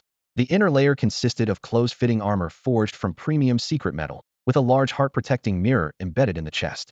Name: 1000-scale radiant armor. Dan Meridian description: forged from scales of 1,000 rare and exotic beasts. These scales can deflect 30% of the force and energy from Dan Meridian realm warriors. The inner armor can withstand several full-force attacks from Dan Meridian realm warriors. Such armor is worth a fortune and nearly impossible to obtain within the Dan Meridian realm. Excellent. Lin Chu swiftly removed his centurion armor and donned the thousand-scale radiant armor. His tall, lean frame appeared even more imposing in the armor, and as strange light flowed across it, he took on an otherworldly aura. Lin Chu, time to go. Li Qinghe lifted the tent flap and entered, catching sight of this scene. His imposing 7-foot frame, noble bearing, and star-bright eyes made her pause involuntarily. But in an instant, the memory of Lin Chu pushing against her chest atop the city wall flashed through her mind. This guy definitely knows I'm a woman. Li Qinghe's pretty face flushed with color as she urged somewhat unnaturally, let's go. With that, she turned and left. Lin Chu watched her retreating figure, his mind full of confusion. She's not still mad about me touching her chest, is she? That was just an instinctive reaction in an emergency. If I hadn't pushed her, she would have been split in half by that old bastard Luo Fu. With a bitter smile, he took up his spiritual treasure Sea Heart spear and longbow, then lifted the tent flap and stepped out. White Tiger Hall main camp. The night was ink black, with flickering lamplight in the military tents. Hall Master Luiha wore a grave expression as he studied the map of Sui County, repeatedly considering the fastest strategy to breach the city had to fight Lin Chu to the death. With White Tiger Hall's foundation destroyed, if they couldn't take Sui County, even returning to the Pingtian sect would hardly save them from dissolution. How's the tunnel that Centurion Wang and his men are digging? Luiha asked. Reporting to the Hall Master, it will be completed in 7 days at most, the Centurion replied. Luiha nodded. Always prepare backup plans. If direct assault fails, the tunnel serves as insurance. The commanders and Centurions chorused their flattery. The Hall Master's strategy is brilliant. No matter how strong Lin Chu is, he's no match for you. Luiha had always detested such premature celebration. Before victory was decided, variables could arise at any moment. Suddenly, chaotic shouting erupted outside the tent. Report. A soldier stumbled in. Hall Master, disaster. Sui County's forces are attacking our camp. Attacking our camp. Luiha's pupils contracted. Sui County had strong walls, ample supplies, and minimal losses. They could have held out for reinforcements. Yet now they dared attempt a night raid? This move was dangerous, but potentially highly rewarding. He lifted the tent flap to exit when a magnificent black horse with white hooves emerged from the mist, and before the hoofbeats ceased, its rider had already arrived. Hall Master Lu, time to reunite with your son, came the cold voice. Swoosh, the spiritual treasure Sea Heart spear pierced through like cutting tofu, driving straight through and instantly penetrating Lu Yi's forehead. Experience 3000. The Hall Master crashed to the ground. The commanders and centurions in the tent roared in shock and fury, lunging toward Lin Chu. You do have some backbone. Lin Chu's spear erupted in a flurry of strikes. Swoosh, swoosh, swoosh. The long spear struck repeatedly, blood spattering everywhere. Experience 1000. Experience 800. Experience 800. In the blink of an eye, all the high-ranking officers lay dead. Lin Chu drew his blade and severed Lu Yi's head, then raised his voice, using his true chi to project across the battlefield. Your Hall Master is dead. Surrender immediately. The Hall Master is dead. Run, run for your lives. White Tiger Hall's morale collapsed, and the camp instantly descended into chaos. Some fled, others surrendered. Several days later, at Mount Yu on the border of Yu province, the autumn sun blazed fiercely as banners fluttered in the wind. A middle-aged general clad in heavy armor stood atop the mountain peak, his iron plates gleaming coldly in the sunlight like a burning iron tower. His name was Li Jinxian, governor of Yu province, and though past 40, his vigor remained as fierce as ever. Master, a message has arrived from Yu City regarding the military report from Sui County. A handsome young man in white robes approached swiftly, presenting a wax-sealed letter with both hands. What news? Li Jinxian looked up, his voice deep and resonant. All assassins from the Blood Robe Tower have been eliminated. White Tiger Hall's leader Lu Yiha has been killed, and their army has been routed. We captured over 10,000 prisoners with only dozens of our own casualties. Li Jinxian raised an eyebrow. Oh, faster than I anticipated. It seems your junior sister and brother performed admirably. The young man lowered his voice. Junior sister indeed contributed, but she was not the key to this victory. Li Jinxian turned around, his cloak billowing. He had prepared for the worst-case scenario of losing Sui County and then recapturing it, specifically dispatching his daughter and son to oversee the defense, yet unexpectedly received news of victory. Then who turned the tide of battle? Captain Lin Chu. The white-robed youth straightened his back. He first slayed the Bloodblade warrior Luo Fu, then launched a night assault on the White Tiger Hall's main camp, killing Lu Yiha with a single spear thrust. Their army scattered, and most of the battle achievements belonged to him. Shock and admiration flashed briefly in Li Jinxian's eyes. Excellent. Yu province has produced another hero. He waved his hand. Send this military report to the capital immediately, and write to your junior sister to bring Lin Chu back when the troops return. Yes, master. The military report from Sui County was rushed to Yu City by the fastest horses through the night. then flew to the capital. After the Ministry of War reviewed it, they resealed it and sent it to the cabinet. Once the cabinet finished their examination, it was transferred to the ceremonial directorate. The supervising eunuch personally placed the military report on the imperial desk, beside which pearl curtains hung softly, while the dragon-robed figure on the throne exuded an imposing presence. Your Majesty, a military report from Yu Province concerning the battle between Sui County and the Pingtian sect's White Tiger Hall. The eunuch's high-pitched yet gentle voice echoed through the great hall. Read it. An unquestionable authority emanated from behind the curtain. On the 9th day of the 9th month, the Pingtian sect's White Tiger Hall invaded our territory, accompanied by Blood Robe Tower assassins. Captain Lin Chu of the Sui County garrison fought against the Blood Robe Tower's bronze-ranked assassin, the Bloodblade warrior Luo Fu, and slayed him upon the city walls, then eliminated the remaining assassins. 2 nights later, Lin Chu led several hundred cavalry in a night assault on the White Tiger Hall's main camp, killing their leader Lu Iha with a single spear thrust, causing their army to scatter. Our forces achieved complete victory. Behind the curtain, the emperor lightly tapped the armrest with his finger. Lin Chu, interesting. Li Jinxian must have taken notice of him as well. After a brief silence, his voice turned cold and low. Pity he may not live much longer. Draft an edict to generously reward this young hero. By your command. In Sui County, the battlefield's bloodstains had been covered with sand and soil, broken weapons and shields piled to one side, while prisoners knelt in rows awaiting their fate. Most would likely be sent to various places for forced labor. Mother, I heard people from Yu City have arrived. I need to go to the military camp. At the courtyard gate, Lin Chu fastened his sword and called loudly into the house. Go ahead, Lu Huiyun responded, the smile that had graced her face for days becoming even more radiant. I'll prepare your favorite dish for when you return. Lin Chu's name had spread throughout Sui County. When Lu Huiyun went out to buy groceries, neighbors everywhere praised her as a hero's mother, and vendors even gave her discounts. As a mother, isn't her greatest hope to see her son succeed and achieve greatness? Lin Chu had just stepped into the military camp and entered the tent when he immediately spotted a middle-aged man in crimson official robes sitting in the seat of honor. The man had a short mustache framing his lips and narrow eyes that gleamed with a sinister, cunning light. Even distinguished veterans like Li Qinghe and Li Yu could only stand to one side, clearly indicating this person's extraordinary status, though both looked at him with obvious disgust. Lin Chu, this is the prefect of Yuezhou, Lord Suzy Yuan, Zhu Tsongda introduced in a low voice from beside him. By rights, both a chiliarch and a prefect held the same 5th rank, so Zhu Tsongda shouldn't have appeared so subservient.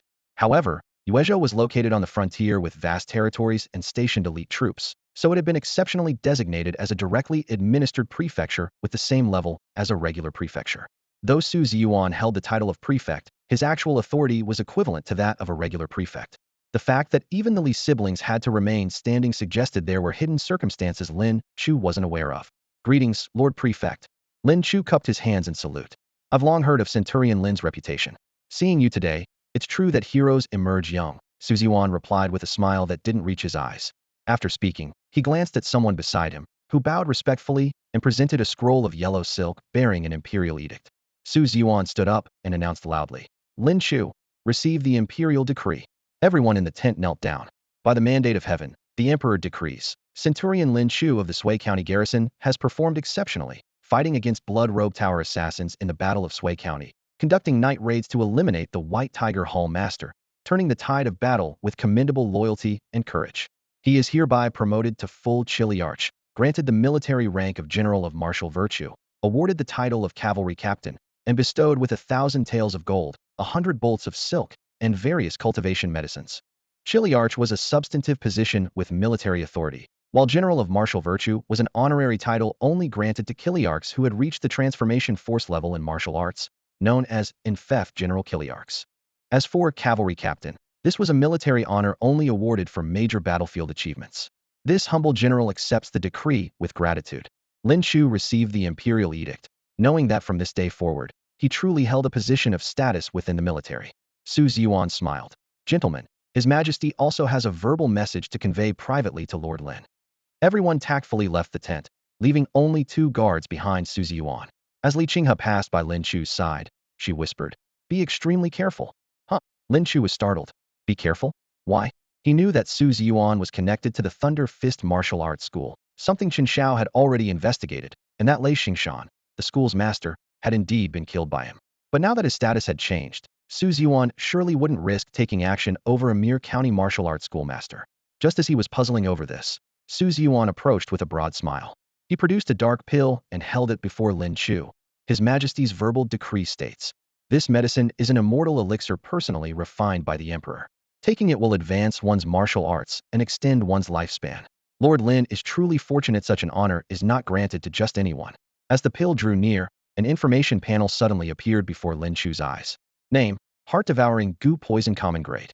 Effect: refined from common materials according to the heart-devouring immortal goo formula. Possesses heart-controlling and heart-devouring properties, subject to control by the mother goo. Consumption provides slight cultivation enhancement. Lin Chu's pupils contracted sharply. Damn it, that bastard emperor wants to harm me. Lin Chu never expected that after achieving such great merit, the dog emperor would seek to place him under his control. The dark red pill before him was none other than the heart-devouring goo poison. With the mother parasite likely in the emperor's grasp once consumed, his life and death would hang on another's whim. Thinking of the future court intrigues and deadly schemes, Lin Chu cursed silently, his mind already made up. Rebellion. But with his current weak position, he could only lie low and wait for the right moment to strike.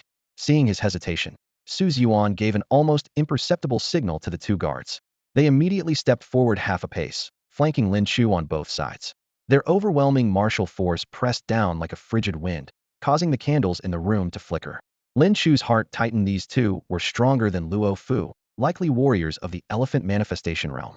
That prefect Su could have the emperor send him to deliver imperial edicts and command 2 elephant manifestation guards spoke volumes about his identity. Today, this poison seemed unavoidable. Fortunately, the heart-devouring goo used only common medicinal materials, while spiritual medicines resided within his body, making him immune to all poisons. Lin Chu gripped the pill tightly, his thoughts racing. If he won this gamble, the poison would be ineffective. If he lost, he would die on the spot. Without further hesitation, he tilted his head back and swallowed it. As the pill entered his stomach, warmth spread from his dantian throughout his limbs and bones, causing the embryonic 9-ox mystic tiger pulse pill within his dantian to solidify, showing signs of forming a complete pill. Apart from this warm current, he felt no abnormalities whatsoever, nor any signs of being controlled. The common grade heart-devouring goo truly could not affect him. Su Ziyuan caught the movement of Lin Chu's throat and smiled. Lord Lin, His Majesty has high expectations for you. His words carried confident laughter.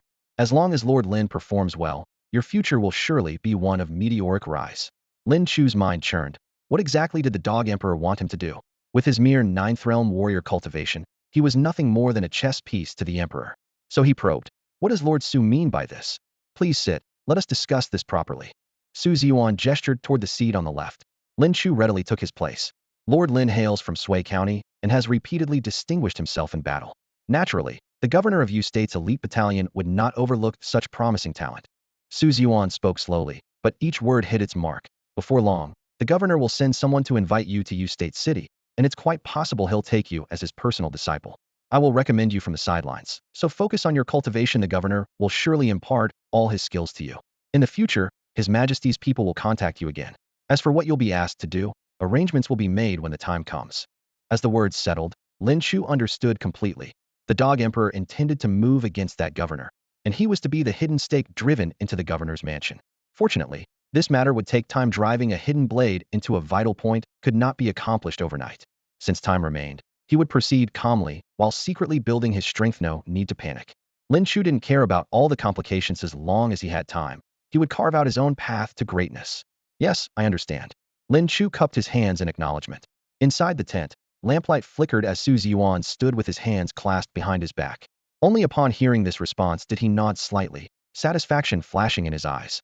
By the way, Su Ziyuan suddenly asked, during your time in Sui County, did you hear any strange tales about spiritual medicines? The unexpected question made Lin Chu's heart tighten, though his face remained bewildered as he countered. Lord Su, what exactly are spiritual medicines? Su Ziyuan's expression remained unreadable. This boy truly is just a country bumpkin, he thought to himself, then waved dismissively with a faint smile. Never mind, you may go. As Lin Chu stepped out of the tent, the oppressive aura of the 2 elephant channeling realm warriors finally receded like a retreating tide. He clenched his fists secretly. The strength of elephant channeling warriors was still far beyond his reach. Only by quickly condensing his meridian core and entering the core meridian realm would he have any chance of fighting back. Outside, the moonlight was cold and clear. Li Qinghe had been waiting for quite some time. The moment she saw him, she grabbed his arm and dragged him to a secluded corner. Are you all right? I'm fine. Lin Chu shook his head calmly. Not mentioning the heart-devouring poison within him, there was no point in worrying her. Li Qinghe glanced toward the tent, her expression darkening. That Su Ziyuan is deceiving His Majesty's trust while secretly colluding with the northern barbarians. The ambush we faced on our way to Sui County was orchestrated by him. How can you be certain? Lin Chu pressed. Originally, my senior brother was supposed to come on this mission, but the northern barbarians suddenly launched a massive invasion, keeping him tied up. Li Qinghe explained. The governor has long suspected there's a traitor among you state's high officials, with Su Ziyuan being the prime suspect. So he deliberately leaked news that my brother and I would be sent as envoys to Sui County. And sure enough, Su immediately took the bait. Lin Chu pondered silently. Ordinary status wouldn't justify Su Ziyuan taking such enormous risks. These siblings clearly had more significant backgrounds than he'd imagined. Since the governor already knew but hadn't acted, the timing probably wasn't right yet. As for whether that dog emperor had caught on, that remained to be seen. Li Qinghe collected her thoughts and said softly, "Oh, go tell your family tomorrow you'll come with us to U State's capital. My mother can come too?" Lin Chu asked with concern. "Of course. You've become the governor's disciple and hold the rank of chief centurion. You're not bound by so many restrictions." She nodded with a smile. Lin Chu bowed formally. "Thank you, senior sister." Li Qinghe's cheeks flushed slightly, her gaze both reproachful and shy. "When did you figure out I was a woman?" Lin Chu's mind flashed back to that embarrassing night when he'd accidentally touched her soft form, though his face remained composed. "I knew from the moment I first met you, senior sister." Li Qinghe was stunned. She hadn't expected her disguise to fail so early. Lin Chu continued, "Now that I'm a chief centurion and the governor's disciple, won't I just be taking the court's salary for nothing?" "Don't worry." Li Qinghe chuckled. "Once you're assigned to the elite battalion, besides cultivation, there will be plenty of missions for you. You'll understand when the time comes." Lin Chu nodded. What he needed most right now were grandmaster-level techniques and martial arts, plus a force that truly belonged to him. The handful of people in Sui County were far from sufficient. Only by stepping onto a bigger stage could he recruit stronger allies. He'd originally worried that reaching U State would mean only secluded cultivation, but now it seemed there was much more in store. The setting sun painted the horizon like fire. Lin Chu looked up at that crimson glow, his chest burning with ambition. His life was about to reach new heights. The next day dawned with clear skies stretching endlessly. Before the gates of Sui County, several horse-drawn carriages lined up one after another, their hooves beating out a crisp rhythm. Officials and common folk had already crowded the open space outside the city gates, gathering to see off the Lin family.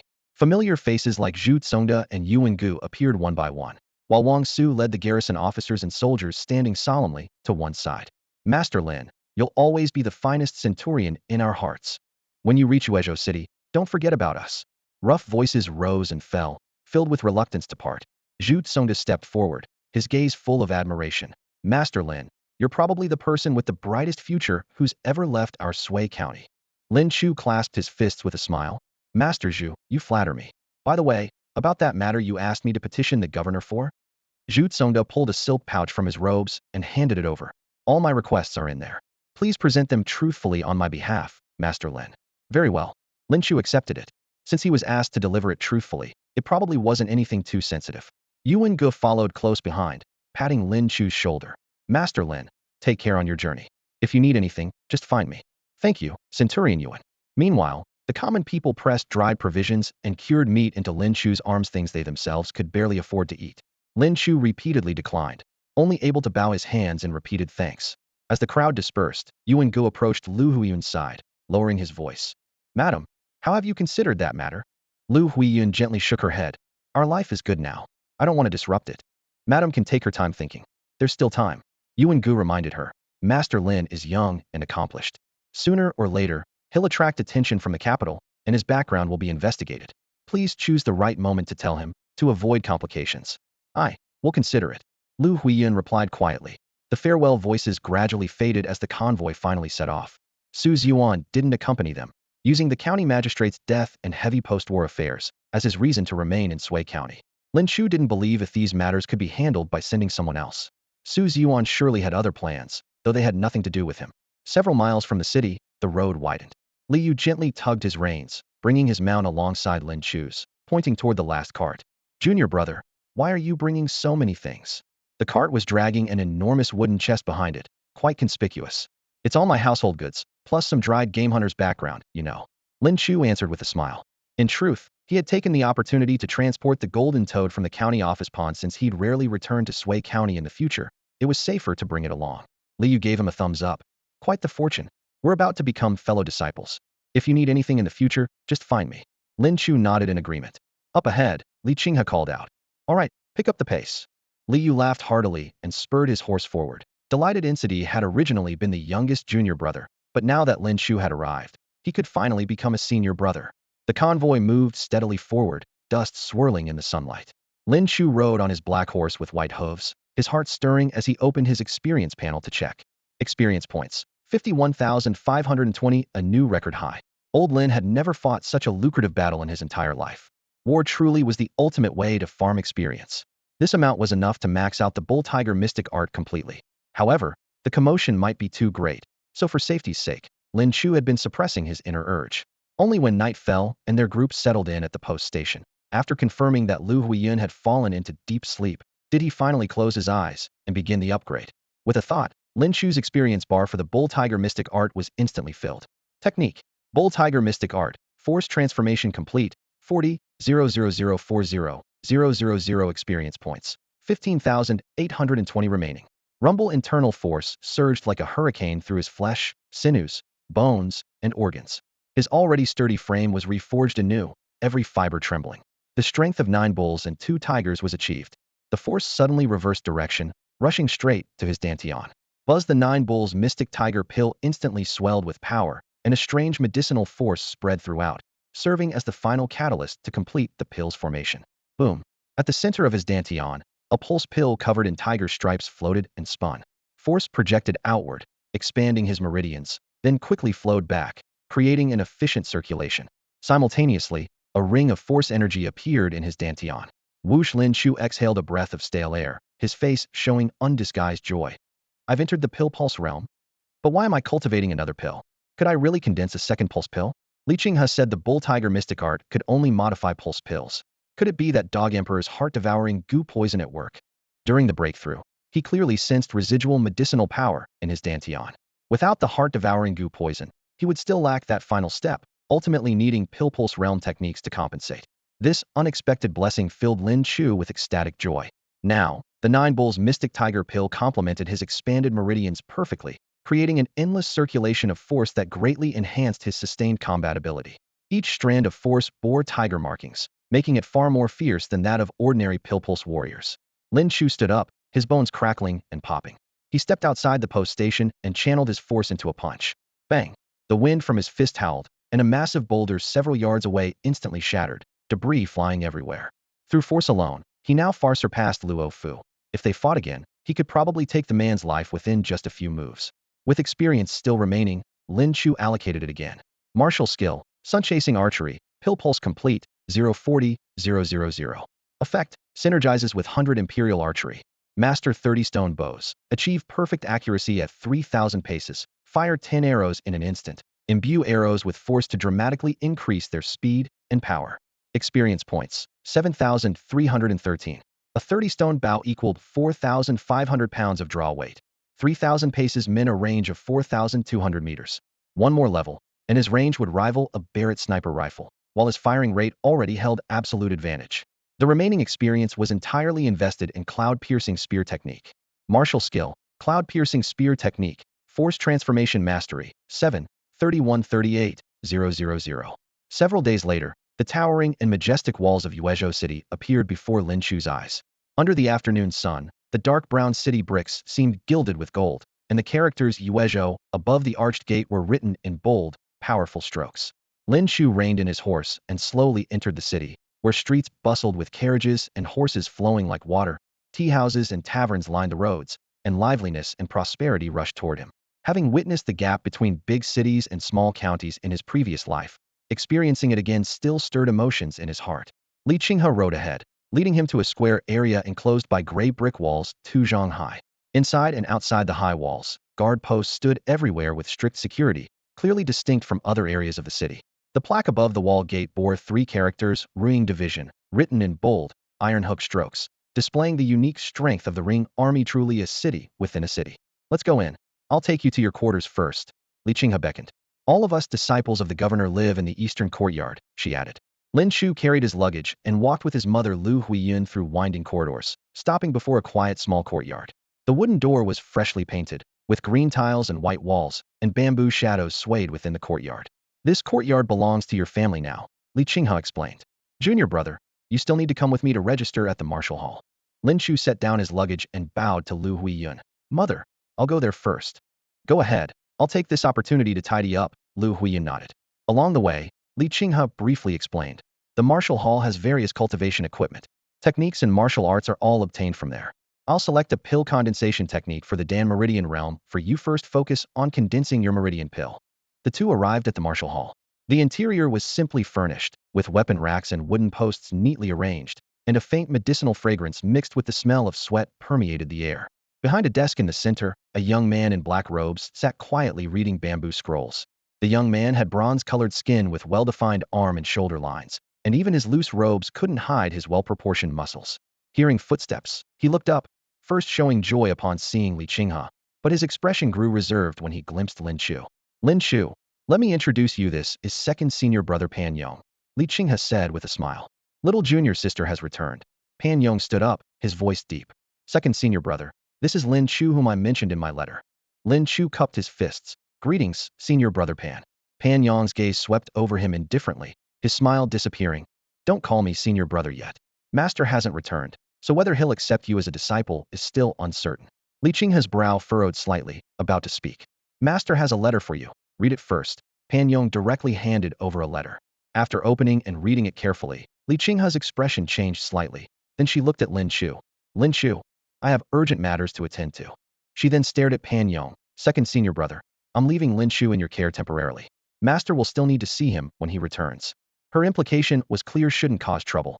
Moments later, she hurried away. Pan Yong pulled out a blue-covered thin booklet from a nearby cabinet and casually tossed it to Lin Chu. This is a pill condensation technique. If you have questions, come ask me before the way hour. I oversee the Marshal Hall during the day and spend most of my time cultivating.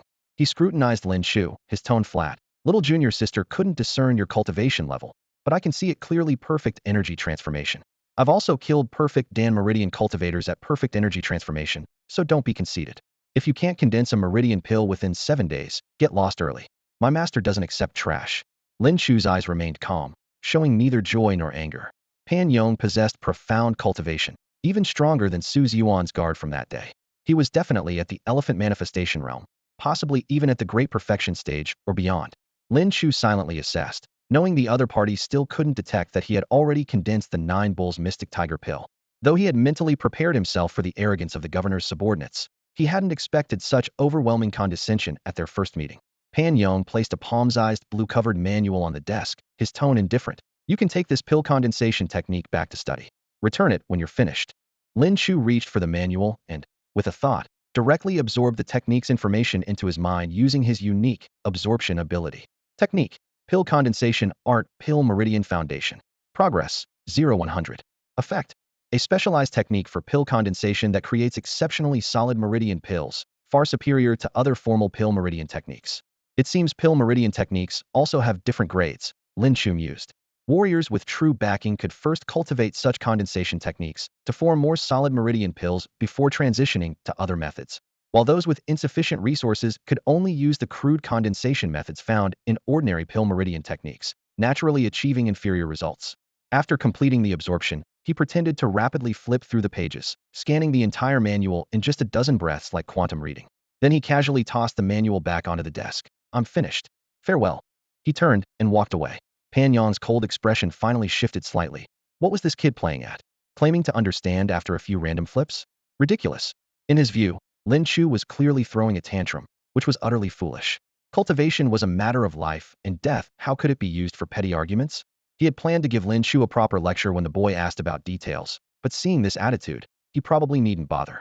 This fellow would likely fail to condense a meridian pill, and the master naturally wouldn't accept him as a disciple. On the way back, Lin Chu pondered. The experience required for pill condensation techniques seems different from ordinary methods, but my experience points are nearly depleted. I need to find a way to replenish them. After much consideration, he headed straight for Li Yu's courtyard. You want to hunt exotic beasts? Li Yu studied him. Are you short on money?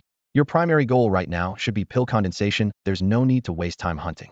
Don't worry, senior brother. It won't interfere with my cultivation. Lin Chu's address of senior brother pleased Li Yu considerably. Mountain ranges stretched beyond Yu Prefecture, where exotic beasts roamed frequently, but their fierce speed made them difficult for ordinary warriors to hunt. Li Yu brought out a sheepskin map, marking several red dots on various mountain ranges. These locations have the most frequent beast sightings. I've marked them for you. Keep the map. Thank you, senior brother. Lin Chu bowed with clasped hands. Li Yu put away his brush and added a reminder. Pill condensation is crucial.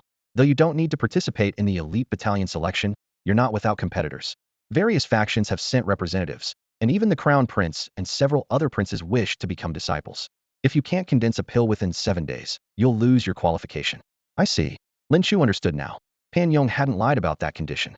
But he wondered, was the Yu prefecture governor only accepting this one batch of disciples? Why were so many flocking here? Questions aside, he was confident about condensing a pill within 7 days. After bidding farewell to Li Yu, Lin Chu entered the rolling mountains with the map. The sounds of insects and roaring beasts echoed through the lush green canopy, immediately giving him a feeling of coming home. Suafing Mountain. Mountain winds howled through the towering forest as a black figure raced through the dense woods, touching the ground with just his toes before springing forward again.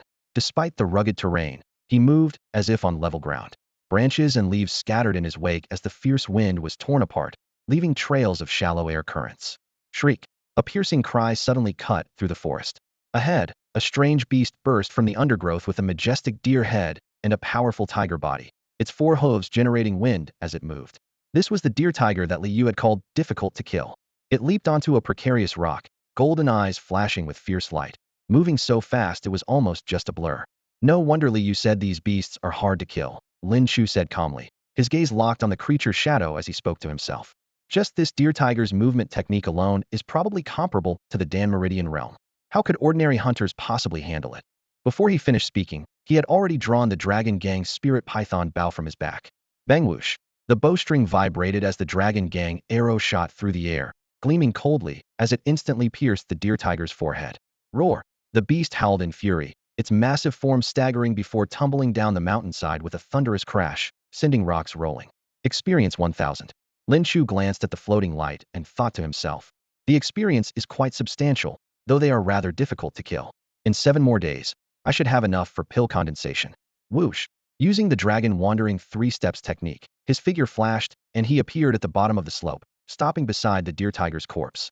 This whole body is treasure. I could easily sell it for several thousand taels. Lin Chu reached out to collect it, but just as his fingertips were about to make contact. Whoosh. The sound of cutting wind suddenly approached.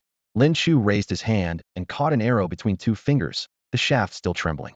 Who dares steal this young master's prey? Several figures emerged from the forest in single file, led by a young man in fine silk robes with arrogant eyes. Hey, you there! A white-robed youth stepped forward and called out loudly. This beast was spotted by our young master. First get lost. I am Situ Ji, deputy master of the Azure Sky Martial Hall in Yuezhou City. I'll count to 3, and if you don't leave, don't blame me for being impolite. Do all people from Yuezhou City have this foul habit? Lin Chu turned around, his eyes cold and clear. The group consisted of 4 or 5 people, all having entered the Dan Meridian realm, with a middle-aged man at the elephant realm standing at the back. This deer tiger was already killed by my arrow. How could it be your prey? Lin Chu replied calmly. Huh. Situ Ji sneered and stepped closer. Kid, do you think I'm here to reason with you? The fact that you're still standing here talking to me means you should kneel down and kowtow to thank this young deputy master. Say one more word and you die. Wait. The silk-robed young master Xiao Yu raised his hand to stop his subordinate and studied Lin Chu carefully. State your name. As the Prince of Yu's son, there were few people in Yuezhou City who made him wary. But this plainly dressed youth had a composed and steady aura. So out of caution, he asked one more question to avoid a single misstep becoming eternal regret. Lin Chu. Lin Chu spoke the 2 words. Lin Chu. The group exchanged glances, finding the name familiar. At this moment, a blue-robed youth stepped forward from the back and confirmed. Are you the Lin Chu who distinguished himself so brilliantly in Sui County? Young Fort Master Zhou, you know him? Situ Ji turned to ask. I heard about him recently. Zhou Xian explained with a light smile. This person joined the army less than 3 months ago, yet single-handedly killed the Bloodblade bandit Luo Fu and crushed the White Tiger Hall's army. He's been quite the sensation and is our strongest competitor. What? He single-handedly killed Luo Fu? This kid is actually that strong.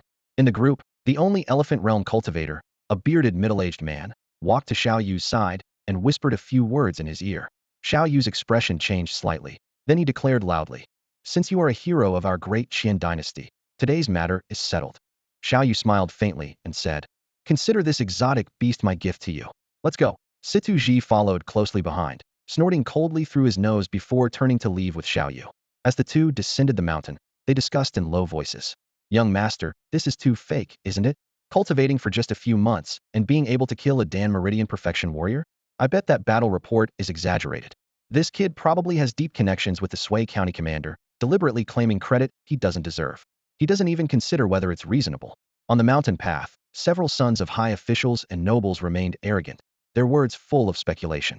If that young master surnamed Xiao hadn't held back, Lin Chu would probably have used their experience points to advance his Dan condensation technique by now. Before leaving, Zhou Xian looked back, his gaze lingering on Lin Chu for a moment, as if secretly weighing something. As the crowd departed, the mountain forest grew quiet again. Lin Chu shouldered the exotic beast and entered the dense woods to continue hunting. In just the time it takes to burn an incense stick, he had killed several more fierce beasts, though he encountered no more exotic creatures. As the sun set in the west and mist began to swirl through the forest, he was preparing to descend the mountain when a sharp whistling sound suddenly reached his ears. Zhou Xian had actually returned, blocking Lin Chu's path with a faint smile. You? Lin Chu raised an eyebrow slightly, his 5 fingers already quietly gripping the shaft of his spiritual treasure, the Sea Heart Spear. Lord Lin need not be nervous. Zhou Xian smiled warmly. The Zhou family fortress has always enjoyed befriending heroes from all quarters. Lord Lin's reputation spreads far and wide, and I've developed great admiration, so I've come specifically to make your acquaintance. Just to say that. Lin Chu's expression remained cold. A flash of displeasure crossed Zhou Xian's eyes, but he maintained his smile. Of course, not only that. Both the second prince and I wish to befriend Lord Lin. As he spoke, he stepped closer and withdrew a jade-white medicine bottle from his robes, extending it forward. This bottle contains the antidote for heart-devouring goo poison, a token of the second prince's sincerity. As long as you're willing to serve us, we guarantee your safety. Lin Chu's gaze fell on the medicine bottle. Name, goo-dissolving pill. Poison effect, can neutralize heart-devouring goo poison, but the bottle's exterior is coated with azure netherworld poison. Safe for 1 year after consumption, but without the antidote after 1 year, organs will dissolve and meridians will snap, resulting in death. Damn it, the royal family only knows how to play these tricks. A chill rose in Lin Chu's heart. He looked at Zhou Xian. Young fortress master Zhou, you came alone. Does anyone know of this? Haha, Lord Lin can rest assured. I've concealed my tracks extremely well, and the emperor's people will definitely not discover this. Zhou Xian laughed confidently. That's good then. The corner of Lin Chu's mouth slowly curved upward. In the next instant, a bone-chilling killing intent erupted. Whoosh. The Sea Heart Spear thrust out like lightning, its tip accompanied by a faint tiger's roar, incredibly fast. Squelch. The spear point flashed and penetrated. Zhou Xian's forehead was pierced through, blood gushing forth.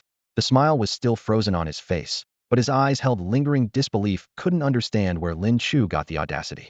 System notification. Experience 5000. Obtained martial technique, breath concealment. Elephant form. Lin Chu withdrew his spear, silently noting that the young fortress master's drop rate was indeed impressive. He then skillfully searched the corpse. Several hundred teal silver notes, a pouch of gold beans, and even the goo-dissolving pill coated with azure netherworld poison was tucked into his robes. His intuition told him this item would be of great use in the future. After finishing, Lin Chu dug a pit in the forest and buried Zhou Xian's corpse along with his weapons. Having learned from the precedent of Lu Yihe and his son's deaths, he would never again carry weapons belonging to people with shocking backgrounds. Who knows when someone might come looking for him. Whether emperors or princes, the young master surnamed Xiao, or the likes of Zhou Xian and Sidu Ji, they all looked down from their lofty positions, never treating people as human beings. Lin Chu had never wanted to get entangled with the royal family, much less become a pawn in their hands. If it weren't for the 2 Tongxiang guards present back then, he would have already split Su Ziyuan in half with his blade. Now that Zhou Xian had sneaked up to him, he was simply courting death. Emperors, crown princes, prince in his eyes, they were all nothing more than experience points. They didn't treat him as human, so he wouldn't give them any respect either.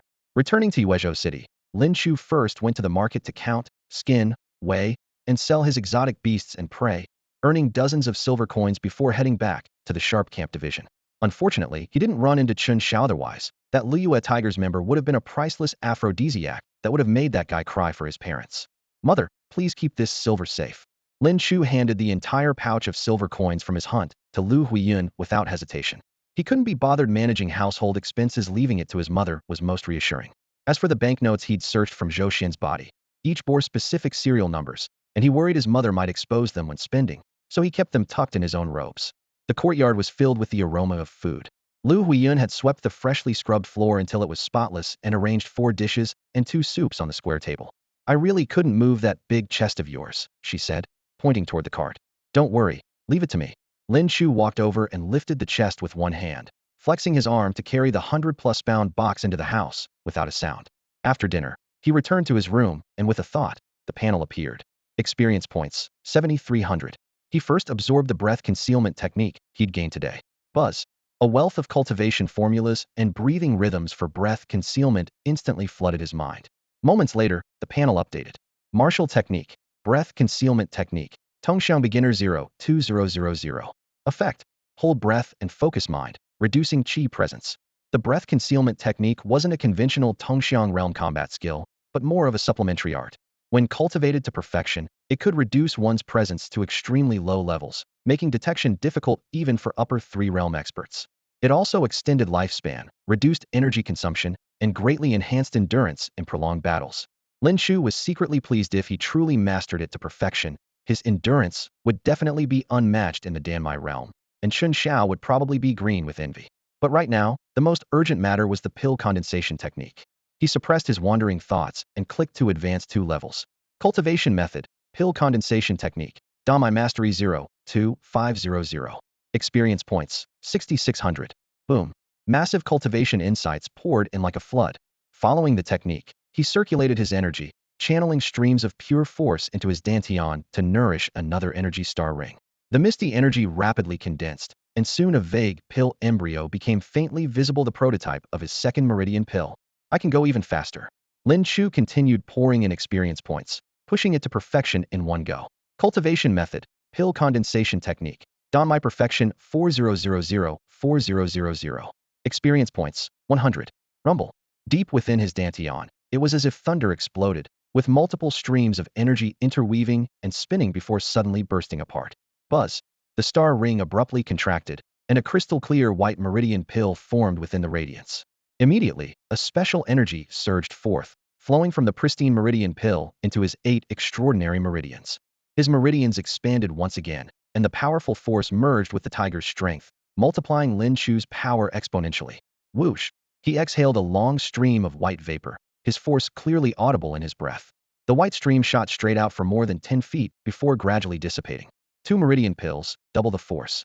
The current me is equivalent to 2 people. Lin Chu pressed his chest, feeling the surging power within his body, his face full of delight. What excited him even more was that the 2 meridian pills could operate independently. If he could master the technique of fighting with both hands in the future, wielding weapons in each hand, and driving martial techniques with both meridian pills simultaneously, he would truly be able to fight 2 opponents at once. Unfortunately, archery required both hands and couldn't be used alongside spear techniques, so it seemed he'd need to learn another new weapon. Ordinary people worried about biting off more than they could chew, the higher one's realm. The more profound the cultivation methods and martial techniques became, and energy was ultimately limited. But Lin Chu had no such concerns. Cultivation methods and martial techniques were naturally the more the better for him. Martial arts hall. What? He went hunting. Pan Yong shot to his feet, surprise flashing in his eyes. Yes, sir. A soldier from the elite battalion stood at attention and reported. This subordinate personally saw him enter the mountains and drag his prey to the market to sell in the evening. Ha! Pan Yong laughed, but with mockery. In the past, when Master publicly selected personal disciples, various powerful figures fought tooth and nail just to secure a single spot. Lin Chu had struck it lucky in Sui County, being granted exemption from the test by Master and proceeding directly to the personal disciple trial process, treatment reserved only for the children of truly important figures. Not only did this kid fail to cherish this opportunity, but he actually ran off to indulge in frivolous pursuits? Did he think he was a prince? Neglecting his training? Then I'll act on Master's behalf and properly discipline this ungrateful fool. Pan Yong smiled coldly. The next morning. Mother, I'm heading out. Lin Chu was fully armed, planning to continue hunting in the forest. Pan Yong had given him 7 days, and he didn't intend to immediately reveal his dual pill strength, lest that narrow-minded second senior brother cause more trouble. He simply wanted to steadily obtain the Grandmaster's cultivation method and martial techniques. Lin Chu, over here. Li Yu waved from the intersection. Having heard yesterday that Lin Chu had actually hunted an exotic beast, he was itching with excitement and had specifically invited himself along today. Coming. Lin Chu smiled and stepped toward Li Yu. Stop. A cold voice suddenly interrupted. Pan Yong shot forward like an arrow from a bow, appearing between the two and blocking their path. Where are you going? His gaze was icy. Hunting. Lin Chu answered directly. Li Yu was startled and couldn't help asking. Second senior brother. What's this about? The feeling of being caught red-handed by a friend's parent during childhood instantly flooded back. Junior brother. This person is foolish, but are you also senseless? Pan Yong glanced at Li Yu dismissively. Master gave him a trial to show him respect, yet he treats his studies lightly, seeking only pleasure. Today, I shall teach you properly on Master's behalf. Swoosh. Pan Yong's figure vanished from where he stood. Li Yu couldn't track him at all and could only shout a warning. Second senior brother, calm down. Lin Chu, be careful. Whoosh. Pan Yong had been close to Lin Chu from the start. In the blink of an eye, he had closed in behind Lin Chu, his 5 fingers like iron clamps pressing viciously toward the back of Lin Chu's head, intending to slam him face first into the dirt. Lin Chu's expression remained unchanged as the 9-ox mystic tiger pill in his dantian suddenly activated, blood chi surging like a raging torrent. A deep, resonant tiger's roar exploded from within his body roar. Lin Chu spun around abruptly, his fist wrapped in tremendous force, thundering forward. Fist met palm, energies clashed. Broken stones and gravel were shattered to dust, scattering in all directions. Bang!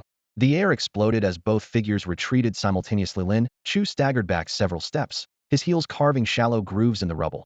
Pan Yong only stepped back once, but his toes cracked the stone ground into a spider web pattern. Lin Chu lowered his gaze, his expression calm, truly worthy of being the governor's personal disciple. His opponent had not only perfected the elephant manifestation realm, but also cultivated grandmaster-level techniques and martial arts, making his true combat power far exceed ordinary practitioners of the same level. More importantly, that palm strike clearly hadn't used his full strength. To defeat him Hedon, Lin Chu would need to at least advance to the perfect Dan Meridian stage and master grandmaster martial arts. At this moment, Pan Yong kept his head down, his expression hidden from view. Facing the ground, his face flushed with embarrassment, his jaw clenched tight as shame churned within him. Damn. This guy condensed his Dan in just half a day. What does that make my 4 or 5 days back then? Yesterday he had put on the airs of a senior, saying, I only have 1 day, and telling Lin Chu to come for guidance at the appointed hour. Who knew the guy didn't need to ask anything at all, casually flipping through a few pages and mastering the Dan condensation method completely. With perfect recall, just like junior sister, Pan Yong had always considered himself second only to senior brother in talent among their master's disciples. But Lin Chu's performance felt like trampling his pride underfoot and grinding it into the dirt without exaggeration. Even senior brother hadn't been this impressive as a youth. Second senior brother? Li Yu saw Pan Yong standing frozen and gently reminded him. Pan Yong slowly raised his head, his expression strange from suppressed frustration, yet he forced himself to act nonchalant. Hunting, right? Go ahead. Before his words finished, he turned and walked away with a flourish of his sleeves. Huh. Li Yu was stunned, not expecting second senior brother to be so agreeable. The exchange had been too fast being only at the Dan Meridian entry level. He had missed many details entirely, only seeing Pan Yong forced back a step. Since Pan Yong wasn't stopping them now, Li Yu vaguely sensed he had grasped some clue. Farewell. Lin Chu cupped his fists and turned to leave. Li Yu hurried to follow. The two walked all the way out of the Sharp Camp Division and left Yu Prefecture City. Once past the city gates, Li Yu could no longer contain himself, his face showing amazement. Junior brother, you condensed your Dan? Yes, I was fortunate enough to condense it last night. Lin Chu nodded with a smile. Holy shit, Li Yu exclaimed. Doesn't that make you the same as me, Dan Meridian entry level? As he spoke, a strange sense of crisis crept up the subtle struggle over who deserves to be called senior brother. Junior brother, listen to senior brother's advice. Being too fast isn't good for a man. Li Yu's expression was completely serious. Don't worry, senior brother. Even if my cultivation becomes higher, I'll always call you senior brother. Lin Chu replied calmly. Huh. Li Yu laughed heartily upon hearing this. Being fast is fine for a man, as long as you're fierce enough. As the two bantered, their pace never slowed, and they had already reached the direction of Emerald Peak Mountain. By the way, Lin Chu suddenly remembered, senior sister left in such a hurry yesterday after reading the governor's letter. What major incident happened? Given the governor's strength, whether in personal cultivation or the Sharp Camp Army's combat power, everything should be solid as a rock. Logically, there shouldn't be such urgency. Li Yu's smile faded as he said gravely. Apparently, the Northern War situation has intensified. This time the barbarians seem to have gone mad. Their offensive is extremely fierce. Li Yu spat in disgust, her contempt for the barbarians plain to see. The governor is the strongest among the 9 pillars, yet even he's being held back by the barbarian tribes. Lin Chu frowned slightly, a wave of shock rippling through him. The barbarian's strength far exceeded expectations. Sensing Lin Chu's confusion, Li Yu brushed aside some grass with her hand and explained with a smile. The barbarians are powerful, and the battlefield now spans 2 prefectures and 3 states. Though Yu State isn't the main battleground, don't forget we also have the Pingtian sect causing trouble. Lin Chu nodded. The Pingtian sect had spread from north to south, their influence growing ever wider as they continuously infiltrated Yu State from Anbei Prefecture in the east. Now the northern territories of the Great Qian faced enemies both within and without, making the situation urgent. If the governor had to manage two fronts, naturally he couldn't spare any forces. Can senior sister really help the governor with just her core meridian cultivation? Lin Chu remained curious. My sister's military strategy skills are exceptional. Didn't you witness that in Sui County? There are plenty of ways she can assist Master. Li Yu casually tossed out the comment, then reminded him. Don't worry, with Master stationed in Yu State, nothing will go wrong. You should focus on yourself instead. Master never makes choosing personal disciples simple. There are more tests ahead, all conducted without you knowing. Besides Master, no one knows what they involve, so you'd better stay alert during this time. Secret tests. Lin Chu clenched his fists silently, his mind already made up whatever he faced. As long as he gave his all and followed his heart, that would be enough. With that, the two mounted their horses and quickly searched for prey along the Tsuifeng mountain forests. Grass rustled in the morning mountain breeze, and the crisp sounds of hunting bows striking sword sheaths echoed through the valley. In Yu State City, at the Zhou family fortress, the main hall blazed with lamplight. Fortress Master Zhou Long sat in the place of honor with an imposing presence, yet couldn't hide the anxiety between his brows. Below him, a disciple with sweat-soaked robes reported urgently, Fortress Master, we've searched every possible place in the city and even asked young Master Zhao's people. The young Fortress Master went hunting with young Master Xiao yesterday, but disappeared after they separated. Zhou Long's frown deepened. Keep searching. The second prince's men will arrive soon. What explanation can I give if Xianer isn't here? Zhou Xian had been selected by the second prince as a candidate to enter the Yu State governor's tutelage, and the second prince had even specially dispatched experts to provide support. If they showed disrespect and displeased him, at best he would choose someone else, and the Zhou family fortress would never rise again. At worst, they'd be directly expelled from Yu State. Fortress Master. Another disciple rushed through the entrance, holding a dark green token above his head. Someone outside requests an audience and asked me to deliver this to you. Zhou Long's gaze fell on the token, his expression instantly changing as he shot to his feet. Quickly, invite the Lord in. No, I'll personally welcome him. Moments later, a young man in dark green robes entered the main hall surrounded by Zhou Long's entourage. This person had a pale, beardless face and a shrill voice clearly identifiable as a eunuch. Normally, aside from the governor, provincial administrator, and prefect, Zhou Long rarely bowed to anyone. Yet now he wore a fawning smile and bowed respectfully. Lord Zhao, my son happens to be away on business, so our hospitality falls short. Please forgive us. Oh, is this how the Zhou family fortress treats guests? Zhao Xian looked up, his tone icy cold. Zhou Long quickly waved for servants to bring two heavy wooden chests. When the lids opened, golden light dazzled the eyes. A small token of respect. Please forgive our offense, my lord. Zhao Xian lifted his fingertips slightly, glanced at the gold ingots in the chests, a faint smile playing at his lips, then withdrew his gaze. Remember to inform your son in 3 days at Qingyou Mountain. There will be a competition for a Unity Realm Sword Cultivator's inheritance. He cannot be late again. He narrowed his eyes and added condescendingly. The second prince wants to see his abilities firsthand. If he's late, the second prince will choose another candidate. Lin Chu, this is absolutely ridiculous. Li Yu's steps were unsteady, sweat streaming down his temples as he clutched his meager catch of a few deer and 2 gray wolves. In stark contrast, Lin Chu carried a peculiar scaled beast on his shoulder, with nearly 10 tigers, leopards, jackals, and wolves hanging from his waist. Blood dripped steadily along the mountain path, forming a crimson trail that was truly terrifying to behold. Hunting requires tracking prey, holding one's breath, and concealing oneself to deliver a fatal strike. Lin Chu neatly dropped his quarry on the ground, dusted off his hands, and spoke as calmly as if giving a lecture. Nonsense. You clearly decided everything with a single arrow. When did I see you tracking anything or concealing yourself? Li Yu protested breathlessly, unconvinced. Of course, Lin Chu smiled, gesturing toward a distant arc. If your archery could reach 2,000 to 3,000 paces, you wouldn't need those tedious steps either. 2,000 to 3,000 paces? Li Yu was dumbstruck, almost doubting his own ears. That was the limit only the rarest bow warriors could touch. Using such skill for hunting was simply wasteful. Dusk settled over the mountain peaks as birds returned to their nests in the forest. The two men bundled their prey and descended the stone steps. The setting sun stretched their shadows long until they reached the main road, where they heard hurried footsteps approaching. A group of martial artists brushed past them, robes fluttering, speaking without reservation. Who would have thought that Yu province would produce a Unity Realm Sword inheritance?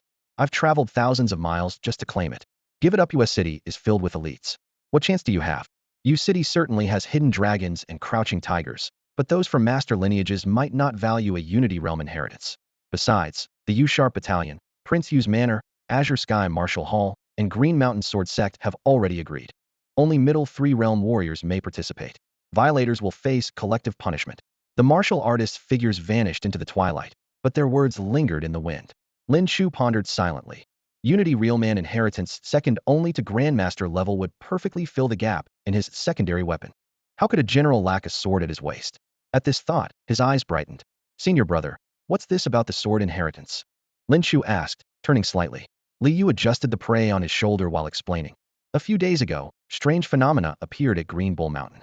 Various factions sent people to investigate and discovered a cave in the mountain's belly containing a sword inheritance. Master heard the news and decided that on September 23, 3 days from now, middle 3 realm warriors would enter to compete for it. This serves both to temper the younger generation and avoid excessive casualties. Lin Chu nodded. The governor's status and strength were indeed sufficient to maintain order. Will those seeking to become master's disciples also compete for the inheritance? He asked again. Li Yu shook his head. Probably not. Those people have strong backgrounds, so Unity Realm holds limited appeal for them. Moreover, competing for inheritance inevitably means injury if that caused them to miss master's examination. Wouldn't that be losing the forest for the trees? That makes sense. Yet Lin Chu was already calculating wanted more than just a little. As long as his opponents weren't people like Xiao Yu or Pan Yong with frighteningly deep resources, he was confident of victory, even killing them. Can we use lethal force during the competition? Lin Chu asked bluntly. Li Yu chuckled. Junior brother, this isn't child's play. Since it's called competition, casualties are inevitable. Everyone enters voluntarily and bears responsibility for their own life and death. But if too many die, won't the governor and authorities intervene? Lin Chu pressed. If everyone died, there would certainly be an investigation. Li Yu shrugged. If all participants perished, something would definitely be amiss, making investigation reasonable. The night wind grew cold, making Li Yu shiver as he hurried along. Lin Chu gripped his bowstring tighter, battle intent quietly stirring in his heart. Seizing inheritance could yield experience, and he wasn't bloodthirsty, only seeking his rightful gains. This Unity Realm sword inheritance was Lin Chu's best path to rapidly improving his strength in the short term. Among those participating in the governor's trials were many formidable opponents, and Lin Chu worried it would be unwise not to rapidly enhance his strength in the short term. Alright, let's go. This inheritance competition isn't much fun anyway. Li Yu carried a string of freshly killed prey, casually stuffing it into Lin Chu's arms with a smile. I don't need these yours now. Senior brother just finds them cumbersome to carry, doesn't he? Lin Chu accepted them with a laugh, knowing full well this was essentially free money. 2 days later, under the deep night sky, several figures swept into Tsuifeng Mountain under the moonlight, their steps barely touching the ground. The leader was a young man in his early 20s named Zhou Ming, whose features bore a striking resemblance to Zhou Xian. A thumb-sized jade stone hung before his chest, snow-white and translucent, emanating its own luminous glow. The jade was connected to a faint energy line at his chest, its pulse barely perceptible yet unbreakable. Big brother should be somewhere nearby. Zhou Ming stopped among the trees, gazing at the pitch-black slope ahead, his brow furrowed deeply. But this place shows no sign of human presence whatsoever. The Zhou family fortress retainers accompanying him were all at the elephant manifestation realm. Hearing this, they exchanged glances, and one carefully ventured, "Second young master, could there be something wrong with the Yinyang jade?" "Nonsense," Zhou Ming roared, his fists clenched so tightly they cracked. "Father paid a fortune for that Yinyang jade. Its effectiveness is known throughout the realm. How could it possibly be wrong?" Under the moonlight, everyone fell silent. If the jade was genuine and no living souls were visible around them, only one answer remained. Zhou Ming felt as if his heart had been struck by a hammer, his whole body trembling as he commanded loudly, "Dig." For elephant manifestation realm experts, digging earth was like tilling soft soil. In less than the time it takes to brew tea, a bloodstained corpse was unearthed. It was Zhou Xian. "Big brother." Zhou Ming lunged forward, his fingertips touching the long cold, rigid body, his eyes instantly turning red. The young fortress master. How could this be? In Yuezhou City, someone actually dared to kill Zhou Xian? The retainers looked at each other in disbelief. Even if they don't respect the Zhou family fortress, they should at least show face to the second prince. Who could be so audacious? Zhou Ming ground his teeth, forcing each word from his throat. "Tell father to bring every and no matter who the opponent is. I will exterminate their entire clan." Under brilliant daylight and cloudless skies, Qingyou Mountain, shaped like a green ox resting on a slope, was lush with verdant greenery, forming a natural emerald barrier. Today, crowds gathered at its base. Spies from the martial world, the imperial court, and even Yuezhou City's top-tier factions had all assembled. Not all came to compete for that Unity Realm inheritance. Most were here to watch the show. On the platform halfway up the mountain, Xiao Yu stood with his hands clasped behind his back, while Sidu Ji wore a broad smile behind him. "Young master, just for some broken Unity Realm inheritance. These people traveled from all corners of the realm. How amusing." Situji grinned. Though providing you with such entertainment is probably their good fortune. Xiao Yu's expression remained indifferent as he surveyed the chaotic crowd before the cave entrance. Suddenly, his gaze sharpened. How did he end up here too? Situji followed his line of sight and immediately burst into laughter, deliberately drawing out his words. Well, the illustrious Master Lin has also arrived? Ha ha ha. Country folk will always be country folk. I hear he's only just formed his core, probably has no family wealth to speak of, so he can only come here to compete for this inheritance.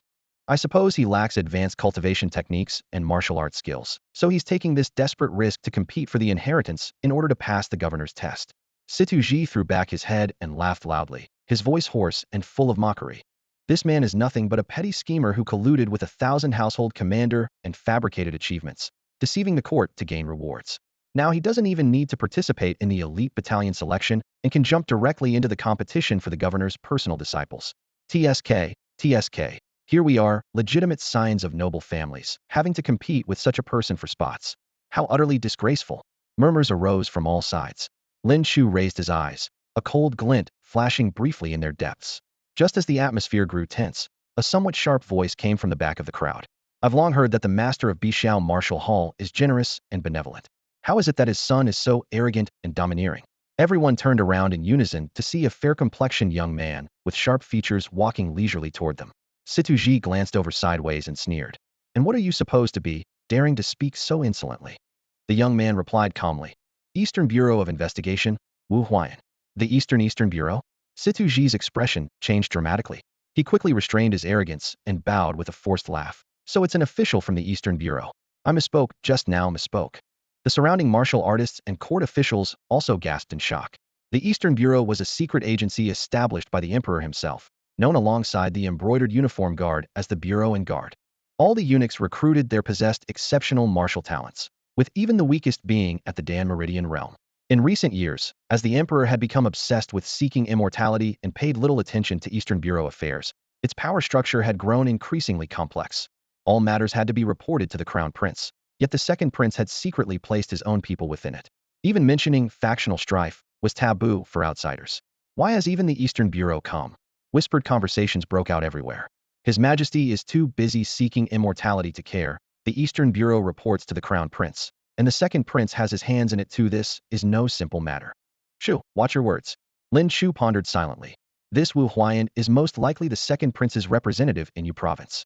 His aura is profound, probably surpassed the manifestation realm and entered the upper three realms. To have such cultivation at such a young age, could he really possess some extraordinary technique that brought him instant fame? Lord Lin is a court-appointed martial virtue general and cavalry commander, holding the rank of 5th grade. How dare you common people speak ill of him? Wu Huayan's voice was soft, but carried force like a blade. As his rebuke rang out, the air seemed to be sliced by a sharp weapon. Situji's chest shook, his face turned deathly pale, and he staggered back several steps, nearly coughing up blood. Xiao Yu stepped forward at the right moment, placing his hand on Situji's shoulder, and said loudly, Please calm your anger, eunuch Wu. The young hall master simply spoke without thinking. Wu Huayan restrained his aura and bowed to Xiao Yu. Greetings, your highness. Situji has ill intentions. I hope your highness will keep your distance from him. Xiao Yu's brow furrowed slightly, his tone cold.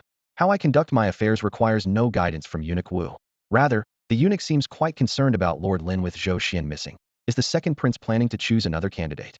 Wu Huayan's expression remained unchanged, but his mind raced. Zhou Xian, whom the second prince had placed beside Xiao Yu, had been missing for many days. Despite the Zhou family's exhaustive search, they had found no trace. He had likely been eliminated by Xiao Yu's hidden agents. If the Yinyang jade could track spiritual essence, there might still be a glimmer of hope. He bowed again. This humble servant came only to visit an old friend and happened to pass by. This has nothing whatsoever to do with the second prince. Xiao Yu smiled faintly. Do you believe that yourself? Go back and tell the second prince that the governor's personal disciple position belongs to the crown prince. From his vantage point on the mountainside, Xiao Yu's voice boomed through the mountain winds. Lin Chu stood below, his eyes flickering slightly. So Xiao Yu was indeed aligned with the crown prince's faction. The waters of the great Qin dynasty ran deep, with intricate power relationships woven like a spider's web, though Lin Chu had no interest in entering the political arena at this moment. Lord Lin, the crown prince, is the rightful heir. No matter how much the others struggle, they ultimately lack legitimacy. Remember not to choose the wrong side. Xiao Yu called out again, driving home his point. To him, Lin Chu was merely a convenient pawn if he could win him over. there would be one less competitor for the governor's disciple position. Why not? But Lin Chu's thoughts took a different turn. Someone would eventually have to take the blame for Zhou Xian's death. The Zhou family fortress was powerful, and the young master's sudden demise would certainly be investigated thoroughly. If he could become the governor's disciple, he might weather the storm. But the Zhou family was known for their swift and decisive actions. They might uncover clues before the apprenticeship ceremony. Xiao Yu's words had just handed Lin Chu a perfect shield if the Prince of Yu's heir took the blame. Who could say anything? Your Highness speaks wisely. Lin Chu clasped his fists in agreement. Wu Huayan snorted coldly upon hearing this. His brow furrowing deeply had thought Lin Chu showed promise. But apparently, he was just another fool. Suddenly, dust clouds erupted at the end of the mountain path as a squad of martial artists in tight-fitting clothes burst forth, directly blocking the cave entrance and surrounding both the Jianghu warriors and court officials completely. Who dares cause trouble here? This inheritance was personally approved by the governor. Who among you dares obstruct it? Everyone initially assumed the newcomers were also after the inheritance and shouted their challenges. The leading youth, Zhou Ming, surveyed the crowd with cold intensity. The Zhou family fortress has no interest in a unity realm inheritance. Zhou family fortress? Everyone's hearts collectively sank as they lowered their heads. This was not a force to be trifled with. What brings the Zhou family fortress here? Xiao Yu frowned. Your Highness. A tower-like middle-aged man stepped forward, none other than Zhou Long, master of Zhou family fortress. Zhou Ming retreated to the side, yielding his position. My eldest son Zhou Xian died in Emerald Peak Mountain under mysterious circumstances, Zhou Long said gravely. Through my second son's Yinyang Jade investigation, the person stained with my son's blood is here. Zhou Xian is really dead. Gasps erupted all around. No wonder the Zhou family fortress had mobilized in full force. A fierce glint flashed in Xiao Yu's eyes. Though he had found Zhou Xian's surveillance annoying, he had harbored no murderous intent, but now his interest was piqued. In that case, proceed with your investigation. The prince stood with hands behind his back, his posture casual. Lin Chu's heart sank. The Zhou family indeed had methods, and if they conducted a thorough investigation, this blame might not stick. Suddenly, a strange resonance echoed from deep within the cave as restrictions loosened, and an odd fluctuation spread outward. Lin Chu shouted loudly. The governor's restrictions have opened. The inheritance goes to whoever reaches it first. Before his words finished, he leaped forward and shot into the cave like an arrow. Damn, that kid's got guts. Charge. One step slower, and there won't even be scraps left. Seeing this, both Jianghu warriors and court officials swarmed into the cave. With Xiao Yu present, they were confident the Zhou family fortress wouldn't dare massacre them all, removing any hesitation. Everyone stop. Zhou Ming shouted angrily, but no one paid attention. Minger, don't be hasty. This cave has only one exit. The killer cannot escape, Zhou Long signaled, and Zhou family fortress warriors immediately formed ranks at the cave entrance. Father, this cave is complex. Inside there might be hidden passages. Zhou Ming stepped forward anxiously, requesting permission to lead a search party inside. Due to the governor's orders, only middle third realm martial artists could enter the cave, preventing Zhou Long himself from going in, but his son's words made sense, so he selected several elephant manifestation realm experts to accompany Zhou Ming. Remember, be extremely careful, Zhou Long cautioned. Whoosh whoosh whoosh. Countless figures activated their movement techniques, swiftly darting through the cave. Heavy moisture clung to the stone walls as chaotic footsteps echoed throughout. Lin Chu took the lead, treading on wind and stone with arrow-like speed. Suddenly, a dark shadow swept in from the side, running parallel to his shoulder. Brother, the man lowered his voice, his eyes darting around. How about we team up? With our top-tier skills, obtaining the Unity Realm inheritance will be a piece of cake. I'll only take 20 to 30% when the time comes. Lin Chu glanced sideways at him. Weasel-faced with a greasy complexion, the very picture of treachery. No need, he replied coldly without stopping. Swish. The moment he finished speaking, a cold gleam suddenly erupted as a short blade thrust straight at Lin Chu's throat. Lin Chu seemed to have anticipated this, simultaneously activating his iron shirt technique, eightfold Vajra force, and mystic shadow hand. His muscles instantly became as taut as refined steel. He struck back with his fist. Clang. Fist met blade in a direct collision, sparks flying in the darkness. The weasel-faced man's hand went numb, his expression changing drastically. Such powerful body-hardening skills. You're clearly just at the Dan Meridian entry level. How can you have such strength? This man prided himself on his Dan Meridian mastery and expertise in short blade assassination techniques. Having killed over a dozen people through sneak attacks, he was always arrogant. Moreover, seeing Lin Chu carrying a long spear, he was convinced that in the narrow cave, long weapons would be difficult to wield while short blades would have the advantage. He never expected to encounter a body-hardening master. Seeking death, Lin Chu's 5 fingers closed like iron rings around his opponent's neck. The nine bulls' mystic tiger pill within his body spun wildly as the strength of nine bulls and two tigers combined with his body hardening skills. He suddenly exerted force. Crack! The neck bone of the Dan Meridian Mastery Warrior was snapped clean through. A system notification flashed. Experience 4500. Lin Chu casually tossed aside the corpse and activated his dragon wandering 3 steps technique, his form gliding along the ground like a swimming dragon. The many martial artists behind him showed expressions of fear. He's only at Dan Meridian entry level, yet his movement techniques and body hardening skills are so terrifying. He killed a Dan Meridian Mastery Warrior without even using his weapon. Everyone be careful. Careful. Another person sneered. Do you think he's your only enemy? Die. Screams rang out as figures crossed paths and blade lights suddenly erupted. Having just entered the cave, some could no longer restrain themselves and began launching sneak attacks to eliminate rivals. The cave's passages branched in all directions as people fought while advancing, quickly tearing apart and scattering the crowd. Young master, ignore them. That person ahead has movement techniques that are too fast. If we let him arrive first, the inheritance will slip away. Amid urgent shouts, a group forcibly broke through the melee, protecting a brocade-clad youth as they charged forward. They were the Shun family of Tsang province, a lower-tier second-rate force, even inferior to the Zhou family fortress. This time, they had come out in full force solely to help their young master Shinfeng seize the Unity Realm inheritance. The governor only restricted cultivation levels, not numbers of people. This was unfavorable to lone wolves, but the world was inherently realistic. Birth circumstances were a form of luck, and luck was also a component of strength. Ha! A mere Shin family of Tsang province dares to compete for the inheritance. Before the cold laughter from behind had faded, experts from the Steel Blade Martial Hall had already swept in, their blade momentum like a torrential downpour as they instantly struck into the Shun family guards. Blood flowed continuously as the Shun family retreated step by step, losing more than half their numbers in no time. Shinfeng's face turned deathly pale as he secretly sought an escape route. Soon his gaze shifted and caught sight of Lin Chu speeding not far away, immediately hatching a plan. Retreat quickly, he shouted, leading his people to activate their movement techniques at full power and charging back toward Lin Chu.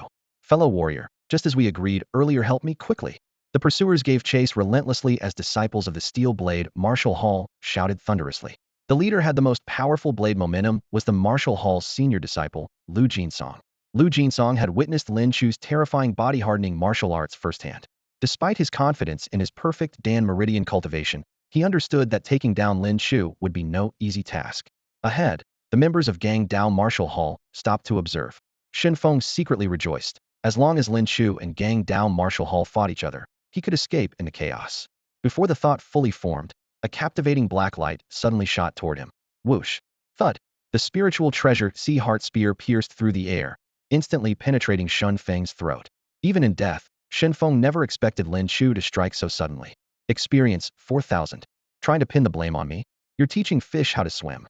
Lin Chu growled, yanking out his spear as blood gushed from Shun Feng's corpse like a fountain. You're dead, boy. The remaining Shin family members' eyes turned bloodshot as they roared and charged forward. Lin Chu's spear moved like lightning. Unleashing a fan-shaped array of spear Shadowsnow, one could see exactly how many thrusts he made. Thud! Thud! Thud! The Shin family members' skulls all split open as they collapsed one by one. Experience 5000. Experience 4000. Experience 4500.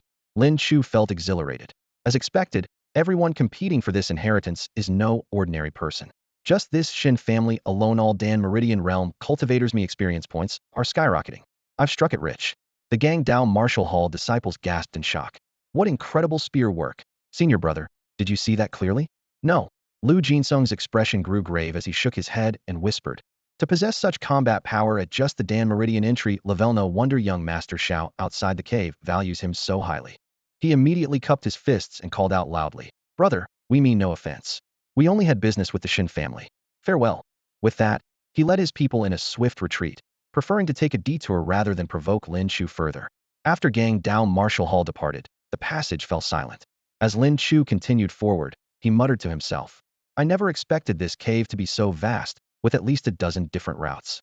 It probably runs through the entire Qingyo Mountain like a natural labyrinth. With nothing else to do while traveling, he turned his attention to his status panel. Experience 39,500. Combined with his hunting gains from the past few days, he had broken 30,000 in just moments. After this inheritance competition, my strength will surely advance greatly. Only when I can face Elephant Manifestation Realm opponents will I feel at ease. He first poured experience into his cloud-piercing spear technique. Martial skill, Cloud-piercing spear technique force transformation complete. 1600016000. Experience 22,813. The force transformation spear technique no longer provided much stimulation for his current level, but with his powerful physique, he could still push speed and piercing power to Dan Meridian levels. Next, he began investing experience to enhance his 8-unity Vajra technique with potential group attacks, and even elephant manifestation realm warriors possibly appearing at any moment. Strengthening his own survival came first. Just as Lin Chu immersed himself in cultivation, several figures maintained a safe distance while tracking him from behind. Confirm it, that's definitely Lin Chu, the one who killed the White Tiger Hall Master. Haha, we have the Sect Master's bounty order, and we actually ran into him. Follow him and find the right moment to finish him off. With a thought, Lin Chu directly elevated the 8-unity Vajra technique to mastery. Martial art. 8-unity Vajra Dan Meridian Mastery. 016000. Effects. Bronze skin, iron bones, force dissolution, Vajra protection, for unity, golden light. Experience points. 14813. A violent surge of heat instantly exploded within his body as countless intricate formulas of the 8-unity Vajra technique flooded his mind. Golden energy burst from every pore across his body, weaving together into a layer of Vajra manifestation that clung to his skin. For layers of force condensed like natural armor, blocking massive impacts and external energy. Combined with his 1000-scale brilliant armor, ordinary Dan Meridian Realm warriors could no longer harm him in the slightest. If I could cultivate this to perfection, even elephant-piercing realm warriors wouldn't pose a threat. At this thought, Lin Chu became even more enamored with the hardness that this external cultivation brought, his whole body burning, yet feeling incredibly refreshed. With experience remaining, he poured it all into the sun-chasing archery technique. Martial art, sun-chasing archery Dan Meridian Perfection, 148134000. His arm joints cracked and popped as his flesh and blood strengthened accordingly. His eyes grew increasingly sharp, as if they could pierce through illusion and reality. Taking a deep breath, Lin Chu felt his muscles and bones stretch as his mind became crystal clear. Onward. Deep in the cave, a fork in the path quietly appeared. Without slowing his pace, Lin Chu suddenly heard the sharp whistle of wind behind him. Whoosh, whoosh, whoosh. Hidden weapons? He swept his sleeve backward, fist energy surging. Clang, clang, clang. Over a dozen silver needles coated with dark green poison were knocked away, hitting the ground with crisp sounds. Even my soul-chasing needles can't penetrate, came a voice filled with shock and suspicion from the shadows. Immediately after, 5 figures emerged from the darkness. The leader was a man in his 30s, wielding a flexible sword with sinister eyes. At such a young age to possess this level of external cultivation and such domineering force, no wonder the White Tiger Hall Master died at your hands. Lin Chu's gaze remained calm. People from the Heaven-leveling sect. Heaven-leveling sect protector, Huichi.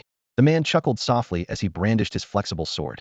Originally, we only wanted to seize the inheritance, but didn't expect to encounter you first, you little beast. Do you know how great our sect's losses were when the White Tiger Hall's army was destroyed? Lin Chu lowered his eyes to examine internally, gaining complete understanding of Huichi's strength entry-level elephant-piercing realm. Judging by his Dan Meridian circulation and aura intensity, he had recently broken through, with only a thread-thin wisp of chi energy in his body and mediocre foundation. For Dan Meridian realm cultivators to break through, they must use their Meridian Dan as foundation to refine a wisp of chi energy, which allows them to wield mystical energy weapons and serves as the key to entering the aperture-opening realm. But Huichi's pitiful wisp of chi energy couldn't possibly control mystical energy weapons. A small horse pulling a large cart only existed in storybooks. Die! Huichi's flexible sword trembled violently, its blade light instantly splitting from 1 into 9, then from 9 into 18. Countless sword lights converged into a waterfall of blades, sword energy crisscrossing to seal off all escape routes. Lin Chu slightly raised his spear shaft without any excess movement, thrusting forward with one hand. This thrust was swift as lightning, arriving first despite starting later, striking right at the core of the sword waterfall. Clang! Spear met sword, and the countless sword lights instantly shattered. Huichi was forced back several steps, his pupils contracting sharply as he stared at Lin Chu in disbelief. Impossible! How can a mere entry-level Dan Meridian realm cultivator force me to retreat? Though he had just entered the elephant-piercing realm and his martial techniques were of varying levels, that wisp of chi energy was still genuine. No matter how short, small, or insignificant, it shouldn't have been suppressed by Lin Chu. Huichi's face turned completely grim, no longer daring to show the slightest carelessness. Attack together, he roared. He knew full well that he alone was no match for Lin Chu. Kill! Several Pingtian sect warriors charged forward at his command, their blood sabers, iron halberds, and long swords all gleaming with cold light. The cave was narrow, only allowing 2 or 3 people to fight side by side, so they could only attack in waves. Clang, clang, clang. Huichi rushed to the front, his giant axe cutting through the air with whooshing sounds. The others surrounded him from the sides and rear, striking whenever they found an opening. Their assault was fierce, yet Lin Chu stood unmoved like a boulder. The cave walls were cramped, preventing his spiritual treasure Haishing spear from making sweeping attacks, limiting him to thrusts only. However, relying on the extreme speed of his cloud-piercing spear technique, he sealed every weakness like threading a needle. After dozens of exchanges, the several Dan Meridian Realm assistants were already gasping for breath. Each of Lin Chu's spear strikes carried the force of thunder, and to block them required continuous expenditure of their inner strength. Now their arms were numb and aching, sweat dripping from their chins. Hiss! Lin Chu seized upon one warrior's momentary delay in withdrawing his force, his spear tip flashing like lightning into the man's throat, instantly severing his life. Experience 5,000. This man has little strength left. Take him down now. Huichi roared angrily. Disciples from behind immediately filled the gap, blade light and sword shadows once again rushing toward Lin Chu. Everyone believed Lin Chu's power came from a sudden burst that wouldn't last long. However, after several dozen more moves passed in an instant, Huichi felt a chill in his heart. Not only was this guy's strength not diminishing, it was becoming increasingly steady. This Huichi is too weak. His cultivation methods and martial techniques are all subpar. He barely scraped into the Tongxiang realm and is at most just a sparring partner, Lin Chu silently assessed, then decided to end this. The Haishing spear suddenly swept horizontally. The sharp spear shaft scraped against the rock wall as it passed, tearing open the entire stone surface with a ripping sound. Countless fragments were caught up in the spear's force, like a violent storm, thunderously smashing toward Huichi and the others. Retreat! Everyone frantically wielded their weapons, slashing at the flying stones, but the tremendous force left their hands numb and tingling, just as their arms went weak for an instant. Whoosh! Whoosh! Whoosh! Several streaks of piercing cold suddenly arrived. Arrows! Block them! Huichi roared again. Clang! Clang! Clang! Weapons clashed, but they only blocked the first wave. The next moment, the arrow shafts flashed with golden light, their speed exploding as they even changed direction midair, drilling into everyone's foreheads at impossible angles. Hiss! Hiss! Hiss! Blood spurted forth. Experience 6,000. Azura 3 Spearsmanxiao. Experience 4,500. Experience 5,000.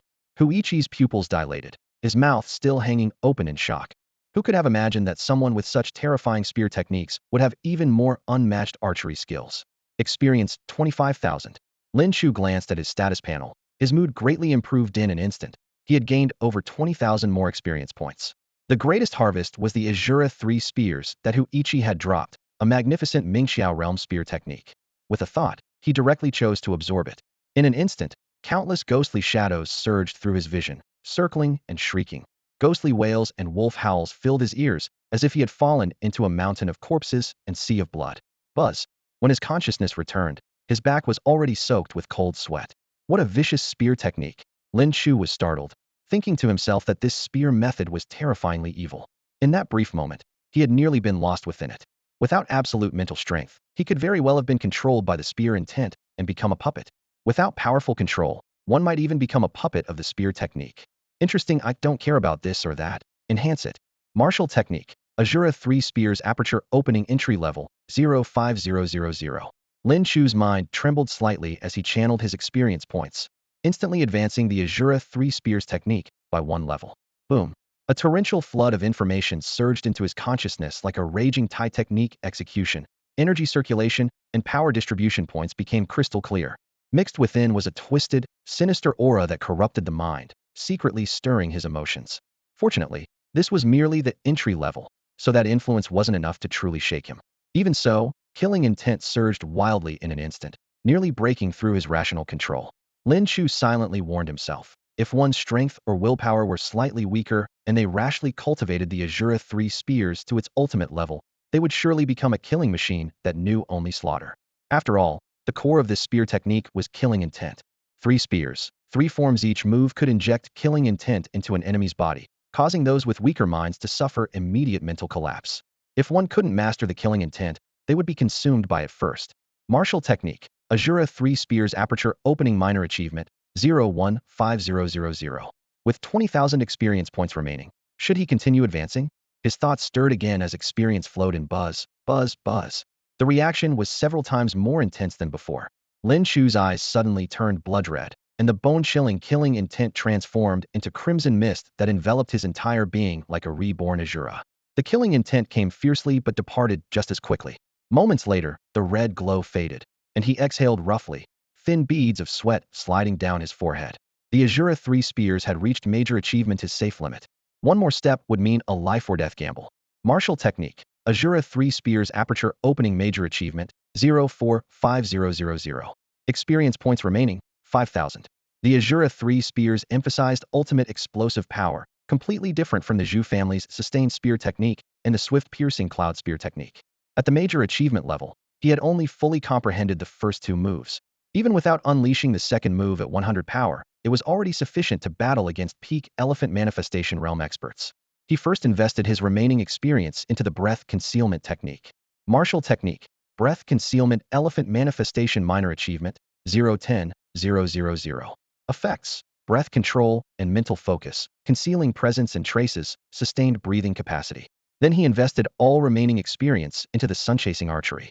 Martial technique. Sun-chasing archery pill meridian perfect, 17.81340000.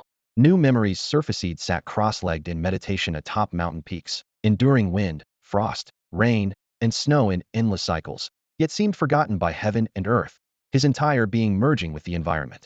The breath concealment technique made his presence utterly silent and undetectable. No wonder others found him hard to sense.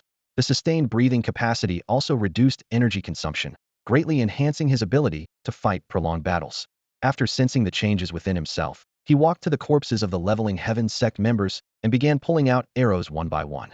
These were standard military arrows from the Sharp Battalion that he had requested from the unit Dragon Steel arrows, but sturdy enough to withstand the draw force of the Dragon Steel Spirit Python bow without breaking. His quiver still contained several genuine Dragon Steel arrows, save for delivering fatal strikes at crucial moments. Next, he searched through the corpses, finding several hundred taels of silver which he pocketed, then gathered his composure and strode deeper into the cave. In the depths of the cave, his vision suddenly opened up to reveal a vast, spacious area where quite a few people had already arrived. In the center of the vast cavern stood a massive stone platform, towering over 10 feet high and spanning 20-some feet in width.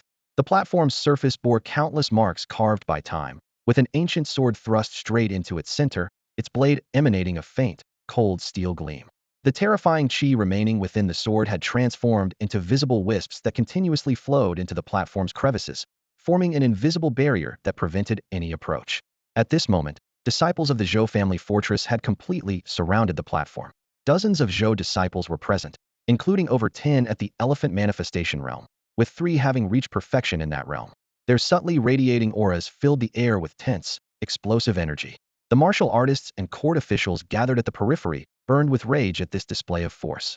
The Zhou family fortress has gone too far, a young man in blue robes shouted angrily from the crowd. Your fortress already possesses numerous Unity Realm inheritance. We compete with us? I am the son of Tsang Province's prefect. I will report this tyrannical behavior to the governor. Zhou Ming stood before the crowd with a calm expression, sneering at these words.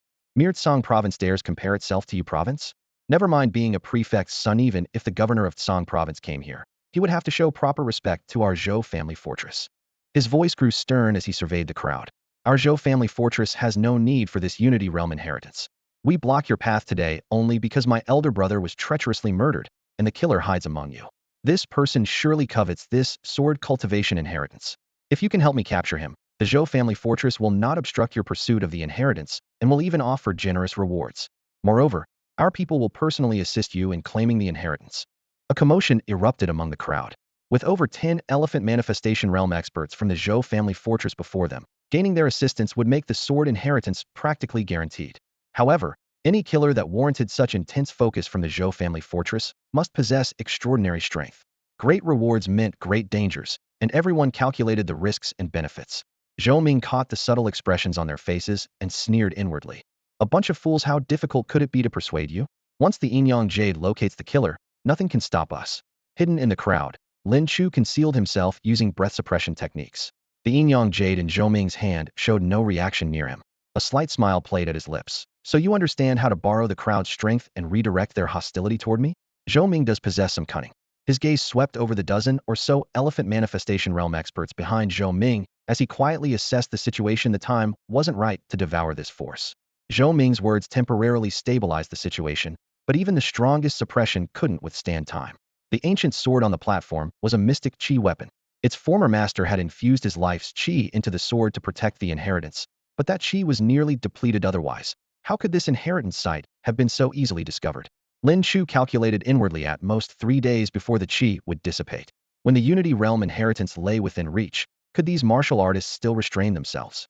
Though the Zhou family fortress had many elephant manifestation realm experts, the combined number of such experts present was no less formidable. With this thought, Lin Chu sat cross-legged and waited for the situation to change. Time slowly passed. The next day, another large group of martial artists poured into the vast cavern, leaving only the platform area still empty. Suddenly, the stone platform shook with thunderous rumbling. The ancient sword released a desolate cry, as if lamenting to its deceased master, no longer able to protect the inheritance. In that instant, the barrier woven from qi cracked inch by inch and shattered with a resounding crack. All eyes turned upward in unison, greed and fervor barely contained. Zhou Ming's expression changed drastically. This is bad. With the barrier gone, these rabble won't be able to sit still. An ominous premonition rose in his heart. That killer had actually managed to stay hidden for an entire day without showing himself. Could he have already slipped away? Suddenly, a cold voice emerged from deep within the crowd. Since the killer hasn't appeared, he's likely already fled. We have at least 30 to 40 elephant manifestation realm experts here. Reef, your Zhou family fortress knows what's good for you. Step aside. These words were like sparks hitting oil. Voices of rebellion instantly rose and fell like surging tides. The situation had spiraled out of control. You people from Zujiapu, get out of our way. We outnumber you, let's drive them off first, then fight for the inheritance. Exactly. We may be wandering martial artists, but we won't be bullied. Voices rose in a cacophony as footsteps echoed through the stone cave. Over 30 elephant connecting realm warriors led the charge, followed by hundreds of wandering martial artists from both the Jianghu and imperial court, advancing menacingly toward the stone platform. Fellow martial artists, Zujiapo promises you give us one more day, and if that criminal doesn't show, we'll step aside. Zhou Ming shouted with gathered qi. But the crowd remained unmoved, pressing forward step by step. Zhou Ming's brow furrowed as he glanced at his allies.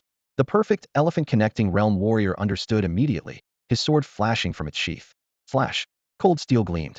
The head of the leading agitator flew skyward as blood sprayed like a fountain at everyone's feet. The sudden bloody display shocked all the wandering warriors into silence. These were lone wolves who knew that any rash move could cost them everything, their lives included. Their advance immediately became hesitant. Intimidation well played.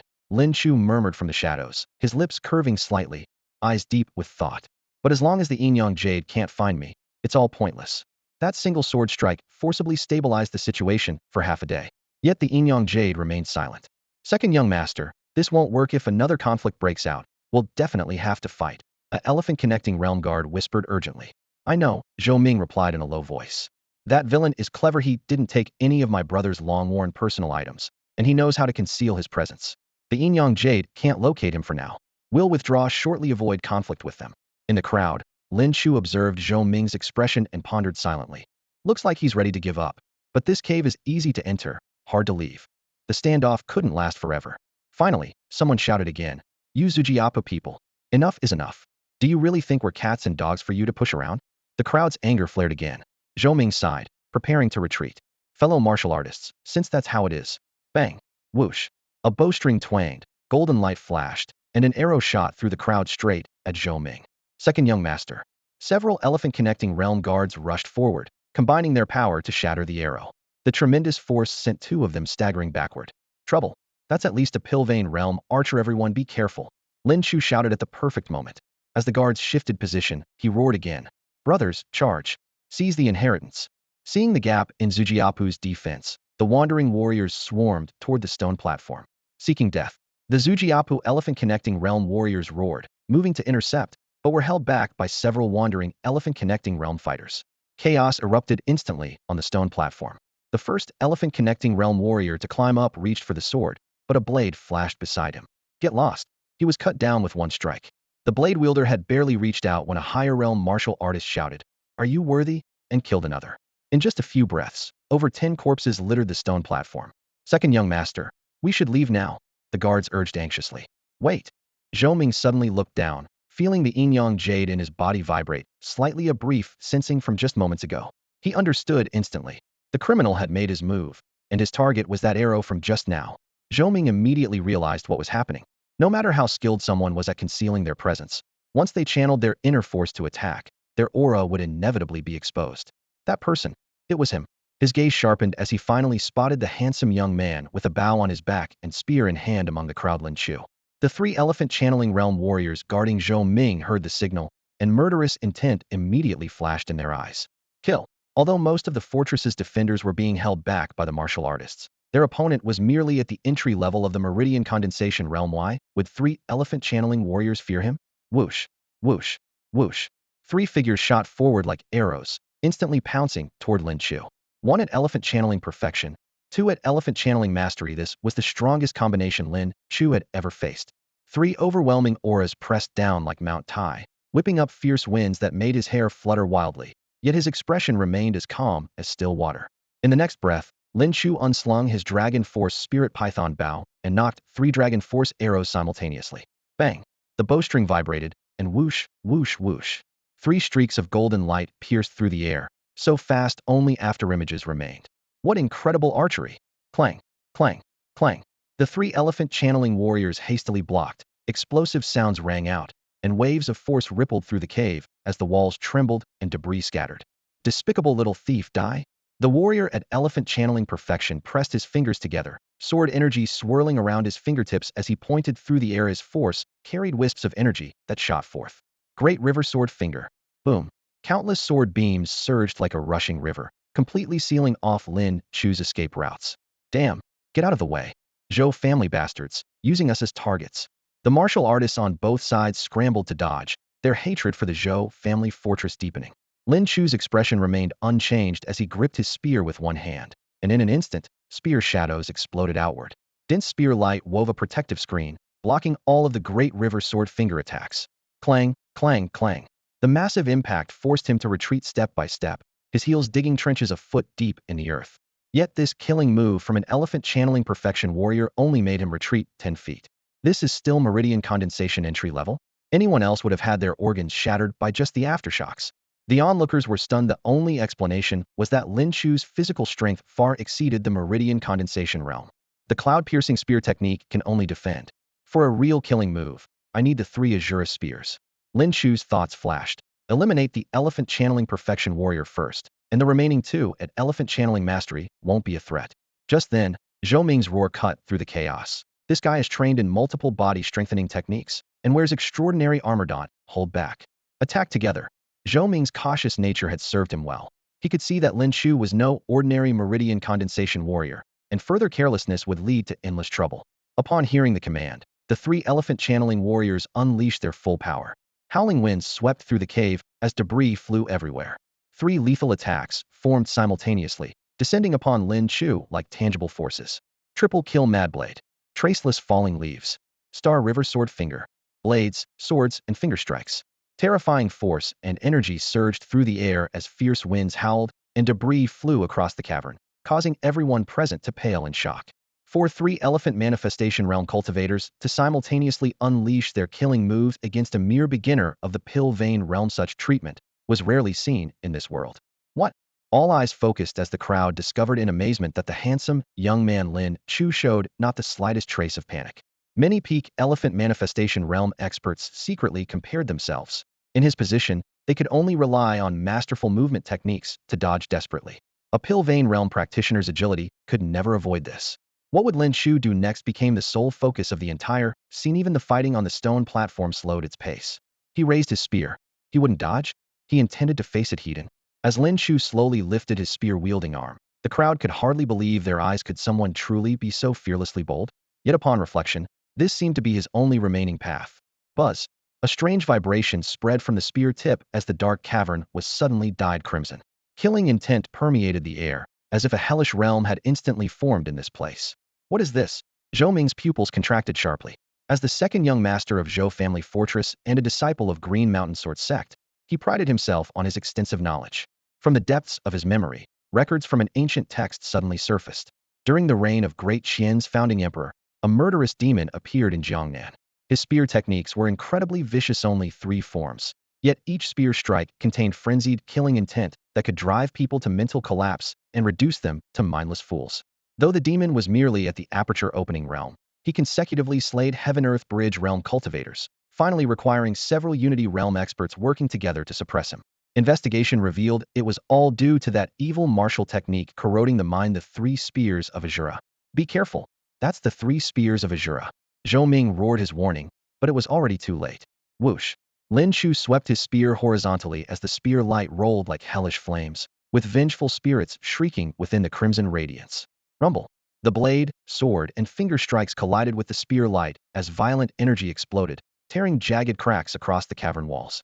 Swoosh, swoosh, swoosh. Several unlucky spectators were killed by the aftershocks. Experience 4,000. Experience 3,000. Experience 5,000. The panel data jumped wildly, but Lin Chu had no time to pay attention. Crimson killing intent covered his entire body as his hair danced wildly.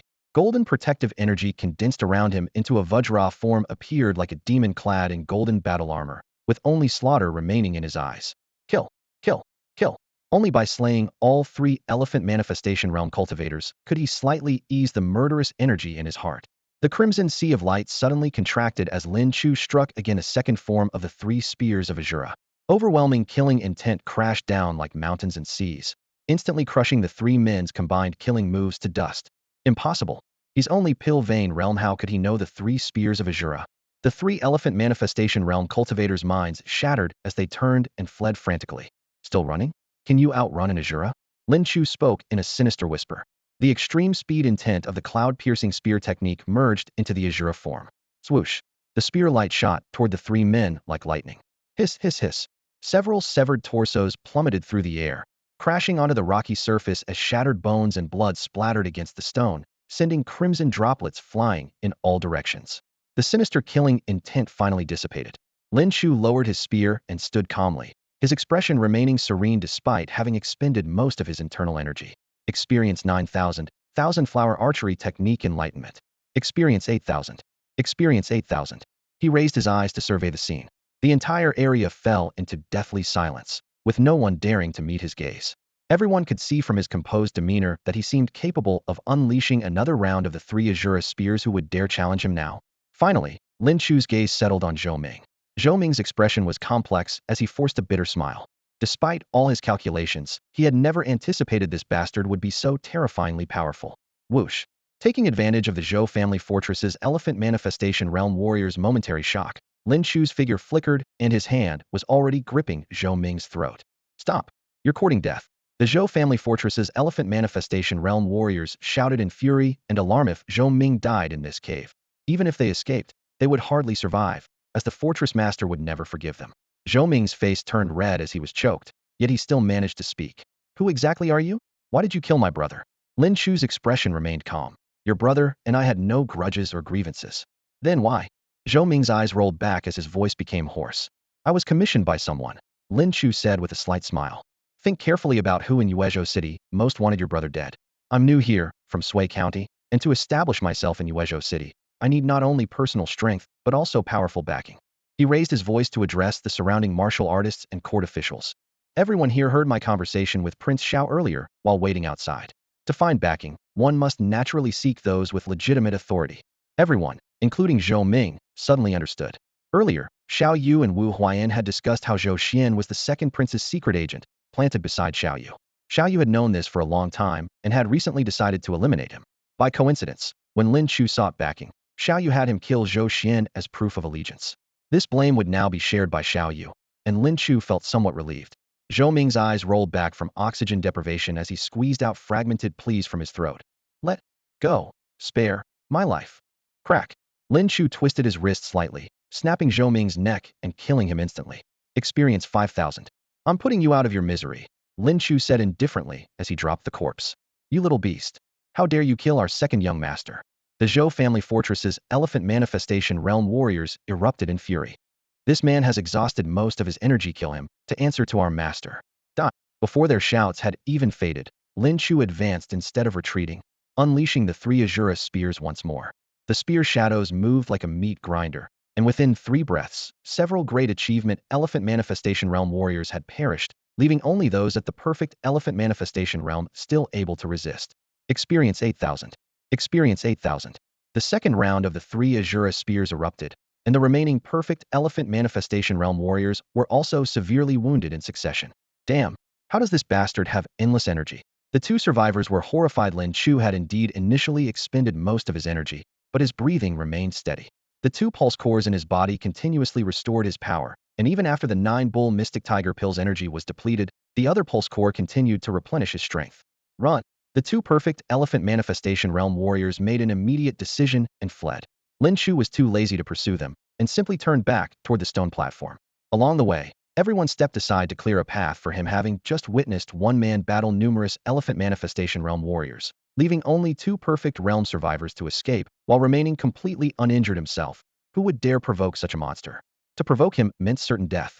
Lin Chu stood before the stone platform, his gaze falling upon the ancient sword with its patinated bronze surface and flowing patterns of light along the blade. He reached out and grasped the sword's hilt. Lin Chu grasped the ancient sword firmly in his hand. Buzz, buzz, buzz. The blade trembled violently as several visible streams of qi surged along the sword's spine like mercury flowing upstream, forcefully resisting his palm's pressure. The qi scattered in all directions like sharp wind blades, forcing the other warriors on the stone platform to retreat in panic. In the blink of an eye, the vast platform was left with only Lin Chu standing alone. There's still residual qi on this sword? Someone exclaimed with a pale face. Thank goodness I didn't reach for it earlier, or I would have been severely injured. The people from both the martial world and the imperial court watched the expanding ripples and deafening sword resonance, their hearts filled with dread. Many secretly observed Lin Chu's silhouette, hope flickering in their eyes. If he couldn't withstand the qi's backlash, they might still have a chance. Unfortunately, this wishful thinking was completely shattered in the next moment. Lin Chu exerted his full strength, pushing his external martial arts to the limit as the 2 pulse cores within his body spun rapidly, releasing doubled power in torrents. Bang! The qi shattered, and silver light exploded everywhere. Crack! The mechanism within the platform was triggered, and the entire massive platform forged from Tiangang stone rumbled as it flipped over, sending Lin Chu and the sword plummeting into the dark depths below. What? There was actually a hidden mechanism. The crowd cried out in shock, surging forward with swords and blades, yet they couldn't even chip off a stone fragment. Don't waste your energy. This platform is made of Tiangang stone. Only a grandmaster could break it, said a knowledgeable expert, shaking his head. The crowd opened their mouths to speak, but could only sigh in the end. The Unity Realm inheritance had been claimed by him alone. In the dark depths below, Lin Chu hung upside down beneath the flipped stone platform and flicked his wrist. Clang! The sword broke free from its slot, and he used the momentum to flip through the air, landing steadily on his feet. Beneath his feet lay smooth blue stone, while ahead a clear spring reflected like a mirror beside an ancient, gnarled tree with intertwining roots. Unknown crystals embedded in the cavern's ceiling refracted sunlight from outside, filling the chamber with clear brightness. The inheritance should be in that thatched hut. Lin Chu's gaze fell upon the small house by the spring. He examined the weapon in his hand closely, channeling his inner force through it. Accumulated dust scattered and flew away. Clang! Cold light blazed forth as a gleaming silver sword revealed its true form. Lin Chu raised his arm and swung forcefully. Whoosh! A foot-long, razor-sharp sword beam shot out from the blade, piercing directly into the stone wall and disappearing into unfathomable depths. Truly worthy of a Unity Realm sword, a Xiangang weapon, he whispered in delight. What a pity I haven't yet mastered qi manipulation, or its power would be several times greater. Just this casual strike could probably sever the spiritual treasure Sea Heart Spear. The gap between the upper 3 realms and middle 3 realms is indeed like heaven and earth. Half an inch above the sword guard, 2 small vermilion characters were engraved. Changming. So you're called the Changming Sword? From now on, you'll accompany me through the martial world, and I'll never let your name be forgotten. Buzz, buzz, buzz. The Changming Sword resonated with a clear, melodious hum as a gentle yet irresistible pulling force drew Lin Chu toward the thatched cottage. The protective barrier outside the hut instantly crumbled at the sword's touch. Pushing open the door, he found the interior contained nothing but a simple wooden table with a stone box resting quietly upon it. Lin Chu opened the stone box and retrieved 2 yellowed manuals. Cloud Firmament Sword Manual. Celestial Star Technique. 1 Sword Technique and 1 Cultivation Method, both authentic Unity Realm transmissions. There's also a letter. He discovered a folded letter pressed beneath the bottom of the box. Taking it out, he found it was a message from the inheritance's original owner. Luo Yunwu, the unfilial disciple of Qingfeng's sword sect, writes this in the 89th year of the Gongqing era. He Xiao, the young sect master of Qingshan's sword sect, forcibly abducted my sister and murdered my parents. If I do not avenge this blood debt, I swear I am unworthy to be called human. On the yellowed letter paper, Luo Yunwu pressed his brush firmly. each character carved like a blade. The letter continued. This unfilial disciple stormed Qingshan's sword sect and faced their siege, slaying 8 Unity Realm cultivators and personally crippling He Zhao's cultivation. However, when the sect master returned, he severely damaged my foundation. Though I barely escaped to Qingyo Mountain, my fate is sealed. Poor Changming recognized me as its master from the sword pool, yet now it too lies sealed here all because of my failures. With my dying breath, I forged this inheritance platform, severing it from the mortal world. It can only be opened after 100 years. I pray Changming will choose another worthy master and shine brilliantly once more. Sect rules forbid transmitting our techniques to outsiders, so I can only pass on my self-created methods to you. Please tell my master, Elder Yunjian, on my behalf. In the next life, I will fulfill my filial duties. Lin Chu closed the letter, his hair stirring slightly as his heart sank for a moment. The 89th year of Gongqingthat was during the previous emperor's reign. The current emperor had already ruled for over 40 years. In other words, Luo Yunwu's blood vengeance dated back nearly a century. Yet if the rumors were true, the current sect master of Qingshan's sword sect was still He Zhao, and he had reached the Grandmaster realm hardly appearing to have lost his cultivation. He looked toward the letter on the table, raised his hand in salute, and spoke in a low, resolute voice. Senior, this junior will surely fulfill your cherished wish. If Qingshan's sword sect is truly as you described, even with a Grandmaster above, I dare to fight. As if understanding his oath, the Changming sword suddenly trembled lightly, its humming resonance echoing through the room before settling into complete submission at its new master's feet.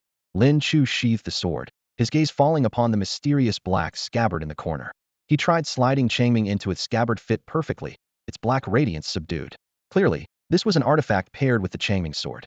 Next, he opened the Yunxiao sword manual. The pages contained not only techniques, but also Luo Yunwu's dense annotations and insights, written with sharp strokes and clear organization. Lin Chu's mind stirred as the technique transformed into a torrent flooding his consciousness. Rumble. A massive surge of information suddenly crashed down, making his temples throb. Body like flowing clouds, sword like wind, passing countless peaks with serene intent. One point of cold light pierces the mist first, looking back from the 9 heavens, already soaring free. The incantation rolled on his tongue. The Yunxiao sword manual pursued the ultimate single strike. Body technique and sword intent unified as one, reaching the pinnacle of speed. The status panel appeared. Martial technique Yunxiao sword manual unity, beginner 035000. 35,000 experience just to reach beginner level, truly worthy of a unity realm technique. Lin Chu smiled wryly, then immediately checked his experience bar. Experience points. 110000. Holy shit, he nearly cried out. The experience accumulated from his previous battles had actually exceeded 110,000. Good, good, good. Enough for me to advance significantly. His voice couldn't hide his excitement. Steadying his emotions, Lin Chu placed the Yunxiao sword manual back on the bamboo desk, then looked at his experience point panel.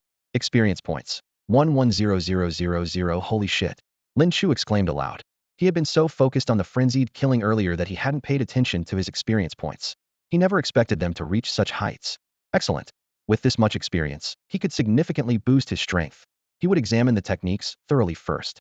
Lin Chu set down the Yunxiao sword manual and picked up the Tianqing technique. Rumble. Before Lin Chu's eyes, countless stars seemed to appear across the heavens. The stellar river surged and churned, star positions instantly crystallizing as myriad starlight condensed into a humanoid phantom. Each particle of starlight fell upon the body's acupoints, illuminating the mysterious pathways of aperture connection with perfect clarity. The human body contains 362 apertures. The aperture illumination realm involves the process of opening these 362 acupoints in sequence. 12 apertures marks entry level, 70 apertures indicates minor achievement, 150 apertures represents major achievement, and all 362 apertures signifies perfection. Each breakthrough of an aperture connects with the meridian core, allowing simultaneous cultivation of chi energy during practice. Only with all 362 apertures plus the meridian core can one generate the vast chi energy needed to sustain a warrior in battle. In comparison, the chi energy cultivated in the manifestation realm can barely be considered better than nothing. Sitting beneath the dome at night to pluck the northern dipper, the 3 enclosures and constellations reflect in the mind's palace. Chi follows stellar orbits to open white apertures. Consciousness guards the celestial pivot, illuminating courage cold as ice.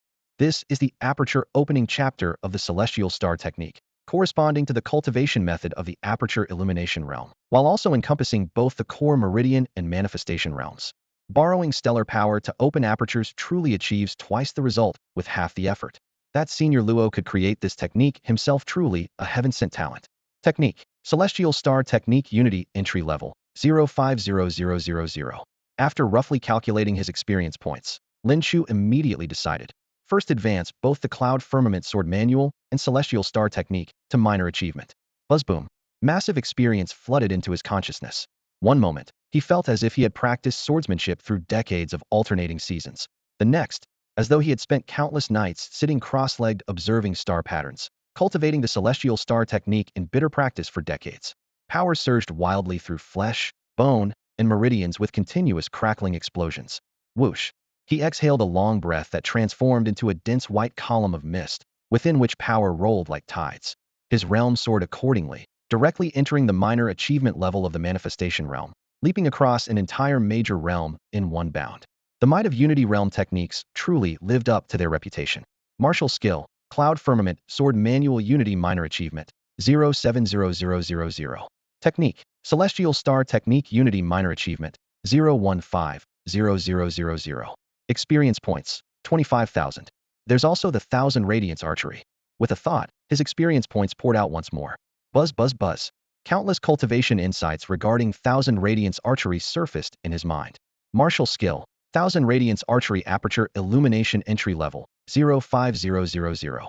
Effect. Inherits the effects of 100 Command and Sun Pursuit, mastering bow and arrow control, golden light pursuing enemies, instantly firing 100 arrows. 100 Command Archery emphasizes control, Sun Pursuit Archery emphasizes distance, while 1,000 Radiance Archery focuses on area coverage. If cultivated to perfection, it could instantly shoot 1,000 arrows with power comparable to an entire elite archer battalion. Lin Chu didn't pause, upgrading once more. Martial skill, 1,000 Radiance Archery Aperture Illumination Major Achievement, 045000. Effect. Inherits the effects of 100 Command and Sun Pursuit, mastering bow and arrow control, golden light pursuing enemies, instantly firing 500 arrows, allows Mystic Energy Archers to condense Radiant Energy Arrows. Experience points, 5,000. Condensing Radiant Energy Arrows. Lin Chu's eyes suddenly brightened. If he could transform his own power into arrows, he'd never need to spend money stockpiling arrows again, and carrying them would no longer be troublesome. He'd just need to discuss the Mystic Energy Archer weapon thoroughly with Liu. He invested all remaining experience into 8 Unity Vajra. Martial skill, 8 Unity Vajra Core Meridian Major Achievement, 500 016000. This journey to compete for the inheritance had been absolutely worth it for Lin Chu. The harvest was truly abundant. Next, he needed to find a way out. Lin Chu slung his bow across his back, gripped his spear, and fastened the long Ming sword to his waist. He bowed respectfully toward the thatched hut before striding away. Outside the cave, the air still reeked of blood from the fierce underground battle. Xiao Yu led a group of idle young nobles who had come to watch the excitement, leaning against the cliff edge. When they saw the martial artists and court officials who had competed for the inheritance emerging one by one, their attention was immediately drawn. Situ Ji stepped forward first, calling out loudly, "Hey, which one of you got the inheritance?" A dust-covered martial artist cupped his hands and replied. It was taken by a young man carrying a bow and spear. He paused mid-sentence, licked his lips, then turned to look at Xiao Yu. The same person who spoke with young master Xiao earlier, Lin Chu. When Lin Chu's name was mentioned, everyone finally realized who had claimed the inheritance.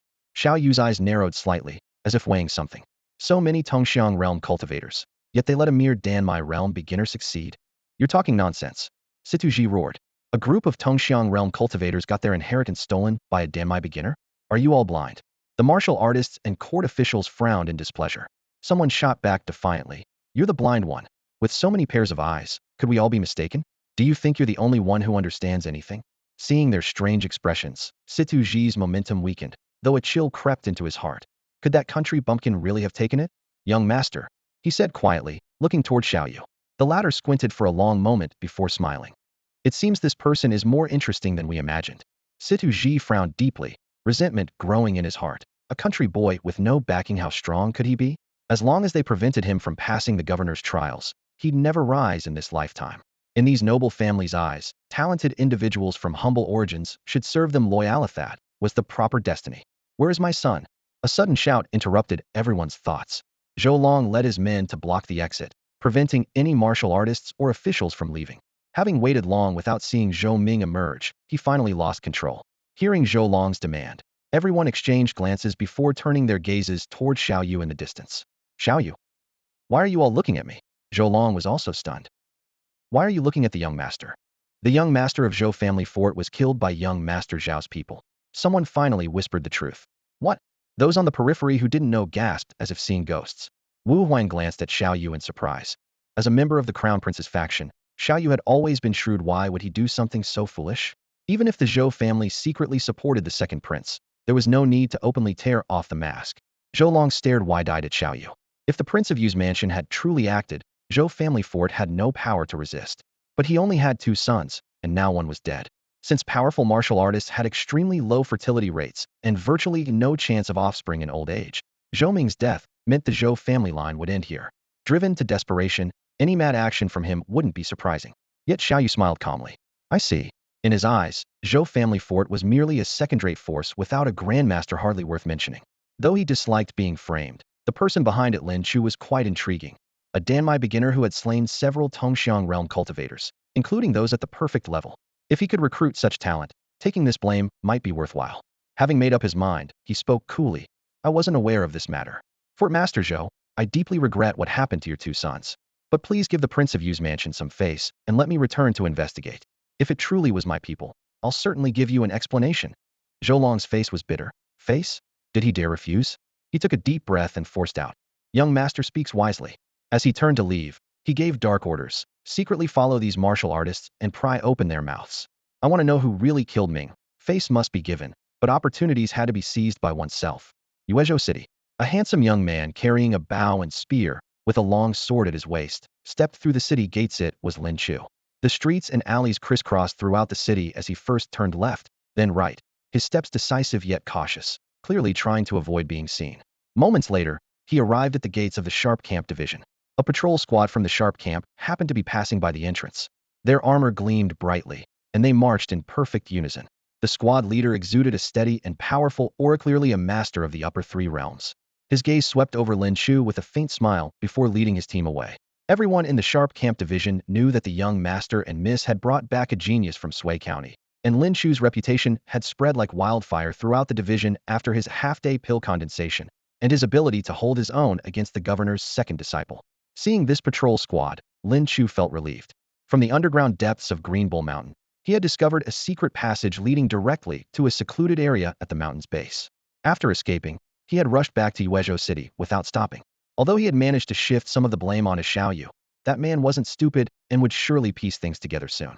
More critically, the master of Zhou family fortress would never let this go and would certainly hunt him down. As Lin Chu walked, he pondered. The Sharp Camp Division was heavily guarded and the safest place in the entire city. As long as his mother stayed here, no one could easily harm her. If he could draw all of Zhou family fortress's hatred onto himself, they wouldn't dare rashly attack the division. By the time they had no choice but to threaten his mother, perhaps he would already possess the strength to contend with them. Collecting his thoughts, he found himself standing before his home. Pushing open the door and entering the courtyard, he saw Lu Huiyun bent over washing clothes, water droplets splashing onto her sleeves. Lin Chu had deliberately cleaned off all the blood before coming home, or his mother would worry again. Xiao Chu is back. Are you hungry? Mother will go cook. Lu Huiyun wiped her wet hands on the corner of her clothes. No rush, mother. I have something to tell you. Lin Chu gently tugged at her sleeve. Lu Huiyun could tell at a glance that something important was at hand and nodded for him to continue. Mother, from now on, please stay safely within the Sharp Camp Division. You'll be absolutely safe there. If you need anything, just ask senior brother Li Yu. He'll take care of everything for you. Lu Huiyun grasped Lin Chu's hands, her brow filled with worry. Are these enemies very powerful this time? Don't worry. Lin Chu gently patted the back of her hands and smiled. No matter who they are, they can't do anything to your son. But Lu Huiyun's worried expression remained. You're a good child. You wouldn't make enemies unless absolutely forced to. Mother supports your decision. At worst, we'll give up this official position. We could go into the mountains to farm, or even become bandits if necessary. Mother, that's quite fierce of you. Lin Chu laughed, then patiently comforted her with a few more words before leaving home. He found Li Yu within the camp. Senior brother, I may need to trouble you. Just say it. Li Yu patted his chest. I've offended Zhou family fortress. I'd like my mother to stay in the camp for a while, and I hope you can regularly bring her some food supplies. Lin Chu pulled out ingots of gold, a full 100 taels, and placed them in Li Yu's hands. Leave it to me with confidence. Li Yu accepted the gold but didn't ask for details about Zhou family fortress. Lin Chu thought to himself. Indeed, my guess was correct. Senior brother's background is far more than just being the governor's disciple. Everyone in the Sharp Camp Division shows Li Yu tremendous respect. Lin Chu had long suspected that these siblings were likely relatives of the governor. Now the facts were laid bare before him to dare disregard even the Zhou family's reputation. Only relatives of the governor would possess such audacity. Liu took the gold that Lin Chu handed over and nodded with a faint smile. By the way, I was just looking for you. Master has sent word that the examination questions have been finalized. He wants you to go to White Horse Academy on 100 Books Mountain in the southern part of the city to find General Chun Lianghai. The examination was finally settled. A flash of light gleamed in Lin Chu's eyes as he cupped his hands and said solemnly, "Thank you, senior brother. I will surely repay this kindness in the future." Watching Lin Chu depart, Liu raised his hand in a gesture. A burly general with a profound aura immediately stepped forward. This man was clearly a martial artist of the upper three realms. "Young master, guard near junior brother's home during this period and protect his mother. There must be no mistakes," Liu instructed. Yes. The general accepted the order and left immediately. White Horse Academy was a major institution of the Great Qin dynasty for cultivating scholars, with branch academies established in all directly administered prefectures and provincial administration offices, but it was only open to children of aristocratic families and sections. Usually, only those who had no hope in martial arts would turn to the scholarly path. That evening, after dining with Lu Huiyun, Lin Chu mounted White Hoof Black and headed straight for the southern part of the city. 100 Books Mountain came into view in the distance, its shape resembling layers of open book pages. The entire mountain was draped in golden yellow, and the mountain path was carpeted with fallen leaves. Students traveled in groups, chatting and laughing, reciting poetry, or debating political affairs, their voices echoing through the forest. Lin Chu tethered White Hoof Black at the foot of the mountain and climbed alone. Soon he saw a cluster of buildings with blue bricks and white tiles. He stopped a female student to ask for directions. "Excuse me, where can I find General Chun Lianghai?" The female student's face stiffened. She pointed to a nearby building and then hurried away. Lin Chu wondered to himself, are scholars and warriors really so incompatible? Before he could think further, he had reached the door. From inside came a familiar, boisterous voice. "Damn, stupid coursework, I'll write you to death. Want to see your daddy's big brush? Watch me fill your little paper with ink. Am I writing hard enough? Harder than those damn scholars? Long enough? Big enough? Longer than theirs?" A black line crossed Lin Chu's forehead as he suddenly understood why the female student had looked so alarmed. This voice was all too familiar. "Xiao Xiao, what are you doing here?" Pushing open the door, he saw Chen Xiao hunched over a desk, wielding a writing brush and brutally attacking his books. "Holy shit, old Lin." Chen Xiao looked up in shock. "Your way of doing coursework is quite unique," Lin Chu said with a half smile. "Ugh, it's so boring." Chen Xiao complained bitterly. "My dad tricked me. He said he'd let me join the army, but instead he dumped me in this damn place. I'd rather be dead." However, Lin Chu could see that his qi and blood were abundant, having reached the bone-forging realm. "Your cultivation has improved considerably." "Well, yeah. My dad doesn't forbid me from practicing martial arts, and he even taught me techniques and martial skills. Your brother here is a martial arts prodigy. Naturally, my progress is rapid," Chen Xiao boasted, patting his chest. "Right, impressive," Lin Chu said with an indulgent smile. "I'm here to find General Chun Lianghai. That's my dad." Chen Xiao suddenly remembered something and pulled out a brocade pouch from his chest, handing it over. "Yesterday my dad came to me and said if anyone came to the academy looking for him, I should give this pouch to whoever came looking." Yesterday my dad came to me and said if anyone came to the academy looking for him, I should give this pouch to whoever came looking. Lin Chu curiously took the silk pouch. After untying the sealed thread, he found only a brief message inside. "Find the academy dean and bring my son." "What does it say?" Chen Xiao craned his neck, eyes full of curiosity. "See for yourself." Lin Chu handed over the note. "Visit the academy dean and bring me along? What's this all about?" Chen Xiao looked completely puzzled. "Come on, we'll understand once we meet him." The two walked through the corridors and soon found the dean deep within White Horse Academy, an elderly man with white hair and beard, gentle in demeanor, with smiling eyes that naturally put people at ease. "You've arrived." The dean gestured with his hand. "General Chun had urgent business and left yesterday, asking me to conduct a formation test in his place." "A formation test?" Lin Chu's expression grew serious. As a military leader, mere combat skills weren't enough. One had to be capable of commanding thousands of troops to be truly qualified. "Please instruct me, Dean." He clasped his fists respectfully. "Follow me."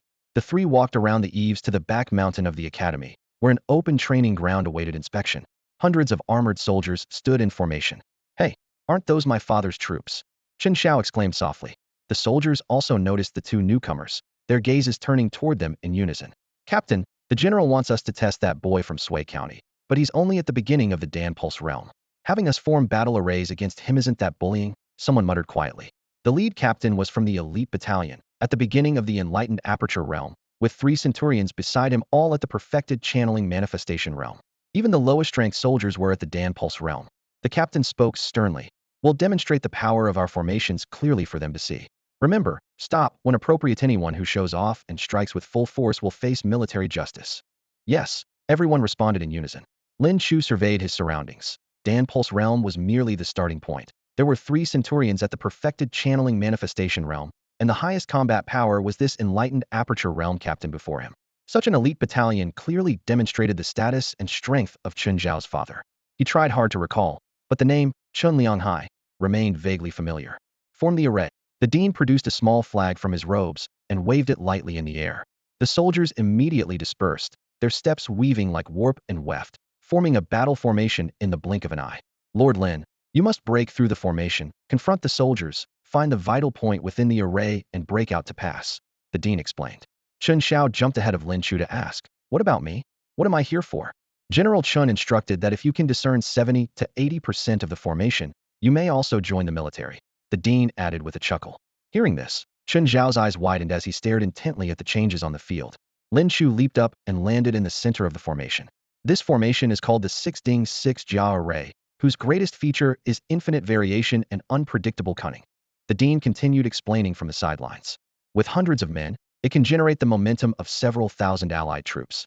If command hesitates for even half an instant, the formation immediately turns from life to death. These words were meant for both Lin Chu and Qin Xiao. Battle. With that command, killing intent surged like a tide. Figures shifted and moved, their paths tracing mysterious patterns on the ground. From an aerial view, one could clearly see hundreds of men forming 12 small squads, each squad interlocking with the others, their combined combat power building layer upon layer. Moreover, this was indeed the 6-ding-6-jia array with 6 squads as units. They could form the power of ding and jia duality, further enhancing their combat strength. Moreover, this was a living formation that constantly shifted and changed. Just as Lin Chu struck down several formation nodes, they silently relocated elsewhere in the next breath. The entire array writhed and churned like a ferocious beast with gaping jaws, its rotating teeth, ready to crush him to powder at any moment. Howling sounds rushed from all directions. Blades, spears, swords, and halberds gleaming with cold light surrounded Lin Chu completely. Clang, clang, clang. The Sea Heart spear transformed into dozens of phantom strikes, deflecting the first wave of weapons entirely. As the spear's shadows faded, the second wave of attacks surged like a tide, suffocating in its intensity. Lin Chu blocked horizontally with his spear, but his gaze remained fixed on the formation's flow, patiently hunting for that fleeting weakness. Suddenly whoosh. He gripped his bow and knocked an arrow, cold light shooting forth. Bang! A black iron shield over 10 feet tall sprang up in midair, forcibly blocking the arrow's point. Shield bearers too? Lin Chu's heart tightened slightly. The formation had disrupted his perception, hadn't even noticed when these soldiers had changed their equipment. Looking up, he saw the academy director above the clearing, battle flag in hand, overseeing the entire situation while assisting the sharp battalion's captain in formation changes. Clang, clang, clang. In mere moments, Lin Chu had exchanged hundreds of moves with the captain, 3 centurions, and dozens of sharp battalion soldiers. The battalion members grew increasingly alarmed as they fought. How is this kid not tired? We've used up 20% of our strength, and he's acting like nothing happened. Even the captain couldn't help but praise. Body tempering techniques perfected to this degree, combined with the bull tiger profound art. No wonder he can withstand it. Anyone who could forge their physical body to this extent was naturally most suited for military combat. 1,000 moves passed in an instant, and many soldiers had already expended 50% of their strength. At this moment, the patterns in Lin Chu's mind suddenly connected. Had completely grasped the operational principles of the 6-ding-6-jia formation. Martial technique. 6-ding-6-jia formation beginner level 03000 entry achieved. A slight smile curved his lips as the Sea Heart spear suddenly unleashed a wave of spear energy, forcing back the surrounding attacks. In the next breath, he drew his bow again. Sun-chasing archery. Whoosh. Golden light pierced the air, striking precisely at the formation's weakest point. Hiss. One formation soldier's thigh was pierced through. Had Lin Chu not held back, the leg would have been severed completely. Dragon wandering 3 steps. His form flickered as he charged directly into that gap. The director's battle flag trembled, and the captain with 3 centurions immediately reformed their positions, for blade lights sealing off Lin Chu's retreat. Lin Chu's long spear struck repeatedly, cloud-piercing spear technique. Boom. Force exploded outward, groundstones scattered in all directions, instantly blasting several deep craters. Suddenly, a powerful suction force surged from the captain's palm. Boy, Don't think of escaping. Invisible force bound his limbs as Lin Chu was pulled forward, the raised blade's cold intent pressing down on him. Lin Chu's gaze sharpened. What a unique martial technique. Without hesitation, he activated the eightfold Vajra technique, a series of body-tempering secrets erupting forth. His spear point struck out again, colliding head-on with the long blade. Clang! Tremendous force rippled outward, distorting the very air. Though the formation's power enhanced the captain, he was still forced back step by step, his face instantly turning ashen. Damn it! Use full strength. Give it everything you've got. The captain's voice echoed across the field. In an instant, shield bearers, swordsmen, and archers took their positions with no reservations held back. The sound of surging inner energy hummed throughout the military formation. The elite battalion's overall momentum rapidly intensified, faintly suppressing Lin Chu. You little brat actually dared to conceal your cultivation level. The captain's face showed complete disbelief as he finally saw Lin Chu's true realm clearly. This was no longer the Pill Meridian stage, but clearly the minor achievement level of the elephant manifestation stage. Lin Chu responded calmly. I've just had a fortunate breakthrough recently. Captain, be careful. Though his words were a warning, the force in his arms grew even heavier. The two meridian pills within his body spun rapidly, his meridians instantly expanding several times over, each spear thrust stirring up thunderous winds. Clang, clang, clang. Spear light and blade light clashed repeatedly, sparks flying as violent force shattered shield after thick shield. The soldiers behind the formation turned pale, but still gritted their teeth. Lock him down. Disarm him, the captain roared. Clatter. Chains of forged iron shot through the air like iron pythons, simultaneously wrapping around Lin Chu's spear shaft, wrists, and waist. Lin Chu's shoulders were violently jolted, and the bluestone beneath his feet cracked. This captain is indeed going all out. Then I can't keep hiding either. Lin Chu's thoughts flashed like lightning as his left hand moved to the sword hilt at his waist. 3 centurions laughed heartily, stomping forward to charge into the formation. Don't be afraid, lad. We won't hurt you. Being able to force the formation to this extent already counts as passing. It's just that captain has a hard heart and wants to determine a winner. All 3 simultaneously grabbed the spiritual treasure Sea Heart spear, attempting to seize it. Yet the spear remained completely motionless. What? The 3 exchanged glances, surprise and doubt in their eyes. Lin Chu chuckled softly. You 3 needn't waste your effort. This spear cannot be taken. I've just acquired a new sword technique, please enlighten me. As his words fell, he drew his sword. The snow-bright sword light was like a torn sky, bursting forth thunderously. The captain, centurions, and all soldiers froze for an instant as the sword light spread like a tide, severing all the binding chains.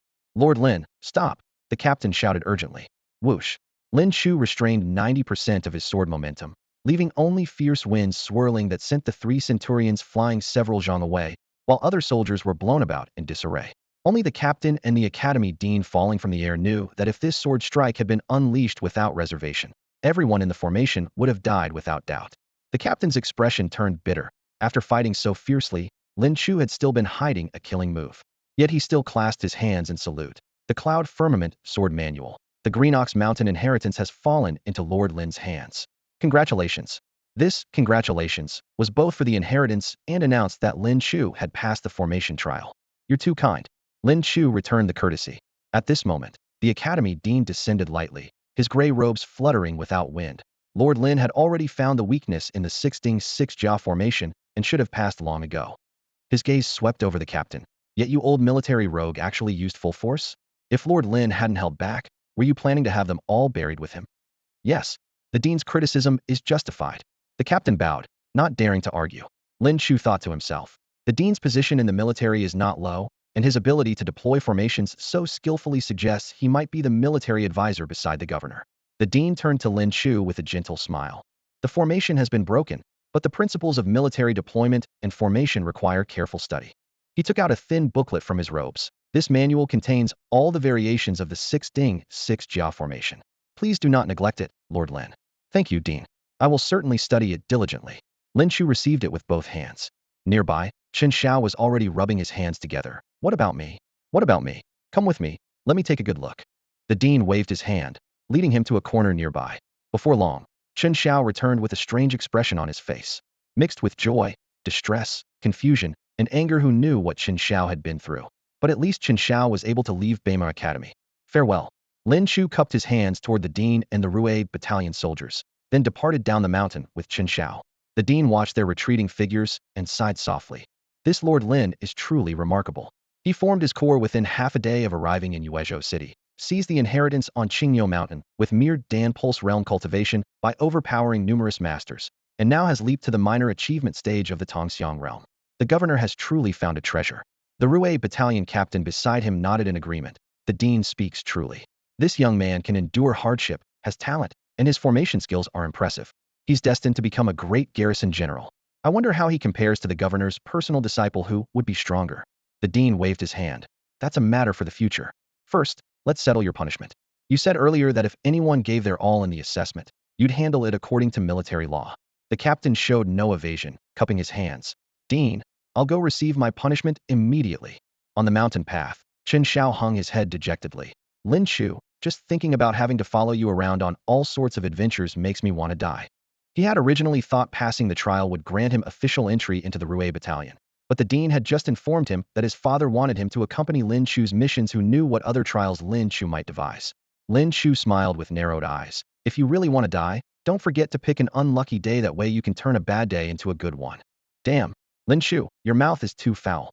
Chen Xiao swung his fists at him twice, then immediately sucked in cold air, rubbing his numb knuckles. Lin Chu's body was like iron. Where are we going next? He couldn't help asking. No idea.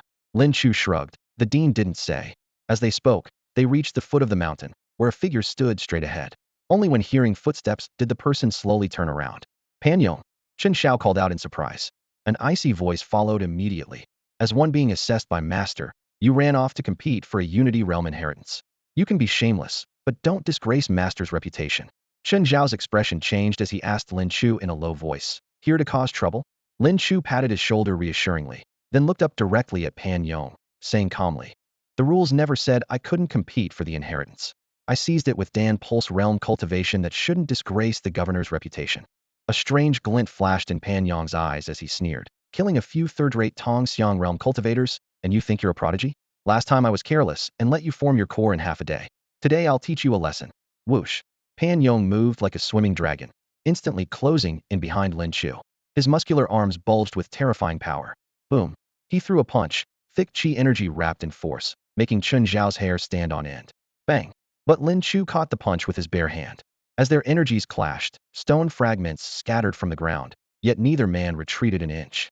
Pan Yong's expression grew serious. Tongxiang realm minor achievement. It seems the inheritance benefited you greatly. But don't think blocking one punch makes you qualified. Next, let me show you what it means to be the governor's true disciple. In the shadows, countless eyes were fixed on Lin Chu. I never expected Lin Chu to break through the Luding Liujia formation so quickly, and he can easily block Pan Yong's attacks.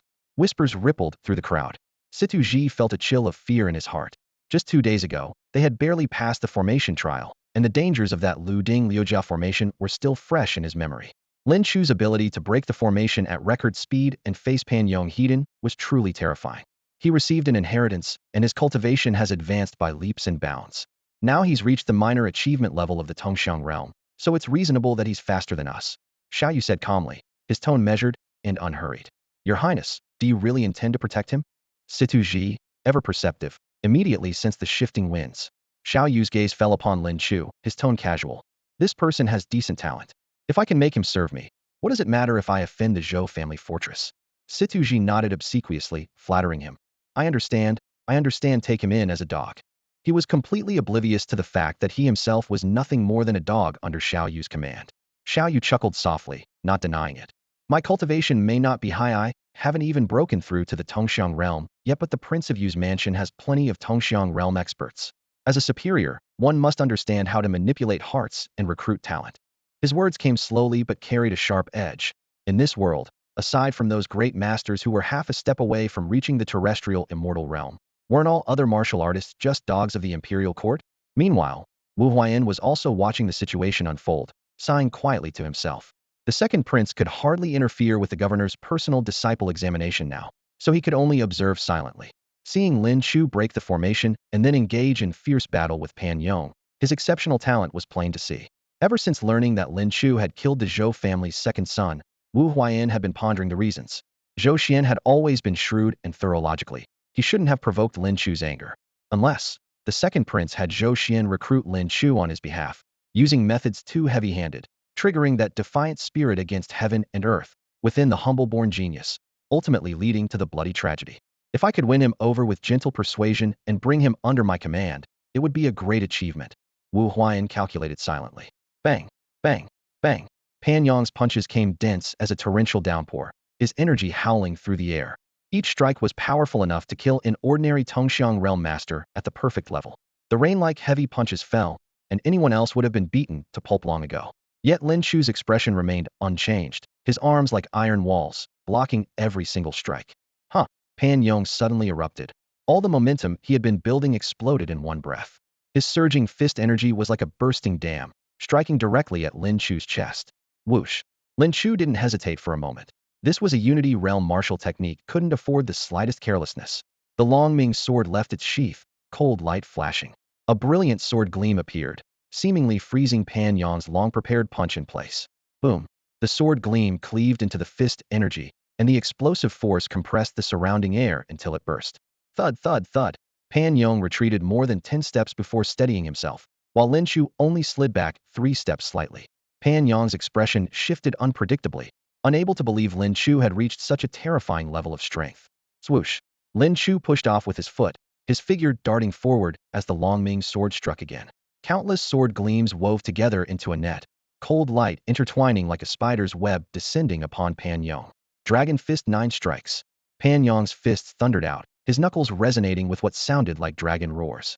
His arms were like twin dragons breaking through the sky, energy gathering as 2 phantom dragon heads, each over 10 feet long, tore through the air and collided heat-in with the sword gleams.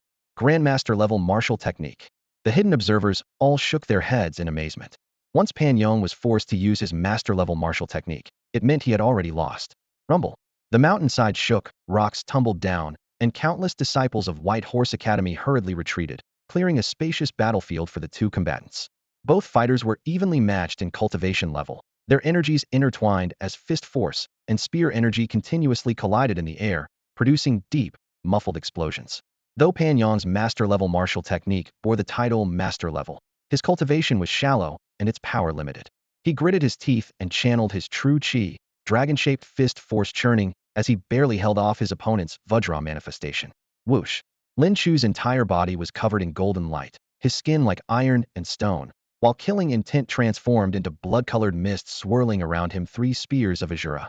Strange crimson light penetrated Pan Yong's consciousness, the murderous aura seeping into every crevice.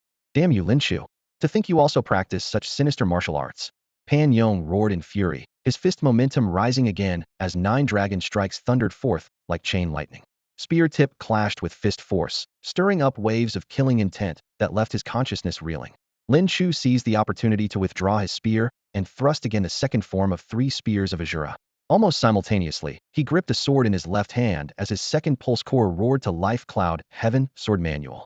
Though Lin Chu lacked the technique of ambidextrous combat and couldn't fully unleash both martial arts, the true chi provided by his 2 pulse cores allowed him to forcibly display over 70% of their power.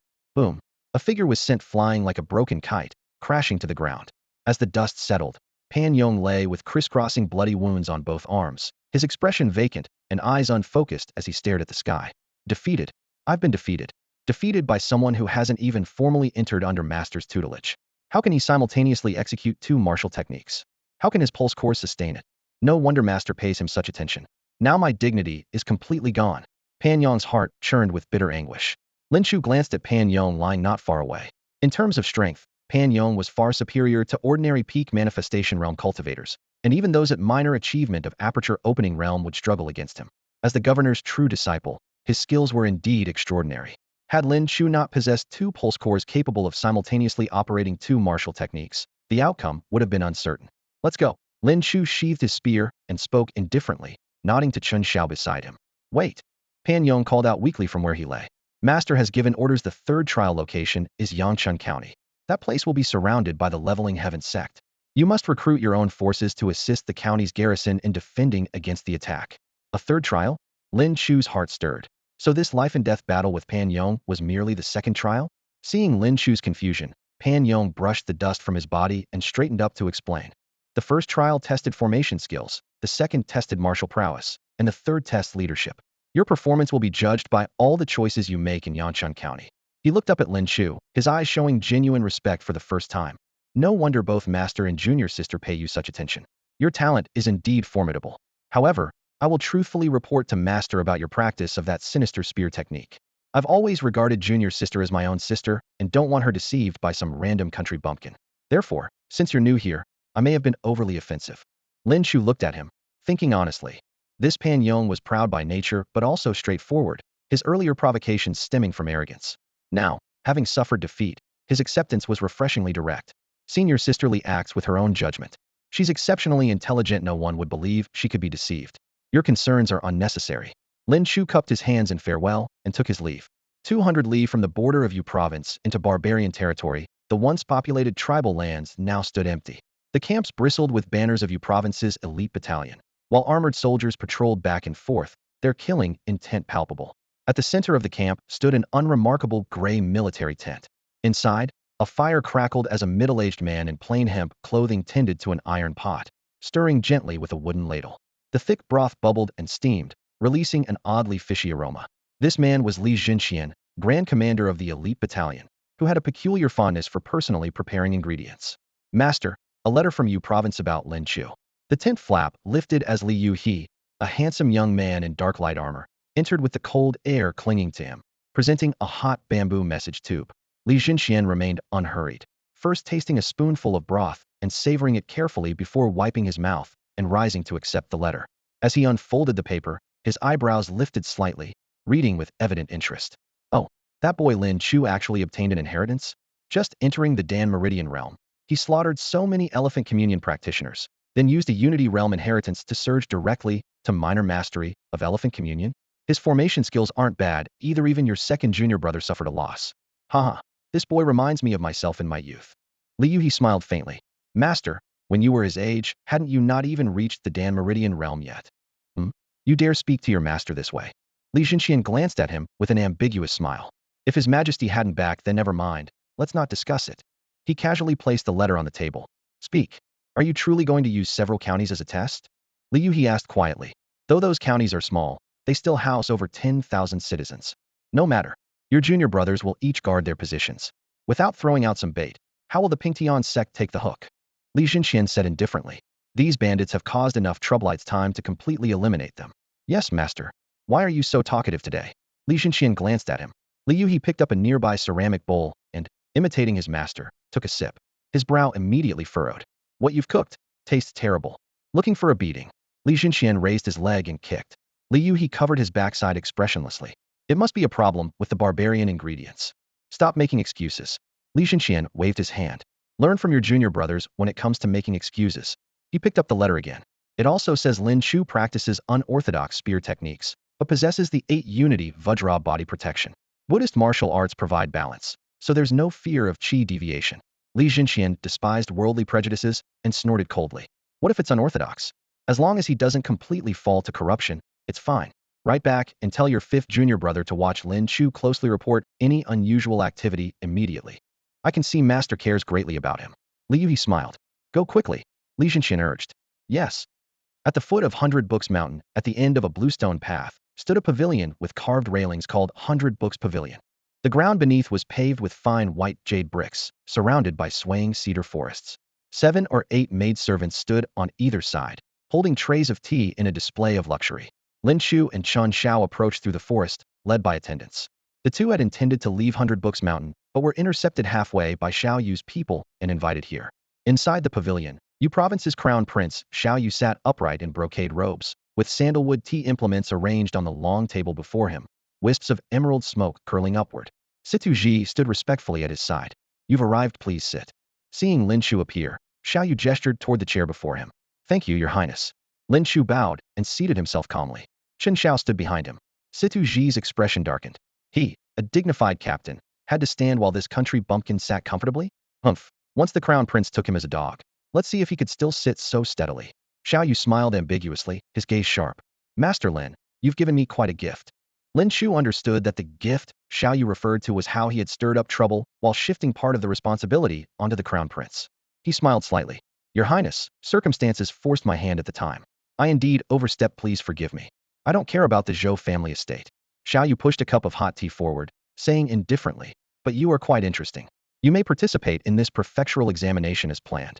But once the trial is over, you can't take the governor as your mastery. I'll have to join my you prince's household, and he'll have my father grant you a grandmaster level cultivation art. Beneath the eaves steeped in the scent of wine, Xiao Yu sat at the head, laying out the terms one word at a time. Stay at the Yu prince's residence in the meantime. My estate will give you a quiet place to cultivate, and you can draw on our resources as you need.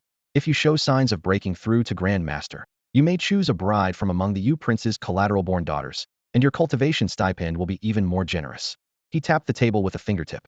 My only condition: if the Yu prince's household is ever in trouble, you must step in and help. Lin Chu lowered his gaze to the teacup. The surface quivered, the lamplight shattering into rippling shards. It was a deed of sale and all but name. Take a sip, and you are branded property of the Yu prince's residence for life. A lapdog, taking orders until the day he reached grandmaster, and only then perhaps earning the title of sir. He sneered inwardly. Let someone else be that dog. He looked up, face unreadable. Your Highness, these are matters we can discuss later. Let's talk after I pass the trial. If I can't even clear that hurdle, what right do I have to enter the Yu prince's household? Even as he spoke, he was mapping his own path. Stall for now, then focus on his growth. Xiao Yu rolled the teacup between his fingers, expression flat, betraying nothing. After a long pause, he turned the rim toward Lin Chu and said mildly, Lord Lin, have some tea first. At his words, four guards at the peak of the Tongxiang realm stepped forward without a sound, forming a half-moon that sealed Lin Chu's escape. Pressure and enticement from those in power were always this blunt. Sensing danger, Chen Xiao bent close and muttered, Old Lin, my father's a major general in the Rue battalion. They won't dare touch me. You make a break for it first. Lin Chu gave the faintest shake of his head, then raised his voice to answer Xiao Yu. Your Highness, these men won't be stopping me. Xiao Yu's mouth curved in a restrained smile. I'm not here to make an enemy of you, but opportunities come only once. I hope you think it through, Lord Lin. After a few beats of silence, Lin Chu rose and bowed with clasped hands. I mean no offense, Your Highness, but please allow me to revisit this after the trial. I won't forget your assistance. Farewell. With that, he led Chen Xiao out in long strides. The guards, lacking their master's order, could only watch them go, not daring to act rashly. Your Highness, that wretch is insufferably arrogant. Situ Ji muttered darkly. If you ask me, we should storm the Rue battalion bureau and drag his old mother here. See if he doesn't fall in line. Smack. Xiao Yu's palm cracked across Situ Ji's face, his eyes icy. You take the Rue battalion bureau for a tavern? Walk in when you please? Snatch whoever you like. I already looked into it. Li Yu has stationed a Rue battalion general to guard Lin Chu's mother. The governor cares quite a bit about this boy. Clutching his burning cheek, Situ Ji mumbled, Isn't Elder Wu watching from the shadows? He's at the Heaven-Earth Bridge realm. Taking the boy down would be effortless. Xiao Yu drew a slow breath, tamping down his ire. Uncle Wu discovered that Pan Yong is still secretly protecting Lin Chu. If we act rashly, we'll forfeit our chance at the governor's trial. I see. Situ Ji fell sullenly silent. Xiao Yu tightened his hold on the cup, his gaze turning deep. Still, the boy is getting full of himself. Have Uncle Wu's men give him a proper scare. If he admits his fault and mends his ways, I can be magnanimous and let it slide. Yangchun County is located in the western part of Anbei Prefecture. Anbei Prefecture is one of the northern regions of the Great Qin dynasty most heavily affected by the Pingtian sect, with half of its territory already under their control. Now Yangchun County guards the second line of defense. Once the front lines fall, it will bear the brunt of the attack, and if Yangchun County falls, most of Anbei Prefecture will fall into the hands of the Pingtian sect. Lin Chu. That's the basic situation. Chen Xiao, galloping along the official road, finished relaying all the intelligence he had gathered. What should we do? Head straight to Yangchun County. Yangchun County can't recruit soldiers in time now, and new recruits can't form an effective army in such a short period. Lin Chu shook his head. Let's go to Sui County first. Hearing this decision, Chen Xiao actually felt relieved. The soldiers at Sui County's garrison know you well. If we can borrow their strength, wouldn't that be like adding wings to a tiger? Moreover, after the White Tiger Hall was destroyed, the Pingtian sect's influence in Yu province was severed, so Sui County is very safe now. We can transfer the garrison troops out and have a unit from the rear take their place. Something else occurred to him, and he scratched his head. It's just that Xiao Yu, having been rejected by you and losing face, must be unhappy about it. He really won't cause trouble for us. This is the governor's test. No matter how displeased he is, he wouldn't joke around with our lives. Lin Chu answered decisively. The two said no more. Lin Chu mounted his white-hooved black horse. Chen Xiao leaped onto his mount, and they rode straight towards Sui County along the official road. The next morning brought continuous rain.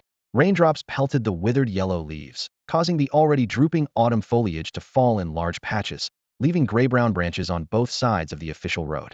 Lin Chu reined in his horse. There's an inn in the town ahead. Let's go in and rest.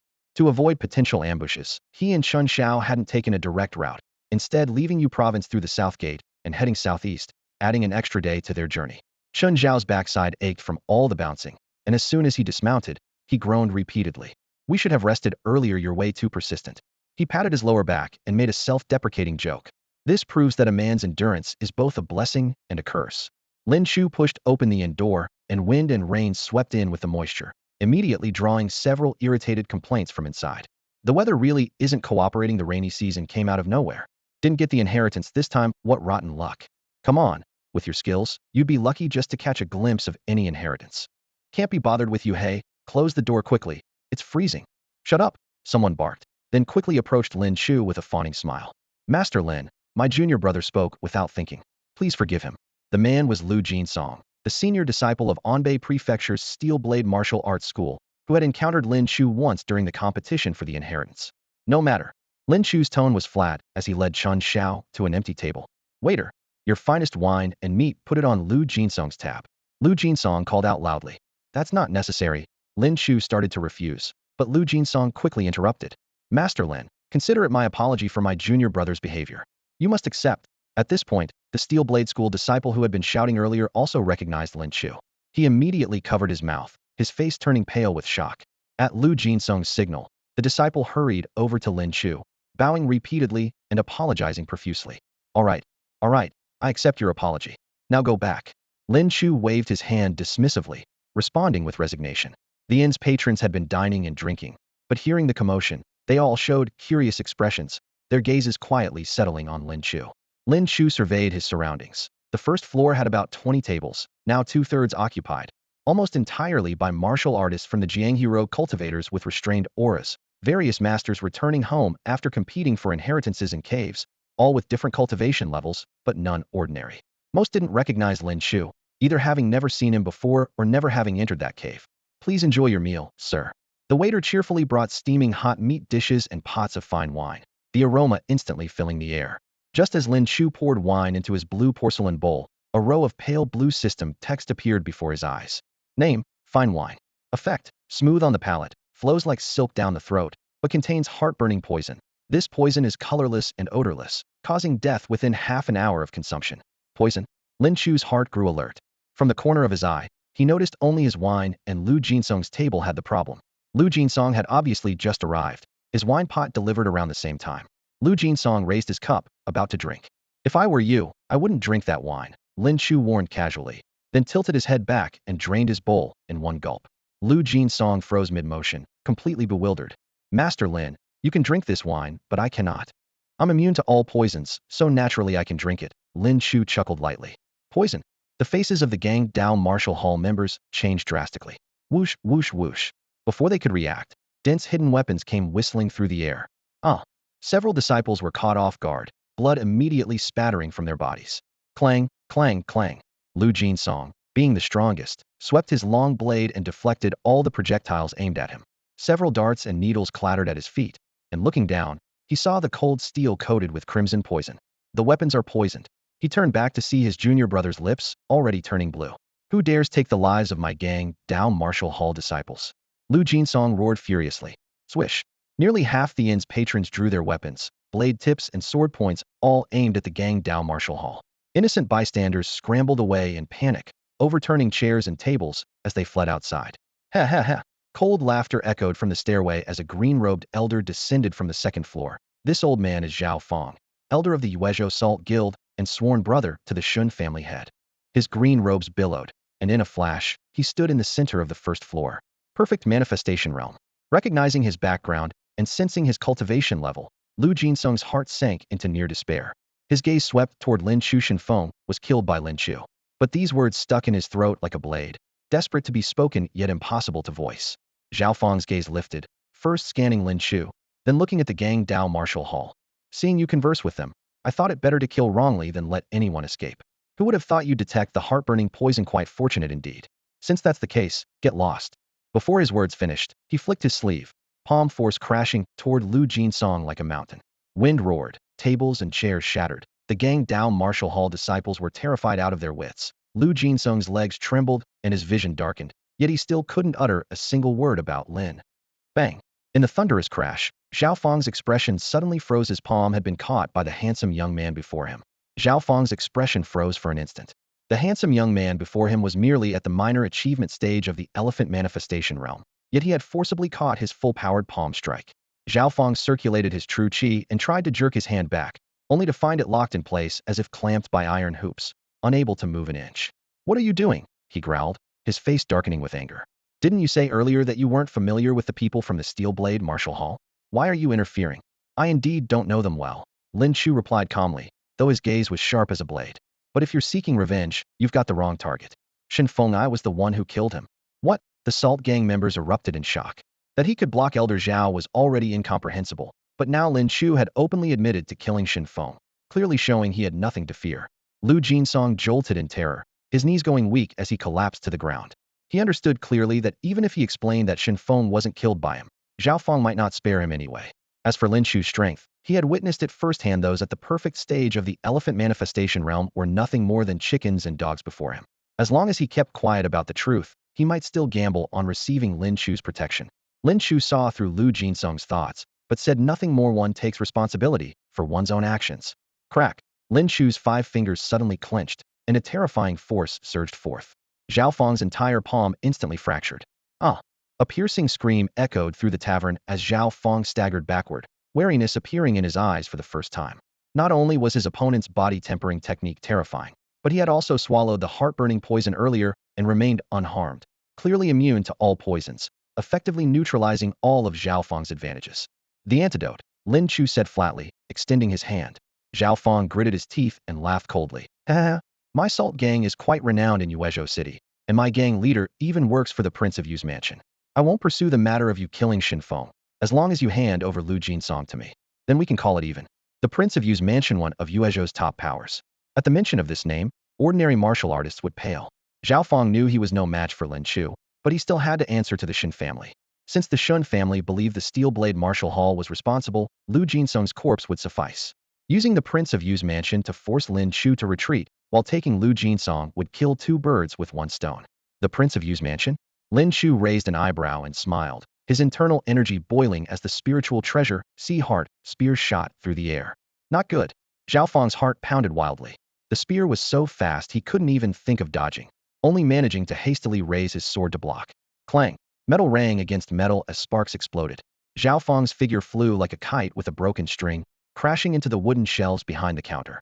Wood chips and ceramic shards scattered everywhere as he used the momentum to activate his movement technique, sliding along the ground toward the window. Bang whoosh! An explosive sound followed as a golden arrow shot forth in an instant. Thud! The arrowhead pierced through Zhao Feng's skull, pinning him to the shattered window frame. Experience 9,000. Lin Chu lowered his bow, his tone calm. "What use is it to threaten me with the Prince of Yu's mansion?" He had already calculated in his mind, not to mention that Xiao Yu intended to win him over. A mere Salt Gang wouldn't even rank as second-rate in Xiao Yu's eyes. Moreover, after that encounter with Xiao Yu a few days ago, their relationship had become somewhat strained. If Xiao Yu truly wanted to make a move, even if it was the Prince of Yu's mansion, he, Lin Chu, would still destroy it without hesitation. Dead. Elder Zhao is dead. Run quickly. The remaining Salt Gang disciples fled in terror, escaping through the windows. Whoosh whoosh whoosh. Countless arrows burst forth, piercing straight through the heads of these men. In an instant, pale golden notifications flashed before Lin Chu's eyes. Experience 1,000. Experience 3,000. Experience 2,000. Reminding him that all the Salt Gang disciples in the inn had been eliminated, not a single one escaped. Blood trickled through the gaps onto the floor, yet Lin Chu remained calm, moving through the pile of corpses as if strolling through his own courtyard. While pulling out arrows and searching the bodies, he eventually pocketed just over 900 taels of silvera, rather modest haul for such a massacre. After all, these men had come specifically to kill and hadn't brought much money with them. Zhao Feng's corpse provided an unexpected surprise. A Dan Meridian Realm martial technique scroll tucked quietly in his sleeve. Though of little use to Lin Chu at his current cultivation level, it might benefit others in the future. Additionally, Zhao Feng carried the antidote that could save the members of the Steel Blade Martial Hall. Lin Chu casually tossed the porcelain bottle to Lu Jinsong. "Give this to your junior brothers to cure their poison." Only then did Lu Jinsong snap out of his daze, quickly cupping his fists in gratitude. "Thank you, Master Lin, for drawing your blade to help us. This kindness will be forever remembered." "No need," Lin Chu replied flatly. "I killed Shin Fengyuri, just taking the blame for me. Master Lin's strength is extraordinary. Zhao Feng didn't dare target you directly, so he could only use me as a scapegoat. We know in our hearts the debt, we owe for saving our lives. Lu Jinsong insisted with sincere conviction. Lin Chu couldn't be bothered to argue further and sat in a chair, carefully wiping the blood from his arrowheads. Outside the inn, rain fell in slanted threads as the watching martial artists looked on in shock. In just a few breaths, the handsome young man with the spear had slaughtered every last member of the Salt gang. Such age, such cultivation level, his future achievements would be immeasurable. Feeling both awe and wariness, the crowd cupped their fists in respectful salute to Lin Chu before quickly disappearing into the curtain of rain. Lin Chu paid them no mind, put away his arrows, and continued eating his meat with his head down. Noticing from the corner of his eye that Chen Xiao still sat dazed at the table, he raised an eyebrow and asked, "Aren't you eating?" Chen Xiao coughed twice, his expression complex. "Old Lin, I'm happy that you're getting stronger, but your strength also makes me uncomfortable. I don't want my brother to suffer, yet I'm afraid my brother might leave me behind." Lin Chu chuckled, "Want to be my mount?" Unexpectedly, Chen Xiao abandoned his usual playful demeanor and nodded solemnly. "Yes. Even if we'd have to get intimately acquainted, I'm willing." "Get lost," Lin Chu laughed and cursed. "If you have questions about martial arts, feel free to ask anytime." In his eyes, Chen Xiao had decent talent as long as he was willing to work hard. His prospects weren't low. At this moment, the members of the Steel Blade Martial Hall, having taken the antidote and regained their color, gathered around Lu Jinsong as they approached. "Master Lin, where are you headed on this journey?" Lu Jinsong asked respectfully. "First to Sui County, then to Anbei Prefecture," Lin Chu replied indifferently. He knew the Steel Blade Martial Hall belonged to the Anbei Prefecture faction. "Perfect." Lu Jinsong's eyes lit up.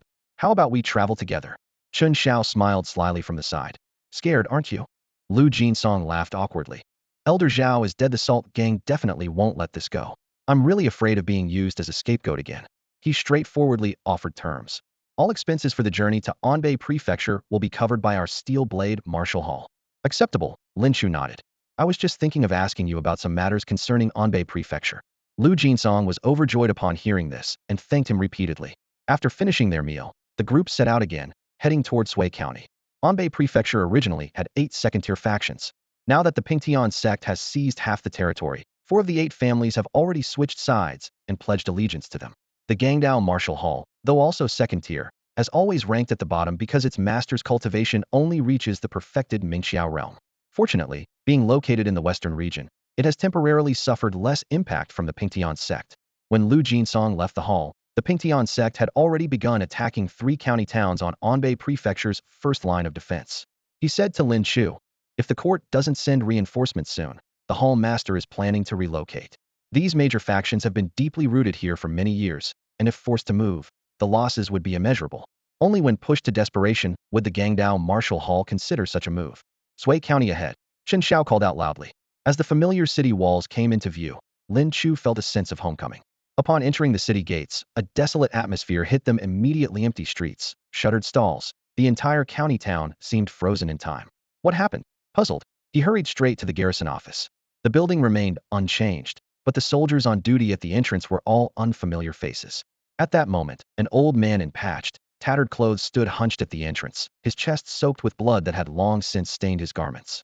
He pleaded with a trembling voice, "Officers, please, I beg you, return my granddaughter to me. My son joined the army and died fighting for the great Qian, yet we received not a penny in death benefits. His wife also abandoned the child and ran away. My granddaughter and I have lived peacefully for years. Why arrest her?" "Old fool." The guard's face twisted with malice. "Get lost. Your granddaughter resisted the Qianhu commander. That's resisting arrest. A capital offense. Make more trouble and we'll chop you up too." Clang. The sword was drawn, its cold light gleaming menacingly. The old man's knees buckled and he collapsed into the dust, still hoarsely cursing. "You murderous officials treat human lives like grass." The few onlookers around only dared to sigh quietly, their expressions numb. The soldier roared and brought his blade down. Clang. The blade was deflected and embedded deep in the ground as a long spear blocked its path in front of the old man. Lin Chu said coldly, "New recruits? The Qianhu you mentioned eat us, the Jutsonda? What bastard dares interfere with my business?" The soldier raged. Chen Xiao and Lu Jinsong exchanged glances. This dog of an officer has quite the nerve. Swish. The spear flashed like lightning. The soldier's savage grin froze as Lin Chu withdrew his weapon, and a column of blood spurted from the hole in his neck. Experience 50. "You dare kill an imperial soldier." Another guard retreated in terror, trying to enter the garrison office to call for backup. Whoosh. An arrow shot through the air, piercing his skull with precision. Experience 40. "It's Lord Lin.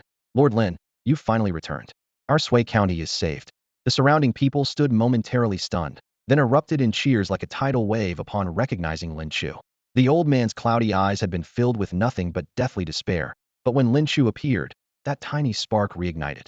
His wrinkled face tensed, and he gripped Lin Chu's hand desperately, repeating hoarsely, "Lord Lin, my daughter and I have committed no crime. None at all. Old man, I will certainly get to the bottom of this matter." Lin Chu's tone was calm, yet concealed deadly intent. With a wave of his hand, he commanded, "Help the old man follow me into the garrison." Lin Chu led the way into the garrison, and the people on the street immediately regained their courage, following behind him. "Who are you? How dare you trespass into the garrison? And you troublemakers, do you all have a death wish?" Several unfamiliar soldiers shouted angrily as they charged forward. Swish, swish, swish, spear shadows flashed briefly, and several corpses fell to the ground in succession. Experience 30, experience 30, experience 50. These faces were completely unknown to Lin Chu. None of the soldiers originally stationed in Sui County were present. What on earth had happened to Sui County? He pushed open the wooden door of the main hall and stepped inside. On the desk, a young girl's body was brutally displayed, her legs grotesquely parallel to the table's edge, her lower body soaked in crimson. Several soldiers sat lounging in chairs, laughing wantonly. This girl was indeed tender. We originally planned to send her to the drunken Mandarin duck house to sell, but who knew she'd be so fragile? Died right away. That old man of hers is quite troublesome. Captain, how should we handle this? If he keeps making noise, just kill him. Haha, truly worthy of being our captain. Who's there? Someone spotted the figure at the door and immediately drew his sword. Chen Xiao and Lu Jinsong saw the horrific scene before them and heard these words. Their faces contorted with rage, their teeth clenched, yet they dared not act rashly. Sitting in the main seat was a Tongxiang realm expert. "Ah, granddaughter." The old man recognized the girl on the table and let out a heart-wrenching scream. "Damn it, it's you again, old fool. This time you dare bring people with you." The sword-wielding soldier cursed viciously. Just as Lin Chu was about to strike bang, the old man suddenly smashed his head against the wall. Blood trickled down the stone cracks as his face filled with utter despair. His only hope was gone. There was nothing left to live for. Lin Chu's knuckles turned white as he gripped his spear, his eyes filled with murderous intent, cold as ice. "Oh, isn't this Lord Lin?" The captain in the head seat seemed to remember something and waved with a smile. "Lord Lin, please come sit. We originally had an exquisite beauty for you to sample, but unfortunately, she couldn't withstand the treatment." Lin Chu recognized this man, one of the two Tongxiang realm guards besides Su Ziyuan. This so-called captain was actually him. He walked to an empty chair and sat down, his voice unperturbed. Gentleman seemed to be in quite high spirits. Captain Lei was slightly taken aback, then narrowed his eyes and said in a low voice, "Lord Lin, all of this has the prefect's permission. You should understand what this means." Su Ziyuan was the emperor's man. The implication was clear. The emperor condoned their outrageous behavior. Lei Yi's gaze also served as a reminder. "You, Lin Chu, are the emperor's dog, and you're poisoned with a cursedent. Do anything you'll regret." "Excellent. Truly excellent," Lin Chu said softly, cold light flashing in his eyes. "An emperor who treats his subjects as nothing, and lackeys who abuse their borrowed authority. Did I ask for your opinion?" As his words fell, a sharp sound cut through the air. The spear struck. Whoosh. The spear thrust forward like lightning. In almost the same instant, Lei Yi roared as he raised his blade to block. Veins bulging on his arm, she clearly felt that if he had been even half a beat slower, he would surely be dead. Clang. Sparks flew as the grand chair behind Lei Yi instantly turned to dust, and he was blasted backward by the tremendous force, crashing hard into the brick wall as debris rained down. Lei Yi was no ordinary man, having clearly cultivated martial techniques of the upper three realms. Yet Lin Chu's seemingly casual spear strike was so swift that an ordinary warrior at the peak of the elephant manifestation realm would likely not even have time to react.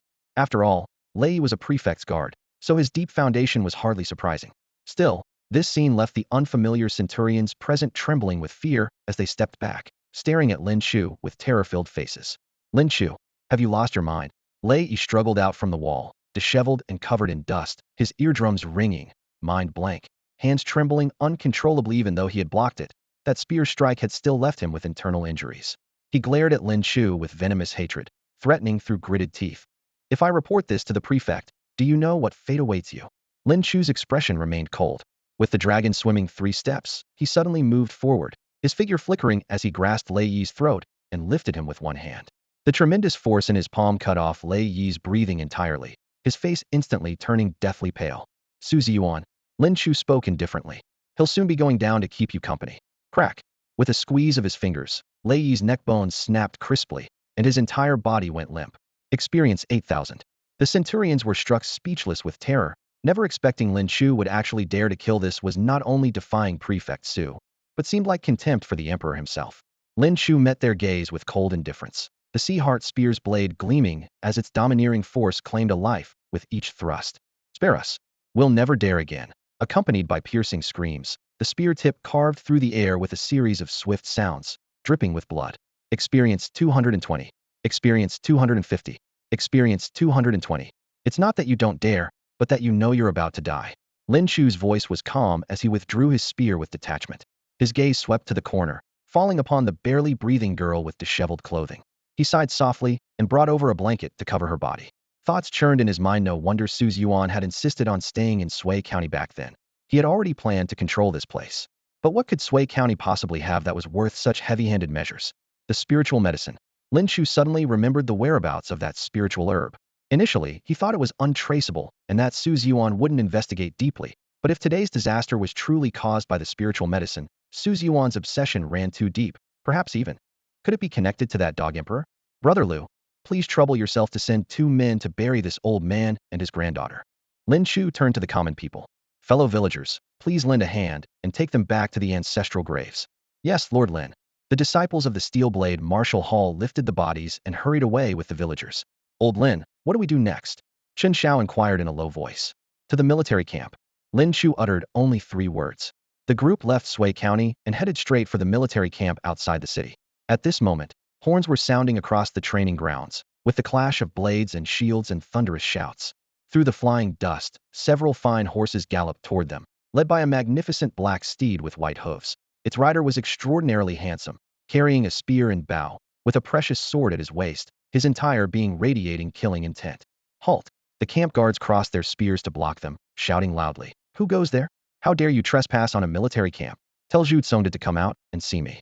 Lin Chu sat atop his towering white-hooved black stallion, gazing down at the soldier below with profound indifference gleaming in his dark eyes. Who are you? Under whose orders do you come? The soldier forced himself to remain calm, yet his voice trembled uncontrollably. Zheng Qianhu, general of martial virtue, granted the rank of Xiaoqi lieutenant. Lin Chu stated his identity with detached calm, then slowly raised his spear. The spear tip hummed as a suffocating force exploded in the air. This is my authority. The crushing despair washed over the soldier, whose knees buckled as he quickly bowed his head. I'll fetch Commander Zhu immediately. Soon, the soldier returned with a gaunt, yet familiar figure. Zhu Tsongde stopped in the night wind, a flicker of light crossing his weary face. He raised his hand to salute, but his empty right sleeve fell limply, swaying gently. A chill seemed to seep from the ground, and the atmosphere turned eerily cold. Lin Chu's expression remained unchanged. What happened? It's a long story, Zhu Tsongde sighed softly. I no longer command this camp. He merely hold the title of Qianhu. Lin Chu dismounted, dragging his long spear behind him. The spear tip carved a harsh groove in the hard ground. No rush. I'll kill while you talk. The spear moved like lightning. Swish! A crimson line appeared across the first soldier's throat as blood gushed forth. Watching Lin Chu's handsome face, Zhu Tsongde knew he couldn't stop this general of martial virtue, and continued. Su Yuan came to Sui County for the spiritual medicine. He interrogated me, claiming His Majesty urgently needed it, threatening to make the entire county pay if I couldn't produce it. Lin Chu nodded slightly. Clearly Zhu Tsongde hadn't betrayed him, or Su Yuan would have already come calling.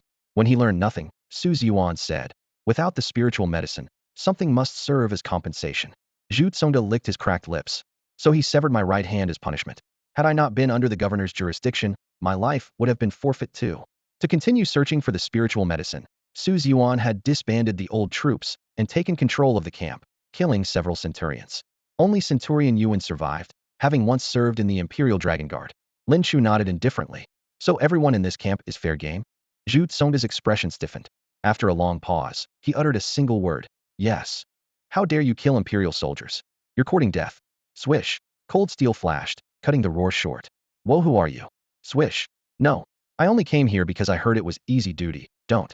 Swish. Blood splattered, flowing along the ground into rivulets. Lin Chu's 1,000-scale bright armor was now stained crimson. He resembled a demon from hell. Within moments, hundreds of soldiers lay dead across the ground. The main tent came into view. Lin Chu stepped forward, his killing intent taking tangible form. Come out. The murderous aura surged, and the tent flaps burst open, revealing the seated commander within Lei Jing. Poisoned by a venomous curse, yet you still dare betray Magistrate Su, Lin Chu said coldly. Truly puzzling. Lei Jing shook his head silently, took up his long blade, and slowly stepped from the tent. Zhu Tsonda leaned close to Lin Chu's ear, whispering, "This man recently received medicine from Suziwan and broke through to the complete mastery of the elephant connecting realm. Be careful, huh? Against a mere small success of the elephant connecting realm, what good would caution do?" Lei Jing roared coldly.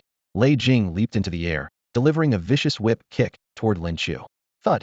Lin Chu merely raised his right arm, his palm effortlessly blocking the incoming leg. The collision of forces didn't even stir his sleeves. Huh! Lei Jing roared in fury, drawing his blade as he fell, his toes touching empty air as he brought the sword crashing down. The blade's gleam was like a mountain pressing down, its cold light blinding. Whoosh! A thread-thin yet brilliantly radiant sword light swept upward from below. It was the brightest sword Lei Jing had ever seen in his life and his last. Hiss! The long blade snapped in two, accompanied by the dull sound of sharp metal cutting through flesh and bone. A head flew high into the air, rolling twice after hitting the ground before coming to rest. Experience 9,000. Meridian sealing pill, severing aperture opening. Oh, another martial technique dropped. Lin Chu's mind stirred as he immediately chose to absorb it. In an instant, vast amounts of cultivation formulas and energy circulation diagrams for meridian sealing pill severing flooded his consciousness. Martial technique. Meridian sealing pill severing aperture opening beginner 04000. Effect. Seals meridians and blocks pill circulation. By severing pill energy and sealing acupoints, it impedes enemy movement and stagnates their inner force, clearly a sealing technique. Lei Jing's head was still warm when Zhu Tsonda let out a long breath, his heart filled with both shock and fear. Before leaving Sui County, Lin Chu had barely reached the energy transformation stage. Yet now he could kill with a single sword strike. Such rapid advancement would leave even the governor's personal disciples in the dust. Zhu Tsonda swallowed hard and said respectfully, "Lord Lin, please give your orders." Lin Chu flicked his long Ming sword, shaking off the blood droplets from the blade before sheathing it casually. "The governor's third trial requires me to recruit soldiers and rush to aid Yangchun County in Anbei Prefecture. I want to bring the Sui County brothers along. I'll write a letter shortly. Please have Liu from Yuezhou City dispatch a unit to temporarily garrison Sui County." Zhu Tsonda nodded. "No problem. However, some have already left Sui County, so we might not have enough men." "Do what you can," Lin Chu replied calmly. "I'll begin recruitment immediately." Zhu Tsonda departed with his orders. Lin Chu turned his gaze to the remaining soldiers. With Captain Lei dead, their faces were ashen with terror. Damn it. Before departure, they said we'd come here to enjoy ourselves and pad our records, then join the 9 pillars in 2 years. Now it's turned into a death trap. Don't come closer. Stay away. Terrified screams rose one after another. The military camp still reeked of blood and killing. Chen Xiao, Lu Jinsong, and others looked at the pile of corpses with mixed feelings. Most of these men came from various prefectures in Jili, relying on their minor connections to oppress the common people and commit all manner of evil. Now they had finally received their comeuppance. They deserved to die, Lu Jinsong said coldly. Outside, crowds of common folk poured through the camp gates. Seeing the mountain of corpses and sea of blood, they were initially stunned. Then their faces showed satisfaction. Those dogs from the big cities who had terrorized Sui County, bullying men and women alike, had finally gotten there. Just deserts. Wang Su spat on Lei Jing's corpse, then strode forward and bowed deeply to Lin Chu. "Lord Lin, you've finally returned.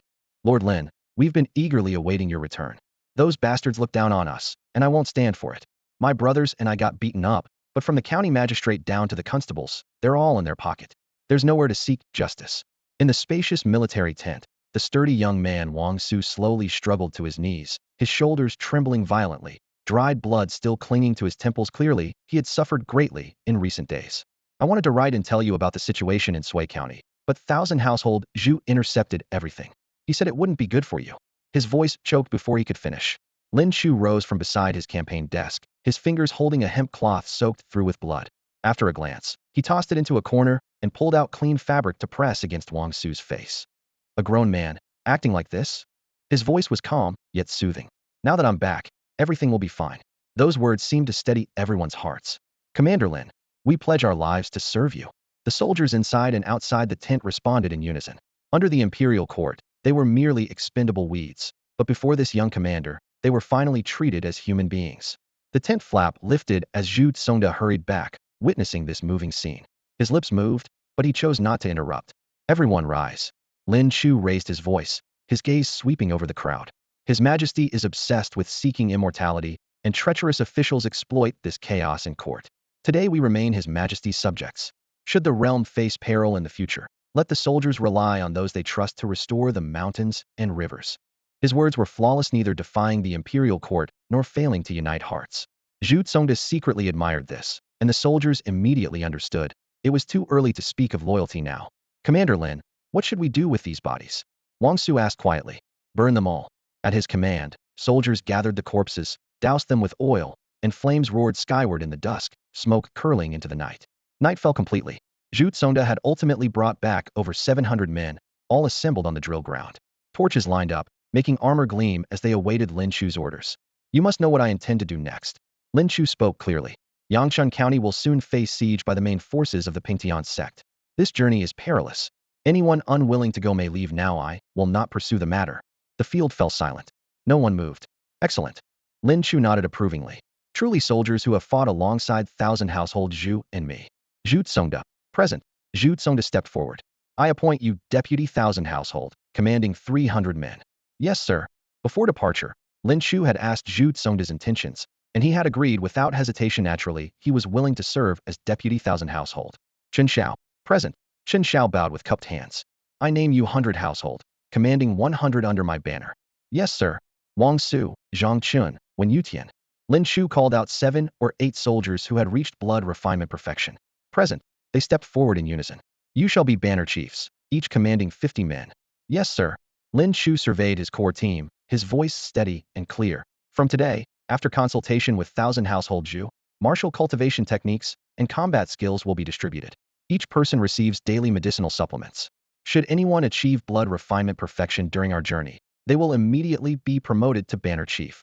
Those who break through to bone forging will become 100 households. For any questions about martial cultivation, feel free to consult 1,000 household Zhu or myself. As each promise fell, the soldiers' eyes blazed with fervor. In the past, even learning basic techniques required silver, and medicinal supplements were beyond hope. Now, whether martial soldiers or regular troops, all enjoyed equal treatment, and for one reason alone, Lin Chu. Countless gazes focused on that young figure, burning with respect, loyalty, and unwavering determination. Deep in the night, Lin Chu sat alone in his commander's tent, the oil lamp flickering with crackling sounds as its dim yellow light cast his stern profile in shadow. With a thought, a pale golden screen unfolded in his mind. Experience points, 65,250. Through countless bloody battles, the fallen souls of the Salt Gang and the corpses of soldiers had accumulated into this burning number. Without hesitation, Lin Chu first allocated points to upgrade Meridian Sealing Palm Strike by 1 level. Martial Technique. Meridian Sealing Palm Strike, Minor Mastery of Aperture Opening 014,000. Effect. Seals meridians, cuts off core energy, blocks vital force. Remaining experience, 61,250.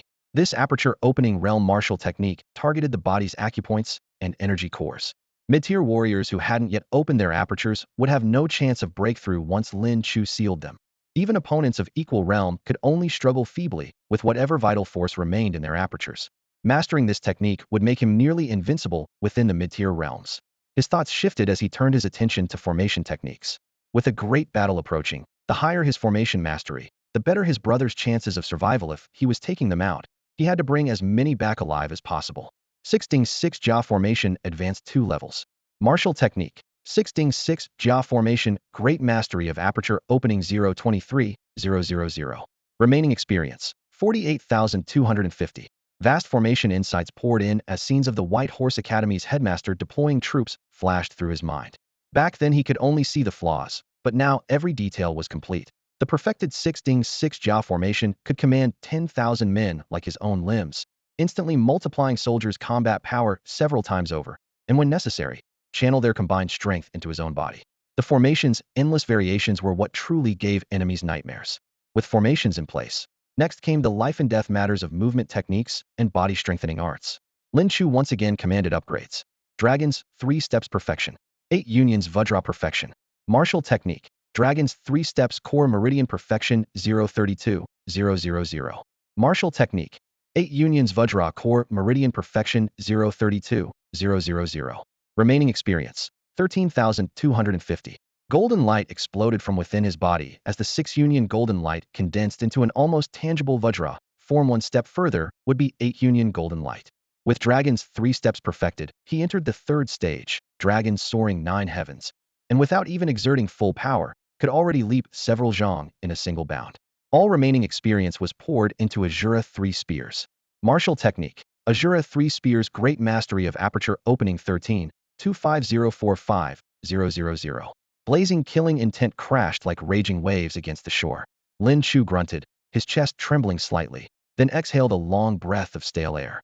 His cultivation rose accordingly, now just one step away from minor mastery of the manifestation realm. Soon, he murmured to himself. Footsteps approached outside the tent. Zhu Tsongda lifted the flap and entered, cupping his fists in salute. Lord Lin, all the medicinal materials have been collected. The herbs from the 3 great martial halls were previously distributed for military use. However, after Su Ziyuan took control, the Lei brothers, Lei Jing and Lei Yi, secretly hid them away.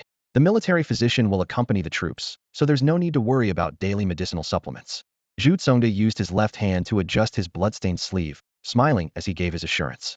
Good. Lin Chu nodded slightly, his gaze immediately turning cold. Captain Zhu, can this spiritual medicine truly make the emperor and Su Ziyuan value it so highly? I've long found it suspicious that Su Ziyuan has lingered in Sui County. Zhu Tsongda dragged his injured body to a chair and sat down, lowering his voice. So one night, I deliberately snuck over to eavesdrop, and I heard Su Ziyuan reporting His Majesty has already mastered the method of refining immortal pills. Anyone who takes this medicine, even those with Grandmaster cultivation, can achieve the equivalent of 1,000 days' progress in just one day. Such miraculous effects. Lin Chu frowned. But what does this have to do with the spiritual medicine? Initially, when His Majesty attempted refinement, the spiritual medicine would lose all its spiritual energy the moment it touched the pill furnace. Later, Zhu Tsongda paused here, glancing at Lin Chu with a strange expression. A guard captain at the elephant manifestation realm secretly consumed spiritual medicine. After being captured and brought before His Majesty, the emperor flew into a rage and threw him into the pill furnace on the spot, intending to refine him alive. Unexpectedly, this unintentional act became the key. The spiritual pill was successfully refined. A chill ran down Lin Chu's spine as he suddenly recalled Zhu Tsongda's strange look earlier, having consumed the spiritual medicine himself.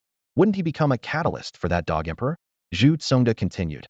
After that, His Majesty was overjoyed and began forcing palace servants to consume the medicine everywhere.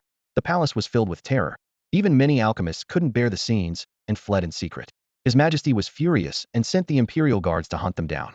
Only in recent years, as spiritual medicine production plummeted, did the furnace slaughter somewhat subside. Madman, Lin Chu labeled the great Qian emperor in his mind. No wonder Lei Xingshan of Thunder Fist Martial Hall was so eager for spiritual medicine, and Zhao Qiao of Dragon Sword Martial Hall desperately wanted to deliver spiritual medicine to Su Ziyuan first in exchange for survival. With spiritual medicine being scarce and its value skyrocketing, any powerful individual who had consumed it was seen as a priceless treasure in the dog emperor's eyes for the pill furnace. If caught, they would be refined instantly. At this thought, his hair stood on end, feeling the rift with the emperor growing ever deeper.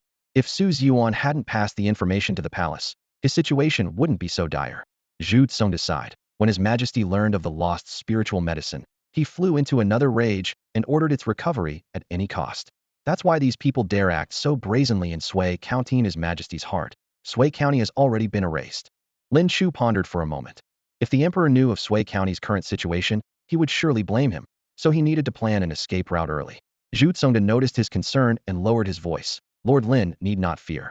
As long as you pledge allegiance to the governor, your life will be safe. Lin Chu raised an eyebrow. Did the governor's influence really carry such weight? But he trusted his own fists more. Only by becoming invincibly strong could he make the emperor listen to him. I went to Yu Prefecture City but didn't meet the governor, and I haven't delivered the sealed letter you gave me yet. Lin Chu brought up the main matter. No matter. Zhu Tsongda shook his empty right sleeve with a bitter smile. In my current state, the matter in the sealed letter can be discussed later.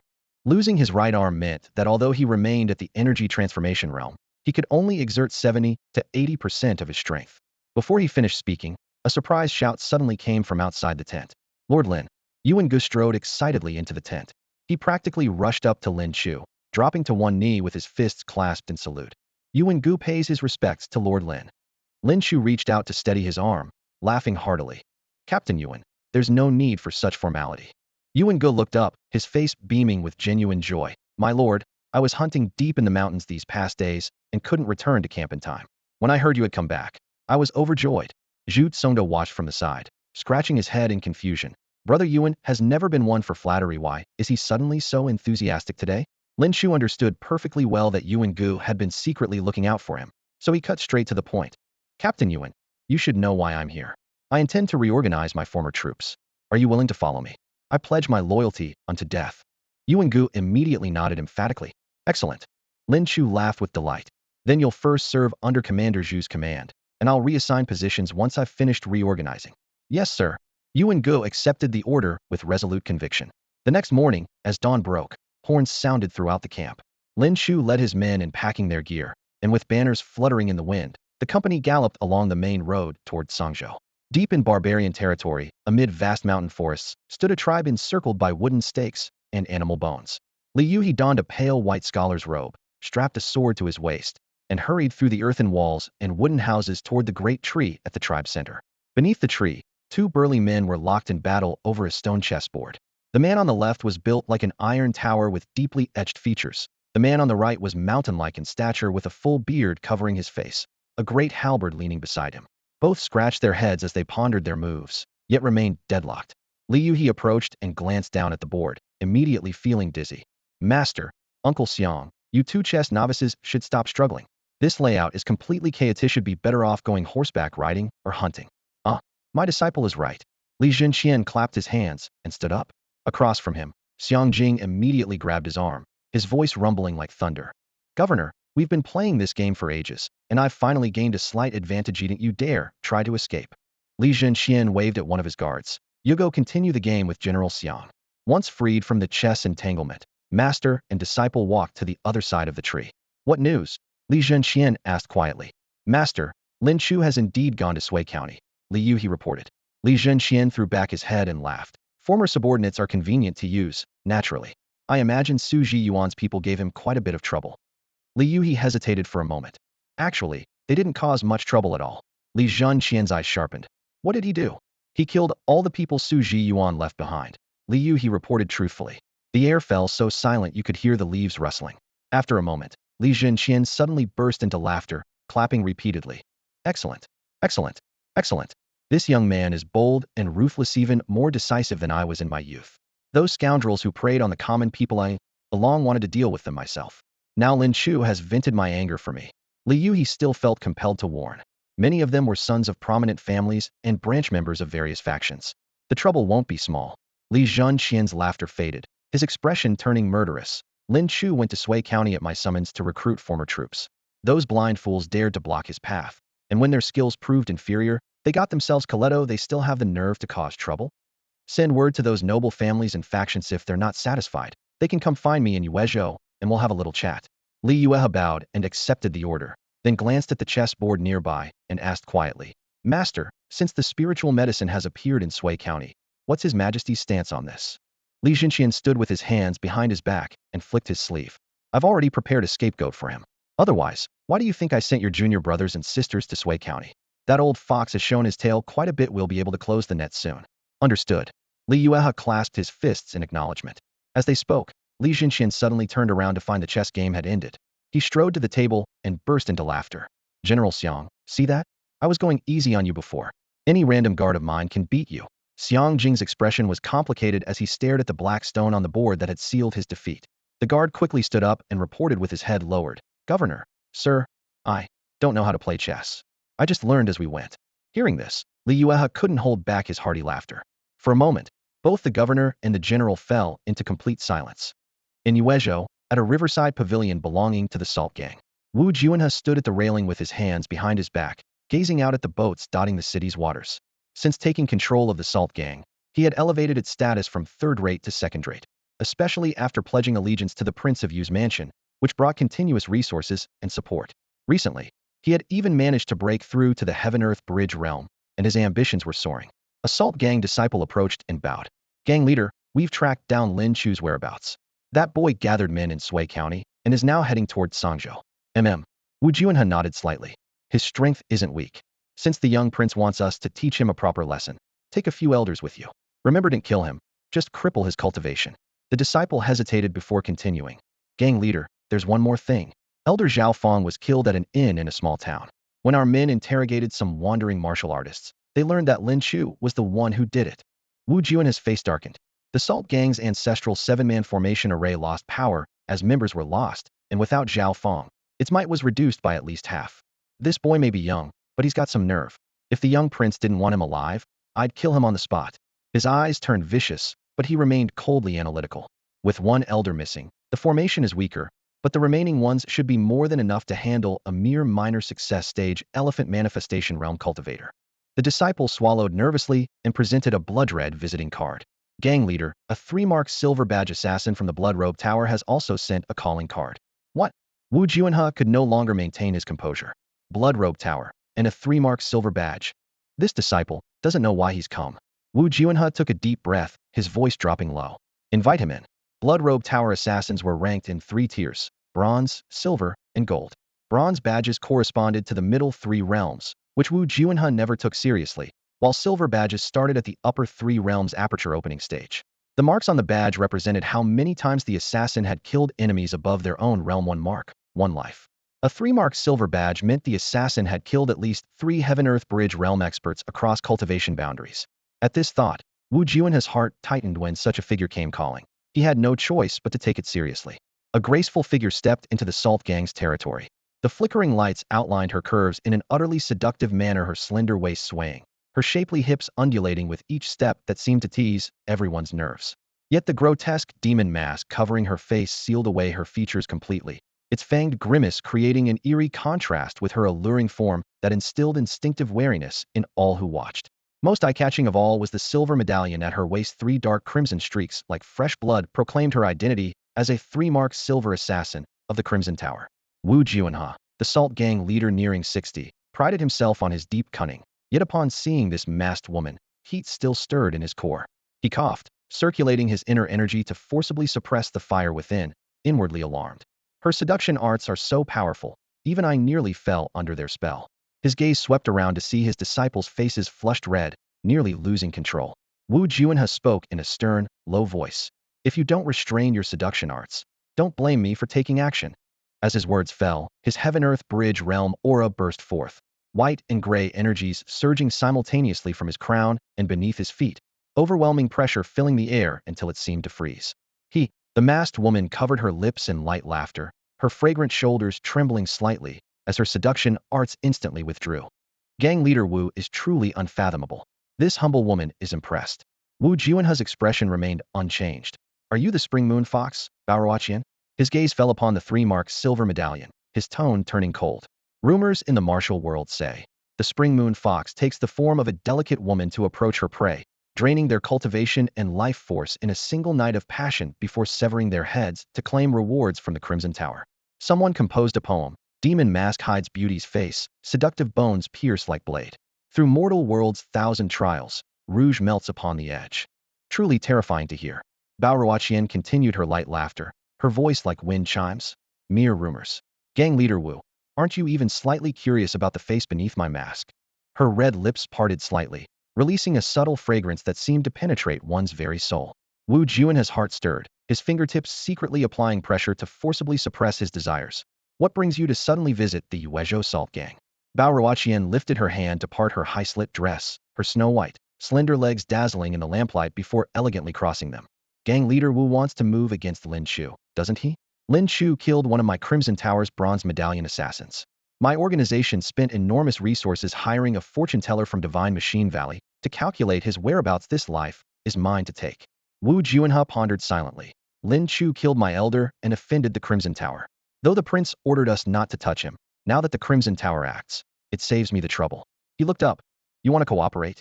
Baoruaqian nodded, her eyes curved in a smile. Lin Chu has a group of soldiers under his command. Acting alone would be unwise. I need gang leader Wu to lend me some men. Wu Juanhe narrowed his eyes with a smile. The Salt Gang doesn't do business at a loss. Baoruaqian lightly tapped her mask with jade fingers, her voice seductive yet refined. After the deed is done, I'll spend one night with gang leader Wu. How about it?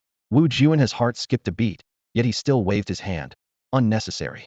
He spoke in a deep voice. To fight alongside a 3-mark silver assassin of the Crimson Tower would be an honor for my Salt Gang. Baoruaqian's meaning was crystal clear. Want something? Not happening, unless you wish to die. The silver badge 3-stripe assassin truly lived up to her reputation. Despite possessing the strength to kill warriors at the Heaven-Earth Bridge realm, she remained remarkably cautious. To ensure absolute success, she even allied with the Salt Gang elders, determined to eliminate Lin Chu, who had only reached the minor achievement level of the elephant connecting realm. The Salt Gang quickly mobilized their forces, pursuing him relentlessly through the city streets and alleyways. Half a month later, Lin Chu led several hundred soldiers galloping along the official road toward Yonghe County. Amidst the swirling dust, Lu Jinsong rode alongside them, quietly briefing everyone on the terrain. Yonghe County lies at the easternmost edge of Tsang Province, bordering Anbei Prefecture to the east. Once we pass through Yonghe, we can reach Anbei Prefecture. In the distance, the city walls appeared weathered and mottled, with green vines and wild grass clinging to them, clearly having gone without repairs for ages. The Shin family had established their stronghold within the city. Lin Chu pondered deeply. There was no way around dealing with the Shin family. Yonghe served as the only gateway into Anbei. If he rashly took a detour, once the Shun family counterattacked while the Pingtian sect struck from behind, he would find himself trapped between two enemies. Therefore, he immediately ordered, "We'll establish camp outside the city for several days. The Shun family matter must be resolved." Everyone acknowledged the command in unison. Upon reaching a crossroads, a fully armed contingent blocked the center of the official road, their armor bearing the same design as the Great Qian imperial troops. Lin Chu remained composed as he approached, with Zhu Tsongda. Following Lin Chu's subtle signal, Zhu Tsongda clasped his fists and called out loudly, "We are from the Sui County Garrison 1000 Household Office, heading to Yangchun County, in Anbei Prefecture for reinforcement. Please grant us passage." The opposing centurion clasped his fists in response, his voice booming. Pingtian sect infiltrators have been discovered in the city. The county magistrate and the 1000 household commander have ordered a border lockdown. Passage will only be granted after the investigation concludes.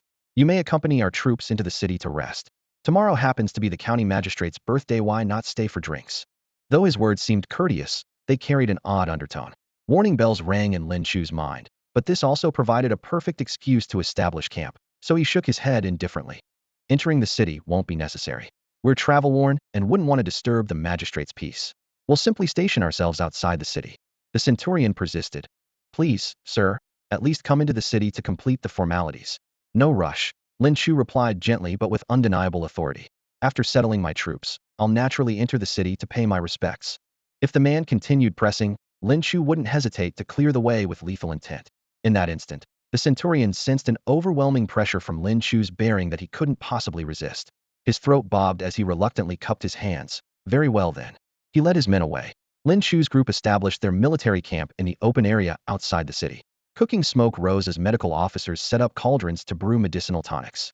As night fell, the sounds of weapons cutting through air echoed continuously. The soldiers never ceased their cultivation. Lin Chu and Zhu Tsongda personally supervised the training, using their internal energy to clear meridians for the troops, resulting in obvious improvements in everyone's cultivation. Chen Xiao had already reached the major achievement level of bone forging, while Wang Su was also breaking through the bone forging barrier and would likely succeed within 2 days at most. After a brief rest from cultivation, Lin Chu directed everyone in arranging the 6 Ding, 6 Jia formation, personally marking positions for several key formation points and ensuring the soldiers memorized them. As his internal energy flowed through, the soldiers' muscles and bones resonated, greatly benefiting their cultivation. That night, Lin Chu summoned his men. He had a plan to discuss. Zhu Tsongda, Yuan Gu, Chen Xiao, Lu Jinsong, and others entered the tent. The night wind carried the mountain chill through the gaps, causing the candle flames to flicker unsteadily, and several young faces were tense with worry. Lord Lin, Zhu Tsongda cupped his hands, his voice extremely low. Lu Jinsong has told us that something seems amiss in Yonghe County. The tent fell silent instantly, and everyone turned to look at Lu Jinsong, was the only one present who truly understood Yonghe County. Lu Jinsong took a deep breath and unconsciously clenched his fists. The situation in Yonghe County is indeed complex. Although the county magistrate is constrained by the Shin family, he has always been upright and incorruptible, working together with the Yonghe County commander to suppress the Shin family and barely maintain peace in the city. This is why I dare to take this route. As long as the magistrate is there, the Shin family wouldn't dare cause trouble within Yonghe County's borders. These few words made everyone relax slightly, though they didn't dare let their guard down completely. Lu Jinsong added, but I've heard that the magistrate never celebrates birthdays, always denouncing such things as wasteful extravagance. Yet now he's suddenly decorating with lanterns and sending out invitations everywhere. This is what concerns me most. Lord Lin, I fear the situation in the city has changed. Lin Chu's gaze was sharp as cold stars as he slowly nodded. Order the entire army to remain alert. We must not relax our vigilance these next few days. I'll enter the city to investigate first, then decide our course of action. Yonghe County.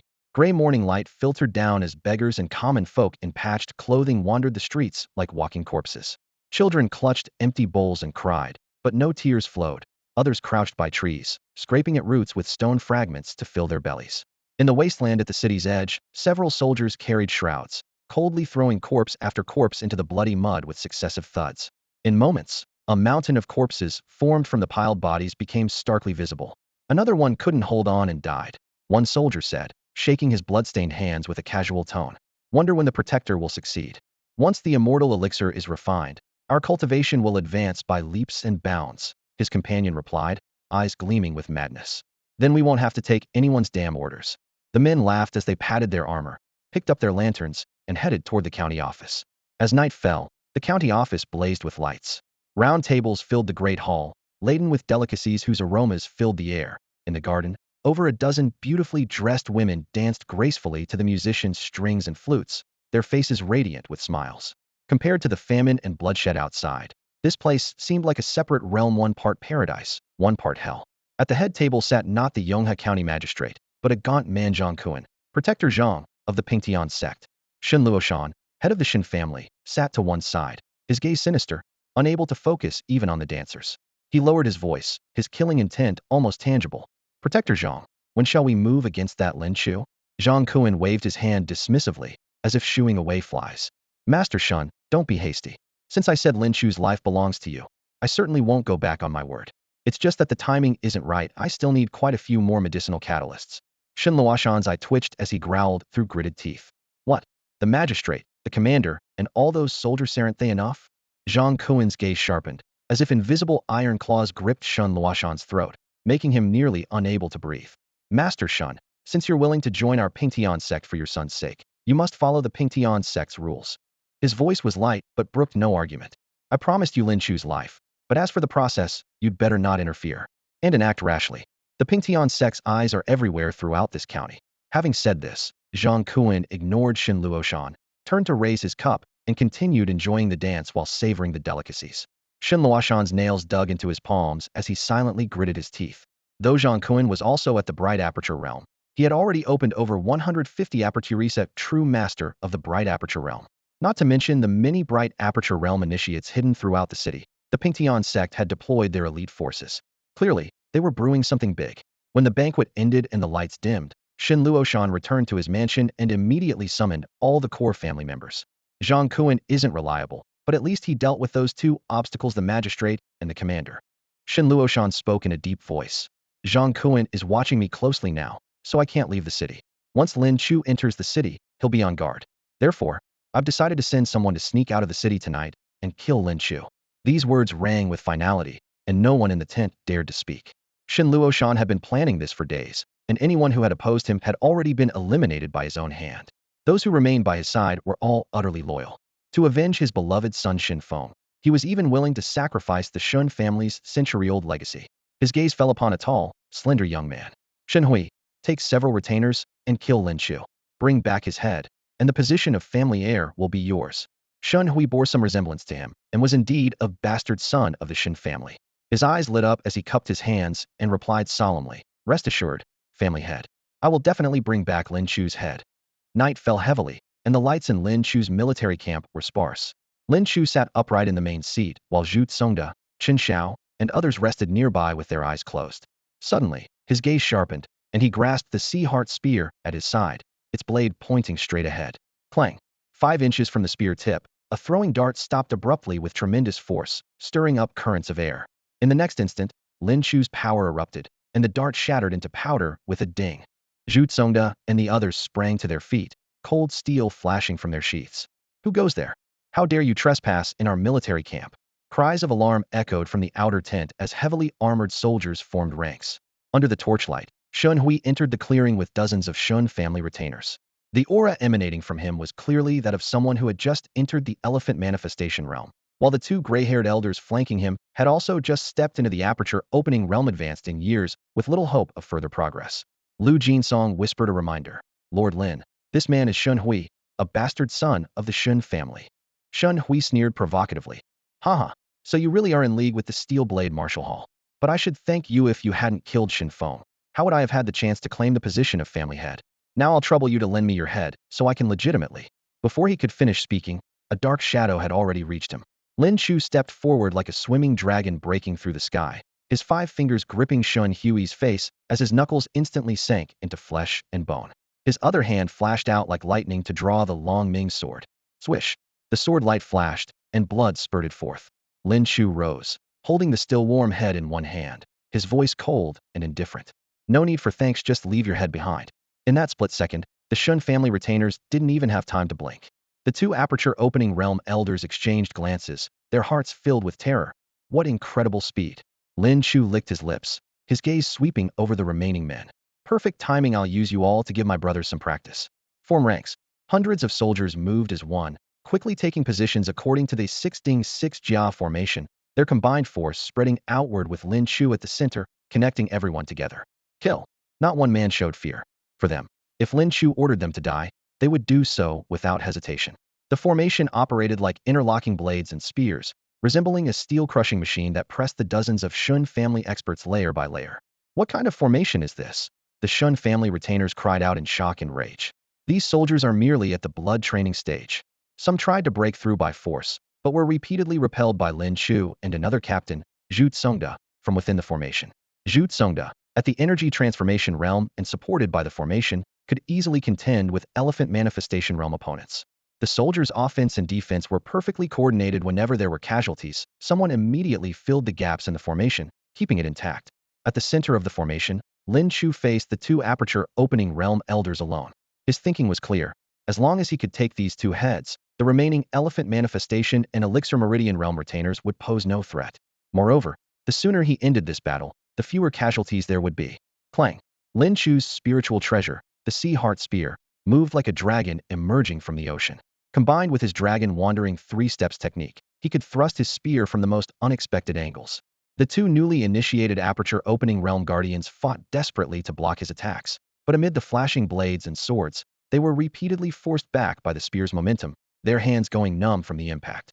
Unwilling to immediately unleash their full power, they couldn't find any opening to counterattack and were forced into pure defense. Lin Chu observed this carefully, calculating in his mind. Aperture opening realm cultivators at full strength could achieve pulse core resonance, open all 12 apertures, and project their chi energy outward. Such defenses would indeed be difficult to break through quickly. His only chance was to drag out the fight until their strength and chi energy were depleted, then strike the decisive blow. He understood the terrifying nature of chi energy. Though he had mastered several aperture opening realm martial techniques, he lacked the chi energy foundation to truly unleash their full power. Huh! The Shun family guardian wielding the great blade roared, wisps of blazing white chi energy wrapping around his blade as he struck down viciously. Lin Chu deflected the other guardian with his spear tip, then drew his Long Ming sword with his free hand to meet the blade. Clang! Sparks flew as the chi energy directly eroded Lin Chu's inner force, causing his feet to sink into the ground. Boy, you've set up this formation but divided your power among those weaklings. SWAT. Do you look down on us too?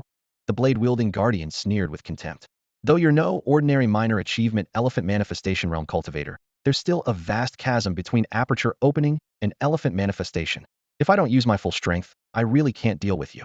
The chi energy crawled along the sword blade like a living thing, suddenly tightening and forcing all of Lin Chu's inner force back into his body. Though he gripped the Long Ming sword, he could no longer execute any sword techniques. Lin Chu recalled silently. When he had fought that sharp camp military captain at White Horse Academy, the man clearly hadn't used such method. She had indeed held back. Whoosh! The sound of cutting wind came from behind his head. The other Shin family guardian flicked his wrist, sending a dart gleaming with dark light flying. It was the same person who had launched the sneak attack earlier. Hee, dying under my soul-seeking dart. You can at least die with your eyes closed. The dart's cold gleam was menacing, with chi energy condensed to near solid form coating Ida mystic energy weapon.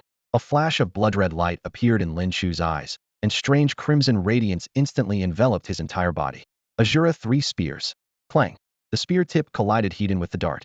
His inner force retreated step by step as the terrifying power of the chi energy distorted the very air.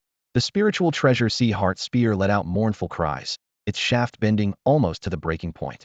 A mid-third realm weapon ultimately couldn't match a mystic energy weapon.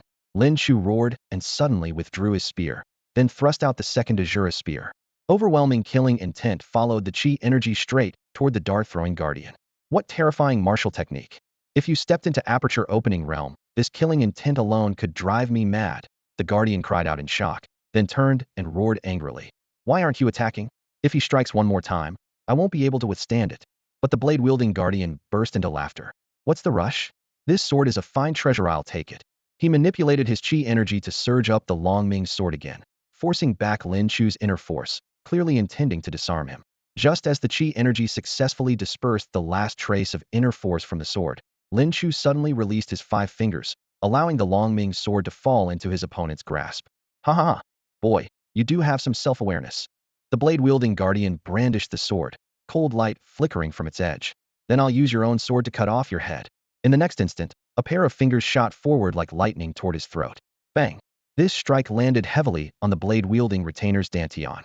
Excruciating pain exploded instantly, causing the Shun family retainer's eyes to nearly bulge from their sockets. His pulse core stopped rotating. Countless streams of chi and inner force were brutally severed, leaving only his 12 acupoints barely functioning. Before he could recover, Lin Chu's 10 fingers struck rapidly like raindrops. Thud, thud, thud. Each strike precisely sealed an acupoint. By the time the retainer fully realized the danger, nearly half his body's pressure points had been blocked. Bang collapsed straight to the ground. Damn, this kid knows pressure point sealing techniques. The blade-wielding retainer cursed silently, wanting to warn his companion, but it was too late. Lin Chu spun around abruptly, his third Azura spear thrust piercing through the air. The almost tangible killing intent drilled into the dart-throwing retainer's mind. The man's eyes rolled back white. Clang. Lin Chu deflected the flying dart with a flick, his spear immediately following through to pierce the man's skull. Experience 10,000. Lin Chu flicked up the Long Ming sword with his toe, grasping the hilt midair, pressing the cold blade against the fallen retainer's forehead. I ask you answer. The Shin family sent people to kill Mui, didn't the county magistrate intervene? The retainer's throat bobbed as he laughed dryly.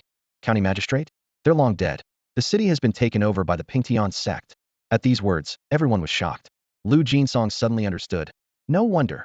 Having obtained the intelligence he wanted, Lin Chu pressed his sword down sharply. Hiss! The Long Ming sword pierced through the forehead. Experience 10,000. Ambidextrous combat heaven-earth bridge realm mastered. Holy shit. I actually got the ambidextrous combat technique.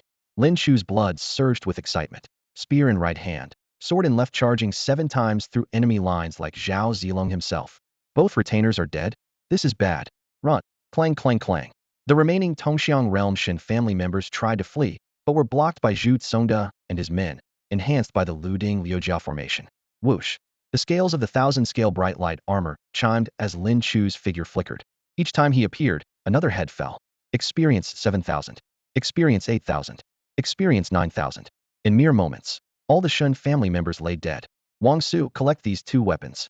Lin Chu lifted the dart and broadsword with his spear tip. Though not high grade, they're still Xingang weapons. Take them back for Li Yu to see if they can be reforged. Yes sir, don't worry. Wang Su took them. Lin Chu raised his hand. Don't miss anything on the body, strip them clean, then dump them. All silver goes to Captain Zhu. No one keeps anything. Huh? Why are you taking off his underwear? Lord Lin, didn't you say not to miss anything? Damn.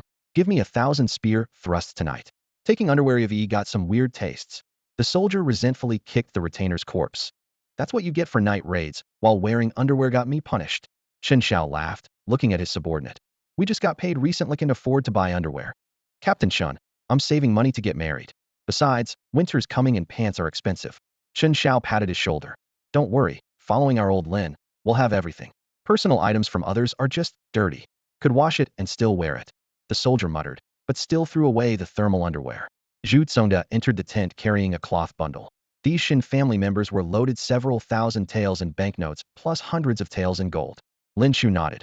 We'll buy winter clothing along the way, both inner and outer garments. Fighting in winter isn't impossible, but cold still affects combat effectiveness. Also, notify the army physician starting tomorrow. Increase the soldiers' medicinal supplements by 1 grade. Zhu Tsongda frowned. With current supplies, upgrading supplements 1 level will only last a few days, unless we acquire large quantities of high-quality medicinal materials soon. Lin Chu's eyelids lowered slightly. His armor and spear gleamed coldly in the firelight as his voice turned ice cold and indifferent. Exterminate the Shun family. Zhu Tsongda learned the news and quietly stepped out of the tent. In the night breeze, the temporary camp was filled with the stench of blood and smoke. Soldiers were busy gathering the bodies and cleaning their weapons, making final preparations for the bloody battle ahead. Zhu Tsongda rolled up his sleeves and personally helped, moving broken spears and shattered armor to the campfire, quickly issuing orders. Qin Xiao, take a few skilled brothers and scout around Yoma County. Find out what the Pingtian sect has been up to in the city. He'll go with you, Lu Jinsong said, approaching with a look of regret. his steps heavy with guilt. It's all my fault. If I had known the Shun family in Yonghe County would dare to act this way, I would never have suggested that Lord Lin take the route through Yonghe County. I can't believe the county magistrate and the captain died like this. They were good people. Zhu Tsongda placed a reassuring hand on his shoulder, his tone steady. All right, then let's have Brother Lu join us. With that, he picked up a water pouch and continued helping everyone tidy up until the camp was once again in order. Deep within the tent, the flickering lights cast shadows. Lin Chu sat quietly, listening to the sounds of clashing metal outside, yet her heart was clear. Zhu Tsongda would take care of everything, and what she needed to do now was to strengthen her abilities for the battle tomorrow. As her thoughts stirred, the recently acquired technique, left and right dual combat, surged into her consciousness like a warm current.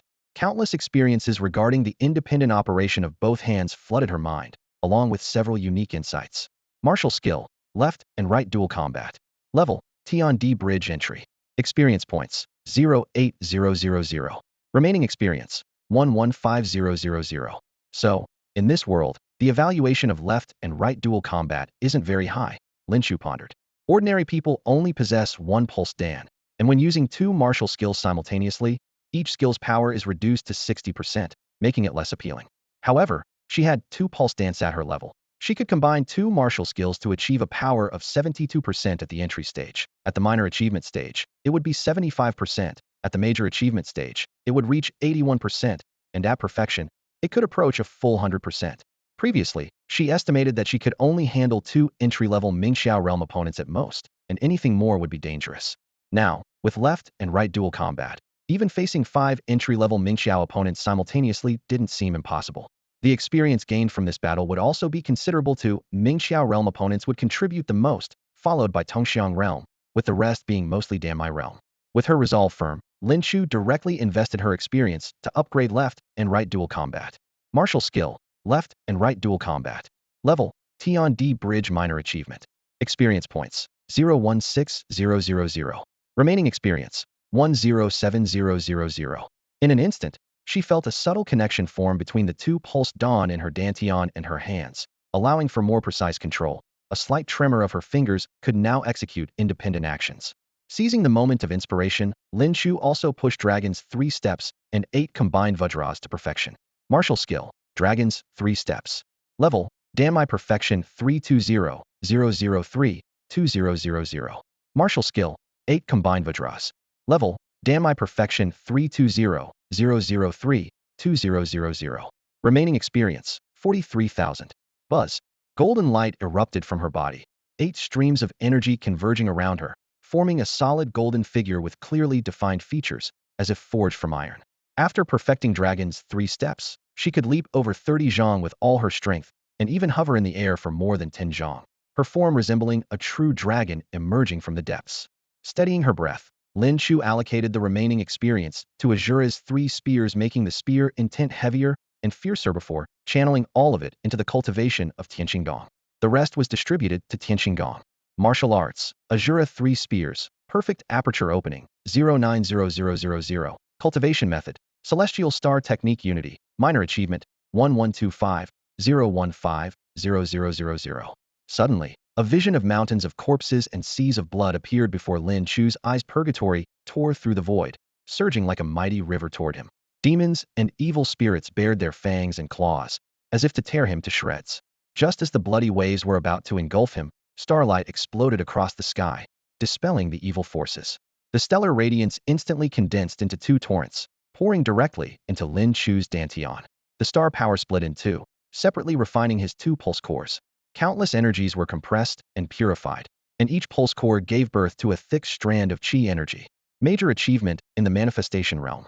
He had previously wondered why, despite reaching minor achievement in the manifestation realm, he had been unable to condense chi energy. It turned out that having dual pulse cores had doubled the difficulty. Now that they had finally formed, the results were extraordinary. Ordinary warriors at the entry level of the manifestation realm could only condense a single thin thread, yet he had directly produced 2 strands that were far thicker than those of most warriors at the perfect level of the manifestation realm. Lin Chu drew his Longming sword and infused it with chi energy. The 100 apertures on the sword activated, and mist surged forth wildly. Stepping out of his tent, he swung the sword fiercely in the open space. The Longming sword channeled his chi energy, and all 100 apertures released sword light simultaneously. weaving together into a cloud-like sword net. Swish, swish, swish. Within several breaths, the sounds of slashing and thrusting rose and fell continuously, with sword curtains spreading everywhere. Lin Chu stood within the sword mist, his movement technique pushed to its limits by the cloud heaven sword domain, elevating even his dragon's 3 steps, which had previously only been at entry-level manifestation realm standard, directly to manifestation realm movement technique. This was precisely the cloud heaven sword domain recorded in the cloud heaven sword manual. Martial techniques and weapons complemented each other. If any aspect was weak, it would be difficult to display their full potential. If Lin Chu could further advance his cultivation and strengthen his chi energy, the sword domain could cover a wider area with denser sword strikes, truly achieving body like flowing clouds, sword like wind, passing through 1,000 peaks with ease. As dawn broke, golden light fell upon Lin Chu's handsome face, yet it could not conceal the killing intent in his eyes. When he returned to the military camp, all the soldiers had already formed ranks and were ready to depart. Zhu Tsongda hurried forward. Lord Lin, Chun Xiao, and Lu Jinsong have completed their investigation. A large number of civilians in Yonghe County appear to have died brutally at the hands of the Pingtian sect. Many soldiers have also colluded with them. Moreover, the Pingtian sect has deployed experts this time. Lin Chu's gaze darkened. Hall Master? Protector? Zhu Tsongda said in a low voice. Most likely a protector. Lin Chu pondered briefly. Yonghe County is extremely close to Anbei Prefecture. Anbei Prefecture has concentrated all its forces on the first line of defense, leaving the rear vulnerable. If the Pingtian sect plans to use Yonghe as a springboard to attack Anbei Prefecture from both front and rear, it will likely fall within days. Yonghe County was located in the heartland of Tsang Province and should not have suddenly been flooded with so many Pingtian sect members. Lin Chu and Zhu Tsongda exchanged glances, both harboring the same ominous suspicion. Baiyun Province had probably already fallen. Baiyun Province lay south of Tsang Province, and if it had been lost, the Pingtian sect forces coming from the east would be like a gaping maw, ready to devour all of Anbei Prefecture. Zhu Tsongda couldn't help but advise. Lord Lin, we cannot go to Anbei Prefecture. The main forces of the Pingtian sect capable of destabilizing multiple provinces were incomparable to ordinary branch halls. Lin Chu's eyes gleamed coldly. No rush. Let's take Yonghe County first. Indeed, they couldn't go there now, but after fighting their way through, who could say what might be possible? Yonghe County exuded an air of desolation. As Lin Chu and his party halted before the city gates and gazed into the city, they immediately sensed an eerie atmosphere. Halt! The city guards blocked their path with crossed spears. Lord Lin, the county magistrate has invited only you into the city. All others are forbidden entry. Moreover, you must remove your armor and weapons, entering in plain clothes. These are the magistrate's rules. Lin Chu's gaze turned ice cold as he swept his eyes over the soldiers. You think you're worthy of making me disarm? Swoosh! The Changhong sword flashed with cold light, and the soldier's head flew high into the air. Experience 100. Leave none alive. Lin Chu dropped these words and strode directly toward the Shun family's direction within the city. Kill! Zhu Tsongda and the accompanying soldiers responded instantly, slaughtering all the city guards in moments. The scene within the city was even more devastated than outside. Corpses sprawled at street corners, civilians writhing and moaning on the ground, while the air mixed the stench of blood with the delicate fragrance of Kunlun immortal tea. That is. Lin Chu casually turned his head and saw bodies piled like hills in a secluded alley. Killing intent solidified within him, yet he showed no emotion and continued forward. Before long, he stopped before a grand estate. On the plaque, 2 gilded characters gleamed Shin Manor. Bang! He shattered the manor gates to powder with a single palm strike. The Shin family servants stared in shock. In Yonghe County, who would dare force their way into the Shin family? It was tantamount to suicide. As the dust settled, a tall figure walked slowly inside. Equipped with spear, bow, and sword, his armor gleaming, the handsome young man radiated lethal intent that kept everyone at bay. Who dares? How dare you trespass in the Shun family seeking death? Someone's broken in, quickly informed the family head. Kill! The Shun family had fewer people than Lin Chu had anticipated. Almost the moment he appeared, figures rushed at him from all directions. Lin Chu remained calm as his spear flashed in lightning-quick thrusts. Swish, swish, swish. Blood mist exploded as those men fell with terror in their eyes. Experience 1,000. Experience 3,000. Experience 500. The attackers varied greatly in strength. Some who hadn't even reached the bone-forging realm dared to charge forward. The remaining crowd's faces changed dramatically, gripping their weapons yet unconsciously retreating. Doesn't the Shin family pride itself as a second-tier power? Lin Chu sneered. Is this all? The Shun family members' faces darkened as they roared. Attack together. He's merely at the peak of elephant manifestation realm. If we swarm him, we might not lose. Before the words finished, several core fighters at the early elephant manifestation realm charged forward. Lin Chu's mind flashed with a thought. Could the group that ambushed him last night have been the Shin family's main force? No wonder this current team seemed so depleted. Ultimately, this was the consequence of opposing him. Whoosh whoosh whoosh. Blade flashes, sword shadows, fist winds, and palm strikes surged toward him like raging waves. Mountain splitting strike. Tiger crouching dragon strike. Every move was vicious. The spiritual treasure sea heart spear roared, its tip tearing through the air as a strange red light suddenly exploded. In the next instant, all the Shun family members' movements and expressions froze completely. The gates of purgatory opened, and the razor-sharp spear light swept across everything. Hiss, hiss, hiss. Experience 6,000, experience 6,000, experience 6,000. These members of the Shin family didn't even have time to feel pain before Lin Chu's lethal spear thrust pierced through their hearts, and they all collapsed to the ground. Even if they could see the trajectory of his attack, they had no time to defend against it. The air fell into deathly silence. The psychological defenses of the remaining Shin family members completely crumbled at this moment, yet they still dared not scatter because Shun Luoshan, the head of the Shin family, was still present. Boom! The stone beneath Lin Chu's feet suddenly exploded as a fierce impact burst forth from underground. His figure became a blur, forcibly dodging this sudden deadly strike. Whoosh! The spiked club swept horizontally, dispersing the dust and debris. Through the settling dust, Shun Luoshan's massive frame emerged, his bulging muscles tearing through his clothes, his spine arched like a human tiger. It seems Shun Hui and the others are all dead, Shun Luoshan said expressionlessly, his voice deep and low. No matter. It's fitting that I kill you myself. If not for Zhang Kuan's interference, you would have already departed for the underworld. Since you're so eager to die, I'll grant your wish and avenge my son Feng.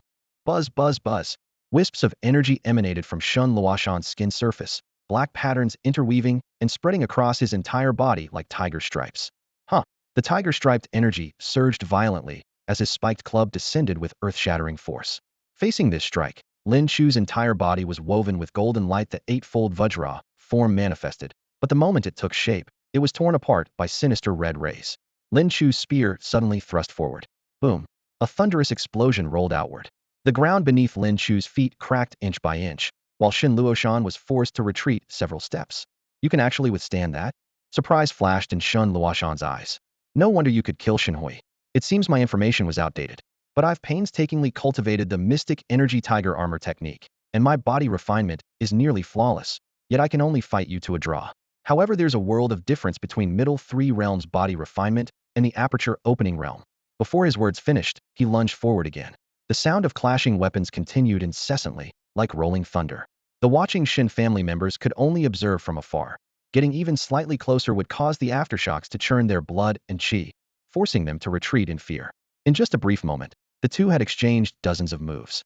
With his aperture opening realm cultivation, mystic energy weapons, and the formidable endurance of the mystic energy tiger armor technique, Shin Luoshan forcibly suppressed Lin Chu, proving several times more troublesome than the two elders who had just entered the aperture opening realm yesterday. They were locked in stalemate, with victory depending on who could endure longer. Whoosh whoosh whoosh.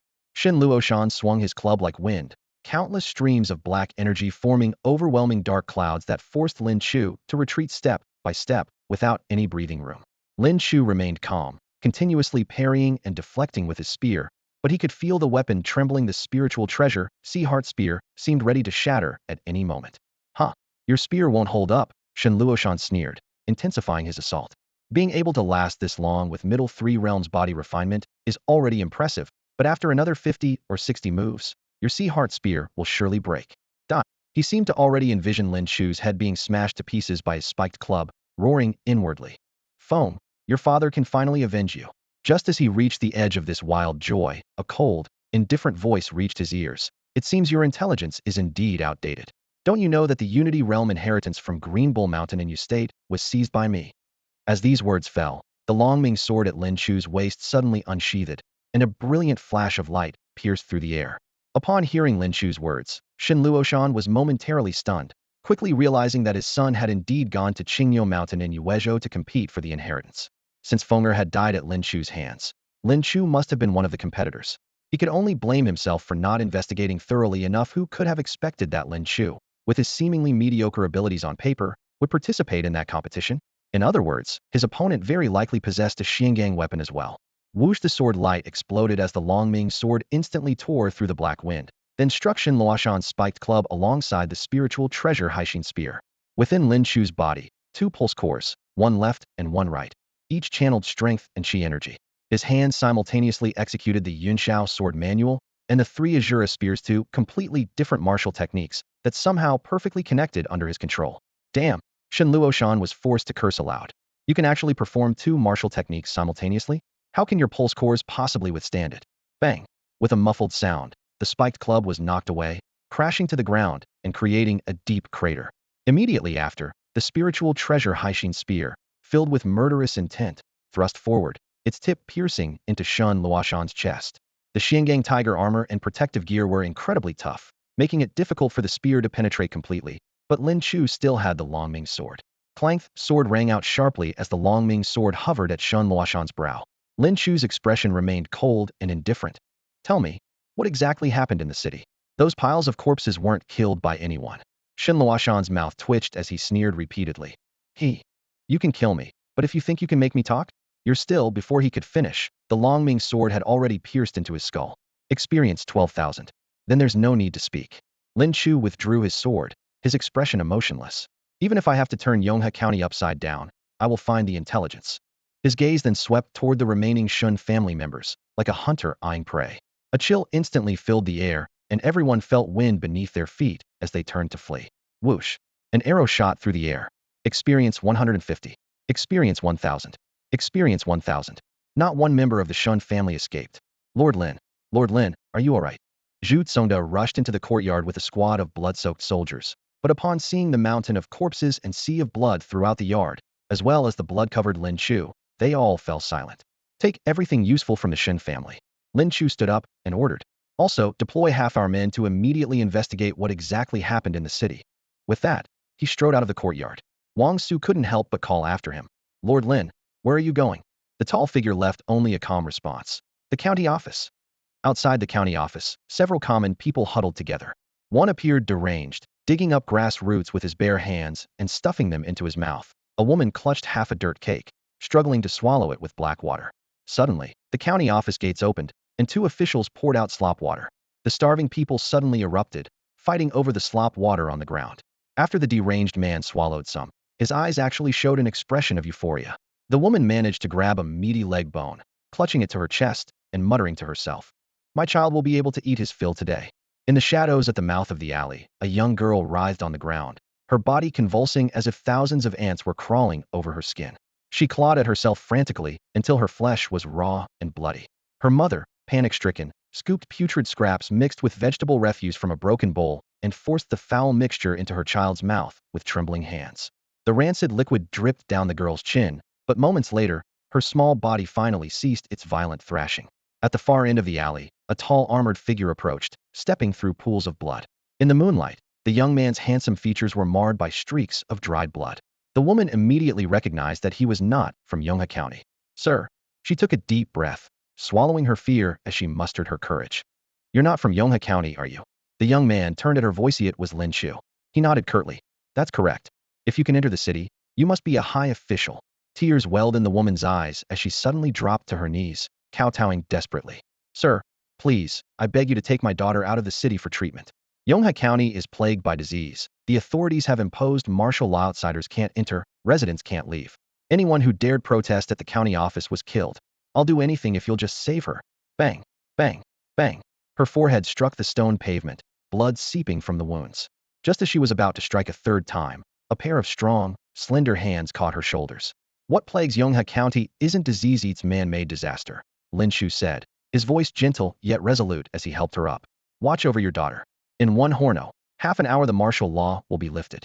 Military physicians will come to treat you all. The woman stared up at him in stunned silence, tears mixing with blood on her face. The handsome young man finished speaking, hefted his spear, and strode decisively toward the county office. She pinched herself hard. Was this a dream? Martial law lifted in half an hour? Could this man possibly be a prince? Deep within the county office compound, lights blazed brilliantly and music filled the air. Banquet tables stretched endlessly, laden with delicacies piled high. At the head table, Zhang Kuan toyed with his wine cup, a smile playing at the corners of his eyes. To his left and right sat Hu Tao and Lei Xiaodian, respectively, the former at the entry level of the enlightened aperture realm, the latter at the minor achievement level. These two were Zhang Kuen's right-hand men in controlling Yonghe County. Protector, by my calculations, Lin Chu and his people should be entering the city about now, Hu Tao remarked casually, picking up a piece of venison. Zhang Kuen hummed softly in acknowledgement, his eyes narrowing slightly. This Lin Chu is exceptionally talented, he'll make an excellent catalyst. We can't let that fool Shen Luoshan have him for nothing. More than just a catalyst, Lei Xiaodian added with a fawning smile. He's brought several hundred men with him. You'll have plenty of raw materials this time, Protector. At the mention of raw materials, Zhang Kuen's smile grew even more pronounced. Once I've refined everyone in this entire city, I'll be just one step away from the immortal elixir. Congratulations, Protector, the two men chorused. Once the immortal elixir is complete, the sect master will surely reward you handsomely. At the mention of the sect master, a flash of burning ambition crossed Zhang Kuen's eyes. Once he truly obtained the immortal elixir, who could say for certain who would be sect master? Suddenly, a gust of wind swept through the garden archway.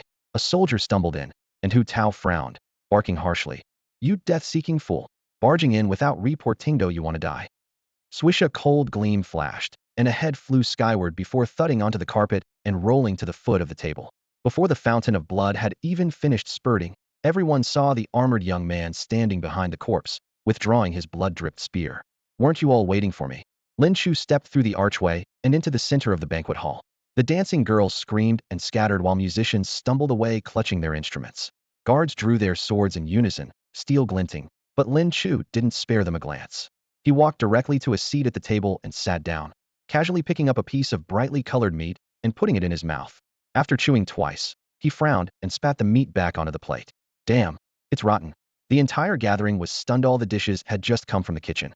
How could they be spoiled? Zhang Kuen raised his wine cup again, smiling with narrowed eyes. I invited you to this banquet, and this is how you repay my courtesy. Lin Chu looked down, his voice flat and cold. The county magistrate invited me. He slowly raised his head, his cold, indifferent gaze fixing directly on Zhang Kuen. Are you he? The tension was palpable. Under the flickering lamplight, the dancers and musicians froze in place, eyes wide with shock.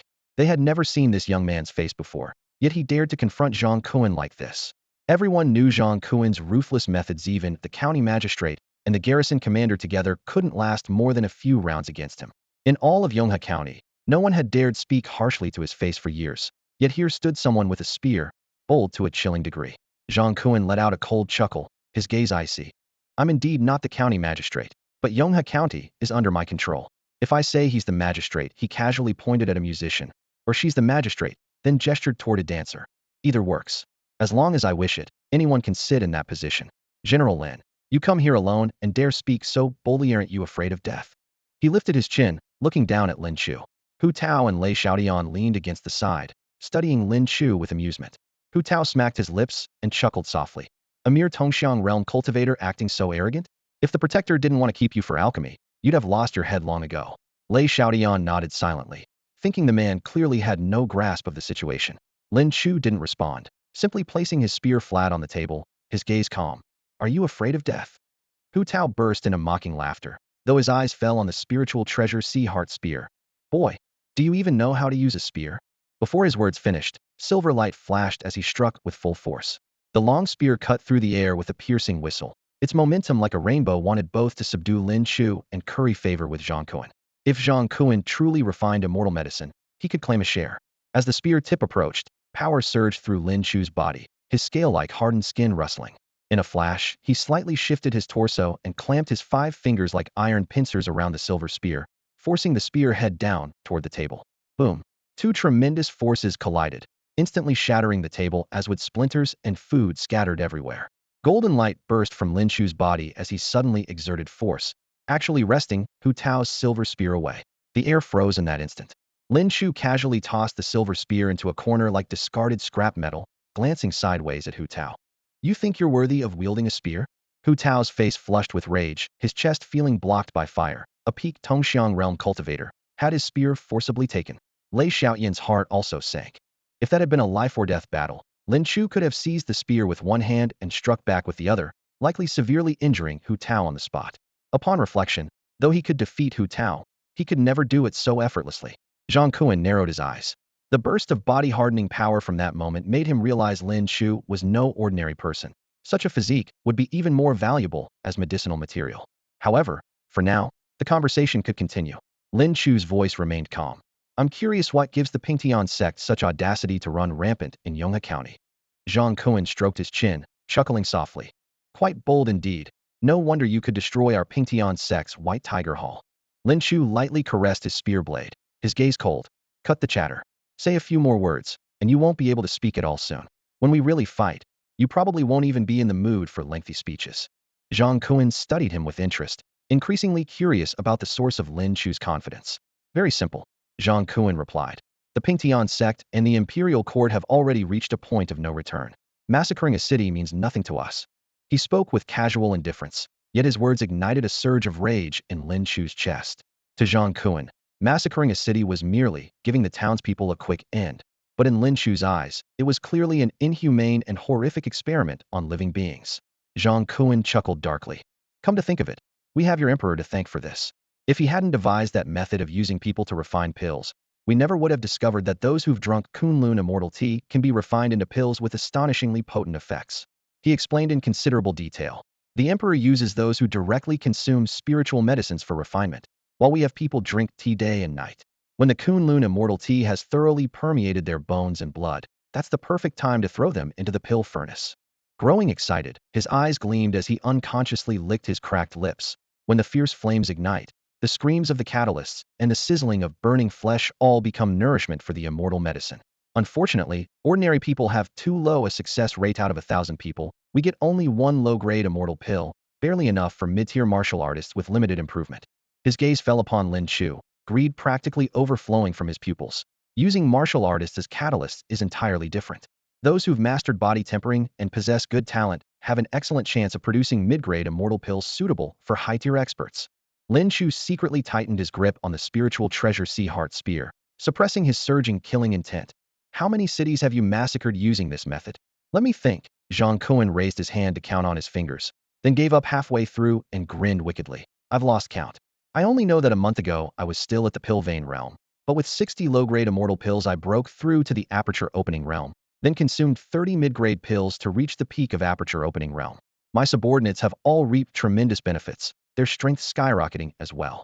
He alone had caused the deaths of over 10,000 lives. Adding his thousands of subordinates, the number who died in Kunlun immortal tea and pill furnaces reached hundreds of thousands, perhaps even millions. So every city conquered by the Pingtian sect faces the same fate. Lin Chu's voice turned ice cold. News of the immortal pills has spread throughout the sect. Zhang Kuan shrugged.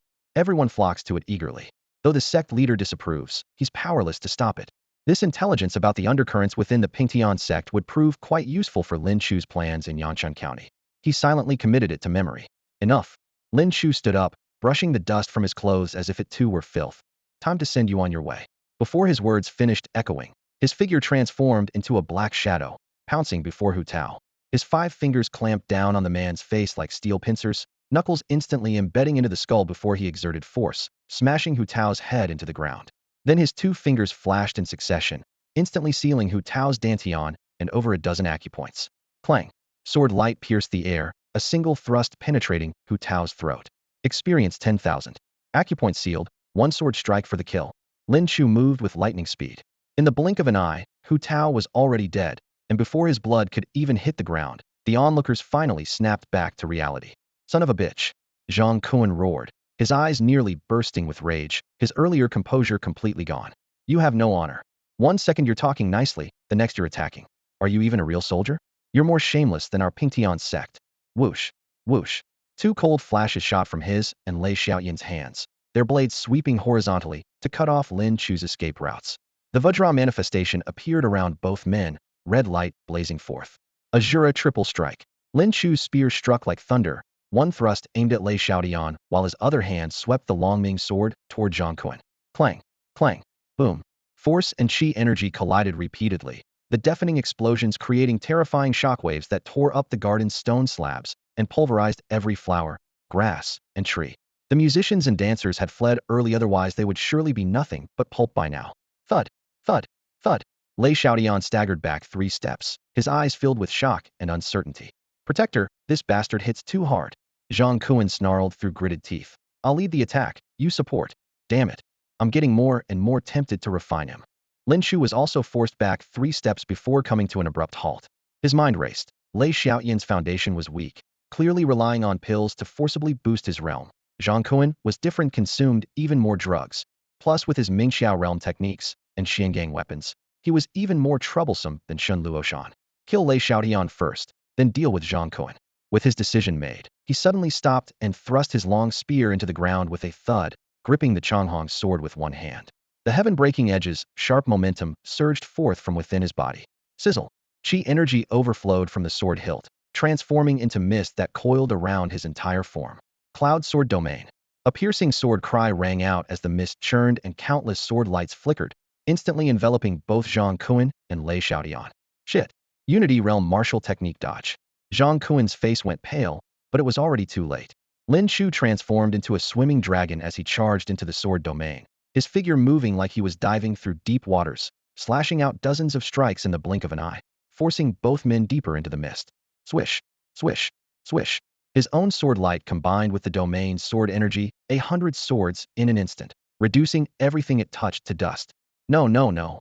Lei Xiaoyan realized in terror that he was receiving several times more sword strikes than Zhang Kuan. He swung his blade frantically, but still couldn't keep up with the slashing speed, his force and Qi energy hemorrhaging away. Mercy!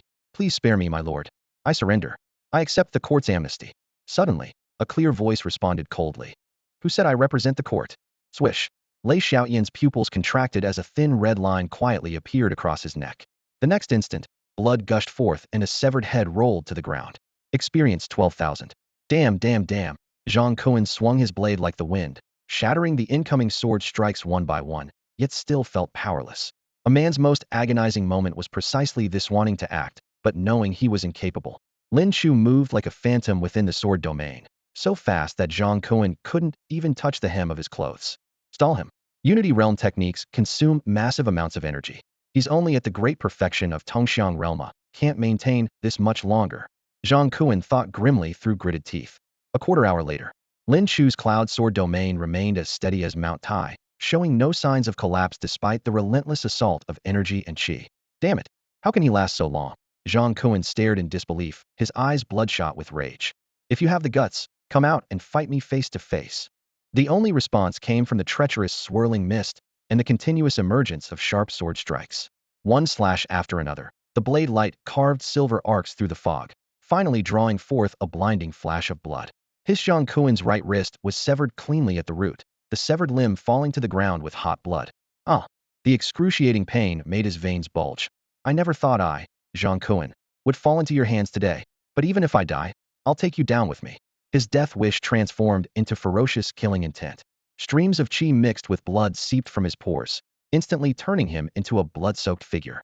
In the next moment, an eerie red light exploded across the night sky, and the tremendous power directly burst Zhang Kuan's body apart. Bang! Blazing white Qi spread like thunder, tearing the cloud sword domain to shreds. The aftermath of the domain's collapse forced Lin Chu to retreat several steps, his diamond form cracking inch by inch across his body. At the same time, the familiar system notification sounded in his ears. Experience 14,000, drop. Sunbreaker bow aperture opening realm. Lin Chu secretly breathed a sigh of relief. Fortunately, Zhang Kuan's self-destruction still counted as experience, and even dropped equipment. An aperture opening realm bow was already a profound gang weapon. Legend had it that bow warriors of the upper three realms could use Qi as arrows with terrifying lethality. If the Sunbreaker bow possessed the same ability, he would never need to purchase arrows again. As the thought flashed through his mind, he gathered his focus and turned his gaze toward the remaining guards in the distance. Those guards trembled all over, dropping their weapons with a clatter and kneeling in unison, kowtowing. My lord, we were originally soldiers of Yonghe County, not members of the Leveling Heaven sect. This time the Leveling Heaven sect only had about 100 people. If not for the Shun family's betrayal, and Zhang Kuan and his men killing the county magistrate and the captain, we wouldn't have ended up like this. Please spare our lives, my lord. Lin Chu's expression remained cold as he slowly removed the longbow from his back.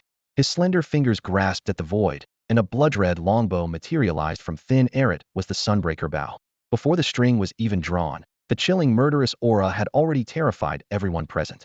He gently pulled the bowstring, Qi surging from his fingertips and forming a snow-white, blazing arrow along the string. Whoosh! The arrow pierced through the air, instantly shooting into the center of the soldiers' group. Boom! White Qi exploded, blood and bones flew everywhere, with power barely inferior to Zhang Kuan's self-destruction. System notifications rang out continuously. experience 150, 150, 100, greedy for life and afraid of death, helping tyrants commit evil, needlessly sacrificing so many innocent people. Lin Chu murmured to himself, they deserve to die. After clearing the outer courtyard, he directly broke into the inner courtyard, searching for clues. Soon, a newly built prison came into view. As the iron door opened, a foul stench hit him in the face. Stone troughs contained swill mixed with Kunlun immortal tea residue, and more than 10 naked human bodies crawled like pigs beside the troughs, fighting for food.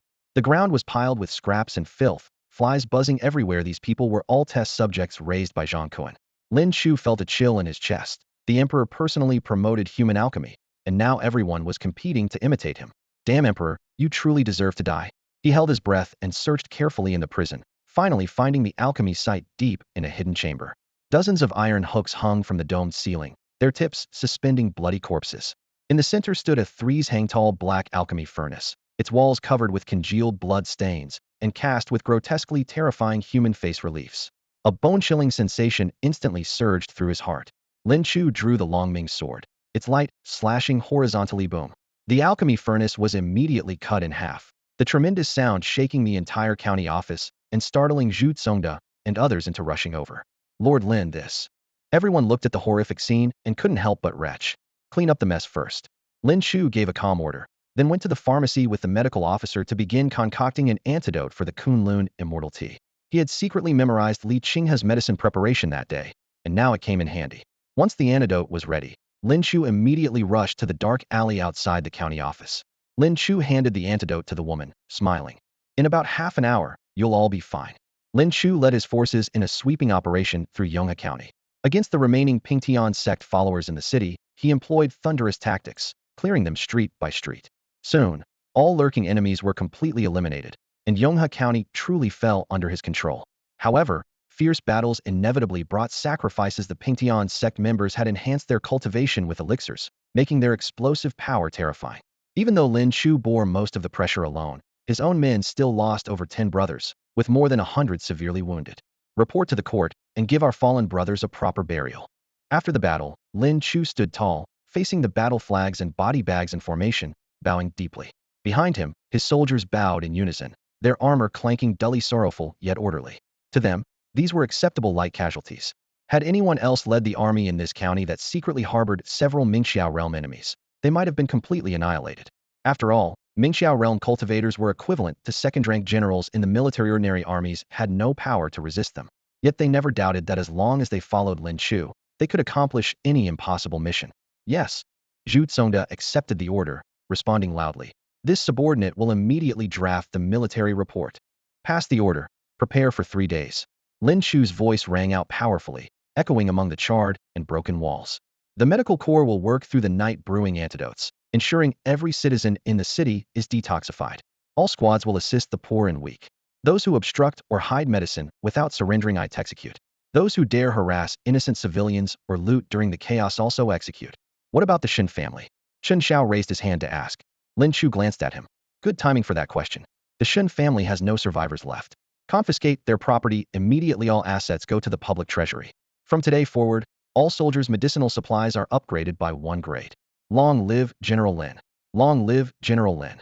Thunderous cheers shook the streets and alleys, the waves of sound rolling over the broken walls, nearly enveloping all of Yonghe County. On the official road outside the county, dust flew as 2 donkeys plodded slowly northward.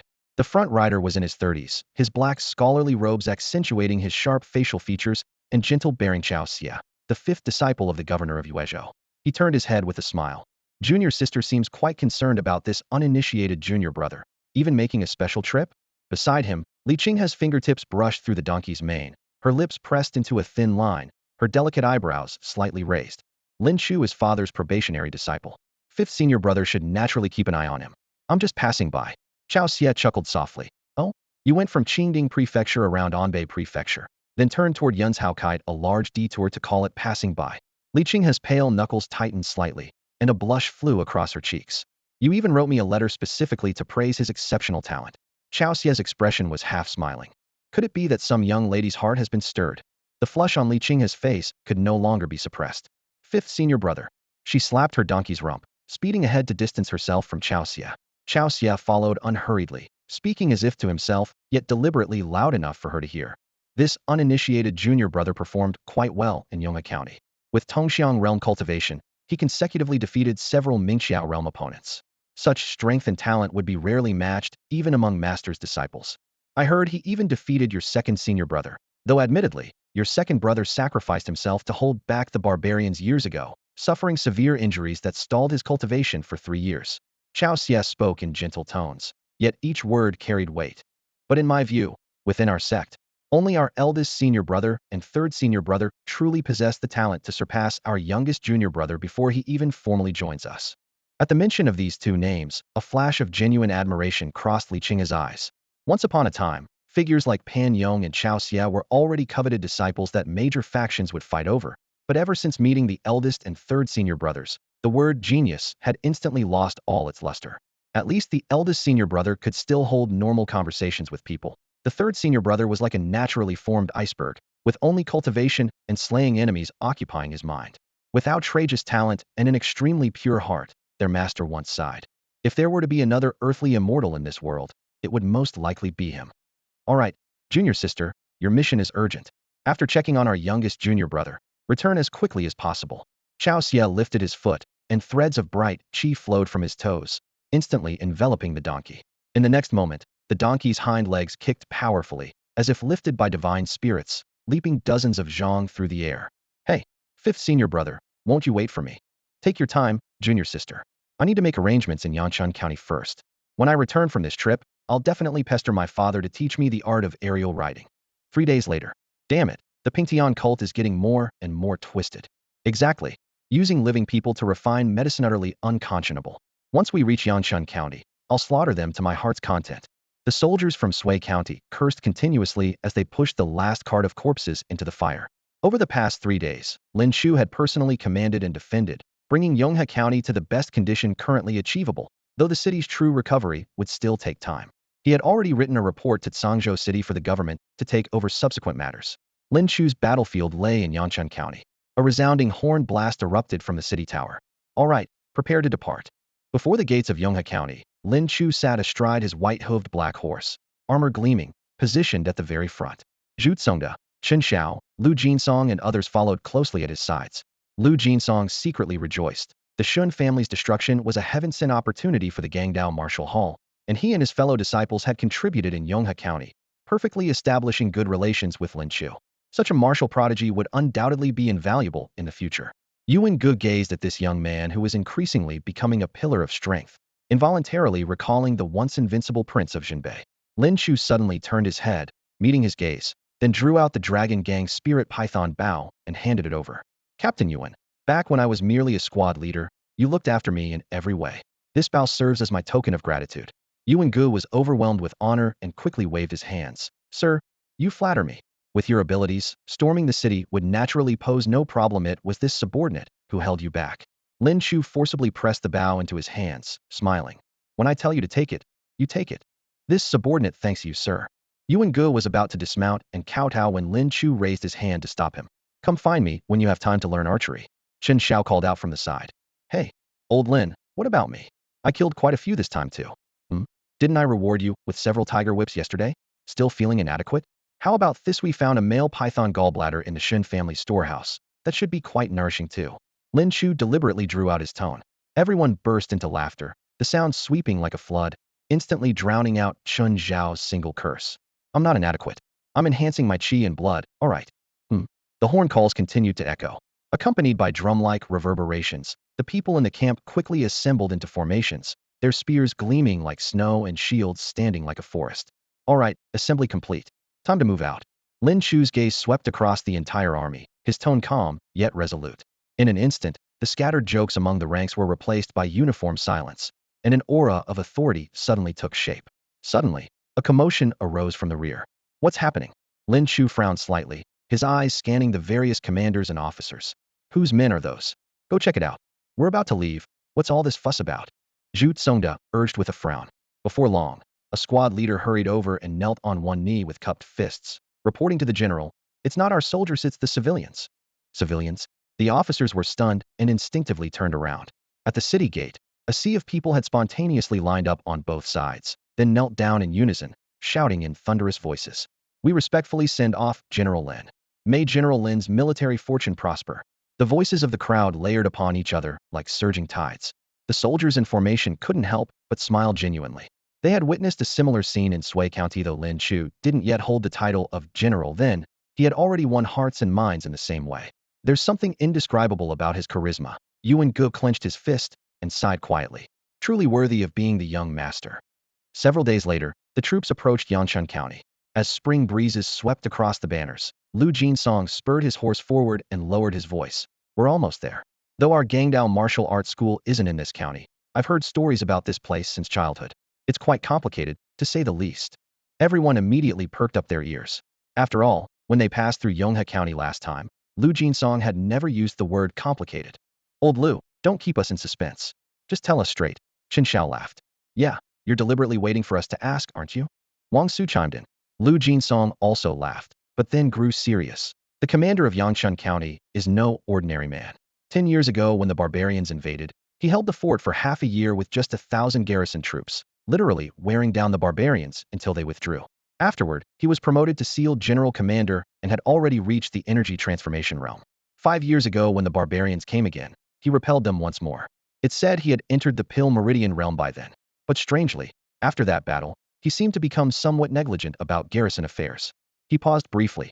Around that time, a new county magistrate arrived. This man is quite capable. After taking office, he took control of both civil and military affairs. At this moment, Wang Su rode up alongside them, sunlight reflecting blindingly off his newly appointed centurion's armor. Having just broken through to the bone-forging realm, he had been promoted to centurion not long ago. That sounds like a good thing. It means Yanshan County has always had someone capable of shouldering responsibilities, which should help us deal with the leveling heaven sect. The complexity lies precisely here. Lu Jinsong smiled bitterly. That magistrate has a peculiar temperament and unpredictable moods. Though his administrative achievements look impressive, the people of Yangshan County suffer greatly. Everyone looked at each other in confusion. Outstanding administrative performance while the people suffered? Lu Jinsong spread his hands. That's why I say it's complicated. The magistrate does indeed manage the city in an orderly fashion, but people in the county keep disappearing mysteriously. The constables investigate, but cases always end up hastily closed. Some have taken their complaints to Anbei City, but even then, even when people report these matters to Anbei City, it all disappears into the void. Tell me, who else besides the county magistrate could possess such capabilities? Yuan Gu swept his gaze around and raised the question. Lu Jinsong shrugged in response. You mean the magistrate is harboring criminals? Or that he himself might be involved in these disappearances? I've only heard these rumors. No one knows the truth for certain. In any case, the situation here is chaotic. Don't expect the county guards to stand shoulder to shoulder with us against the Pingtian sect. It won't be that simple. Everyone's faces darkened at these words. Without the cooperation of Yanshan County's forces, or worse, if they faced obstruction, dealing with the Pingtian sect would become far more troublesome. All eyes quickly turned to the calm figure ahead, Lin Chu. Enter the city. Lin Chu uttered just 2 words, yet they instantly steadied the entire group. Looking up at Yangshan County's mottled walls and fluttering banners, Lin Chu pondered the governor's test. If this were truly a place of peace and order, how could it be called a test? Lu Jinsong's intelligence seemed far from what he'd considered difficult. At the city gate, several guards blocked their path with crossed spears. Halt! Who are you? Zhu Tsongda spurred his horse forward and called out. By order of the governor of Yuezhou, we've come to reinforce Yangshan County against the Pingtian sect. The guards exchanged glances and sent someone racing into the city to report. Before long, a scholarly middle-aged man in official robes hurried over, bowing from a distance. Oh my! This humble official just received word from Yuezhou, but you've already arrived at our gates. Zhu Tsongda stepped aside, yielding the position of honor. This is our commanding general, General Wu De, and Captain Lin Chu. My apologies for my poor eyesight. I pay my respects to General Lin. The middle-aged man introduced himself. This humble official is Zhou Liang, magistrate of Yanshan County. Guards, open the gates immediately and welcome General Lin's party. Chen Xiao and Wang Su exchanged meaningful glances with Lu Jinsong. Perhaps you really were just listening to hearsay. Lu Jinsong was equally surprised. This magistrate Zhou was remarkably courteous. After entering the city, Lin Chu and Zhu Tsongda accompanied Zhou Liang directly to the county office, while the other soldiers were quartered at the garrison. Before the main hall, 2 rows of clerks knelt in greeting. We pay our respects to the magistrate. Suddenly, a female warrior with a high topknot emerged, spear in hand, her steps decisive and the weapon's blade gleaming coldly. Zhou Liang smiled and beckoned. Zhuangyu. Perfect timing. This is General Lin from Yuezhou. personally appointed by the governor to help our county resist the Pingtian sect. You'll accompany General Lin during this period and provide detailed reports on Yangchun County's situation, so the general can deploy his forces accordingly. Zhuang Yu's beautiful eyes swept over Lin Chu, a flash of panic appearing in their depths. She glanced up at the sun, then clasped her fists with composure. Yes, magistrate. I'll go prepare. Before she could finish, a cold voice cut her off. No need. I only have a few simple questions. Captain Zhuang shouldn't need preparation to answer them. Lin Chu remained firm in his stance, leaving Zhuang Yu with no choice but to comply.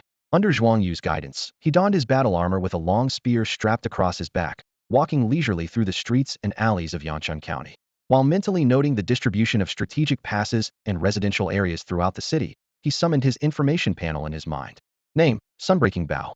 Realm: Aperture Opening. Effect: Aperture Opening Realm Mystic Steel Weapon with 60 Dan draw weight approximately 9,000 pounds. Can condense chi steel arrows that explode at will with tremendous power. Over the past few days, the Sunbreaking Bow had accompanied him in battle.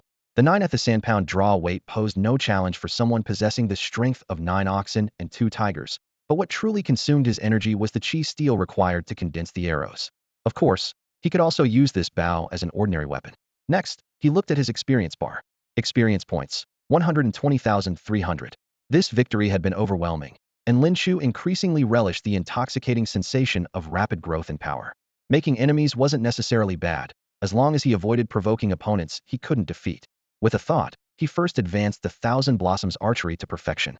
With the Sunbreaking Bow in hand, combined with this technique, he could unleash countless chi steel arrows in an instant, enough to turn the tide of battle, though at the cost of rapidly depleting his chi steel.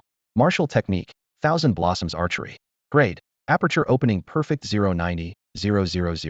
Effect: Inherits the effects of 100 commands and Chasing Sun, mastering bow control with golden light pursuing enemies, capable of instantly firing 1,000 arrows. Enables Mystic Steel Bow weapons to condense Vigor Blossom arrows, significantly reducing chi steel consumption. Remaining experience points: 75,300. Vast cultivation memories flooded his mind. Lin Chu quickly distinguished between the Vigor Blossom arrows and the chi steel arrows condensed by the Sunbreaking Bow itself. The latter followed the principle of input determines output, while the former used techniques to distribute damage and compress consumption, winning through sheer numbers. Subsequently, he advanced ambidextrous combat to Heaven-Earth Bridge Mastery. Martial technique: Ambidextrous combat. Realm: Heaven-Earth Bridge Mastery 032,000. Experience points: 59,300. Effect: When simultaneously executing 2 martial techniques, can unleash 180% power.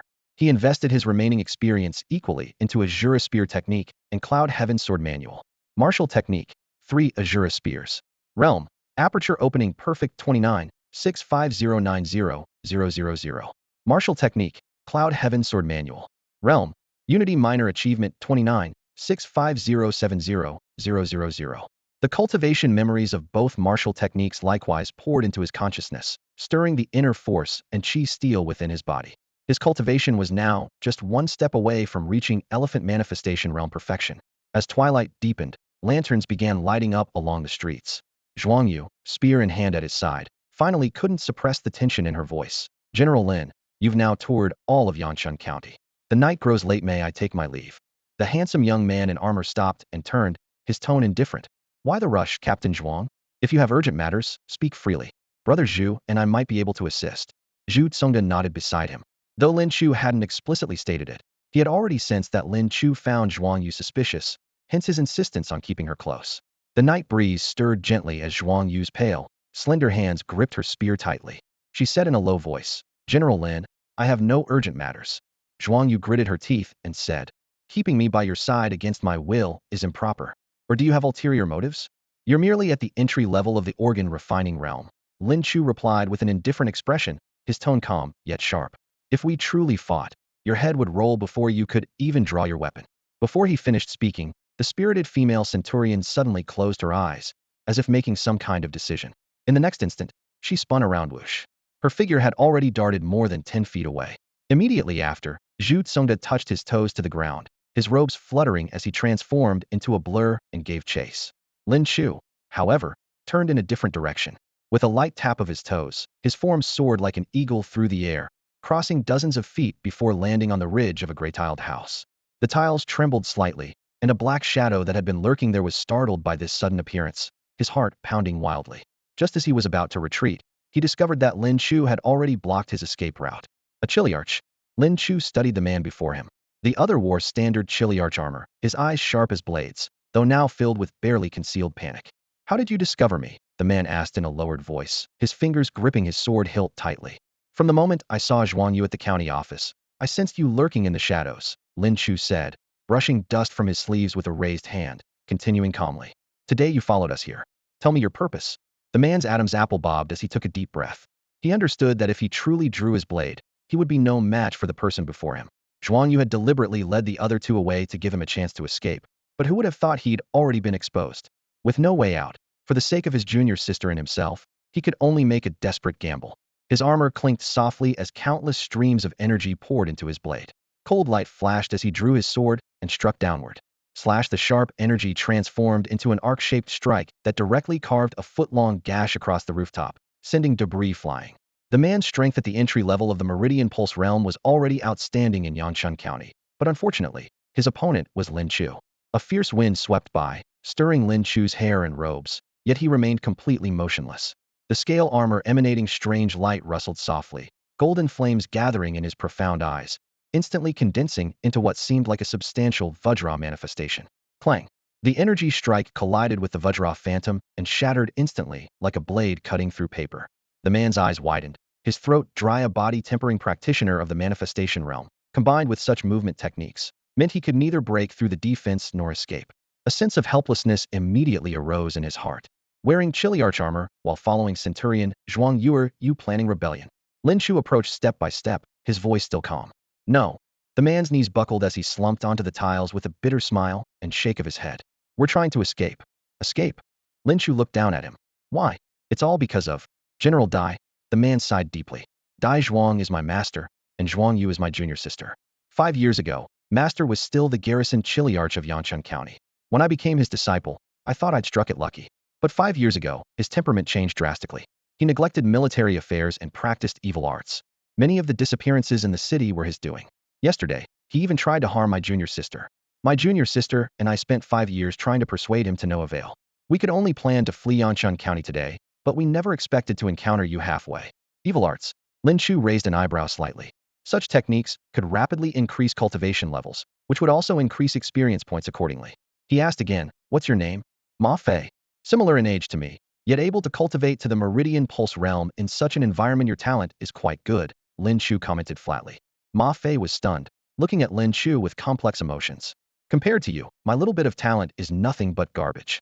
Before he finished speaking, Lin Chu suddenly struck, his fingers moving like lightning as they pressed against Ma Fei's pulse core and various acupoints. Lin Chu suddenly made his move, his fingers swiftly pressing against Ma Fei's pulse core and various acupoints. I've sealed your meridians and acupoints. Now get up, Lin Chu said calmly. Ma Fei felt his limbs go numb, finally realizing his meridians had been completely blocked. Facing Lin Chu with his endless array of techniques, he was nothing more than a toy to be manipulated at will. He could only grit his teeth and slowly stand up. Under the broken roof, a ray of moonlight filtered through, illuminating a family of 3 huddled together in the corner. The man protecting his wife and child, their faces deathly pale, as if sharing a room with 2 evil spirits. Lin Chu glanced over and asked Ma Fei, did you bring any silver? Ah. Ma Fei was stunned for a moment, then quickly nodded. Yes, I did. When fleeing for one's life, one must bring money. Since you caused this disturbance, compensate them first. Lin Chu pointed toward the damaged roof. Ma Fei's expression stiffened, but he eventually pulled out 5 taels of broken silver and tossed them through the window gap into the house. The silver clinked as it hit the ground, yet the family didn't even dare reach out to collect it. Come, let's find another place to talk. Lin Chu grabbed Ma Fei by the collar like lifting a chick, shifted his stance, and executed the swimming dragon 3 steps. Wind whistled past their ears, the scenery blurred, and they arrived at a secluded, deserted alley. I ask, you answer, Lin Chu said in a calm tone. What is Dai Zhuang's current cultivation level? Reporting to you, sir, Ma Fei dared not hesitate. Master has been practicing evil arts and has long reached the perfection of the manifestation realm. Moreover, due to his sinister techniques, his combat power far exceeds others of the same realm. Lin Chu nodded, and this was higher than his estimate, but it also raised doubts. The county magistrate he fought today was merely at the blood training realm and hadn't even reached perfection. How could such a person control military power and keep Dai Zhuang in check? He continued questioning. Magistrate Zhou controls both military and political power, making him the top figure in Yanchun County. If so, why doesn't Dai Zhuang move against him? Ma Fei smiled bitterly. This is one of the reasons we're fleeing. Master is Magistrate Zhou's son-in-law, so naturally he won't act against him, and the magistrate has been secretly protecting Master all these years. If we stayed in the county any longer, we'd only be waiting for death. His emotions grew increasingly urgent as he spoke. The entire Yangchun County was under the control of the magistrate and the battalion commander, leaving them like lambs awaiting slaughter. If they didn't flee, they'd be skinned alive. Lin Chu understood this well. From what I know, Dai Zhuang once fought enemies diligently and achieved remarkable feats. Why did he suddenly abandon the righteous path for evil arts?